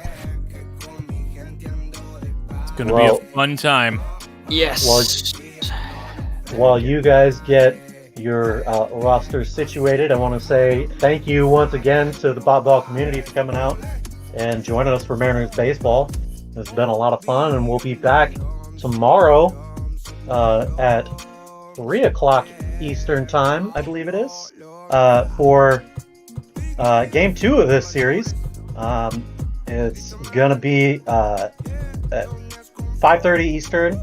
I will be joined by broadcaster to be determined. I'll figure that out tonight, and we'll have it ready to go for the morning.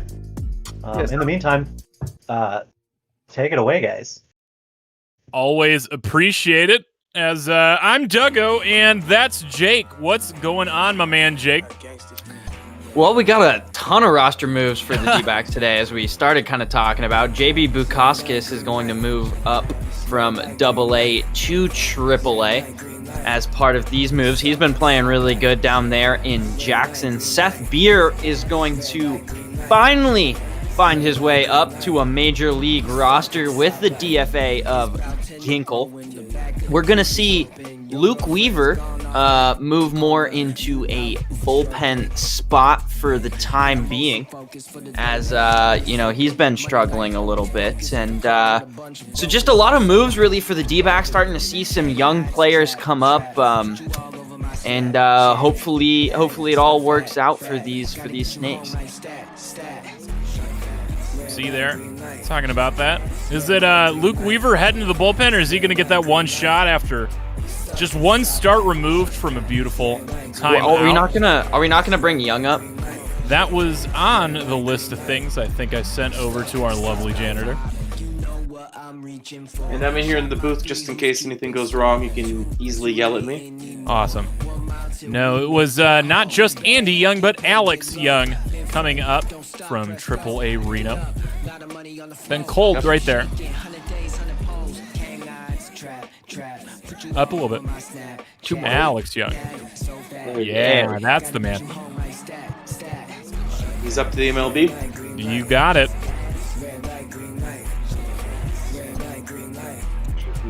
And then we needed to send Jake Lamb down. That would be the move that really... Actually, do we even need to... Yeah, we do. Yeah, we do. I was like, wait, did something end up in the math like perfect? And it didn't. And then I do believe we need to send... Well, actually, no, we're fine on our AAA roster right now, so no worries. Perfect. If Ginkle passes through waivers, then we'll need... Yeah, then we'll need to send Tunnel down to AA. Cool. Yep, Jake Lamb, get out of here. Okay. Oh, you'll love to see it. Looks like it's got it covered. Let's just get the lineup squared. So, for the Snakes today, coming in against the left-handed Joey Lucchesi for the San Diego Padres, we'll give you the starting 9 for these Arizona Diamondbacks. Leading off and playing center field today, going to be Starling Marte. Oh, wait, I'm looking at the wrong thing. You had Castro at 9. Correct. In the 9th spot. I don't see him. Where? Am I stupid? He's currently set batting leadoff, that's why. Yeah. Oh, there we go. Yeah, so Starling Marte leading off. Ketel Marte, the other half of the Marte Parte, playing second base, batting second today. Back in the lineup after a well-deserved day off is going to be Eduardo Escobar over there at third base. Just double-check the second base and center field spots there at the top of the lineup. Yeah, there we go. And then after that, the freight train out there in left field, batting left, David Peralta. Making his major league debut, Seth Beer, batting fifth and playing first base. And then Gold Glove shortstop Nick Ahmed in the 6-hole. Behind the plate today, catching is Carson Kelly. Then your starting pitcher, it's Ray Day, Robbie Ray, coming into the fray, hoping to get some Ks. And batting ninth in that National League second leadoff position, your man at stealing bases and getting hit by pitches, Tim LeCastro. And that is your lineup today for the Diamondbacks. We'll see how Seth Beer does today. EB, I'm suggesting you definitely have a beer as well, as we are headed to Chase Field, I do believe, unless we're headed to Mexico. I'm not sure. I think we're just gonna. Oh. What? All right. Apparently, we screwed something up. Oh. That would do it. Jake Lamb was set to DH all those games. Seth Beer probably, yeah. Yeah, I would imagine or that's Eduardo could. We can figure it out next time we have to deal with the designated hitter, whenever the heck we have to do that this year. Hopefully never. Yeah, right. San Diego rocking those beautiful pecan pinstripes. Diamondbacks in their wonderful home teals. I love to see them. I'm excited to see Seth Beer make his debut in these teals. Now, I might have had one too many shots of tequila. Is this in Mexico or in the U.S.? I think we kind of screwed the pooch on the Mexico thing. I think that's dead and gone personally. What about you, Jake? I don't care one way or the other. Just make sure that roof stays closed here, as it has been triple digits for about a month now. Yeah, it ain't time to open that roof. It's time to crank the AC and pray for cloud cover. All right, good luck, gents. Appreciate it, Garrett. As I'm looking forward to the first pitch here, going to be Joey Lucchesi on the mound for the Padres and Robbie Ray on the mound for the Diamondbacks. A battle of some beautiful lefties. Yeah, and for everyone asking in the chat, I don't think they're going to play the Mexico series if the season comes back. So we're not going to play it here today, but we will head to one of the most beautiful places on earth. That's Chase Field in downtown Phoenix, Arizona. It's June 5th, and we are ready for some snake ball. Definitely. I'm looking forward to this one. Hopefully going a scheduled 9 innings, as the last time the Snakes squared up against Lucchesi and the Padres, that was the 19-inning game. Well, yeah, hopefully maybe not 19 innings. But we do see Robbie Ray, one of the better pitchers so far this season in the National League. When he's been on, he's been on. He's had a couple rough starts, but, just generally need Robbie Ray to keep that pitch count down. We say this every time he comes up to start. And he's going to quickly throw the first pitch into Jurickson Profar for a ball down there low. Robbie Ray in his last start was able to go 4+ only. Gave up 6 hits, 2 walks, 4 earned runs, and only 2 strikeouts in line for loss number 3 on the year. That was a hit home here against the Tigers, as Seth Beer, making his debut, gets the first out of the ballgame on a sharp liner to the first baseline. Well, he's just trying to show you that he ain't got no nerves and he's not scared at anybody. Seth Beer comes in and immediately says, "Hold my beer." Gets that first out. Now Tommy Pham will be the second option for these Padres. He's just been 2 for 17 over his last few games, so really been struggling. We'll see what Ray does here. Starts him out with a beautiful breaking ball for strike 1 here.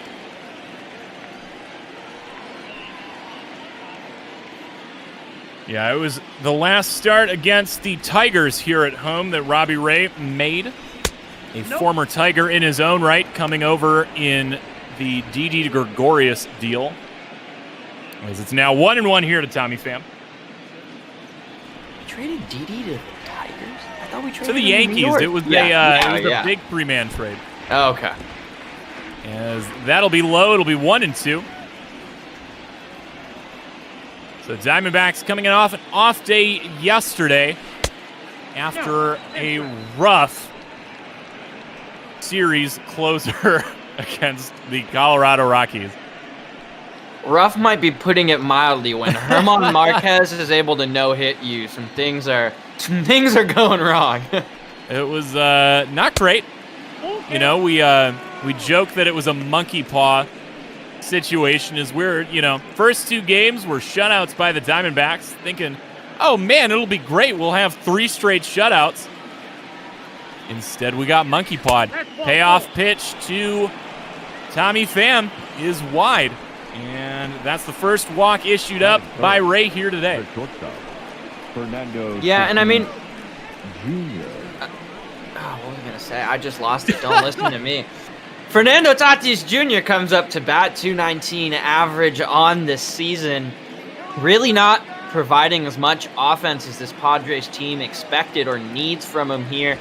Great opportunity for a double play ball as Ray almost gets the out there on the throw over to first. Seth Beer getting really involved early in this one. First pitch into Tatis. Going to find the zone for a nice strike there. 0-1. Now, a lot of these Padres, ever since the lineup's been turned around, is that will go 6-3 or 3-6-3, excuse me, for an inning-ending double play. You said it, Jake. They set it up and mowed him down. Heading now to the bottom of the first. No hits for San Diego. Well, so far, Seth Beer has been involved in every single out the Diamondbacks have got. And if that's not a reason to take a drink, I don't know what is. Joey Lucchesi hops into the game now with a 2.89 ERA, actually doing a little bit better than Robbie Ray. Does have 66 strikeouts on the season, but that 25 walk figure is not exactly where you want him to be this early in the season. We'll see what he does against leadoff man Starling Marte, who's returned to the everyday lineup now. Getting back to that Marte Parte that started off the season on fire as Marte starts his day off with a ball from Lucchesi. Yeah, it really looked like Starling Marte was going to be a critical offensive component for the D-backs this season. But he's been struggling as of late. Can he get to the bag? And he does. That's going to be an infield hit there. The turnaround throw from short, just not anywhere near in time. That was a hard play to make over there for Tatis Jr. And the first D-backs hit is on the board. Starting off with a Marte on and a Marte at the plate. Pitch out. It's going to be ball one as Starling skitters back to first. Cattell looking for something over the plate. Ooh, that's something I haven't even thought about, man. We're creeping a little bit closer to the All-Star game. I saw the broadcast there say that Cattell right now second in the National League's second base race. Trying to figure out who the hell would actually be over that in the National League. Not 100% sure, but I think about 3 weeks ago he would have been a shoo-in number one. Right. Another look over to first. Marte back there.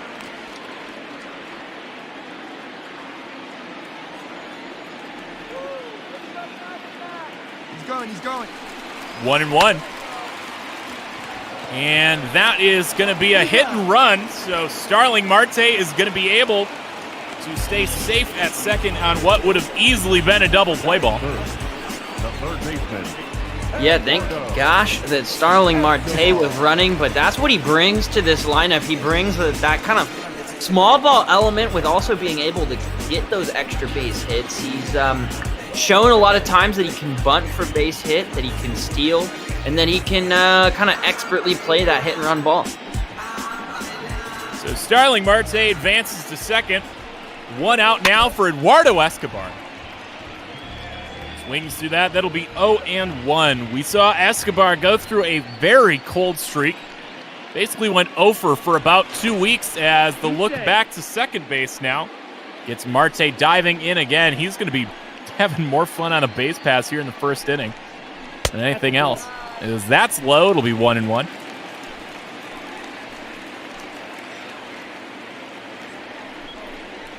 Like to see Ed return to form as that one is going to be laced into the outfield, and they are going to send Marte from second on a long single. Eduardo Escobar finally starts this one off back into form after a day off. And you know what that means. He's got another RBI, still trying to take command of the NL RBI race. That'll be number 51 on the season now for Eduardo.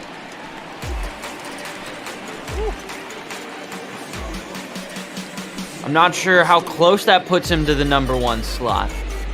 Last I looked, it was about 53 or 54. Commanded first place at the moment. Bringing up David Peralta here. The man on first and only one out. Looks at a big strike one there. So we've seen Ketel Marte and Eduardo Escobar kind of cool down and come back down to earth in the month of May.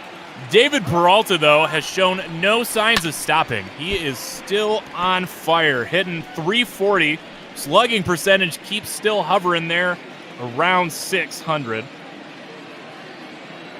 He's got the most hits in the National League of any player. Looks at a tough strike two. Now 1-2 to Peralta.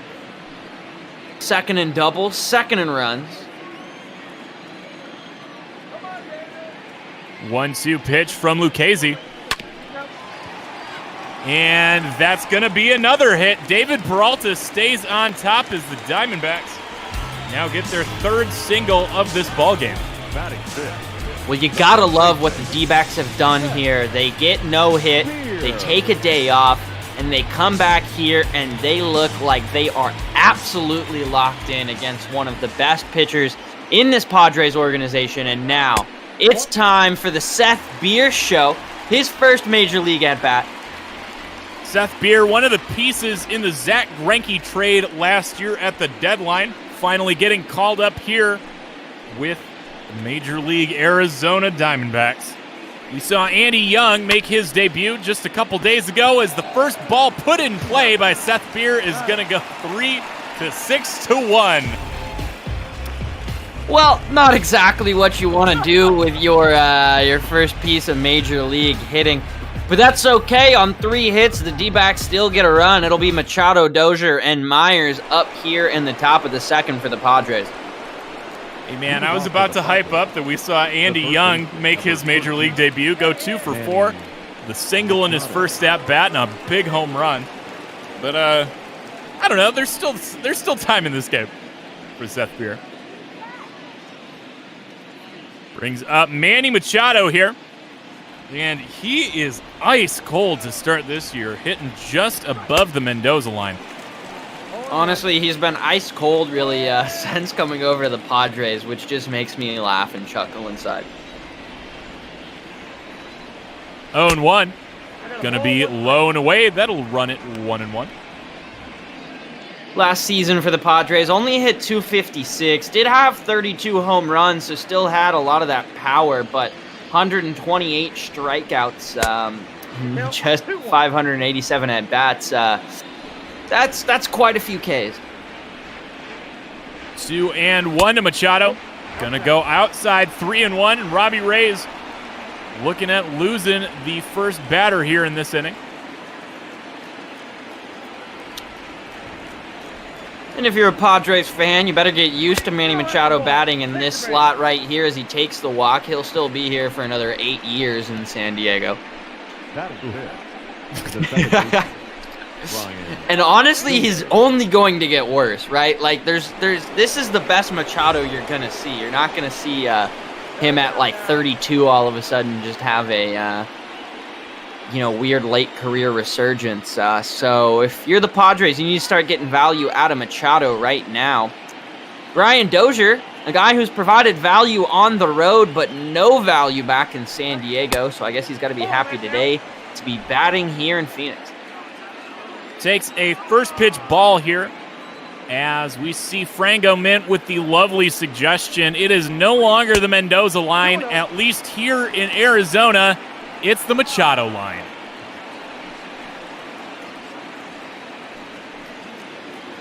I love that. I'm 100% rolling with that. 2-0 to Dozier. He'll be fouled off. So 2 walks so far in this one for the Padres. Still looking for their first hit of the game. 2-1 to Dozier. Hit hard, but right into those VIP seats next to the Snakes dugout. It'll be 2-2.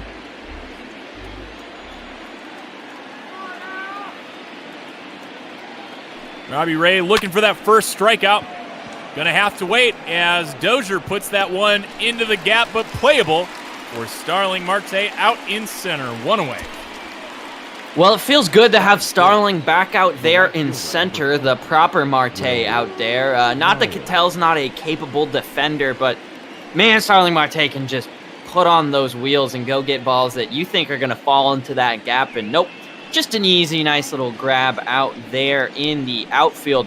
And we'll see Will Myers, a man who is not above the Machado line right now, hitting .001 below Manny Machado right now. So he'll see. Did I screw this up? Wait. Looks like I screwed up the stats today. Oh, yeah, definitely did. All right. My apologies, Jake. Oh, yeah, Will Myers is not hitting 263. No, that's definitely Will Myers' line there for Machado, so my bad. Suffice to say. That's inside now, 2-0.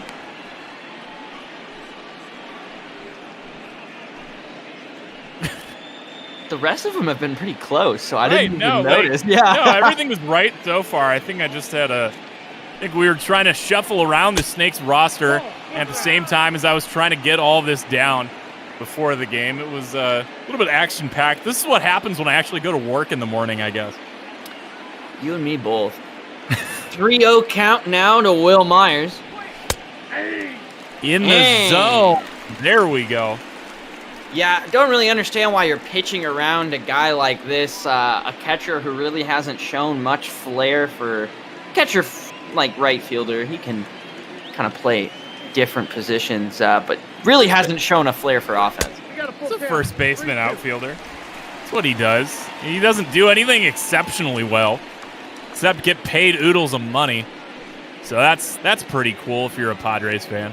I'm shouting out you, J-Bot. I know we get you in here for these Padres games. We appreciate your views. Payoff pitch to Myers. Fouled off down the line. Stay at 3-2. Forced out of first base, unfortunately, because the man on deck, Eric Hosmer, is also awful contract, as that'll brush Myers back, as that is walk number 3 for Robbie Ray today. Batting 7. Well, this is the problem with Robbie Ray. You get these outings where he might not even be giving up runs. He just gives up at-bats for absolutely no reason. And, Will Myers, after winning that Rookie of the Year award, hasn't really proven much after coming over from the Rays organization. Had a couple seasons with a WAR above 2, but really has not been a force to be reckoned with. We'll see if Robbie Ray can get Hosmer to ground into maybe a double play here once again, get out of this inning. Machado at second, Myers on first after a pair of walks out of Robbie Ray. As that's a big swing and a miss from Eric Hosmer. The one thing about Will Myers at first is he does have some speed. Couple seasons where he was in the running for kind of that stolen base competition. So if you are going to try and turn 2, it needs to be a pretty quick play over to second. It'll be 1-2 here to Hosmer. Still looking for that first strikeout for Robbie Ray. Not going to get it on that pitch. Slider outside brings it to 2-2.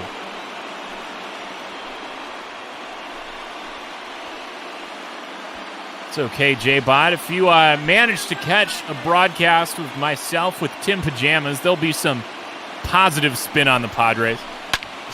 As 2-2 is going to be a hit. As they are all just going to move up. No one's getting sent. As the bases are now juiced for Austin Hedges. Batting 8, the catcher, Austin Hedges. Padres finally get their first hit of the ball game here. Bringing up that catcher, Austin Hedges, hitting below the Machado line. Both catchers in this game really not hitting too well. Sub 300 on base percentage, sub 200 batting average. 1-1 here to Hedges. 1 out, bases juiced. San Diego threatening here to answer the 1 run Arizona put up in their bottom half of the first. Well, that's okay. It's a Ray day. Robbie Ray's got something ready to go. He's cooking something up in his head right here. The 1-2 count. He readies himself on the mound, and he fires to the plate. That's going to be hit down the line. I don't know whether that would have been a hit had it stayed fair, or double play ball. Either way, I think everyone's okay with that one going out of play, and we'll do it again. And there we go. There's the first strikeout of the day for Robbie Ray. Batting ninth. Possible huge missed opportunity here early for San Diego. Now 2 outs. Play at any base with the pitcher Joey Lucchesi at the plate. Well, if there was anyone to have up in this position, it would be Joey Lucchesi. Does have 3 RBIs on the season, but is traditionally a pretty trash hitter as a pitcher. Not a guy you'd say who rakes. 1-0 to Lucchesi. Pitch comes in, and that one's hit on a line, and Seth Beer keeps it going. Another line out snagged by the new man at first. That saves any runs from coming across on a couple walks and a single. We now head to the bottom of the second. Still looking at Arizona 1, San Diego nothing. Well, there you go. Robbie Ray with that bend but don't break mentality. Took him a heck of a lot of pitches, but he's going to get through that second inning. And now Nick Ahmed has a chance to compete. He hits that one high up in the air. And that's not going to go for anything. 1 pitch, 1 out here for Lucchesi in the second. So it was Ahmed, Kelly, and Ray due up, and Ahmed's already down. Catcher Carson Kelly coming to the plate now. Someone who should be hitting better and catching better behind the plate than he has this season. Really has not lived up anywhere near expectations. Oh, just lays off a beautiful changeup in the zone from Lucchesi. Must have been sitting fastball. Takes that for strike 1. It was his catching counterpart just a few days ago. Stephen Vogt walked off that first game of the Colorado series and has been rewarded by getting pulled from both the left-handed and right-handed lineup. Well, you know, as much as I want to reward Stephen Vogt, it's not like outside of that walk-off he's done a whole heck of a lot recently to inspire confidence. Did Kelly swing at that? Don't think so. Brings the count to 2-2. That was close. But we did see a lot of success early season out of Stephen Vogt in that pinch-hitting role. So he goes back to the bench where he belongs, as so does Carson Kelly. First hitter of the day for the Snakes, going down on strikes. Yeah, these two catchers don't watch out. Duggo and I are a little AAA happy, so Dalton Varsho might be headed on up sooner rather than later.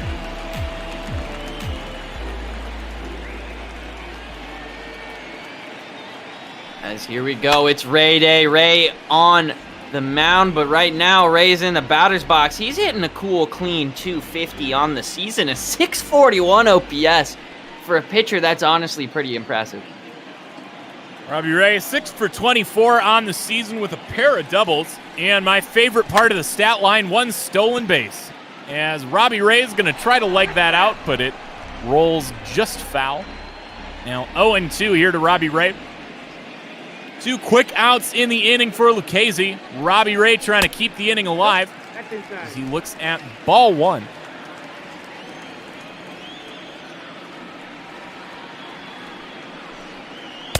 Ray would like to do something, but nothing happening.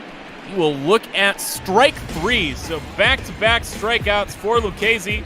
Opens up the K door for him. Quick 1-2-3 inning as we are through 2. 1-0 Arizona, heading to the top of the third. Well, we'll take the 1-run lead, and we'll turn it over for these Padres. Jurickson Profar back up to bat once again. So far this season against the Diamondbacks, Profar's found very little success. Didn't find success earlier today, lining out to Seth Beer to start his day. as he's going to quickly put that in the air for Tim LeCastro out and right. The center fielder, number 28.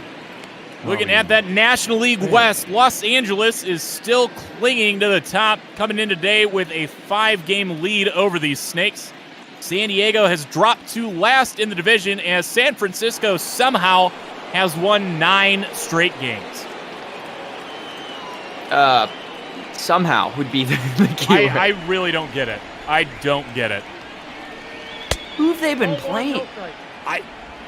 I can double check. Does anybody have any idea? I haven't paid attention to those. I've just seen people talk, and they're like, yeah, San Francisco's won their last 10 games. And I'm like, are you kidding me? It's up to 10, allegedly, according to the chat.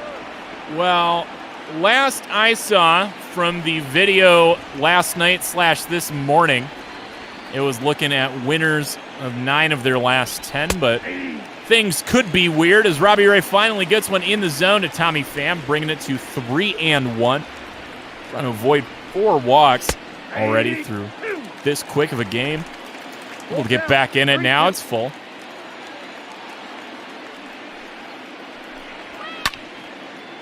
As that one's given a ride. We'll see if either of those outfielders can get to it, and Marte will. Man, those guys just cover so much ground, nothing's going to drop over by the pool. What did I say, Duggo? The reason you want Starling Marte back out there in center field is no matter how capable Tim LeCastro, no matter how capable Ketel Marte, Starling Marte just knows how to play defense, and he gets it done. Bringing up Fernando Tatis.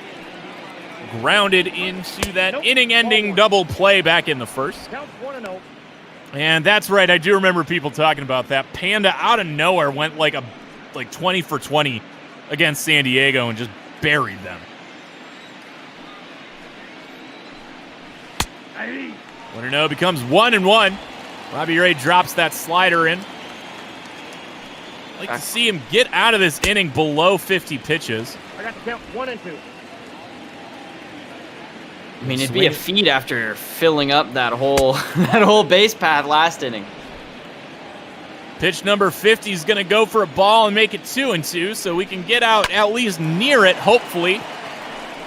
And not going to happen as that one drops into fair territory, hops into the Snakes bullpen for a ground rule double here with 2 outs for Fernando Tatis Jr.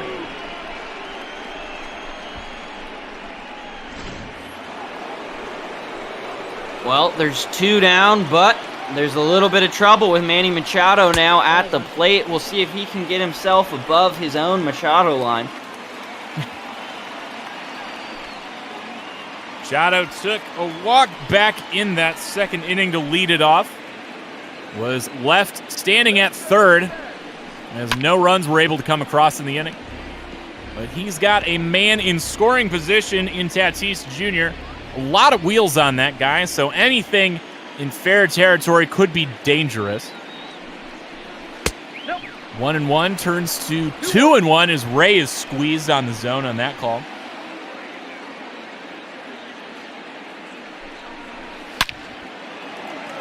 Two and 1.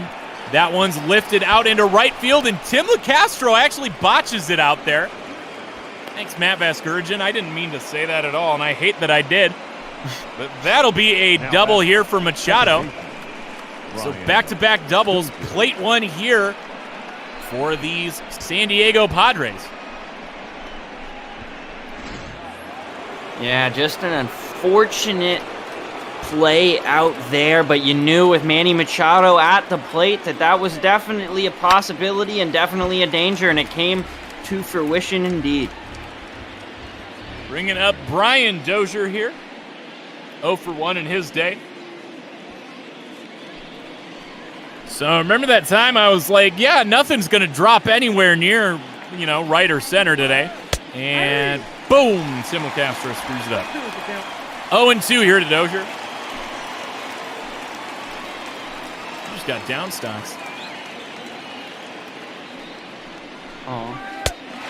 And there we go. Robbie Ray strikes out Dozier to end the inning. But one batter too late. Manny Machado doubles over the head of Tim LeCastro out in right to drive in Tatis Jr. to tie this ball game up. Now looking at a 1-1 score heading to the bottom of the third.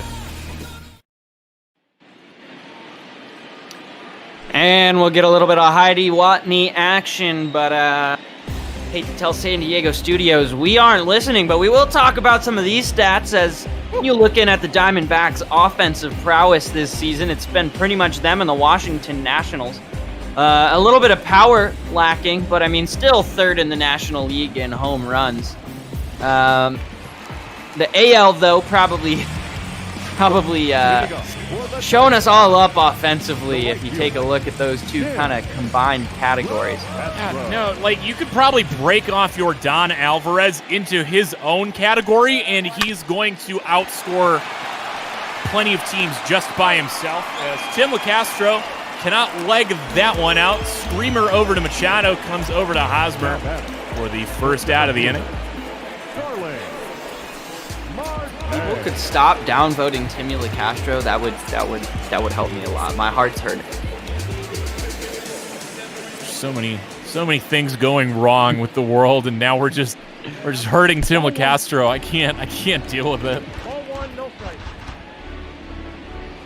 But now we will turn the lineup card over and we'll return to the Marte Parte as Starling comes up here ready to get something going. His single to start off the ball game for the Snakes paid off as they were able to get him home on an Eduardo Escobar single. Starts off this at bat ahead, 2-0. See what Lucchesi decides to do. And we'll see if he even gives him one in the zone behind 3-0.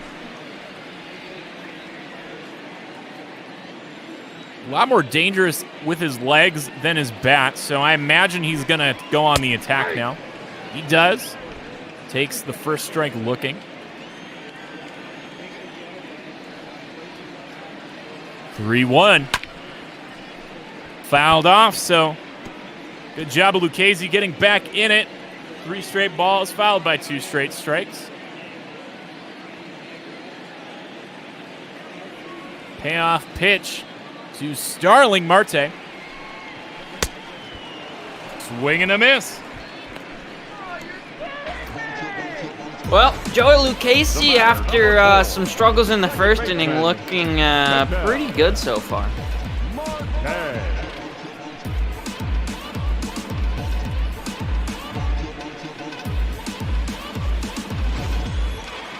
Bringing up Ketel Marte here with 2 away in the bottom of the third. Would like to avoid 2 straight 1-2-3 innings as that one's on the ground. Good snag by Dozier. Flip over to first is in time. So they do not avoid it. 2 straight 1-2-3 innings here for the Snakes. We are through 3. Identical lines for these teams. 1 run on 3 hits. Heading now to the top of the 4th. Going to be Myers, Hosmer, Hedges due up. Another Heidi Watney moment here. She's just really getting involved early in this game. Once again, hate to tell her, we still aren't going to listen. As the Padres coaches over there trying to figure something out, figure out how in the world they will ever compete for a division title. They're like, man, we've been trying for years. Nothing works. The right fielder, number 4, Will Myers. Like we talked about at the top of the broadcast, the Padres currently 16 games back in the basement of the NL West at 25-39. One of 3 teams in the National League below the 400 mark.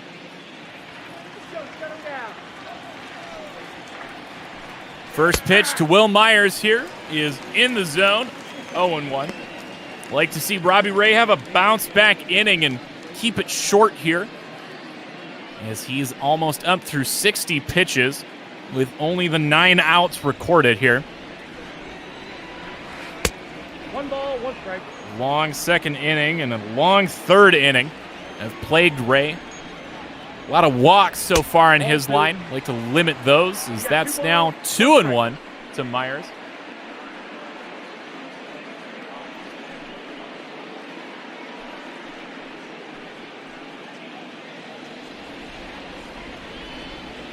Coming into today, these Snakes just a game and a half back in the wild card race, so starting to pick up some games against lower competition like the Padres. Going to start being really critical if the D-backs want to stay in this playoff race. Trying to chase the Braves and the Cincinnati Reds of all teams right now. I don't know, man. I saw that happening coming into this year. I really liked what Cincinnati did in the offseason. I think they really saw that division was up for grabs, especially with, horizontal movement or downward movement out of all the other players in that division. Cubs didn't do much. Milwaukee took a step back, in my opinion, and nobody knows really what St. Louis is trying to do.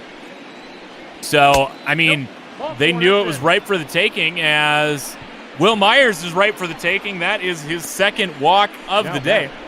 The first baseman, Eric Hosmer. Yeah, it's just Robbie Ray doesn't have it once again. We've now seen basically 2 starts in a row from Ray that are just, the command's not there, the change in speed and such is not there. Yeah, I don't know. That one is playable out and left. Peralta is there to pick up a lazy fly ball for the first out here in the inning. Now batting, the catcher, Austin Hedges. Bringing up Austin Hedges here. Critical strikeout at the end of that second inning. Or towards the back end of that second inning, excuse me. Helped leave the bases loaded.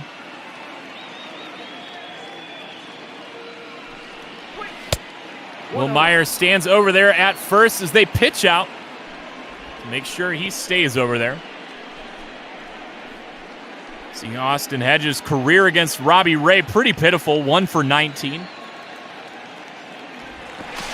Another look over to Will Myers at first. Gets back in safely. I understand that Will Myers is a speedy kind of guy, but hasn't been as big of a stolen base threat the last couple years as he was when he first entered the bigs. I think your focus here, if you're Robbie Ray, should just be getting Austin Hedges, a pretty terrible batter, out.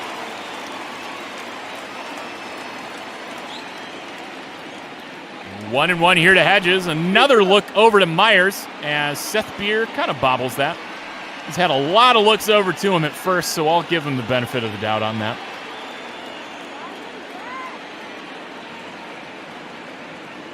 Robbie Ray finally comes to the plate with another pitch out.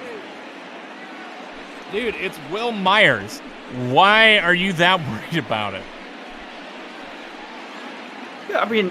There wasn't even a season that I think Will Myers hit 30 steals, so... As that one's outside, so this is the part that really gets me too. We've seen Robbie Ray have issues with command, issues with the walk today, and you're going to go behind 2-0 on 2 pitch outs. I'm saying worry more about hitting your spots and getting in the zone, and if Will Myers takes second, let him take second. Otherwise you're going to easily walk Austin Hedges here. Look, last season, Will Myers tried to steal 23 times in 155 games. He got caught stealing 7 times of those 23 attempts. That's a guy that you kind of want stealing right now. Like, he's just... Great. Instead, you walk yet another batter, and I don't even know if Robbie's going to get out of the 4th. Every single outing, real-life Robbie, fake Robbie, it doesn't matter. He just throws so many pitches in these first few innings to kind of get the game under his belt. And now Lucchesi's going to try and bunt, and he just kind of pops it right into the mitt of Carson Kelly there and bails. And I mean bails out Robbie Ray. So I tip my hat to you, Joey. Brings up Jerickson Profar, the leadoff man here for the San Diego Padres, in his 3rd time to the plate. Was tearing it up towards the heart of the order early in the season, but after getting moved to leadoff, has come back down to earth considerably.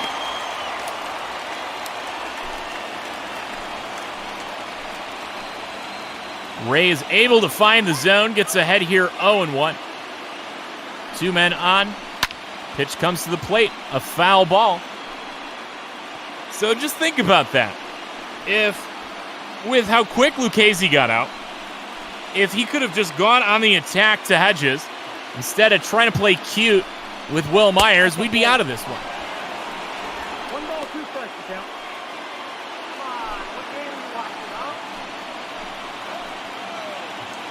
I don't want to think about the Pro Farsi anymore. That was bad. That game was. Oh, that was brutal. I'm already getting scared, man, with Lucchesi on the mound in a tie game right now. Like, don't tell me that. Don't put that evil on me. Don't worry, Robbie Ray is going to be out of this game real soon, and somebody in the D-backs bullpen will find a way to mess it up. Well, it's not Kevin Ginkel anymore. True. As that one's going to go high. So it is a full count here now, 3-2. I'm not even sure how many walks Robbie Ray has at this point. It's at least 5. 5. Okay. So maybe we see walk number 6. Maybe we see a strikeout. Maybe we see a hit. Jurickson Profar is going to be the deciding factor. Pitch comes in, and it's a strikeout. Wow, I thought that was a walk. Thank you. Thank you, man in blue. Appreciate that big time. Oh. Both teams now through 3.5 innings have 3 hits, no errors, and a run. We'll see if the D-backs can change that up with Peralta, Escobar, and Beer hitting up this inning. The third baseman, Eduardo Escobar turned it around, started off this day strong with an RBI single, bringing him to 51 ribbies on the year. Like to see him start off strong here in the 4th inning. Eduardo, one of the best acquisitions that the D-backs have made in recent memory. Following, Goldschmidt heading out, never really had a guy at either corner that was just a solid everyday lineup guy. As Eduardo Escobar takes that one for a ride. That's going. Oh, it's not going to be a home run, but it'll be a stand-up double. I was excited. Man, still a great piece of hitting. I don't blame you, man. Number 13 on the air for Eduardo Escobar, and we see the power of a day off. Maybe we are due for a Cattell Marte day off, the way this has been going. Like to see an early 2-for-2 day here for Escobar. Brings up David Peralta with a man in scoring position. Starts him out with a ball inside 1-0. And even if Peralta gets up here, I'd like to see what Seth Beer can do with a runner in scoring position.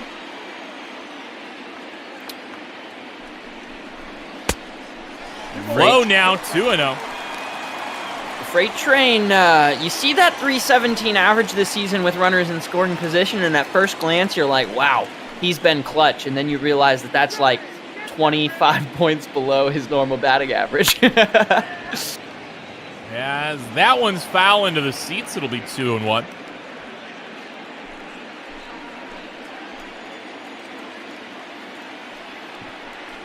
See what happens. 2-1 is on the ground. Nice stop by Manny Machado. Toss over to first is botched by Eric Hosmer. The man who apparently has won Gold Gloves in his career. Shows us how useless Gold Gloves can be if Derek Jeter didn't already give you that lesson.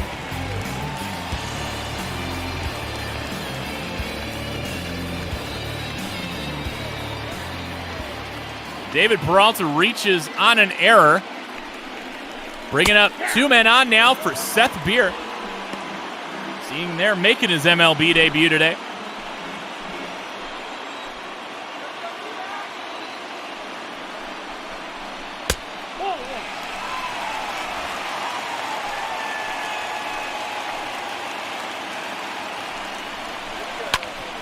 As he swings at that one, and Seth Beer has successfully grounded into 2 double plays in his MLB debut. Well, I mean, on the fielding side of the game, Seth Beer has been nothing but perfection. On the batting side of the game, he's been nothing but a useless dud in the middle of this lineup. I'd rather have Mad Bum hitting than him right now. Speaking of pitcher hitting, I'm sure that whenever Robbie Ray comes up, if it's in this inning or otherwise, his day will be done. as he is currently in the hole. On deck is Carson Kelly, but more importantly, at the plate is Nick Ahmed with a man on third and 2 away. Quickly ahead in the count, 2-0. And Nick Ahmed's one of those guys who's not always the biggest offensive juggernaut, but he plays smart and gets himself into these counts where he gets ahead and then is able to take a ball across the plate for trouble, and that might be it. It bounces off Joey Lucchesi. The throw over, not in time. That's going to be an RBI infield single for Nick Ahmed. We'll see if Joey Lucchesi's okay. We hope he is. About to say, man, that was an aggressive liner off the lower body there of Lucchesi. Sure, it looks like his right leg, right foot somewhere on there. Looking like he's okay, waves off the trainer. But we will see if that does affect any part of this windup here for Lucchesi. It's ahead of Carson Kelly, 0-1. So Arizona now crawls on top, 2-1. On a big RBI single here by Nick Ahmed. The amount of times that pitchers get hit by grounders in the show is kind of unreal. A lot of hits squared up right down the chute, man. And now Carson Kelly on the verge of striking out yet again this season. Woo, pulls back just in time to prevent it for another pitch, but don't worry, he's got multiple more opportunities. So it's 1-2 to Carson Kelly. Ahmed on first. Another foul ball. Lucchesi finally about to hit that 50 pitch mark that we saw Robbie Ray exceed way earlier today. As the 1-2 pitch is called a ball. I think that was exactly the kind of pitch that struck out Profar to end the inning. So Lucchesi getting squeezed. Another foul ball here from Carson Kelly.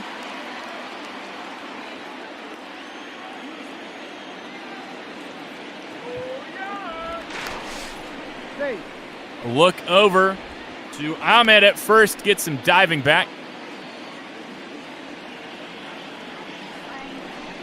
2-2 to Kelly. Another foul ball. So we are making Lucchesi work here in this bottom of the fourth. 1 run already across.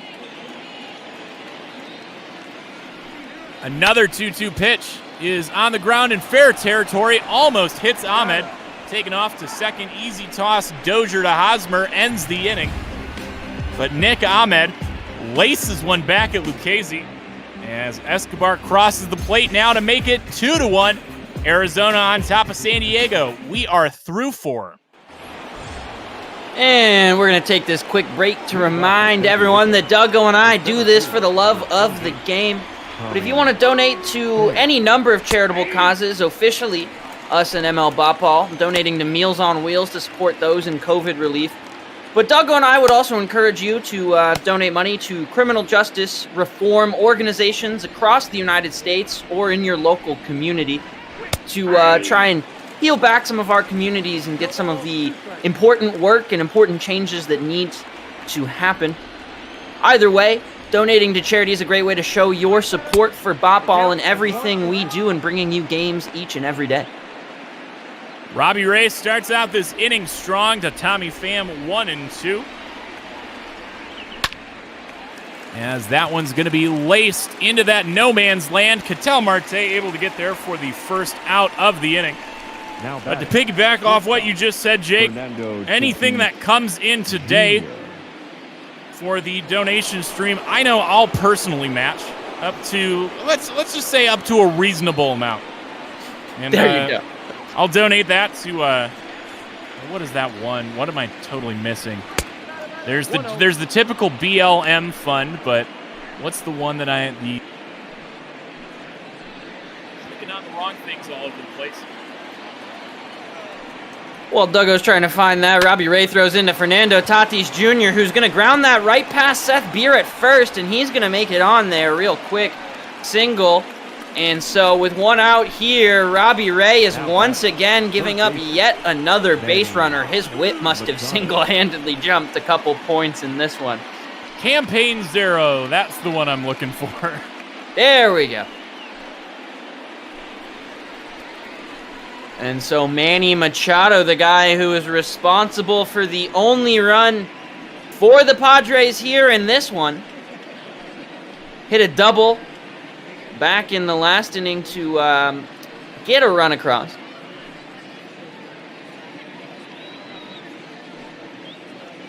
Still, though, only hitting 206 on the season, the Machado line, as we've been calling it so far today.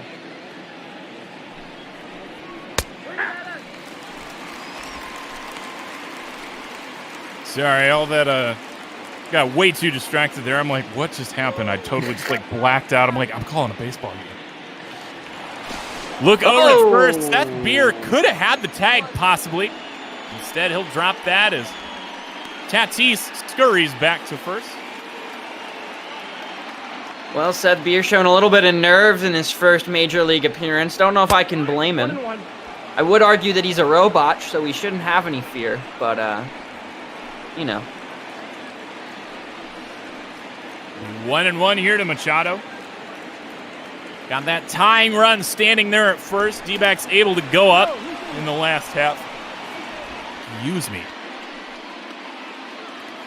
1-1 here to Machado. Robbie Ray looks over, comes to the plate, and Machado is going to get under that, but way too under that. Nick Ahmed easily there for the second out of the inning. And that once again shows you there why I think Robbie Ray right now just needs to focus on getting people out instead of that runner at first. I get that he's worried about the steal right now, but with how bad his control has been this game, I just want Robbie Ray staring down at that strike zone and throwing pitches. On the ground here is Brian Dozier, and that one squibs through. Dozier's first hit of the game. Second hit of the inning here for these Padres. Certainly looking at the last frame here of Robbie Ray's day as he is due up first in that next inning. Oh my God, that is the 90th pitch of the game for Robbie Ray. Well, you know, we were running ahead schedule earlier on in the day, but Robbie Ray is ensuring that will not last. 0-1 to Will Myers with two men on now. On two singles here. Tatis Jr. takes his lead at second. Dozier at first. Myers looks at strike two.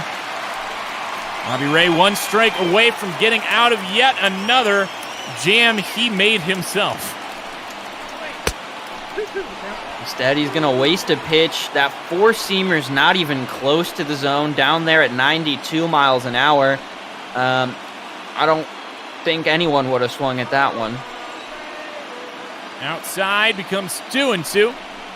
Bob looks back at second, comes to the plate. Big breaking ball will be 3-2.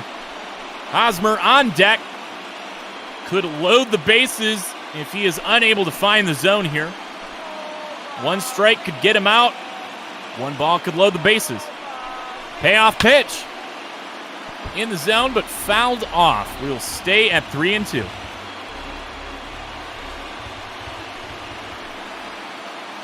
Robbie Ray at 95 pitches. Comes to the plate. On the ground. Diving stop by Nick Ahmed. Toss over to first is in time. And that's why that man's glove is golden. Nick Ahmed. Saving runs for Robbie Ray. Saving maybe the day for Robbie Ray. He just stands up, sidearm tosses that over. No worries, it's right on the money.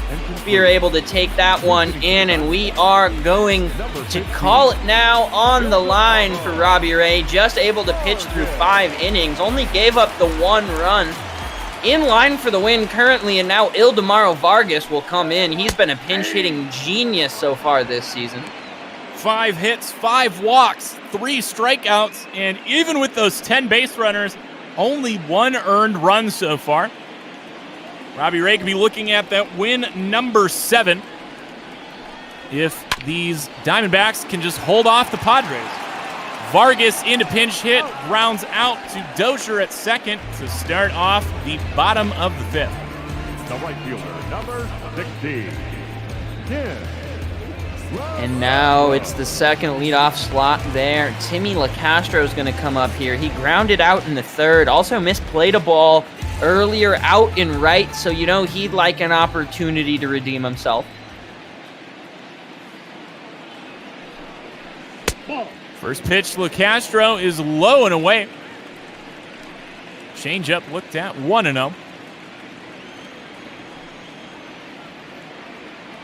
Lucchesi has looked fairly dialed in today, at least in comparison to Robbie Ray, but somehow looking at a loss if these things continue.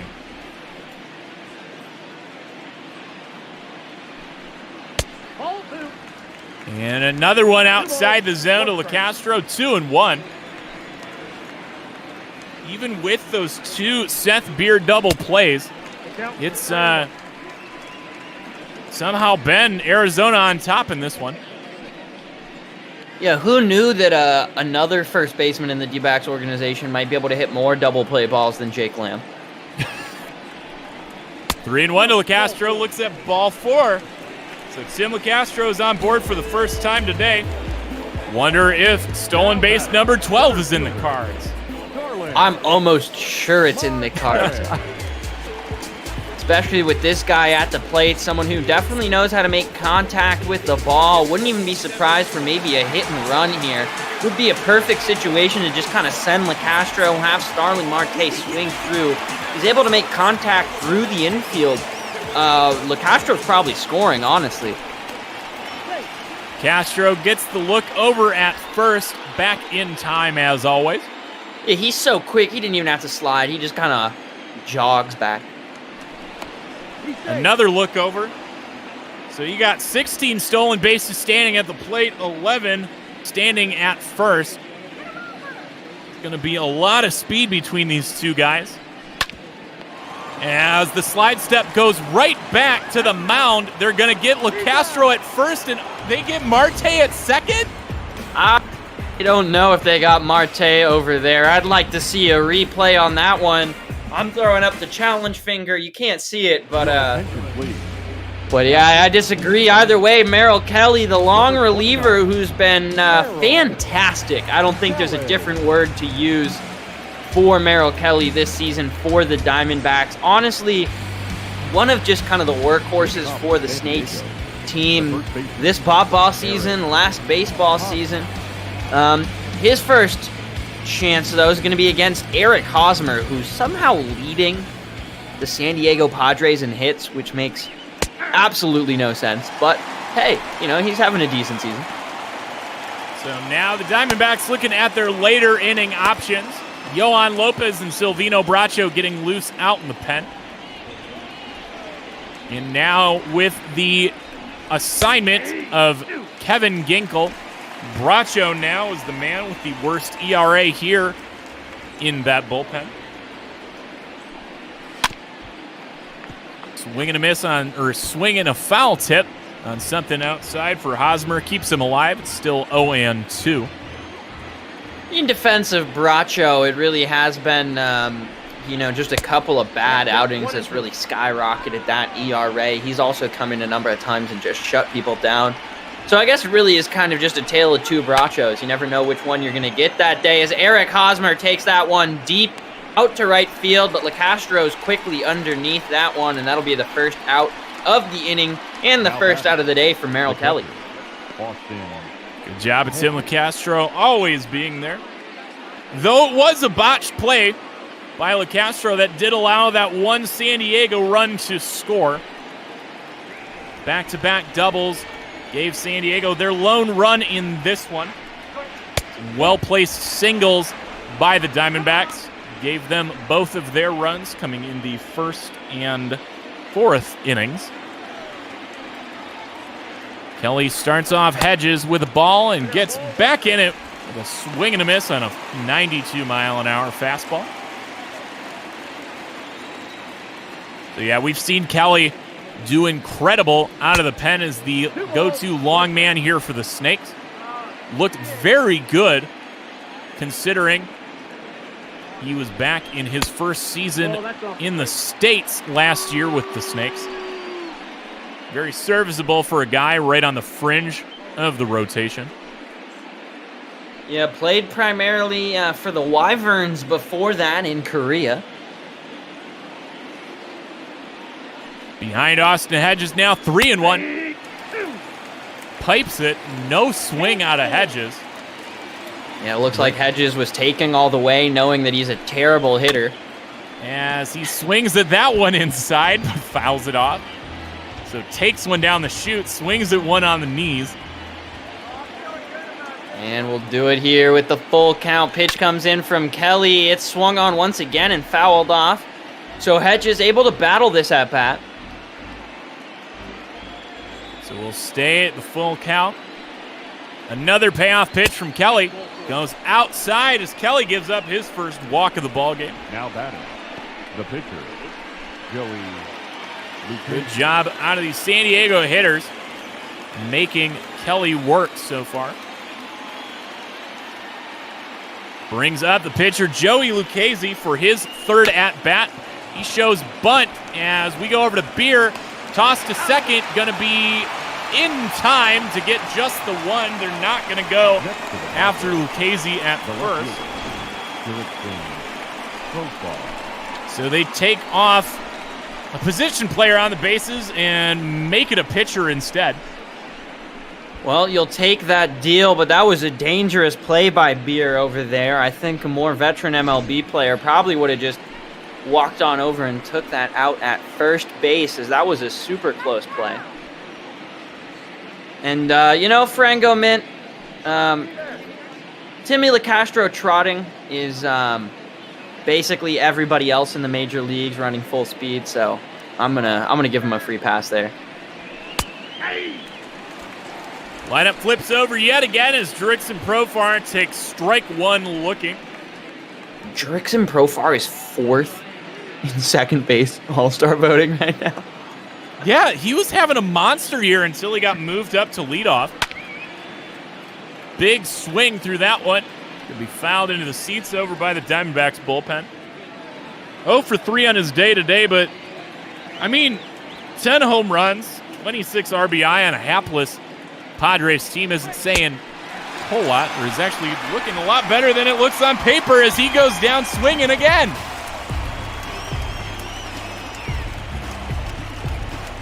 Merrill Kelly gives up a walk, but no runs in his one inning of work. See if he comes out for the 7th inning. But before that, it is Marte Escobar Peralta due up here in the bottom of the 6th.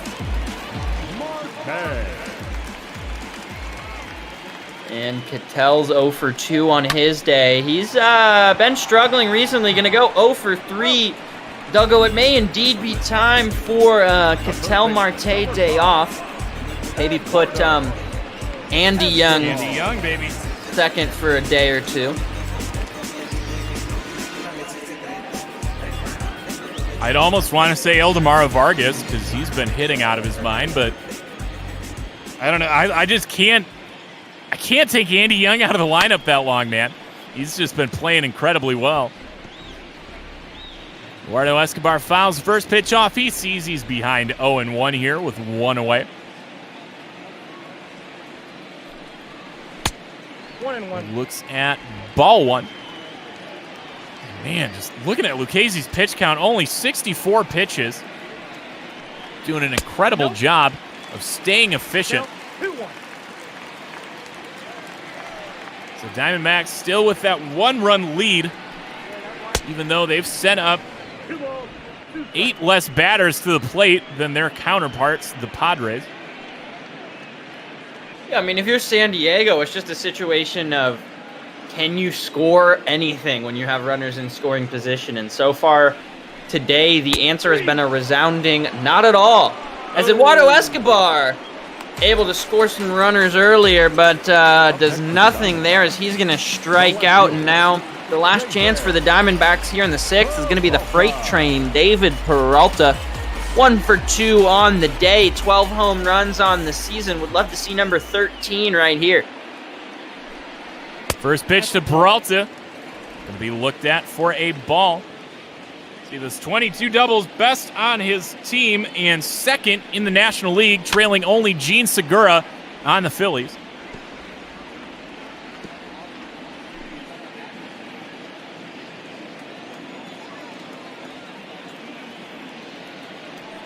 One and one from Lucchesi.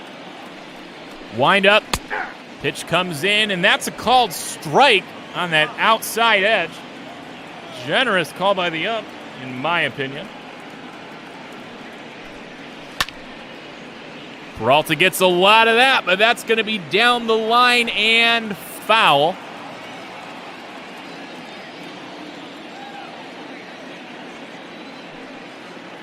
We'll do it again. 1-2 is another foul ball. Good to see Peralta actually making Lucchesi work. And very rare in this game. And very rare for Peralta in general as well. You've seen him go after a lot of first pitches, especially if they're in the zone, or quick outs. So good to see Peralta turning it around today. Now 2-2. Another foul ball by Peralta.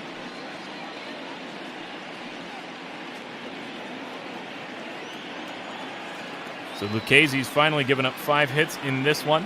Got his 4th strikeout on Escobar just that batter ago as, oh my God, they're going to squeeze him on that. Call that ball 3. Now it's full. Seth Beer standing on deck. One thing I really appreciate from Peralta here is even though he strikes out there to end the inning on the changeup, made Joey Lucchesi throw quite a few pitches in that at-bat. And so far, Lucchesi's just been efficient as can be. Either way, the D-backs still lead this one. We head to the top of the 7th. Tommy Pham leading it off for the Padres. 0 for 2 with a base on balls on his day.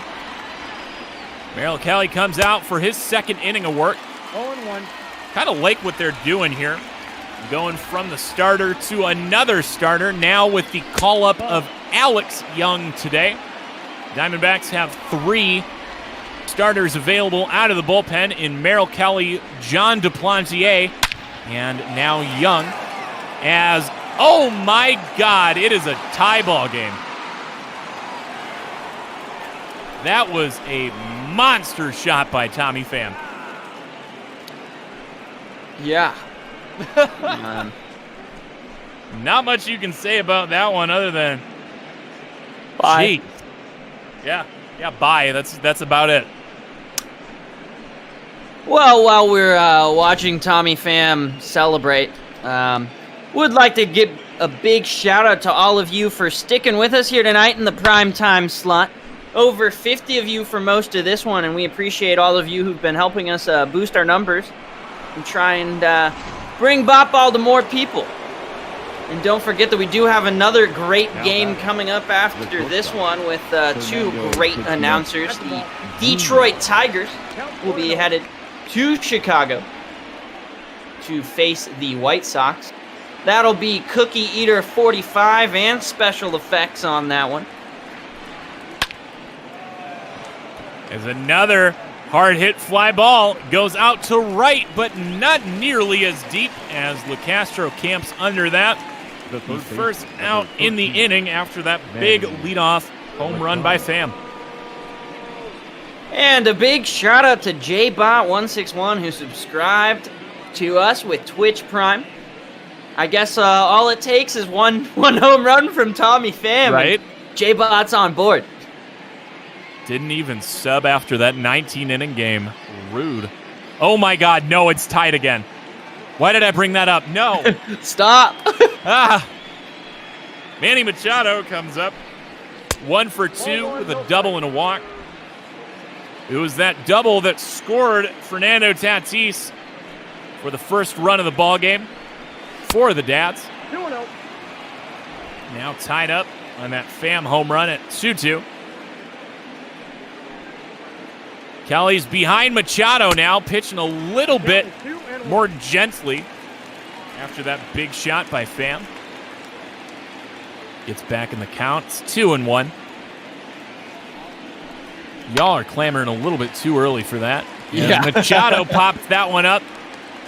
Couple Martes looking at that one. It's Cattell who gets that for the second out. Now batting. And the one thing that Tommy Pham home run does mean is that Robbie Ray will stick to just 6 wins on the season. Won't able to get that 7. Oh, that's a bummer, man. Yeah, he did not deserve to win this baseball game. So that's true. You can't give up 10 base runners in 5 innings and be like, oh, I deserve this win. You did not, Robbie. Ryan Dozier's up now with nobody on. 2 outs here in the top of the 7th. Looks at ball 1. Looks at strike 1 now.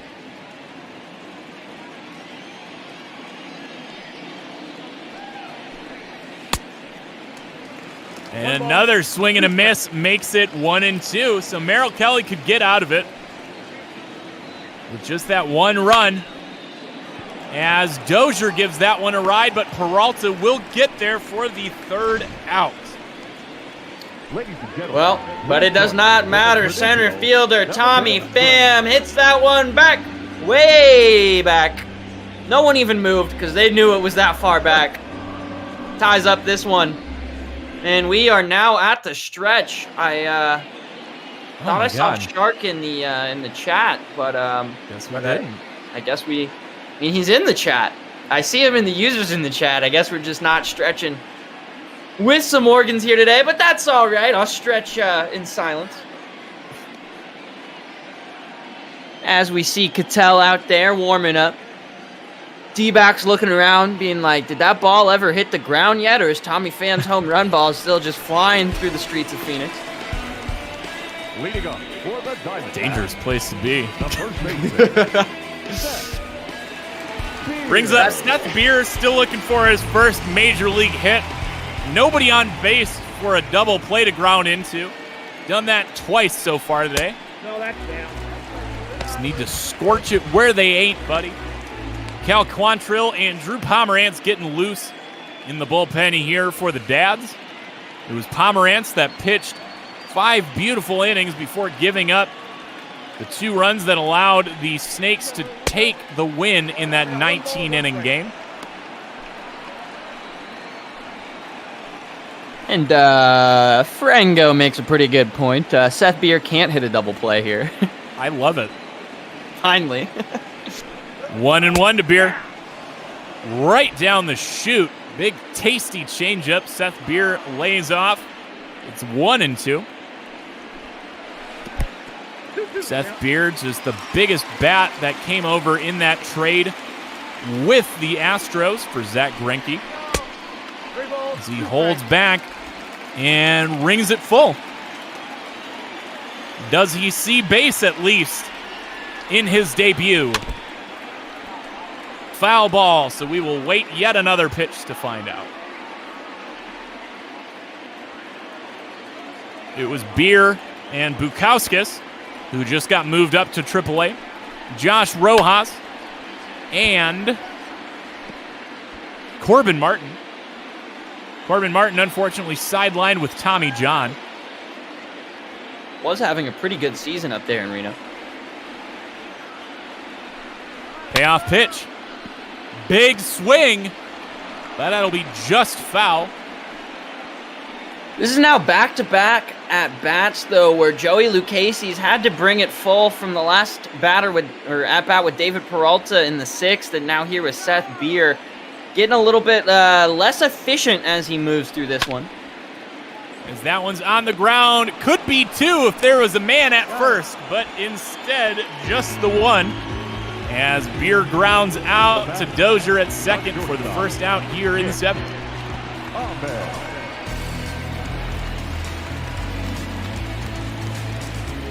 Brings up Nick Ahmed, 1 for 2 on his day.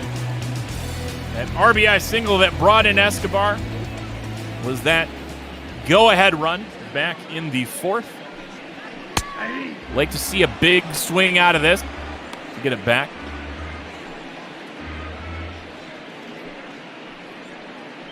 Behind Lucchesi now 0-1. like to see it get out of Lucchesi's hand because he has been great this year and fairly good so far today. Yeah, I mean, it over to that bullpen. Even when Nick Ahmed got that second RBI, it wasn't because he, had a great hit. He just bounced it off Lucchesi, and Lucchesi wasn't able to go and get it in time. So, it was a hard hit ball, but it wasn't any major contact. But that one's hit real hard, running back. Oh, but it's going to be caught on the run. So there'll be 2 down here in the 7th for the Snakes. Could have seen something big out of Nick Ahmed, but Drickson Profar is there. Forgot there's been a little bit of a defensive shuffle since I saw these dads last. And Carson Kelly now comes up, hitting below 185 on the season, but he's going to get one. Oh! Not through. That's going to be in time to get him. Tatis Jr. makes an absolutely beautiful play. Carson Kelly shows off just how slow he is, and that'll end the D-backs 7th. That'll end the 7th overall. It's 2-2 here in Phoenix. We just got 2 innings to decide this one. So that is now the 3rd straight 1-2-3 inning here for the Diamondbacks. That is 5 on the day. Both innings where they were able to get a run were the only times that they didn't go down in order.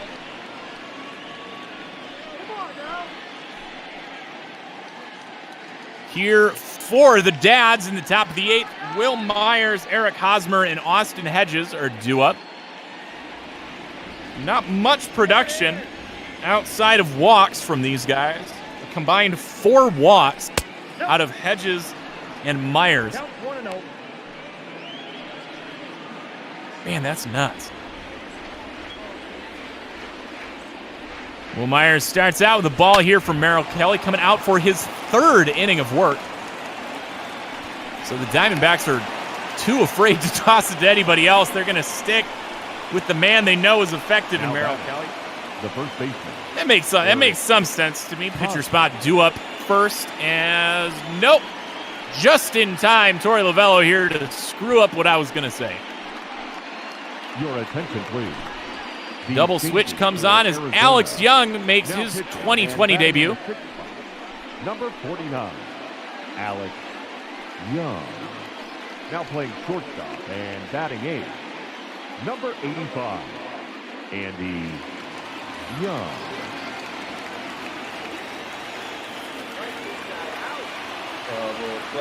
Double play. So coming in on the double switch there is going to be Andy Young batting instead of Nick Ahmed. Batting instead of the pitcher. And 8th will be Andy Young. Pitcher moves into the 6th spot, relieving Nick Ahmed at short. As quickly behind 0-2 is Eric Hosmer.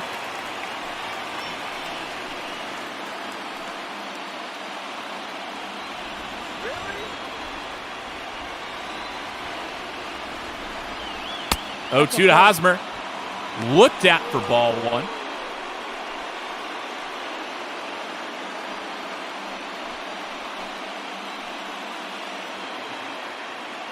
Trying to remember how Alex Young did last year for these Diamondbacks. Did fairly well, if I remember right. Diamondbacks having to shuffle around their rotation with Luke Weaver going down to injury. Part of the Reno Express that we saw Young start some games, Duplantier start some games.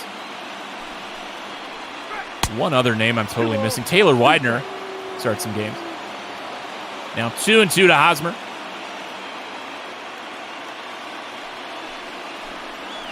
2-2. Fouled off.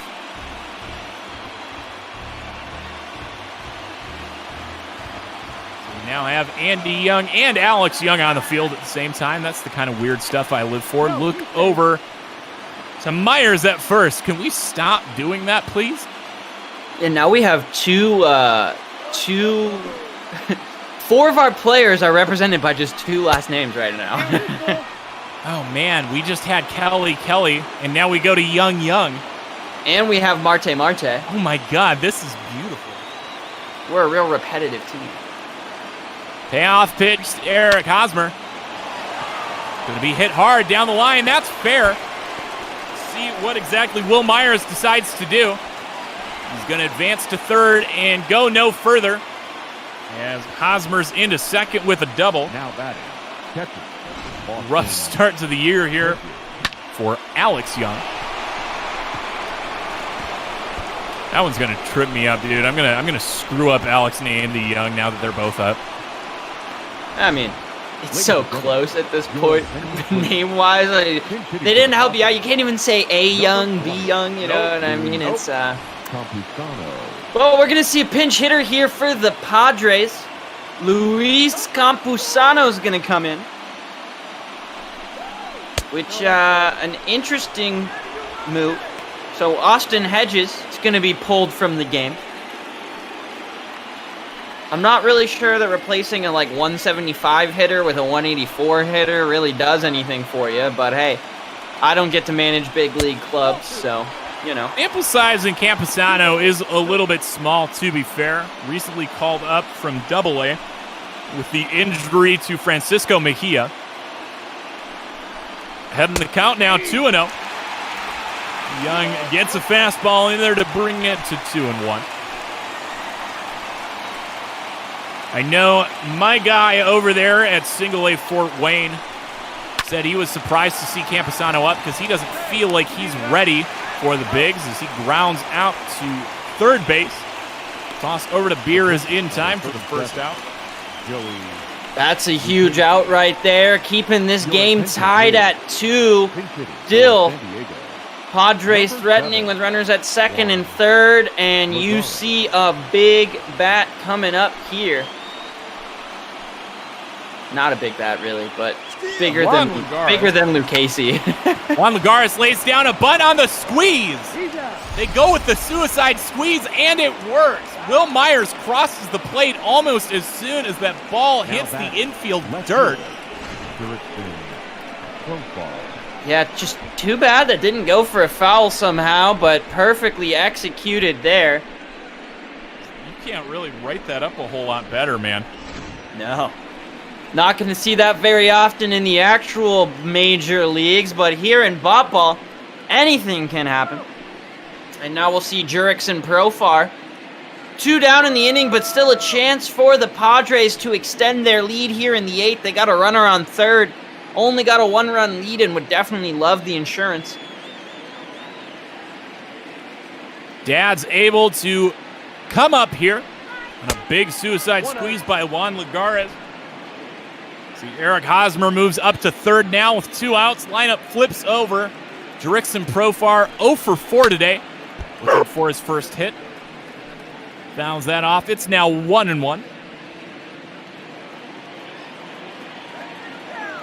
Beautiful bunt though by Juan Lagares. That was well executed all around. 1 ball, 2 strikes. Profar looks at strike 2. Young would like to get out of this one with just the 1 run to his name. Change up, much to the dismay of fans here at Chase Field, called a ball, 2-2.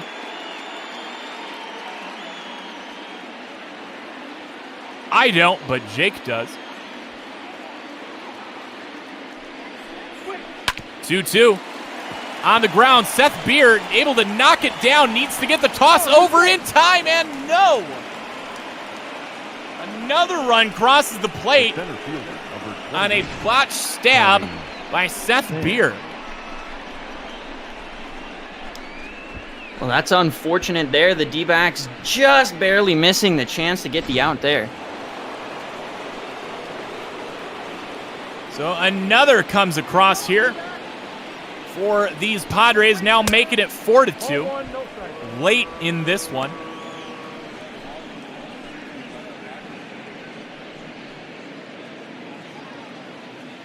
So, man, some very curious runs batted in here in this inning.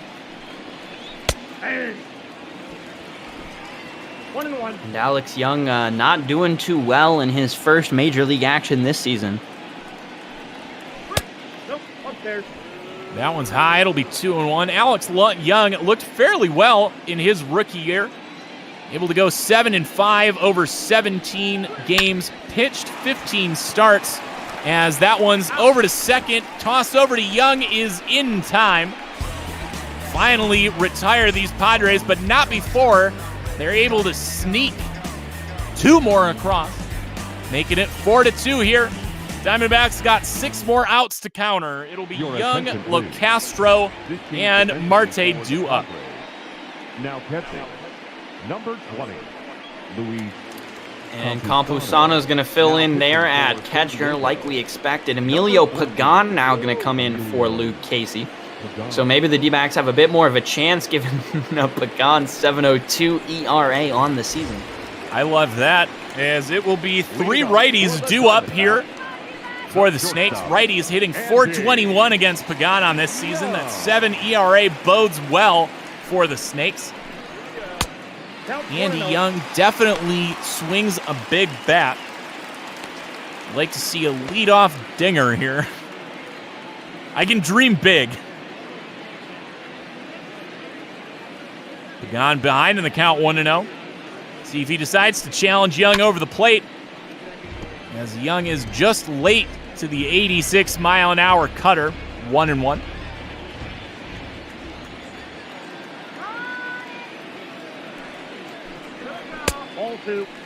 Big breaking ball outside, now 2-1. Pagan has definitely struggled at times this year. Diamondbacks fans would love to see it here as Young rips that, but just a bit early. Brings it to 2-2. Pitch from Pagan. Big swing and a miss out of Andy Young. This has not been his day at the plate. Andy Young coming in as pinch hitter. Looking at the line for Lucchesi. 7 innings pitched, 5 hits, 1 walk, just the 1 earned run. 5 strikeouts. Currently now in line for the win.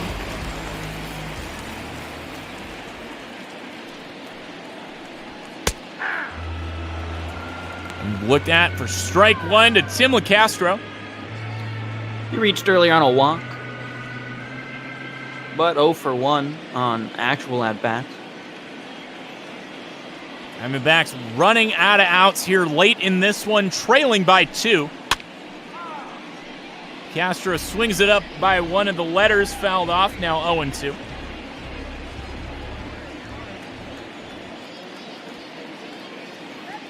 Pagan comes set, looking to lower that ERA even further as he gets squeezed on 1 low. It is now 1-2. I got to count 2-2. Another big slide or curveball this time, outside. It's 2-2. Yeah, the movement on that curveball comes nowhere near where it needs to be, as that one's going to be swung on. Fouled off, so we're going to do 2-2 once again. Castro would like to keep this inning alive. He's always a threat when he's on base, as he will be on base. That's a gapper, and Tim LoCastro is taking off. We'll see if he even tries for 3 instead. One of the easiest doubles you'll ever see, folks. That's his 9th on the year in limited action, so, most of his doubles are him legging out some hits that maybe should be singles for your average batter, but just about everyone, even like Pablo Sandoval, is going to reach 2 on that one.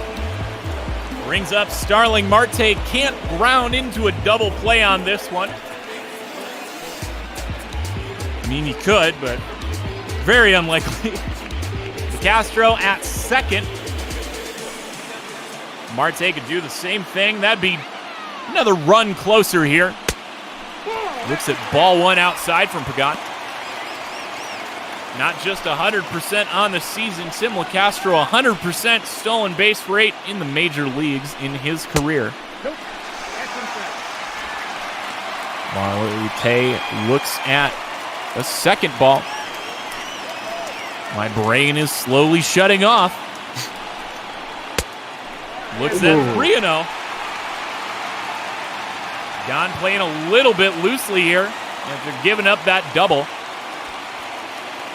Marte represents the tying run. The other Marte could represent the go-ahead run.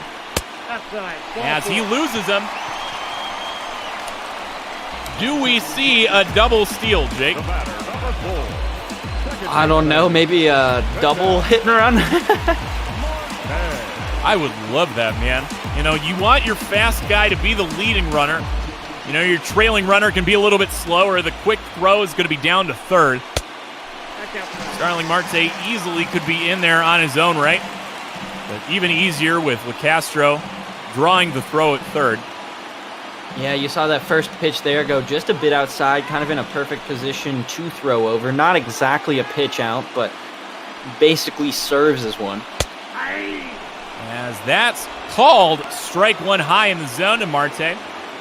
You see Pagan has not hurried his windup here from the stretch. Curious with two of the fastest guys in the major leagues on base. Or at least if they're not the quickest, they're the most prolific at stealing bases. Timmy is the fastest guy. That one's inside, almost clips him for 2-1. Leaves that one in a dangerous spot, but that might go for two, and it will. Oh my God. Well, Catel's definitely sitting tomorrow. Ketel Marte is definitely sitting tomorrow, as that is the fourth double play ball the Snakes have grounded into today. At least we've got an easy narrative for the postgame show. And we're going to see Mr. Hollywood, the man who poops himself while on the mound, Archie Bradley, coming out to pitch here today. 12 for 12 on save opportunities this season, but this ain't no save opportunity. Trying to keep it where it is. We've seen some late inning heroics out of these Diamondbacks. We almost saw it in that last half frame. It'll be Escobar, Peralta, Beer due up in the bottom of the ninth. Archie Bradley, always a volatile guy. Never know exactly what you're gonna get. You're gonna get fireworks, whether you want them or not, out of Archie. That one bounces in the dirt. No bite out of Tatis, brings it to 2-2 here. Pretty sure I've heard at least the guys on the radio say something about the man who pooped himself. As Seth Beer might almost redeem himself. So anything on the ground, forget about it. He's going to misplay it. Anything screaming at him, he's clearly got somehow. Seth Beer with a great catch on another line out to first. Yeah, basically the play just needs to be at least an 8 out of 10 difficulty level, and then Seth Beer can get it done. Starts off Machado here, behind 1-0. Back in the count. Now, I'm pretty sure I've heard Schulte say something, just say the word poop. Pretty sure I've heard him. Greg probably has, 100%. Right. It's 1-1 to Machado, runs in high, it'll be 2-1. Because, you know, Schulte and I are that close that I just call him Greg. We're on a first name basis. Oh, yeah. Totally. I mean, we all know Mark Grace would have no problem saying that. And that's part of the reason he's not on the air so much anymore. Well, part of the reason. You know, let's totally discount all the other rap sheet stuff that Mark Grace has done. God, I love Mark Grace, but man, he is far from a role model. If you've never seen his mugshot, it's definitely worth looking up. 100%. Payoff pitch is popped up by Machado.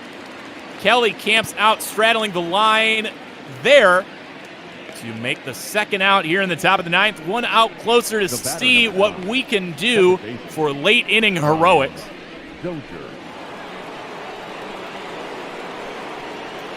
Brings up Brian Dozier. 1 for 4 on his day. A couple fly balls to the outfield as he makes it 2 for 5. Single right up the chute. Keep it alive. Wouldn't be an Archie Bradley outing if he didn't do something like that.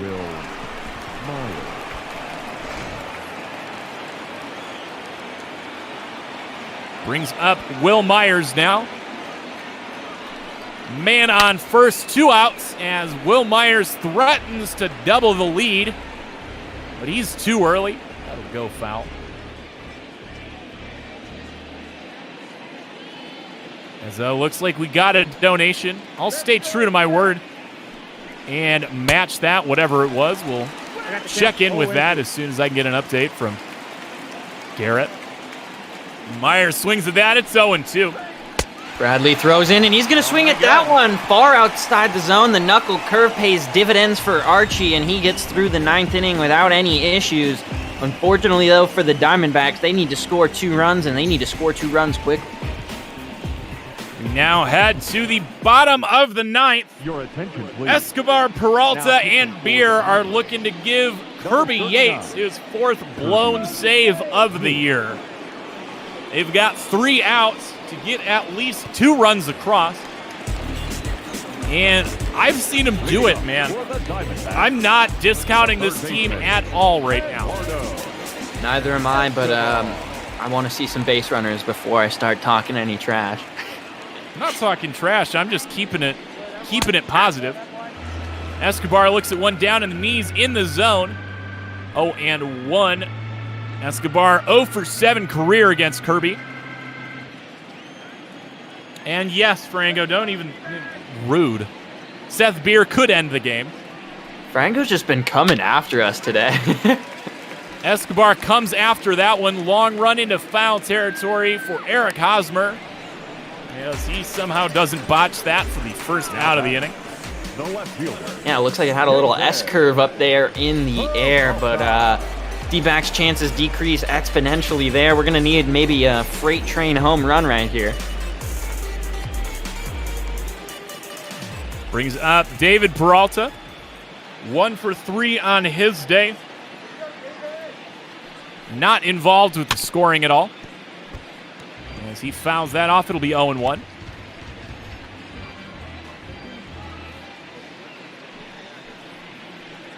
Kirby Yates, as we said, currently 10 for 13 in his save appearances. Like to make it 10 for 14 here. Peralta behind 0-1. Bring his team within 1. Or at least help out the cause. You'd like to see him advance past first, if anything. Because I swear to God, if Seth Beer goes into 3 straight double plays on the day, I'm going to be far from happy. 1-1 to Peralta. Jesus. They say he went 1-2. I think he did go 2. Yeah, he did. So it'll be 1-2 to Peralta. Yates looking dialed in, even though he's rocking a whole nothing, like 4 foot nothing, as Peralta strikes out on that looking. Tough break by Peralta. The first baseman. Oh, that's Beer. Yeah.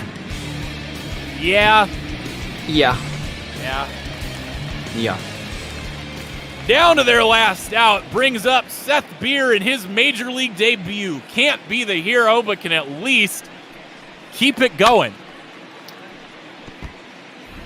Well, he could get a hit. Maybe his first major league hit, which would be exciting. I'd love to see that here.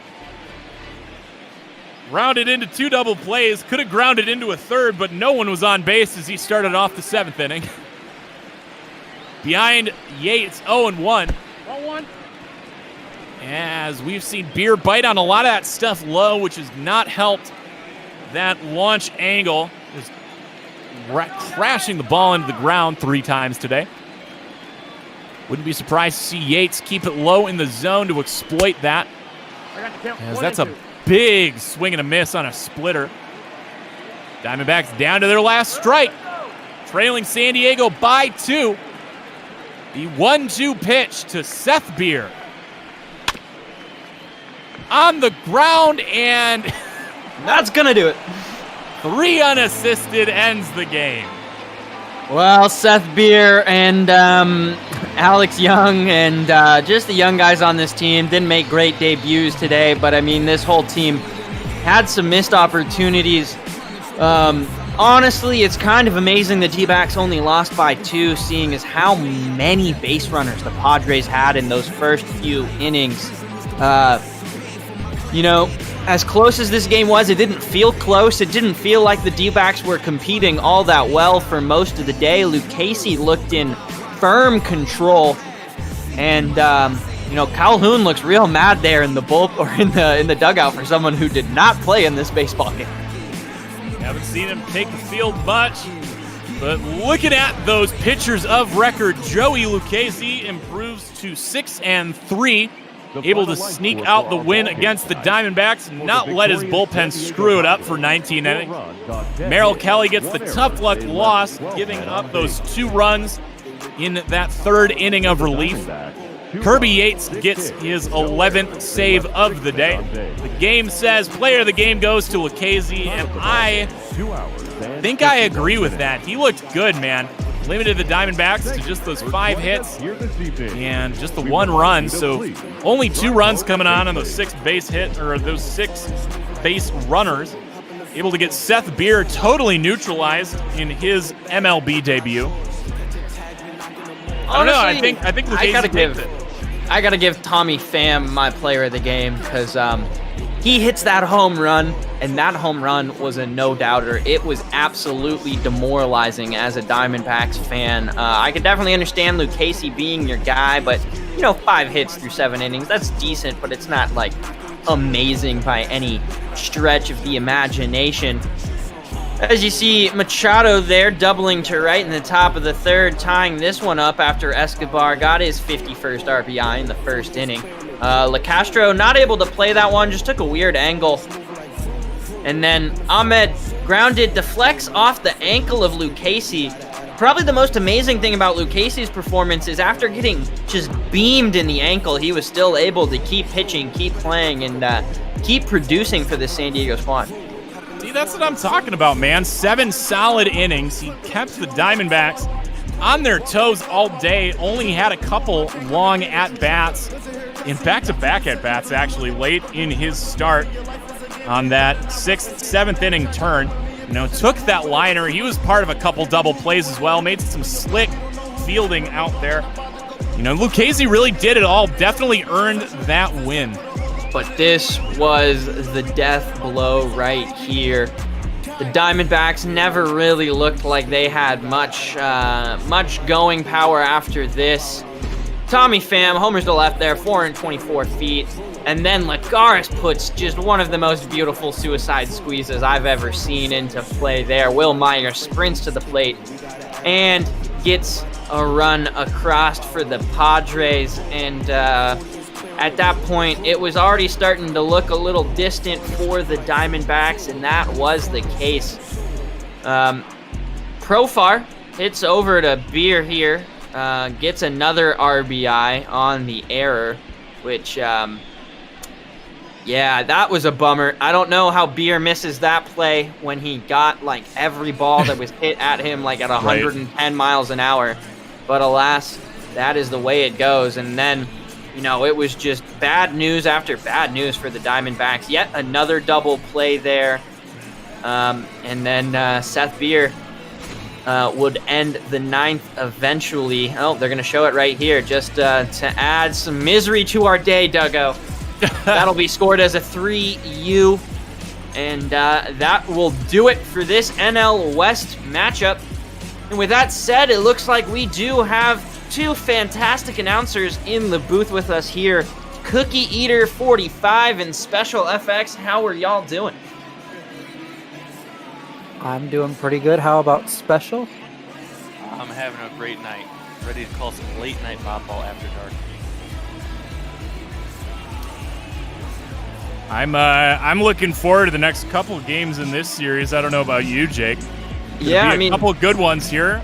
Tomorrow, in that After Dark, is going to feature the Sheriff Chris Paddock going for win number 3 against Zach Gallen, who has looked lights out before getting hurt and has returned to form here. So hopefully, we saw one of the best parts about Lucchesi going so far is that he allowed his bullpen to rest. But hopefully we can see Zach Gallen go deep enough that he can get some rest for this Diamondbacks bullpen here tomorrow night. Indeed. Well, we're about to turn it over to Cookie and Special, but tomorrow we're going to flip-flop places. It'll be Cookie and Special here in this primetime slot with Detroit and Chicago handing it over to Duggo and I. So until our next handoff right around this time tomorrow, gentlemen, have a great call. All right, thanks, Jake. Have a good night. Always. Thanks, Duggo, as well. Great call. Disappointing outcome for you guys, but I'll always take a San Diego win. And Special, we're about to get started on this next Detroit series after calling them finishing up in Oakland last night, taking 2 of 3. They're now in Chicago, and we're going to get to call those first 2 games together. Yeah, Tigers coming off an impressive win, and, conversely, the White Sox coming off of a disappointing loss. Tigers beating the AL West leading Oakland Athletics 2 games out of 3 in the series, whereas the White Sox, they got walked off last night in extra innings against the lowly Kansas City Royals. But, it's baseball. Anything can happen, and the Tigers are going to hope that anything keeps happening for quite a while, as they're going to need some help against one of the playoff teams if the season ended today against the Chicago White Sox. Yeah, those White Sox currently 3.5 games back of first place in the AL Central, currently in 3rd place, but they have a pretty sizable lead on that second wild card spot. Them and the Cleveland Indians currently occupying those 2 positions on the board. Yup, Tampa Bay is slowly starting to slip away, especially after that loss today in the Bronx. And so Chicago is currently 5 games ahead of the rest of the pack, holding on to that second wild card spot, and they can make it 5.5 if they can pull out a win against these Tigers.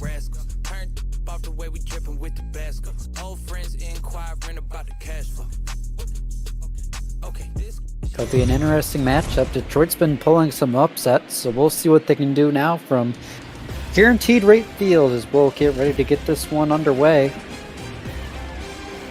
from the south side of Chicago.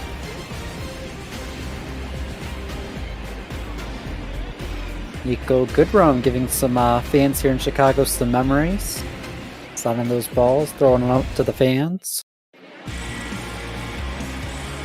And we'll get our first look at Reynaldo Lopez for the White Sox. Special, what do you have on this Sox starter? Well, he is a fireballer, going to throw that ball in there very quickly. 4 wins, 2 losses in 12 starts, 3.60 ERA, 18 walks, 62 punchouts in 70 innings.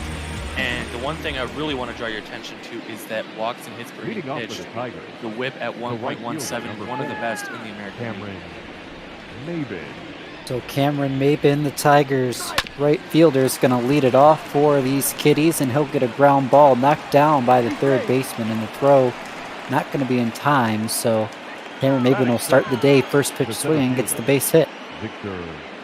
Yep, Maben had an offer in his last game, but first pitch swinging here, and he's going to get the good result. Beaten out in infield, Stinkle got a little bit of help as that ball popped out of the glove over there at third base. He's now Victor Reyes. He's also first pitch swinging. My bad, I could speak English probably by the end of this cast. Fouls it off though, solid contact, just got out in front, makes it 0-1.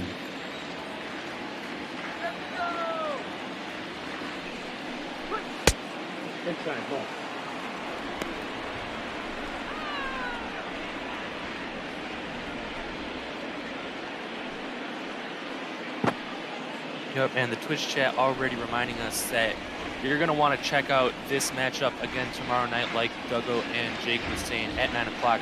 We're going to have a Major League debut, Dane Dunning, getting his first start in the Major Leagues for the Chicago White Sox, and he's going to be pitching against Jordan Zimmerman for the Tigers. Well, if you're pitching against Jordan Zimmerman, things are all lining up for his first Major League win tomorrow as well. Reyes fouls one off in the 1-2 count, so he'll stay alive. We'll have to see if they'll be going for the series win or just even up the series based on the result of the game tonight. Ball 2. Curveball misses low and inside, so it'll become 2-2.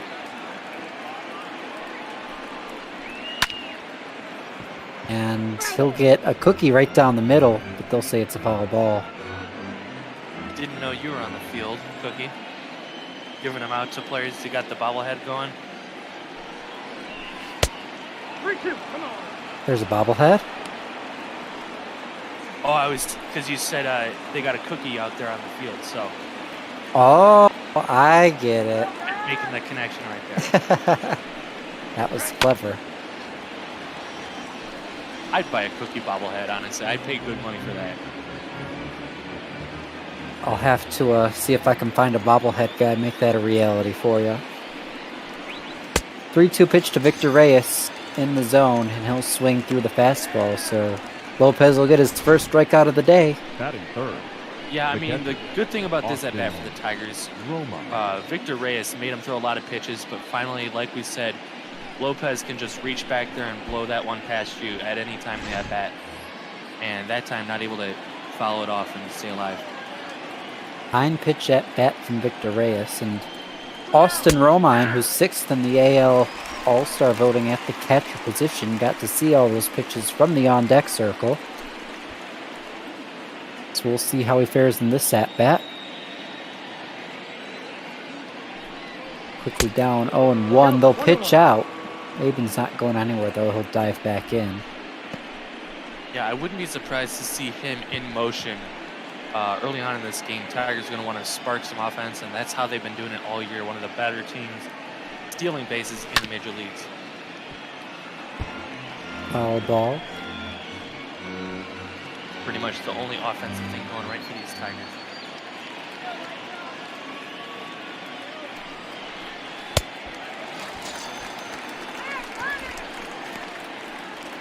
UGLY. That's what that strikeout was. It was absolutely ugly. Slider way outside, and Romine, well, he was going fishing, I think. He thought he was out on a lake or something. Doesn't get the fish, though. He'll go down on K's. Lopez has struck out 2 straight after allowing the first pitch swinging hit to Maven. Yeah, and after that great start to the inning, getting the leadoff man on, setting the table for your 2-3-4 guys. Now you're relying on that cleanup hitter to try and clean up the act and get something offensively. Down 0-2. Jonathan Scope in that number 4 spot for the Tigers, quickly down 0-2. Ready for the 0-2 pitch. Swing and a grounder. Heading over towards third base. The pitcher is going to run over to make the play. And the throw's not going to be quite in time. Good legs by Scope to run that one out. He just kind of, it almost acted as a bunt, and a perfect bunt at that. And beats it out by just a step. Heck, yep. That might be worth challenging.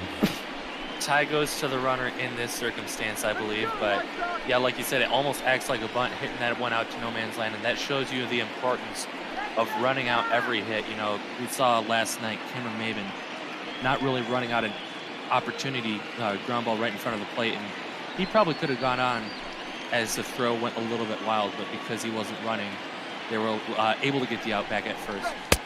Ball, that's out. Well, that'll mean Miguel Cabrera, who's been heating up of late, is going to get his cuts with 2 on and 2 away. Ball 2.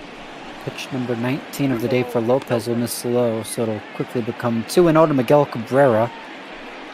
Yeah, and you know why he's heating up? He's taking close pitches now. You know, he wasn't doing that earlier on this season, but he's getting himself into good counts. Even taking that strike right there, making it 2-1, still a favorable count for the big guy. Ball, that's off the plate.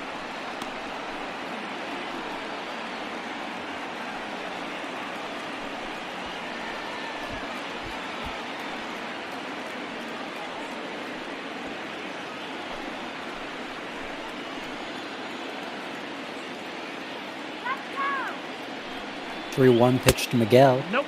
Ball 4. Yeah.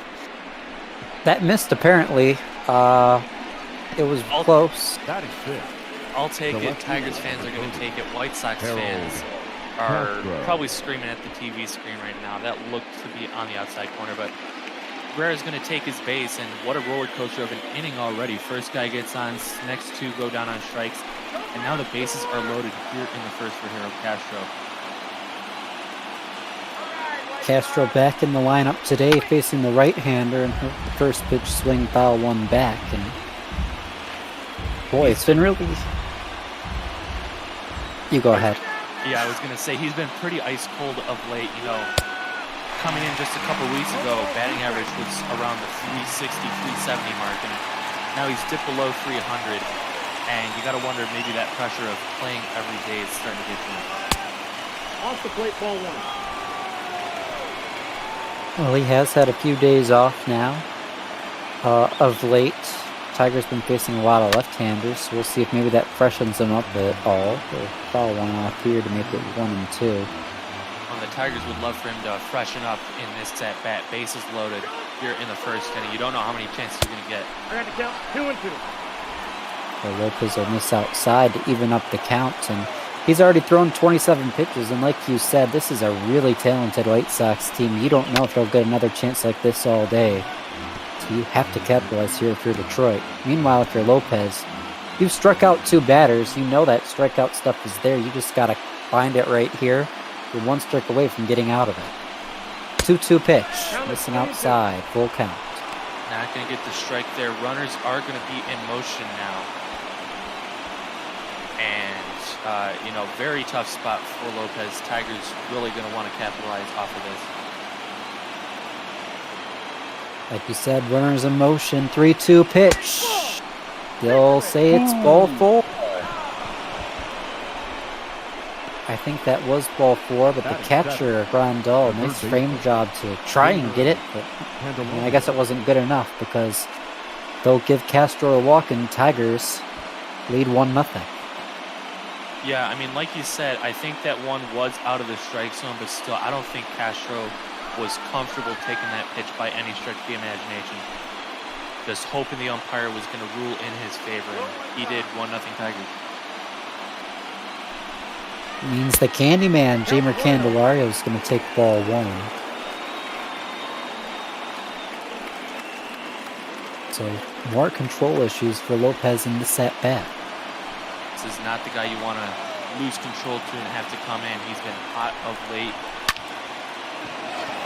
He'll get a big swing on here. Unfortunately, though, it'll be flied right to the center fielder, Roberts. 10th inning, so Lopez strikes out 2. Leaves the bases loaded, though. Allows 1 run on the bases loaded walk. It'll be Garcia, Anderson, and Moncada for these Sox. It's the bottom of the first now. ML bat ball, and we'll see Spencer Turnbull on the mound for the Kitties. Turnbull, like a lot of guys in this Tigers rotation, actually pitching very well. Just the auxiliary stats time, supporting that. But ERA at 3.57 and a WHIP at 1.19.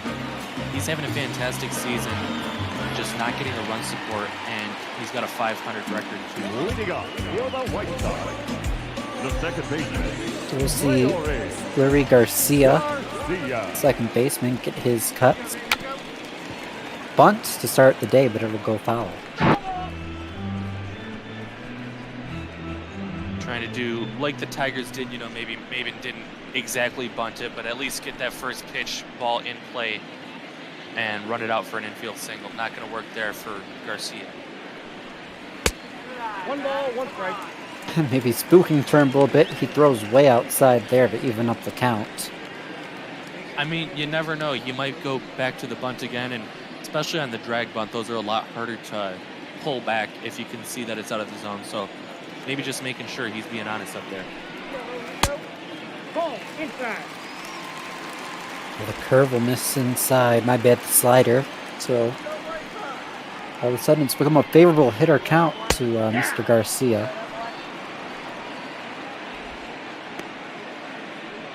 I missed this White Sox team back when it felt like they had a Garcia at almost every position. That 3 Garcia outfield.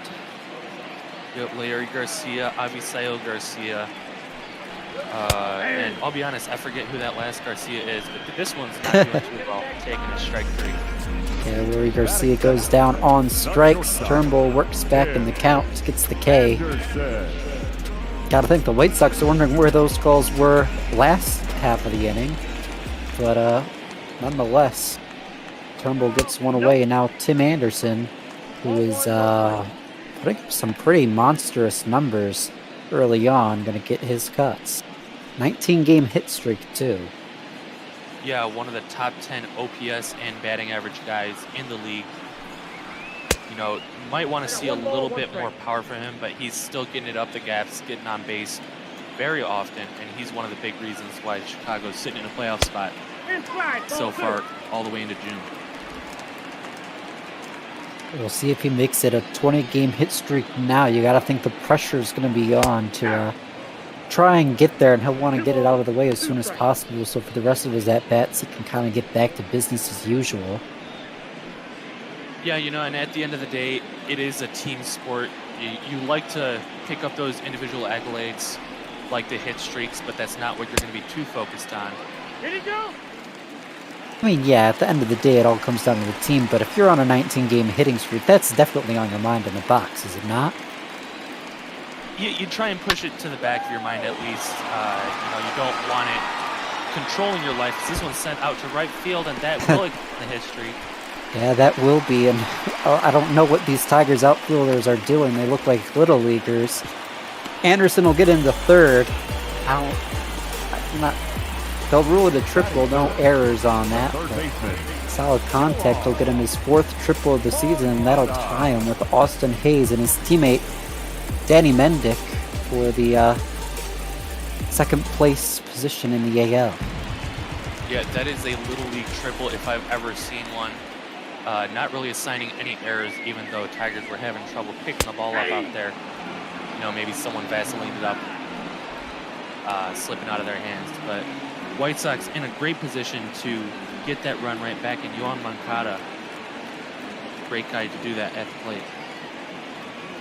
This is a guy who came over in that Chris Sale deal, and he's finally coming into his own this year. He's still really young, although he's already been a big league regular for a couple of years, and he's finally performing like that middle-of-the-order hitter they were looking for in that Sale deal, and he's, again, like Anderson, a big reason this team's been as successful as they've been. Yeah, no, White Sox fans were definitely disappointed the way Moncada started his career.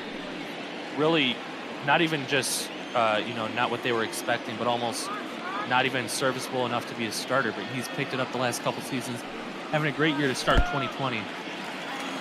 And, you know, he's going to look to continue that into this game.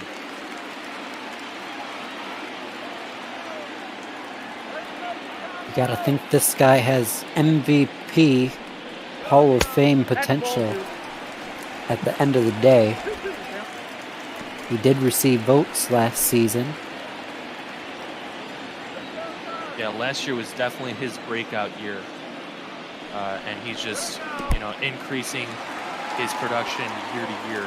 And the White Sox are going to hope that keeps on going. Maybe he can become an all-time great for this team. He works the count to 3-2 in this at-bat. We'll see if he does something great here. Turnbull will deliver the pitch, trying to strand a runner on third.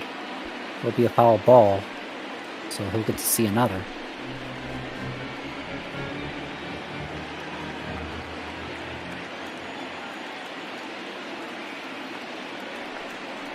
Next full count pitch, low. So Moncada will take his walk, and maybe that's not the worst thing if you're Spencer, because he didn't hurt you, and now the double play's in order. Yeah, and a great double play candidate indeed as an Encarnacion, not the fastest guy, but one of the better power guys in the league, so you got to make sure you're pitching this guy down. Hopefully you can get him to hit it on the ground right to one of your guys. 0-1. Encarnacion's starting to get up there in age. He's been bouncing team to team the last few years, but yeah, he is one of the better bats around. Great DH. Yeah, obviously started his time in Cincinnati and then, you know, almost resurfaced in his time in Toronto on those playoff teams. You know, never was able to climb the hill all the way. But like you said, bouncing around, he was in Seattle for a little bit and the Yankees, and now he finds himself on the White Sox. in the 0-2 hole here, fouls one back. Also hard to forget he spent some time with the Cleveland Indians, spent a season there when they went without Carlos Santana. Outside, that's a ball. Yep, I almost forgot that, just he keeps, after his time in Toronto, he's had a tough time getting himself on a team long term. This one's lined up the gap in right center. That's going to be trouble for the Tigers. Into the gap. Chicago's going to be salivating at that. They'll send one runner home. The second runner is going to get in. Throw was offline, but I don't think they would have had that in time. So it'll be a 2-run double for Encarnacion. White Sox respond to the 1-0 lead Detroit gets out to make it a 2-1 lead of their own. Yeah, and now the Tigers are definitely starting to regret leaving the bases loaded. Even though you did get that 1-run lead, like you said, White Sox able to battle back, taking that lead right back, 2-1 now. That's the ball. Count 1-0. Eloy Jimenez.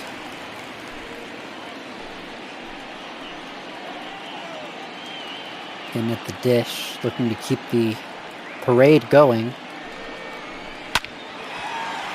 Goes grounded to short. Nico Goodrum makes the play over to Crone at first. There's going to be 2 away. Nice bounce back pitch there from Turnbull. Getting a quick out over there at shortstop. And now he's one step closer to finishing the inning and keeping his team in this game.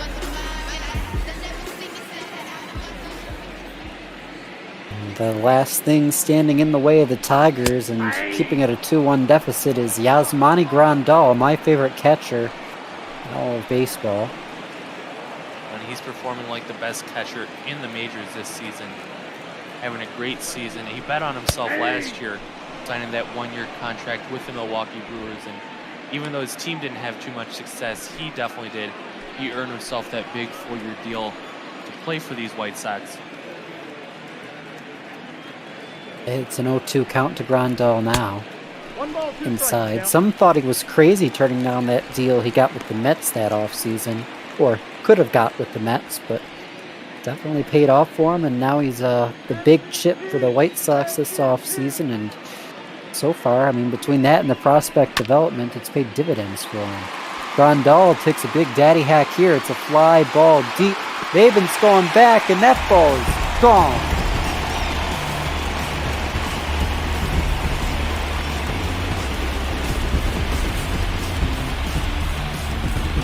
More dividends from Grandal right here. 2-run shot. It's 4-1 Sox. Well, I think Grandal picked the right team this offseason. He could have gone to the Mets, but if you take a look at our standings, they're very different spots with those two teams. And the announcer's reverse jinx keeps on working today. I called out Spencer Turnbull having a great start to the season, but already giving up 4 runs in the first inning. And, the only doubt was, did he hit it to the right part of the park? Right, get over the lawn. The answer is yes. 4-1 right. I should have said, you can put it on the board, yes. But, I don't know, I'm not a White Sox guy, so sorry, White Sox fans. I think that's, the Hawk Harrelson says that. Yep, that's, Hawk making the call, on his home runs. That's his specialty, and I'm going to piss off a lot of people right now, but I don't like the way he calls it. I love Hawk. He's a great announcer, but I don't know. I just don't like that home run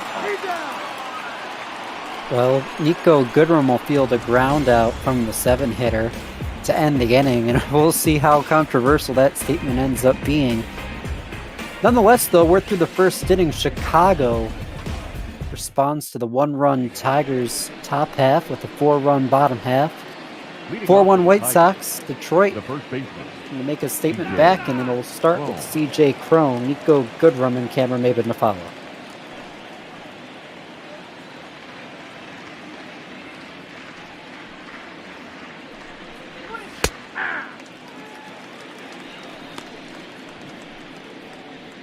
CJ will take strike 1. Lopez threw 32 pitches in that first inning, looking to throw a bit more brief of one here.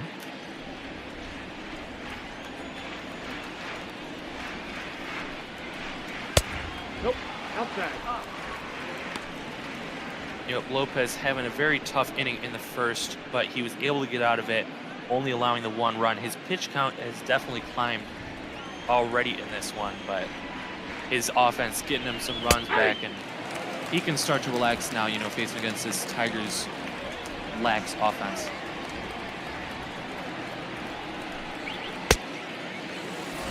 Swing and a miss from Crone, so Lopez maybe a little bit more relaxed, like you were alluding to. With that lead, he'll get his 3rd strikeout. There's going to be 1 away. Most of the time, he's been doing it with his fastball. I think that was a breaking ball right there. No, I apologize. That was a fastball, but still, he's got a great arsenal of pitches that he can go to. And, like you said, his 3rd strikeout of the game. Nico Goodrum in there now after he takes ball 1. We got our trivia question of the game. Name 3 players with the most career plate appearances whose slugging percent is more than twice their batting average.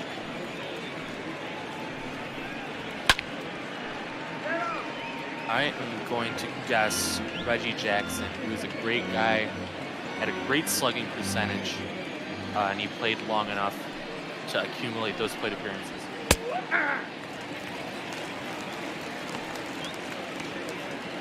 Not Jackson, also not Adam Dunn or Dave Kingman. We'll go ahead and throw Big Sexy out there before EB beats me to it.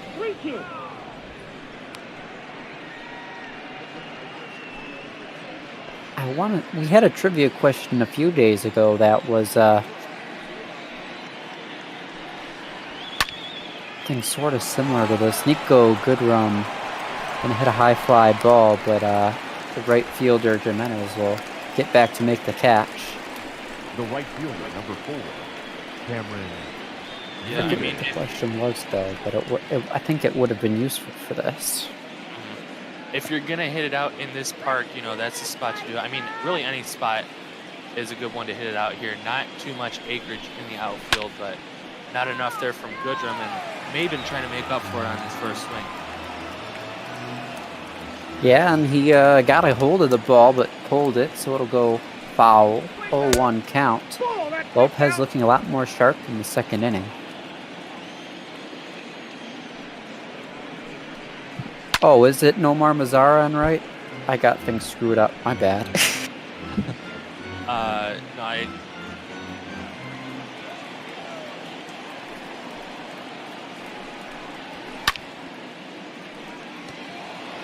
Maben fouls it off.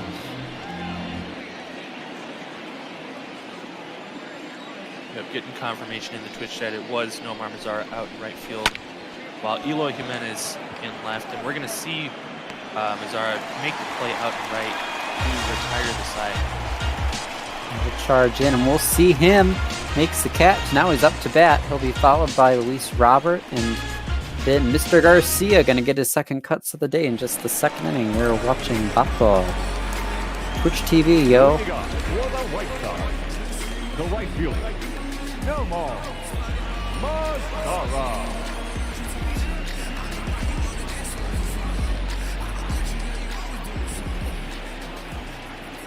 So what Mazara can do in that 8-hole, first pitch swinging, going to lift it to left. Castro gets there with plenty of time to make the first catch, so there's going to be 1 away. Yep, Turnbull. I was going to say, we're getting a hint from the big guy as to who these guys might be. So one of the 3 men is a former Chicago White Sox. Big guy always loves to mix it in and make it relevant to the game at hand. But the other 2 guys on this list never played for either team, so keep those in mind to keep your guesses going. Well, Luis Robert, not in the mood for guesses. He almost hits 1 out. That was just a matter of inches, that sliced foul, and all that excitement just becomes strike 1. I got the count 0-2. Yeah, no Tigers for the trivia question then, and also no to Frank Thomas as a guess, and he's really the only White Sox great I'm really aware of, so. Oof. Roberts, though, well, not a home run here, but a nice solid double in the gap to get him to 2nd. Now batting, He has some speed too, so we'll see if he considers going to third, or if he doesn't, a single is all it's going to take to get him home.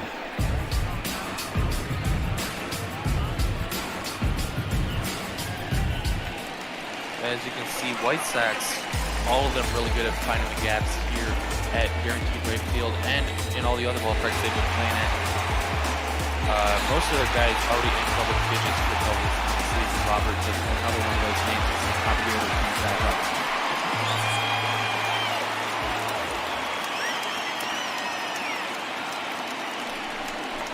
Ball, that's too high. Garcia is going to take ball 1 high. Bowman Bonds, 2 of the 3. Chet's on fire now. Ground ball back up the middle. Nico Goodrum, nice play, makes the throw for the second out. Yeah, really tough play going up the middle. Luckily for him, the momentum was carrying him towards first base, so didn't have enough time to set his feet, but still an easier play over at first. And Turnbull trying to get out of the inning without giving up any more runs.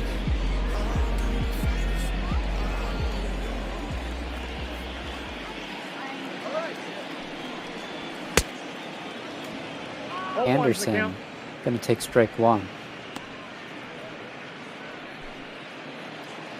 Babe Ruth, the final answer to the question. So congrats to Duggo, and Frango. You guys won a free pass to My Heart. He doesn't give those out too often. I don't even have one of those yet, and I've known him for 7 years coming up now. So enjoy your free passes to Cookie's Heart.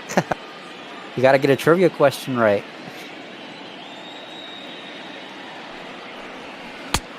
I got to count 2 and 2. Maybe Duggo can trade you one. He has 2. That's true, but do I have anything that Duggo would want? You know, Duggo's living the life out there in Arizona. That's a good point. We'll see if Tim Anderson has anything these White Sox fans want. 2-2 count. Runner at third. He'll ground it inside the bag, but Jeimer Candelario snags it and makes a terrific throw and the inning. So that's just bad luck. A crappy third baseman. That's down the line for a double. Candelario, not known for the glove, but he's been making plays left and right the past week or so. The center fielder, Victor Reyes.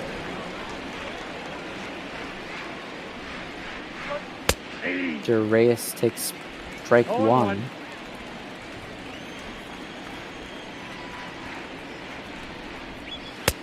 Yep, that ball went out. Nice defense from the Tigers in that last inning. Good room with the play up the middle, and Candy with the play down the line for 2 of the 3 outs. When you think down 4-1, you know, why does that matter? It always matters, especially this early in the game. You've got 7 innings of offense left to try and get yourself back into this game, and even though Lopez looks to have settled down, you don't know what the bullpen is cooking today. So you always want to give yourself a better chance, and making great defensive plays is something to help you do that.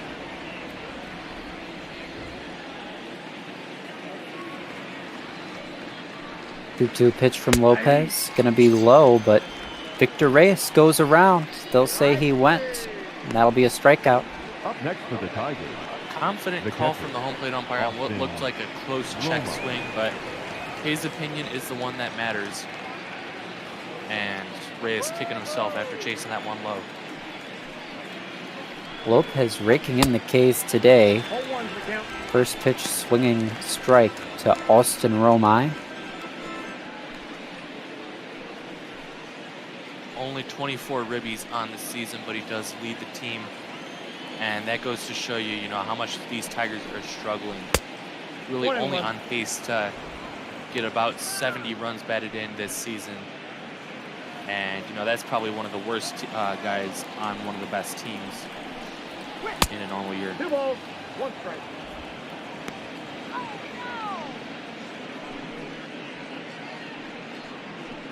Two and 1 to Austin, and we can talk a bit more about Lopez, and also tomorrow we get to see Dan Dunning make his MLB debut. Of course, they're going to interrupt me with a harmless fly ball at center for the second out. Obviously, Giolito a part of the trade as well, but batter number 8, second base. the White Sox got quite the haul for Adam Eaton. And that deal was way back in 2016 in the offseason now. Been a while, but they really got 3 great pieces for that rotation for Adam Eaton. And, well, I don't know. I'm curious your thoughts on it. Maybe we'll save that for the next half inning, though, as we'll see. Well, we won't, because, well, Anderson makes an error at short. Not usually a guy, known for his superb fielding. He's a solid fielder, but throwing this one just a little bit away, and Abreu having to come off the bag. But yeah, White Sox coming back with quite the haul for both Adam Eaton and then, like we mentioned earlier in the broadcast, Chris Sale. They got back Michael Kopech, among others, and this starting rotation is starting to look very good. We always talk about the Tigers prospects on all of our calls and how great of a rotation they're going to have in a few years, but look at the White Sox rotation now. They've already got, fantastic names across the board with Giolito, Kopech, even Reynaldo Lopez, and now Dean Dunning. This is a team to watch out for in the postseason, even though they are in that second wild card spot. Yeah, the Sox look like they could be perennial contenders. And it's hard to forget about that Quintana deal as well. Brought in quite the haul. Cabrera's going to ground out. Anderson won't botch this one to end the inning, but Tigers do get a runner on from the error, but no more. So it's the bottom of the third, and yeah, that Eaton deal, I gotta say, I was quite glad to see Adam leave the division as a Tigers fan, because it always seemed like he was a guy who, for lack of a better way of putting it, he was annoying. He knew how to steal a bag, run the bases well, hit clutch, hit where he needed to hit, and take advantage of a defense and just dissect you in a million different ways.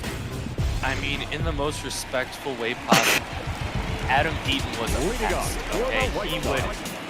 He plays small ball, and he also has the power in his bat to play some big ball, like we said a couple of days ago. But, he's a great player, and any team's going to be lucky to have him. And as was pointed out a couple of times in the chat, he was really a key piece in the Nationals winning the World Series last season, and a key piece as to why they've been off to that hot start in the NL East this year. So back in the third inning, Turnbull back on the mound, Moncada in the 1-1 count. And yeah, right after Eaton was traded, or maybe it wasn't right after, but like a year after, but he had that torn ACL, I think it was, or meniscus in his knee. I forget exactly what the injury was, but he was out for about a year, and I was devastated because that's a guy, like, when we call him a pest, but it's because he's a pest in the best way. He's just an amazing ball player, and it really felt like it hurt the game. Yeah, no, it's one of those guys you love to see him on your team. You hate to see him in your division. And you love to see him in the opposite league. He's a great ball player. And Turnbull's starting to look like a better ball player, getting that swing and miss for strike 3 and out in his second game. Eaton is a guy who plays the game right. He comes to work every day, puts in his shift. And like you said, it was really disappointing to see him missing so much time with that injury. He's back and better than ever, though, and obviously the Nationals won last year, so trade paid off on their end. We'll see how these starters pan out for the Sox, though. And we'll see a lot of that in this series. So far, it's been pretty good. A shaky first from Lopez, but otherwise he's tossed a couple shutdown innings, and his offense has given him a 3-run lead to work with. They're trying to extend it here, though. Encarnacion at the dish, 1-2 count. No swing and miss. Third K of the day. Yeah, Turnbull looking a lot better in these past 2 at-bats, getting that sinker, breaking low and out of the zone. And Encarnacion, before he notices it, he thinks it's at the knees, and it's already almost been third.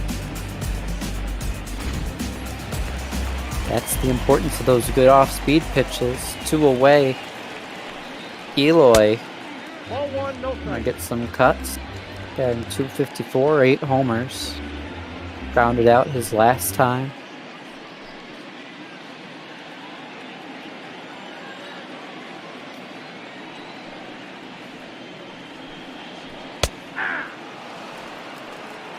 One ball, 1 strike. Yeah, Jimenez is one of those guys getting the big deals before he's even really proven himself. You know, he's had some great seasons, but still, you usually would wait for a guy to get to free agency before you sign them through that long deal. But, you know, we've seen it more and more, you know, Ronald Acuna Jr. with the Atlanta Braves. They want to lock these guys up and maybe at a 3 discount balls, 1 strike. for, you know, what they could be worth, assuming they produce the way that they're supposed to.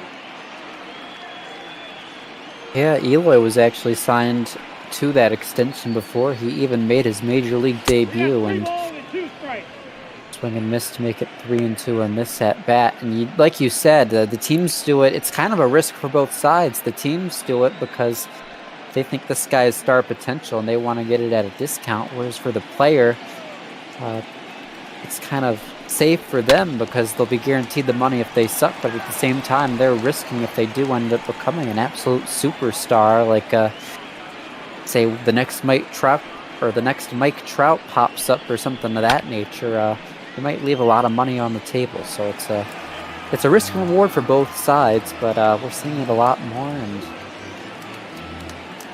well, it's a new part of the game. That's ball 4.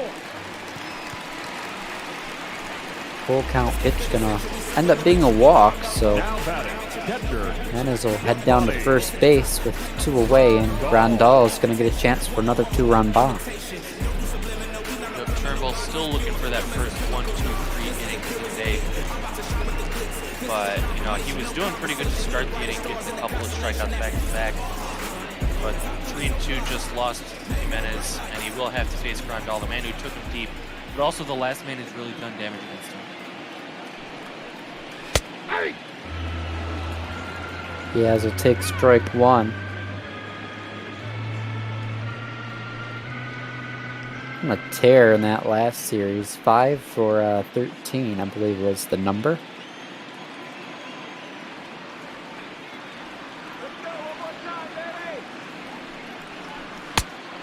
The count 1-1. And if he's was 5 for 13 in that series, coming into this one, that'll make him 6 for 14, just bumping up that batting average in this small sample size. But even on the larger scale of the season, he's having a fantastic year.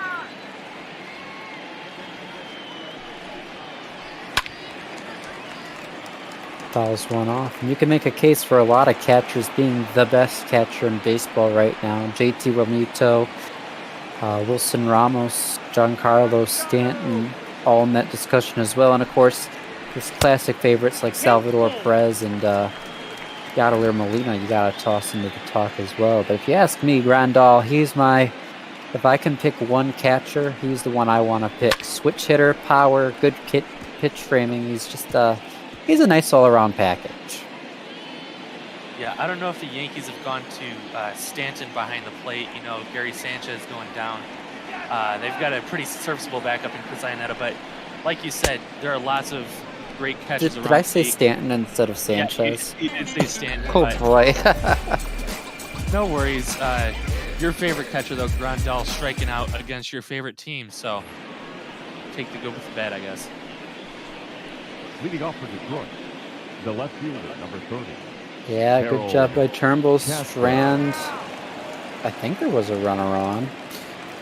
Guess I don't remember. And 2-out walk to Jimenez. He did strand him at first. That's right. So now we're third of the way through, save extras. Top of the fourth, Lopez back out there facing Castro, Candelario, and Crone, the triple C's.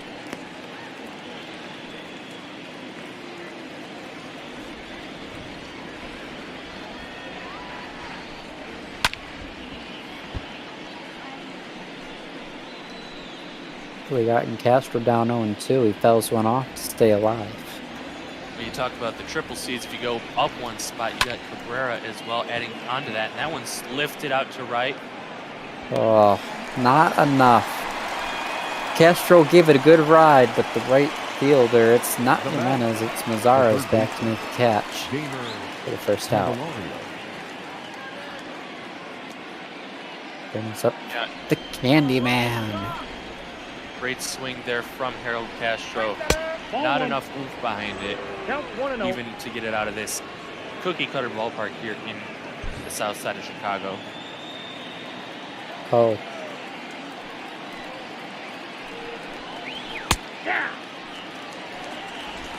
I see how it is. It's a cookie cutter ballpark. Gotta keep cookies safe here in Chicago. It's not safe out here. 2-1 count to Jamer Candelario. I got 3-1. 3 balls, 1 strike. Make it 3-1. Apologies if my call starts getting really distorted, folks. It's after dark bot ball here and on the East Coast. That means Cookie is dozing off. So we'll see how much he actually remembers. 3-1 pitch to Candelario, ripped foul, so it'll be a full count.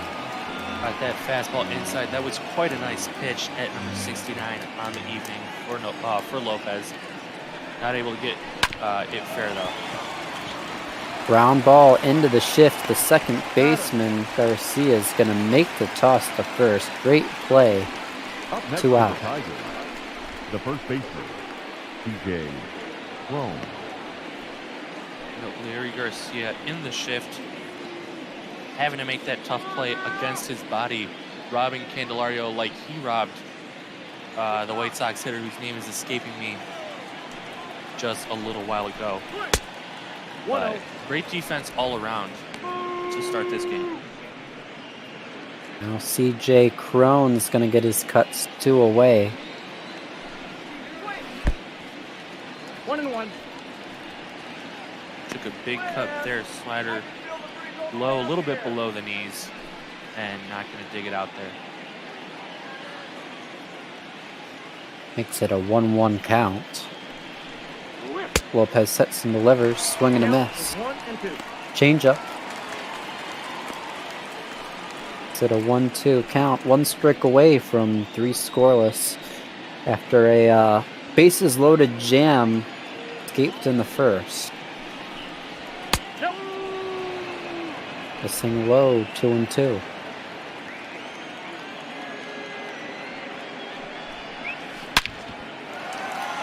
And that'll be ripped. Crone will reach.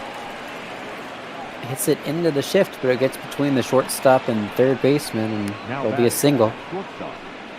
Yeah, good rip for Crone getting out in front of that pitch. And that's the Tigers' first hit since the first inning. I believe their first base runner as well since that first. But Lopez has really buckled down, getting quick outs. But that pitch count is still bumped up pretty high, 76, only through 3 2/3.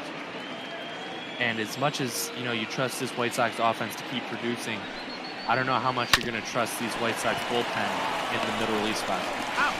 Well, it won't turn out to matter much, at least in the short term. That base hit, it'll be a ground ball. They'll go the short way to second. And well, just quick correction, there was that error by Anderson. I forget if it was an inning or 2 innings ago, but that was the most recent base runner. They had 1 since the first inning, made it 2 there. But obviously they'll strand that runner. It'll end the inning, and see the White Sox look to extend their lead. Yeah, as we've got a break in our action right now, I'm sure Heidi's reminding all of us that we're doing this for a great cause. Cookie and I are not getting paid. Heidi's not getting paid to come out to all these games and commentate on them for you. We're just raising funds for Meals on Wheels, a great organization doing great things during this coronavirus pandemic, getting meals to people who are not able to get some food during these times. So all the advertisements you saw at the beginning, any subscription you make, and if you could even spare just a donation, scroll down to the PayPal link. We would greatly appreciate it, and those benefiting from Meals on Wheels, they're going to greatly appreciate it. We already want to thank J-Bot and Chris donating today and raising our total yet again. White Sox gonna hit Turnbull with one back up the middle. And they'll have their leadoff base runner on. Like Jordan Zimmerman blocking the view of Gardenhire.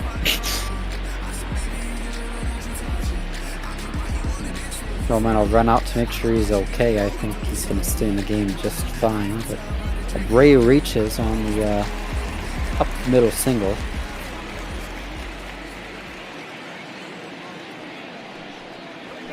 Ball. Count 1-0.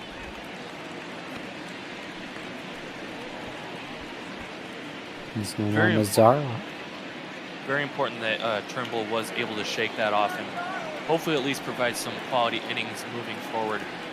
Get to that bullpen. Still, you know, within this ball game, just a 3-run deficit. Yeah, maybe even more importantly, it was the nicest pitch of the day for Turnbull that he got to throw after shaking it off. Now it's 70 pitches in a 1-1 count. And yeah, you mentioned it. It's going to be important. You'll hope both these starters, despite their shaky first, can go 4, 5, maybe even 6, and really help limit the exposure to their bullpens. Back outside. The Tigers do want to get to that bullpen later in the ball game, though. Turnbull's going to have to start finding the strike zone. He's done a decent job since the first. Needs more pitches like that one. Yeah, it's going to be the double play ball, 4 to 6 to 3, and the leadoff base runner becomes a 2 out. What? That's not even proper English. I think you guys all understood it good enough. There was a runner on and nobody out. Now there's 2 away because there was a double play. And Luis Roberts going to have the bases empty, trying to extend the inning, make something happen. He'll take ball 1 that missed just off the upper edge. Yeah, we're getting some questions in the Twitch chat about the White Sox bullpen. I'm going to run through that really quickly. Got Dylan Cease in long relief, Jace Fry, Kelvin Herrera, Evan Marshall, and Jimmy Cordero in the middle relief spots. Aaron Bummer, Steve Cechek at setup, and then Alex Colomé closing games out.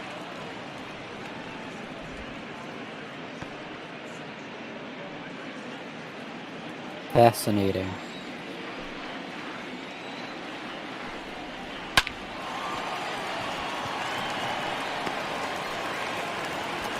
Hopefully that helps clear things up in Twitch chat.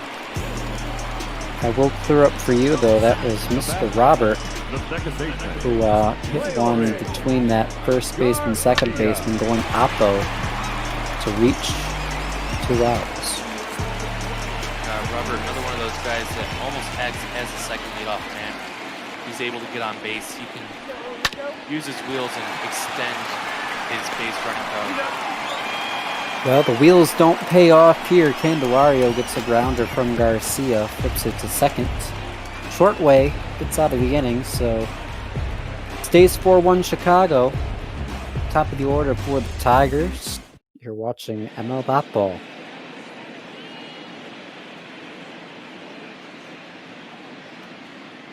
Heidi Watney checking in again. Heidi mentioning to us this time to invite you all to tune in on Monday.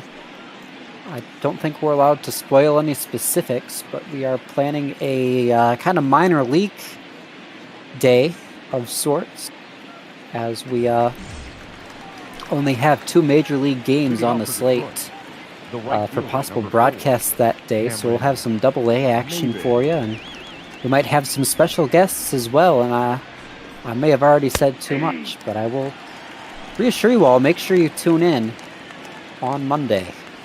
Yeah, just because there's no major league action doesn't mean this is can't miss baseball.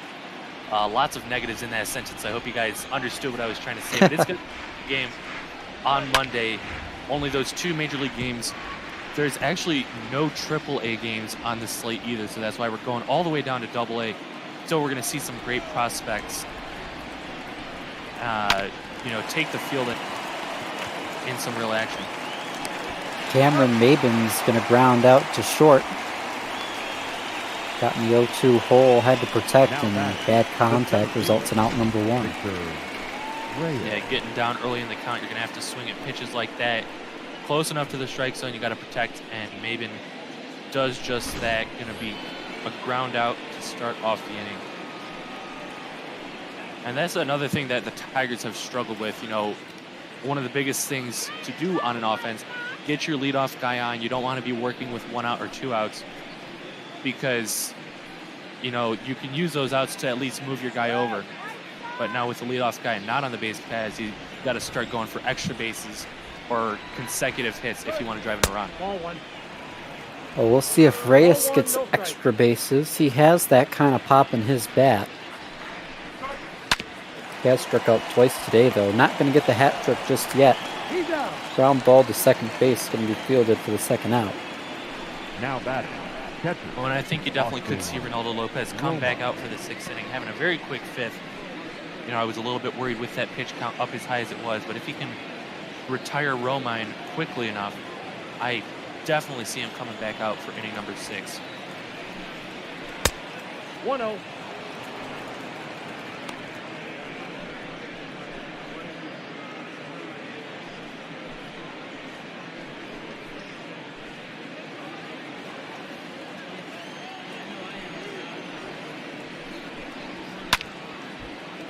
Oh, I guess I should respond to that. Yeah, I wouldn't be surprised to see him out for inning number 6 either. A lot of it. Well, I think even no matter what happens with Romine right here, he'll at least be able to get a couple outs. Every out counts in baseball, so you'll stick with that starter as long as you can. This is a guy who has a lot of talent, and he's really been pretty calm since that first inning, so may as well stay with the hot hand. I mean, it's pretty calming if you can get swings like that well out of the strike zone on the fastball.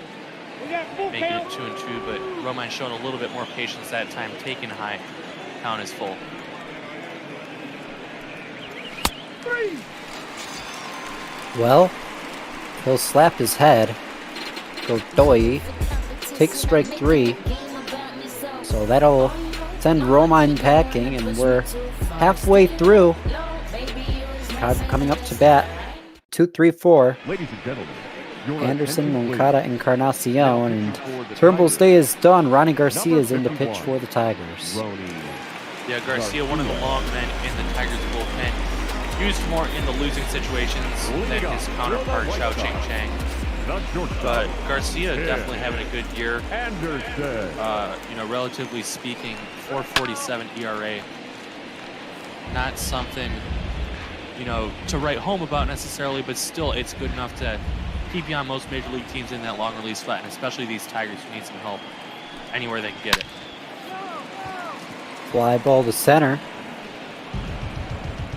And Reyes will track it down for the first out. So Turnbull's day's done. 4 runs and 4 innings pitched. 6 hits, 2 walks, 4 strikeouts, 77 pitches. Not a, well, it's not a good day, but I also wouldn't call that a complete disaster. Oh, definitely not. We've seen a worse performance already today with the Texas Rangers starter coming out in just the 2nd inning. So anytime you can, you know, start off rough and bounce back, give yourself some stronger innings, finish off the day, you got to be at least proud with that. As we're going to get a quick 1-pitch pop out to good from 2 down. Yeah, just like that will be Encarnacion's time to shine. He's already gotten 2 RBI and hit a double earlier. We'll see what he does here. And I don't know if I'll say this name right, but Sir Ray 33 saying that he's never, or she, I don't know what you are, but we've never seen lower than AAA.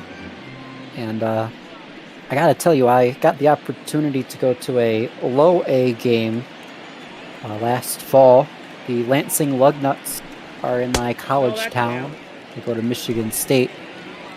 And it was a lot of fun to just go and see the young guys. They were playing my Tigers low A affiliate, so I got to see some future Detroit Tigers potentially. Their first rounder Riley Green was there, and I got to watch, and I went alone, so I just talked to some of the fans in my section, and they were all really nice. I made some friends with some of the old folk, and it was just a good, fun overall day at the ballpark. I really encourage, if you got any minor league teams in your area, go check them out, because it's a lot of fun.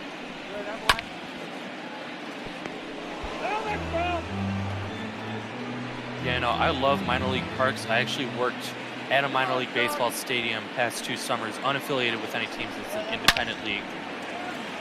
This one's lined into center field, but right at Reyes for out number 3. I'll continue my conversation when we get back in just a few seconds. 4, 5, 6 coming up for the Tigers. Watching ML Ball. Yeah, like Cookie was saying, minor league parks just offer you guys, you know, the same amount of excitement as the major league parks, except, you know, you don't have to pay those premiums. You don't have to pay a lot to get in the door.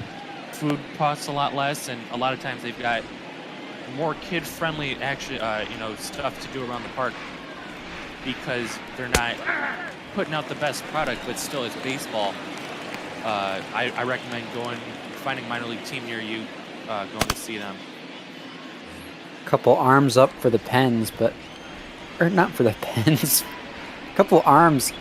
They are up in a pen, but they're up for the White Sox, who send Lopez back out for the top of the 6th. Like we mentioned, 4, 5, 6 due up. Jonathan Scope in the 1-2 hole. And EB, you're right. I may have seen some future Blue Jays. The Lugnuts are the Blue Jays affiliate. And I honestly can't remember anyone who played for the Blue Jays I saw there because I don't really follow the Blue Jays that closely. I was more just going for the baseball and for the Tigers affiliate. But you're right. I may have seen a star in the Brewing. That was last fall, like I mentioned, as we see Scope getting something started for the Tigers, single into right. And that's the thing that we just pointed out last inning. They need to get that leadoff base runner and, you know, at least set the table for some guys who have the potential to close this gap, one of them being Miguel Cabrera. And Miggy at the dish. Lots of people probably thinking, oh, Miggy, washed up Miggy, but he's been heating up. Even if his season-long numbers don't look like it, he's been getting some nice, solid contact on base hits. Even got a double yesterday, I believe.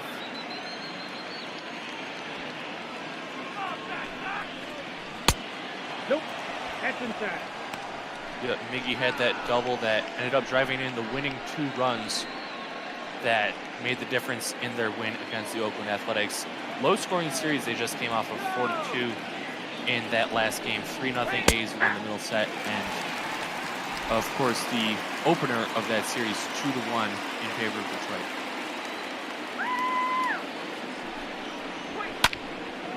(3-1) pitch to Miguel. That was up in the zone, but he tomahawks it in to right. I think that's the right word to use there. And a wild throw in, but no advancement from the runners. A good job by Grandal to cut it off. The left fielder, Harold. Single for Miggy. Miggy's going to take them any way he can get them with that batting average, and just lifts this one into right field, dropping in front of Mazzara there. And Scope with a good job reading it, going from first to third on the single. That's going to do it for, I almost called him Lucas Giolito, but he's not that guy. It's Reynaldo Lopez coming out for the Chicago White Sox. Shaky start to the game, but amazing finish. And he can get no worse than a no decision today, as he's only got 2 men on that are his responsibility. Now pitching for the White Sox. Yeah, and Dylan Cease in from the pen. Another one of those great White Sox arms of the future. Not shown it so far this season, but he's young. He's going to improve. 55 innings, 5.56 ERA, 55 punch-outs to 33 walks. So strikeouts, good total right there. Walks need to stay around the strike zone a little bit more than that. And the thing is, if you're like these Sox and you have such a wealth of starting talent, you can afford to have a few struggle. Maybe if they end up not turning out, convert them to bullpen arms full time and have the luxury of maybe having some long guys who have some upside once you get to the end of the day. Yeah, I mean, we've seen that, maybe not to the same extent, but Tigers with Buck Farmer, Drew Verhagen in the past couple of seasons, they came up looking to be starters in the Tigers rotation. It wasn't really in the cards, but they've been really good bullpen pieces. Verhagen, of course, not with the Tigers this season, at least on the Major League club, but Farmer is in their bullpen. Well, let's talk about some offense. 3-0 on Harold Castro. Oh, you want to talk offense? Well, Dylan comes back with a strike to say, no offense for you. Well, that was a weird accent. But it's spot ball after dark, folks. Who knows what's going to happen? Throwing it back to Seinfeld with that one. 3-1. Grounds it. 3-6-3. Double play. Runner does come in to score, so go. The third baseman comes in on the RBI double play. There's 2 down bases empty. Yep, no RBI going to be credited to Castro. Double play. The run just does come in to score without being attached to anybody else. And that was one of the best case scenarios for Cease and the White Sox, getting that double play. 2 outs, you'll gladly give up that run as you're still up by 2, and the Tigers have to restart now with 2 outs. That's the ball. Candelario, I don't know where that missed. It's ball 1, though. Like we said, heating up, hitting over 300 in his past 10 ball games. And if you stretch it back further than that, he was doing well against Seattle, against Tampa Bay when they came to Comerica Park. 2-0 to Jamer. Takes it inside. 3-0. So all of a sudden, you're flirting with sending the tying run to the plate. That tying run is a home run threat as well in CJ Crum. 3-0. Plays one in there, but it wasn't Candy's pitch, so he'll take it. Make it 3-1. Yeah, most guys batting left-handed, they like that pitch lower in the zone, maybe a bit of a breaking ball to get underneath it and drive it out to right field. 3-1 pitch, swing and a miss. So the count will go full. The non-existent runners would be in motion with the 3-2 count and 2 away.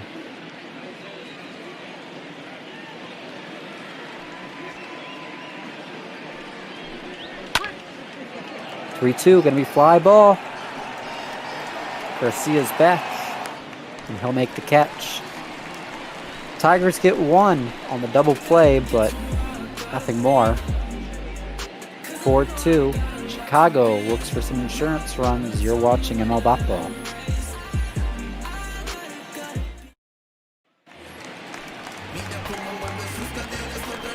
Leading up for the White Sox, the left fielder, Eloy Jimenez.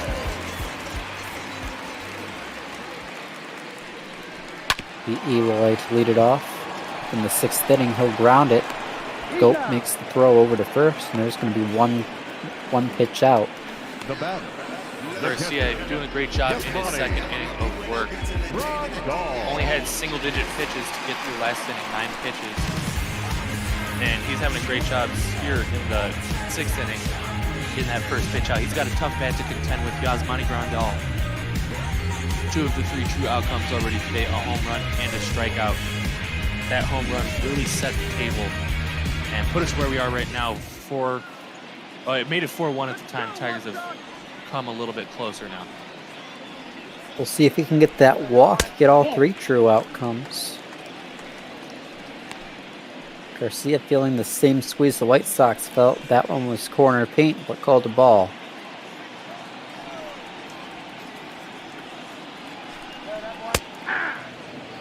One will drop in though. It'll be a strike.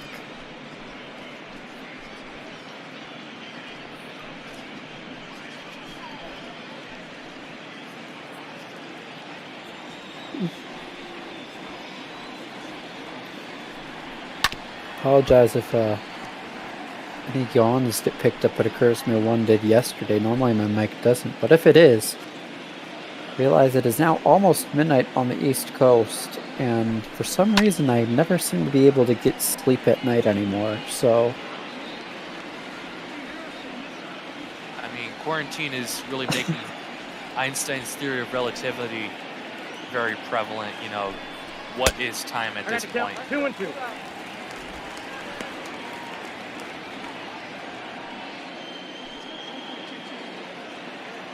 I'm not going to let my mind wander too far with that thought.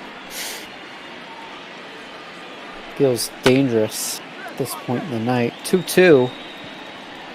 Maybe a fly ball for Maven and Wright, and there's going to be 2 away. Yes, you could call that a false outcome, you know, not one of the 3 true outcomes, but a fly ball out to right field. Good swing from Grandal, getting out in front of it. But a lazy fly ball at the end of the day. Maven making the catch for out number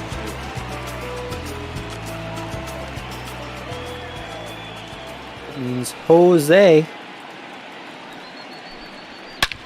Breyer. Number 1 foul for strike 1.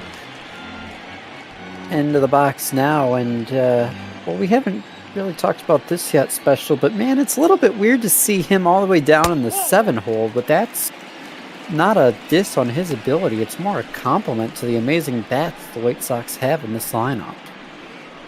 Yeah, I mean, with guys like Edwin Encarnacion, Yohan Moncada, Yasmani Grandal playing as well as they are, Abreu, you know, still lucky to find a spot in the lineup playing over at first base.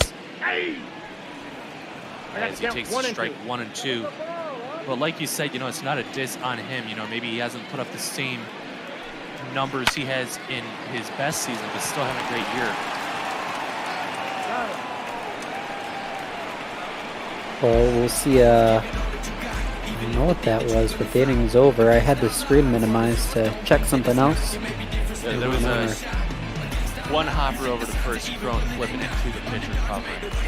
So 3-1 put out for all you scorecard keepers at home. Leading off for the Tigers, the first baseman, TJ.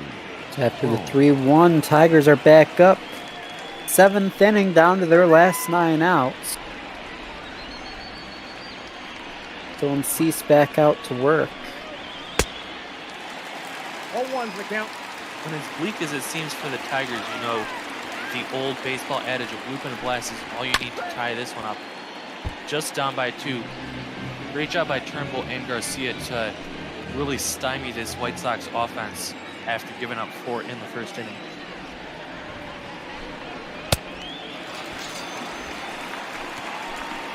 Crone is going to chase Solo down, and that'll be the first strike of the day for Cease. That was an awful swing. Yeah, that's a case of a guy not knowing the situation at hand. One swing of the bat's not going to tie this ball game. You need at least 2, or you know, maybe a walk and a swing of the bat. But you know, he's trying to do too much, not being a good leadoff hitter, and he strikes out on 3 pitches. Hopefully, Goodrum can pick up his teammate, at least get on base, and give this Tigers offense something to shout about. Goodrum's got a ground out and a fly out, so hasn't gone down on strikes or anything of the nature yet. Been putting the ball in play.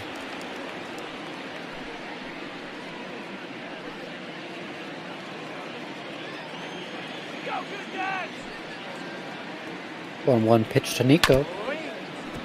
So chase one low, foul it back, make it 1 and 2.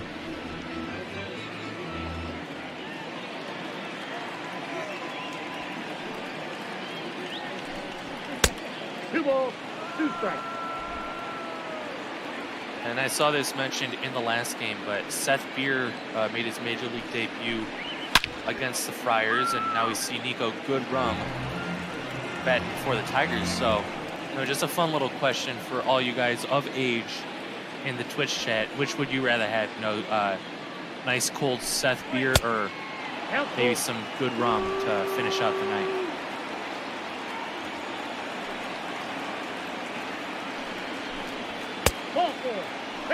Interesting question, but it is thoughtful after dark anyways. We'll see that kind of stuff happen. Nico Goodrum works the wall.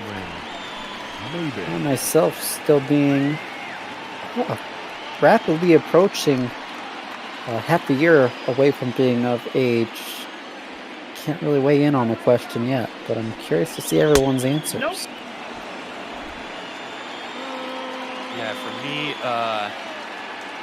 I am still a full year away from that legal age in the United States, although I have been over to France where technically it's 18, but if you can see over the bar, they'll not really question you.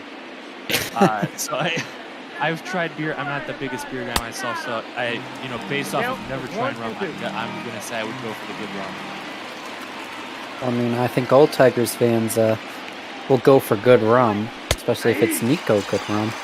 Cameron Maben, though, isn't any sort of kind of an alcoholic beverage, and he'll go down on strikes. The center fielder, Victor Reyes. Taking that high curveball, not something you usually want to see. Breaking ball up in the zone, but he got it on the outside corner. That's a tough one to do anything with, especially if you're not looking for it. And that's a strikeout. We see a pickoff over to first, but good room hanging on over there. 1-0. They'll pitch out, and still nothing going. Anyone who's never played baseball before, and maybe, well, I think most everyone usually gets some playing time in, but if you've ever wanted to coach first base, I'll go ahead and give you first base coaching 101. Yell back when the pitcher steps off to throw over to first. 2 balls, no strike. Yep, pretty much just yell back and tell your guy to watch the third base coach for signs. I can't tell you how many times, when I was coaching over at first base, that the third base coach is giving some signs trying to get him to steal, and he's not paying attention. Reyes fouls one off. When I first base coached, I never did that because I felt like the first baseman would hear and assume that the steal or something was on if I was telling him to make sure he was looking over to third. Well, still, you want to at least make sure they're... You can still tell them to look over there even if nothing's happening, because you want to throw some confusing signs. This one's tackled up the middle and into center field. 2-out single. Tying run on base, lead run coming to the plate now. And it's going to be the number 3 batter, Austin Romine. Now batting. Yeah, Reyes, a great job to get that one back up the middle. Now the tying run on base for these Tigers. And Austin Romine going to try to maybe give the Tigers a lead. It's been a while since he's hit a big home run. He's really struggled all through Macon early on in June. Yeah, he had a great start to the season in April, batting over 300. And the Tigers were really excited with this pickup, but May plummeted his batting average, plummeted his home run totals. And, we're 5 days into June now, and it's still early, but his numbers aren't taking that rise back up.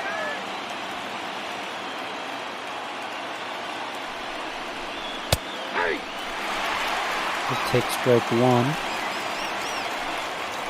Pringle with a good point in chat. It's kind of weird to see Dylan Cease still in. He's kind of getting himself in trouble.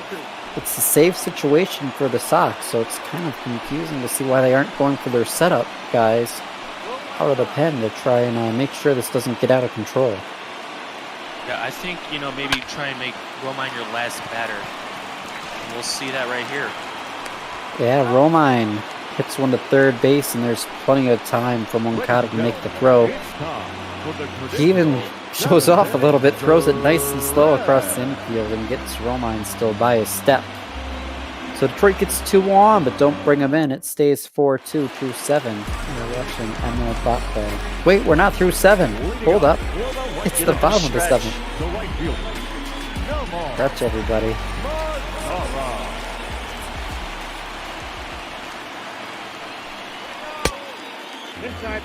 So it'll be Ronnie Garcia still out there facing 8-9-1, starting with Omar Mazzara.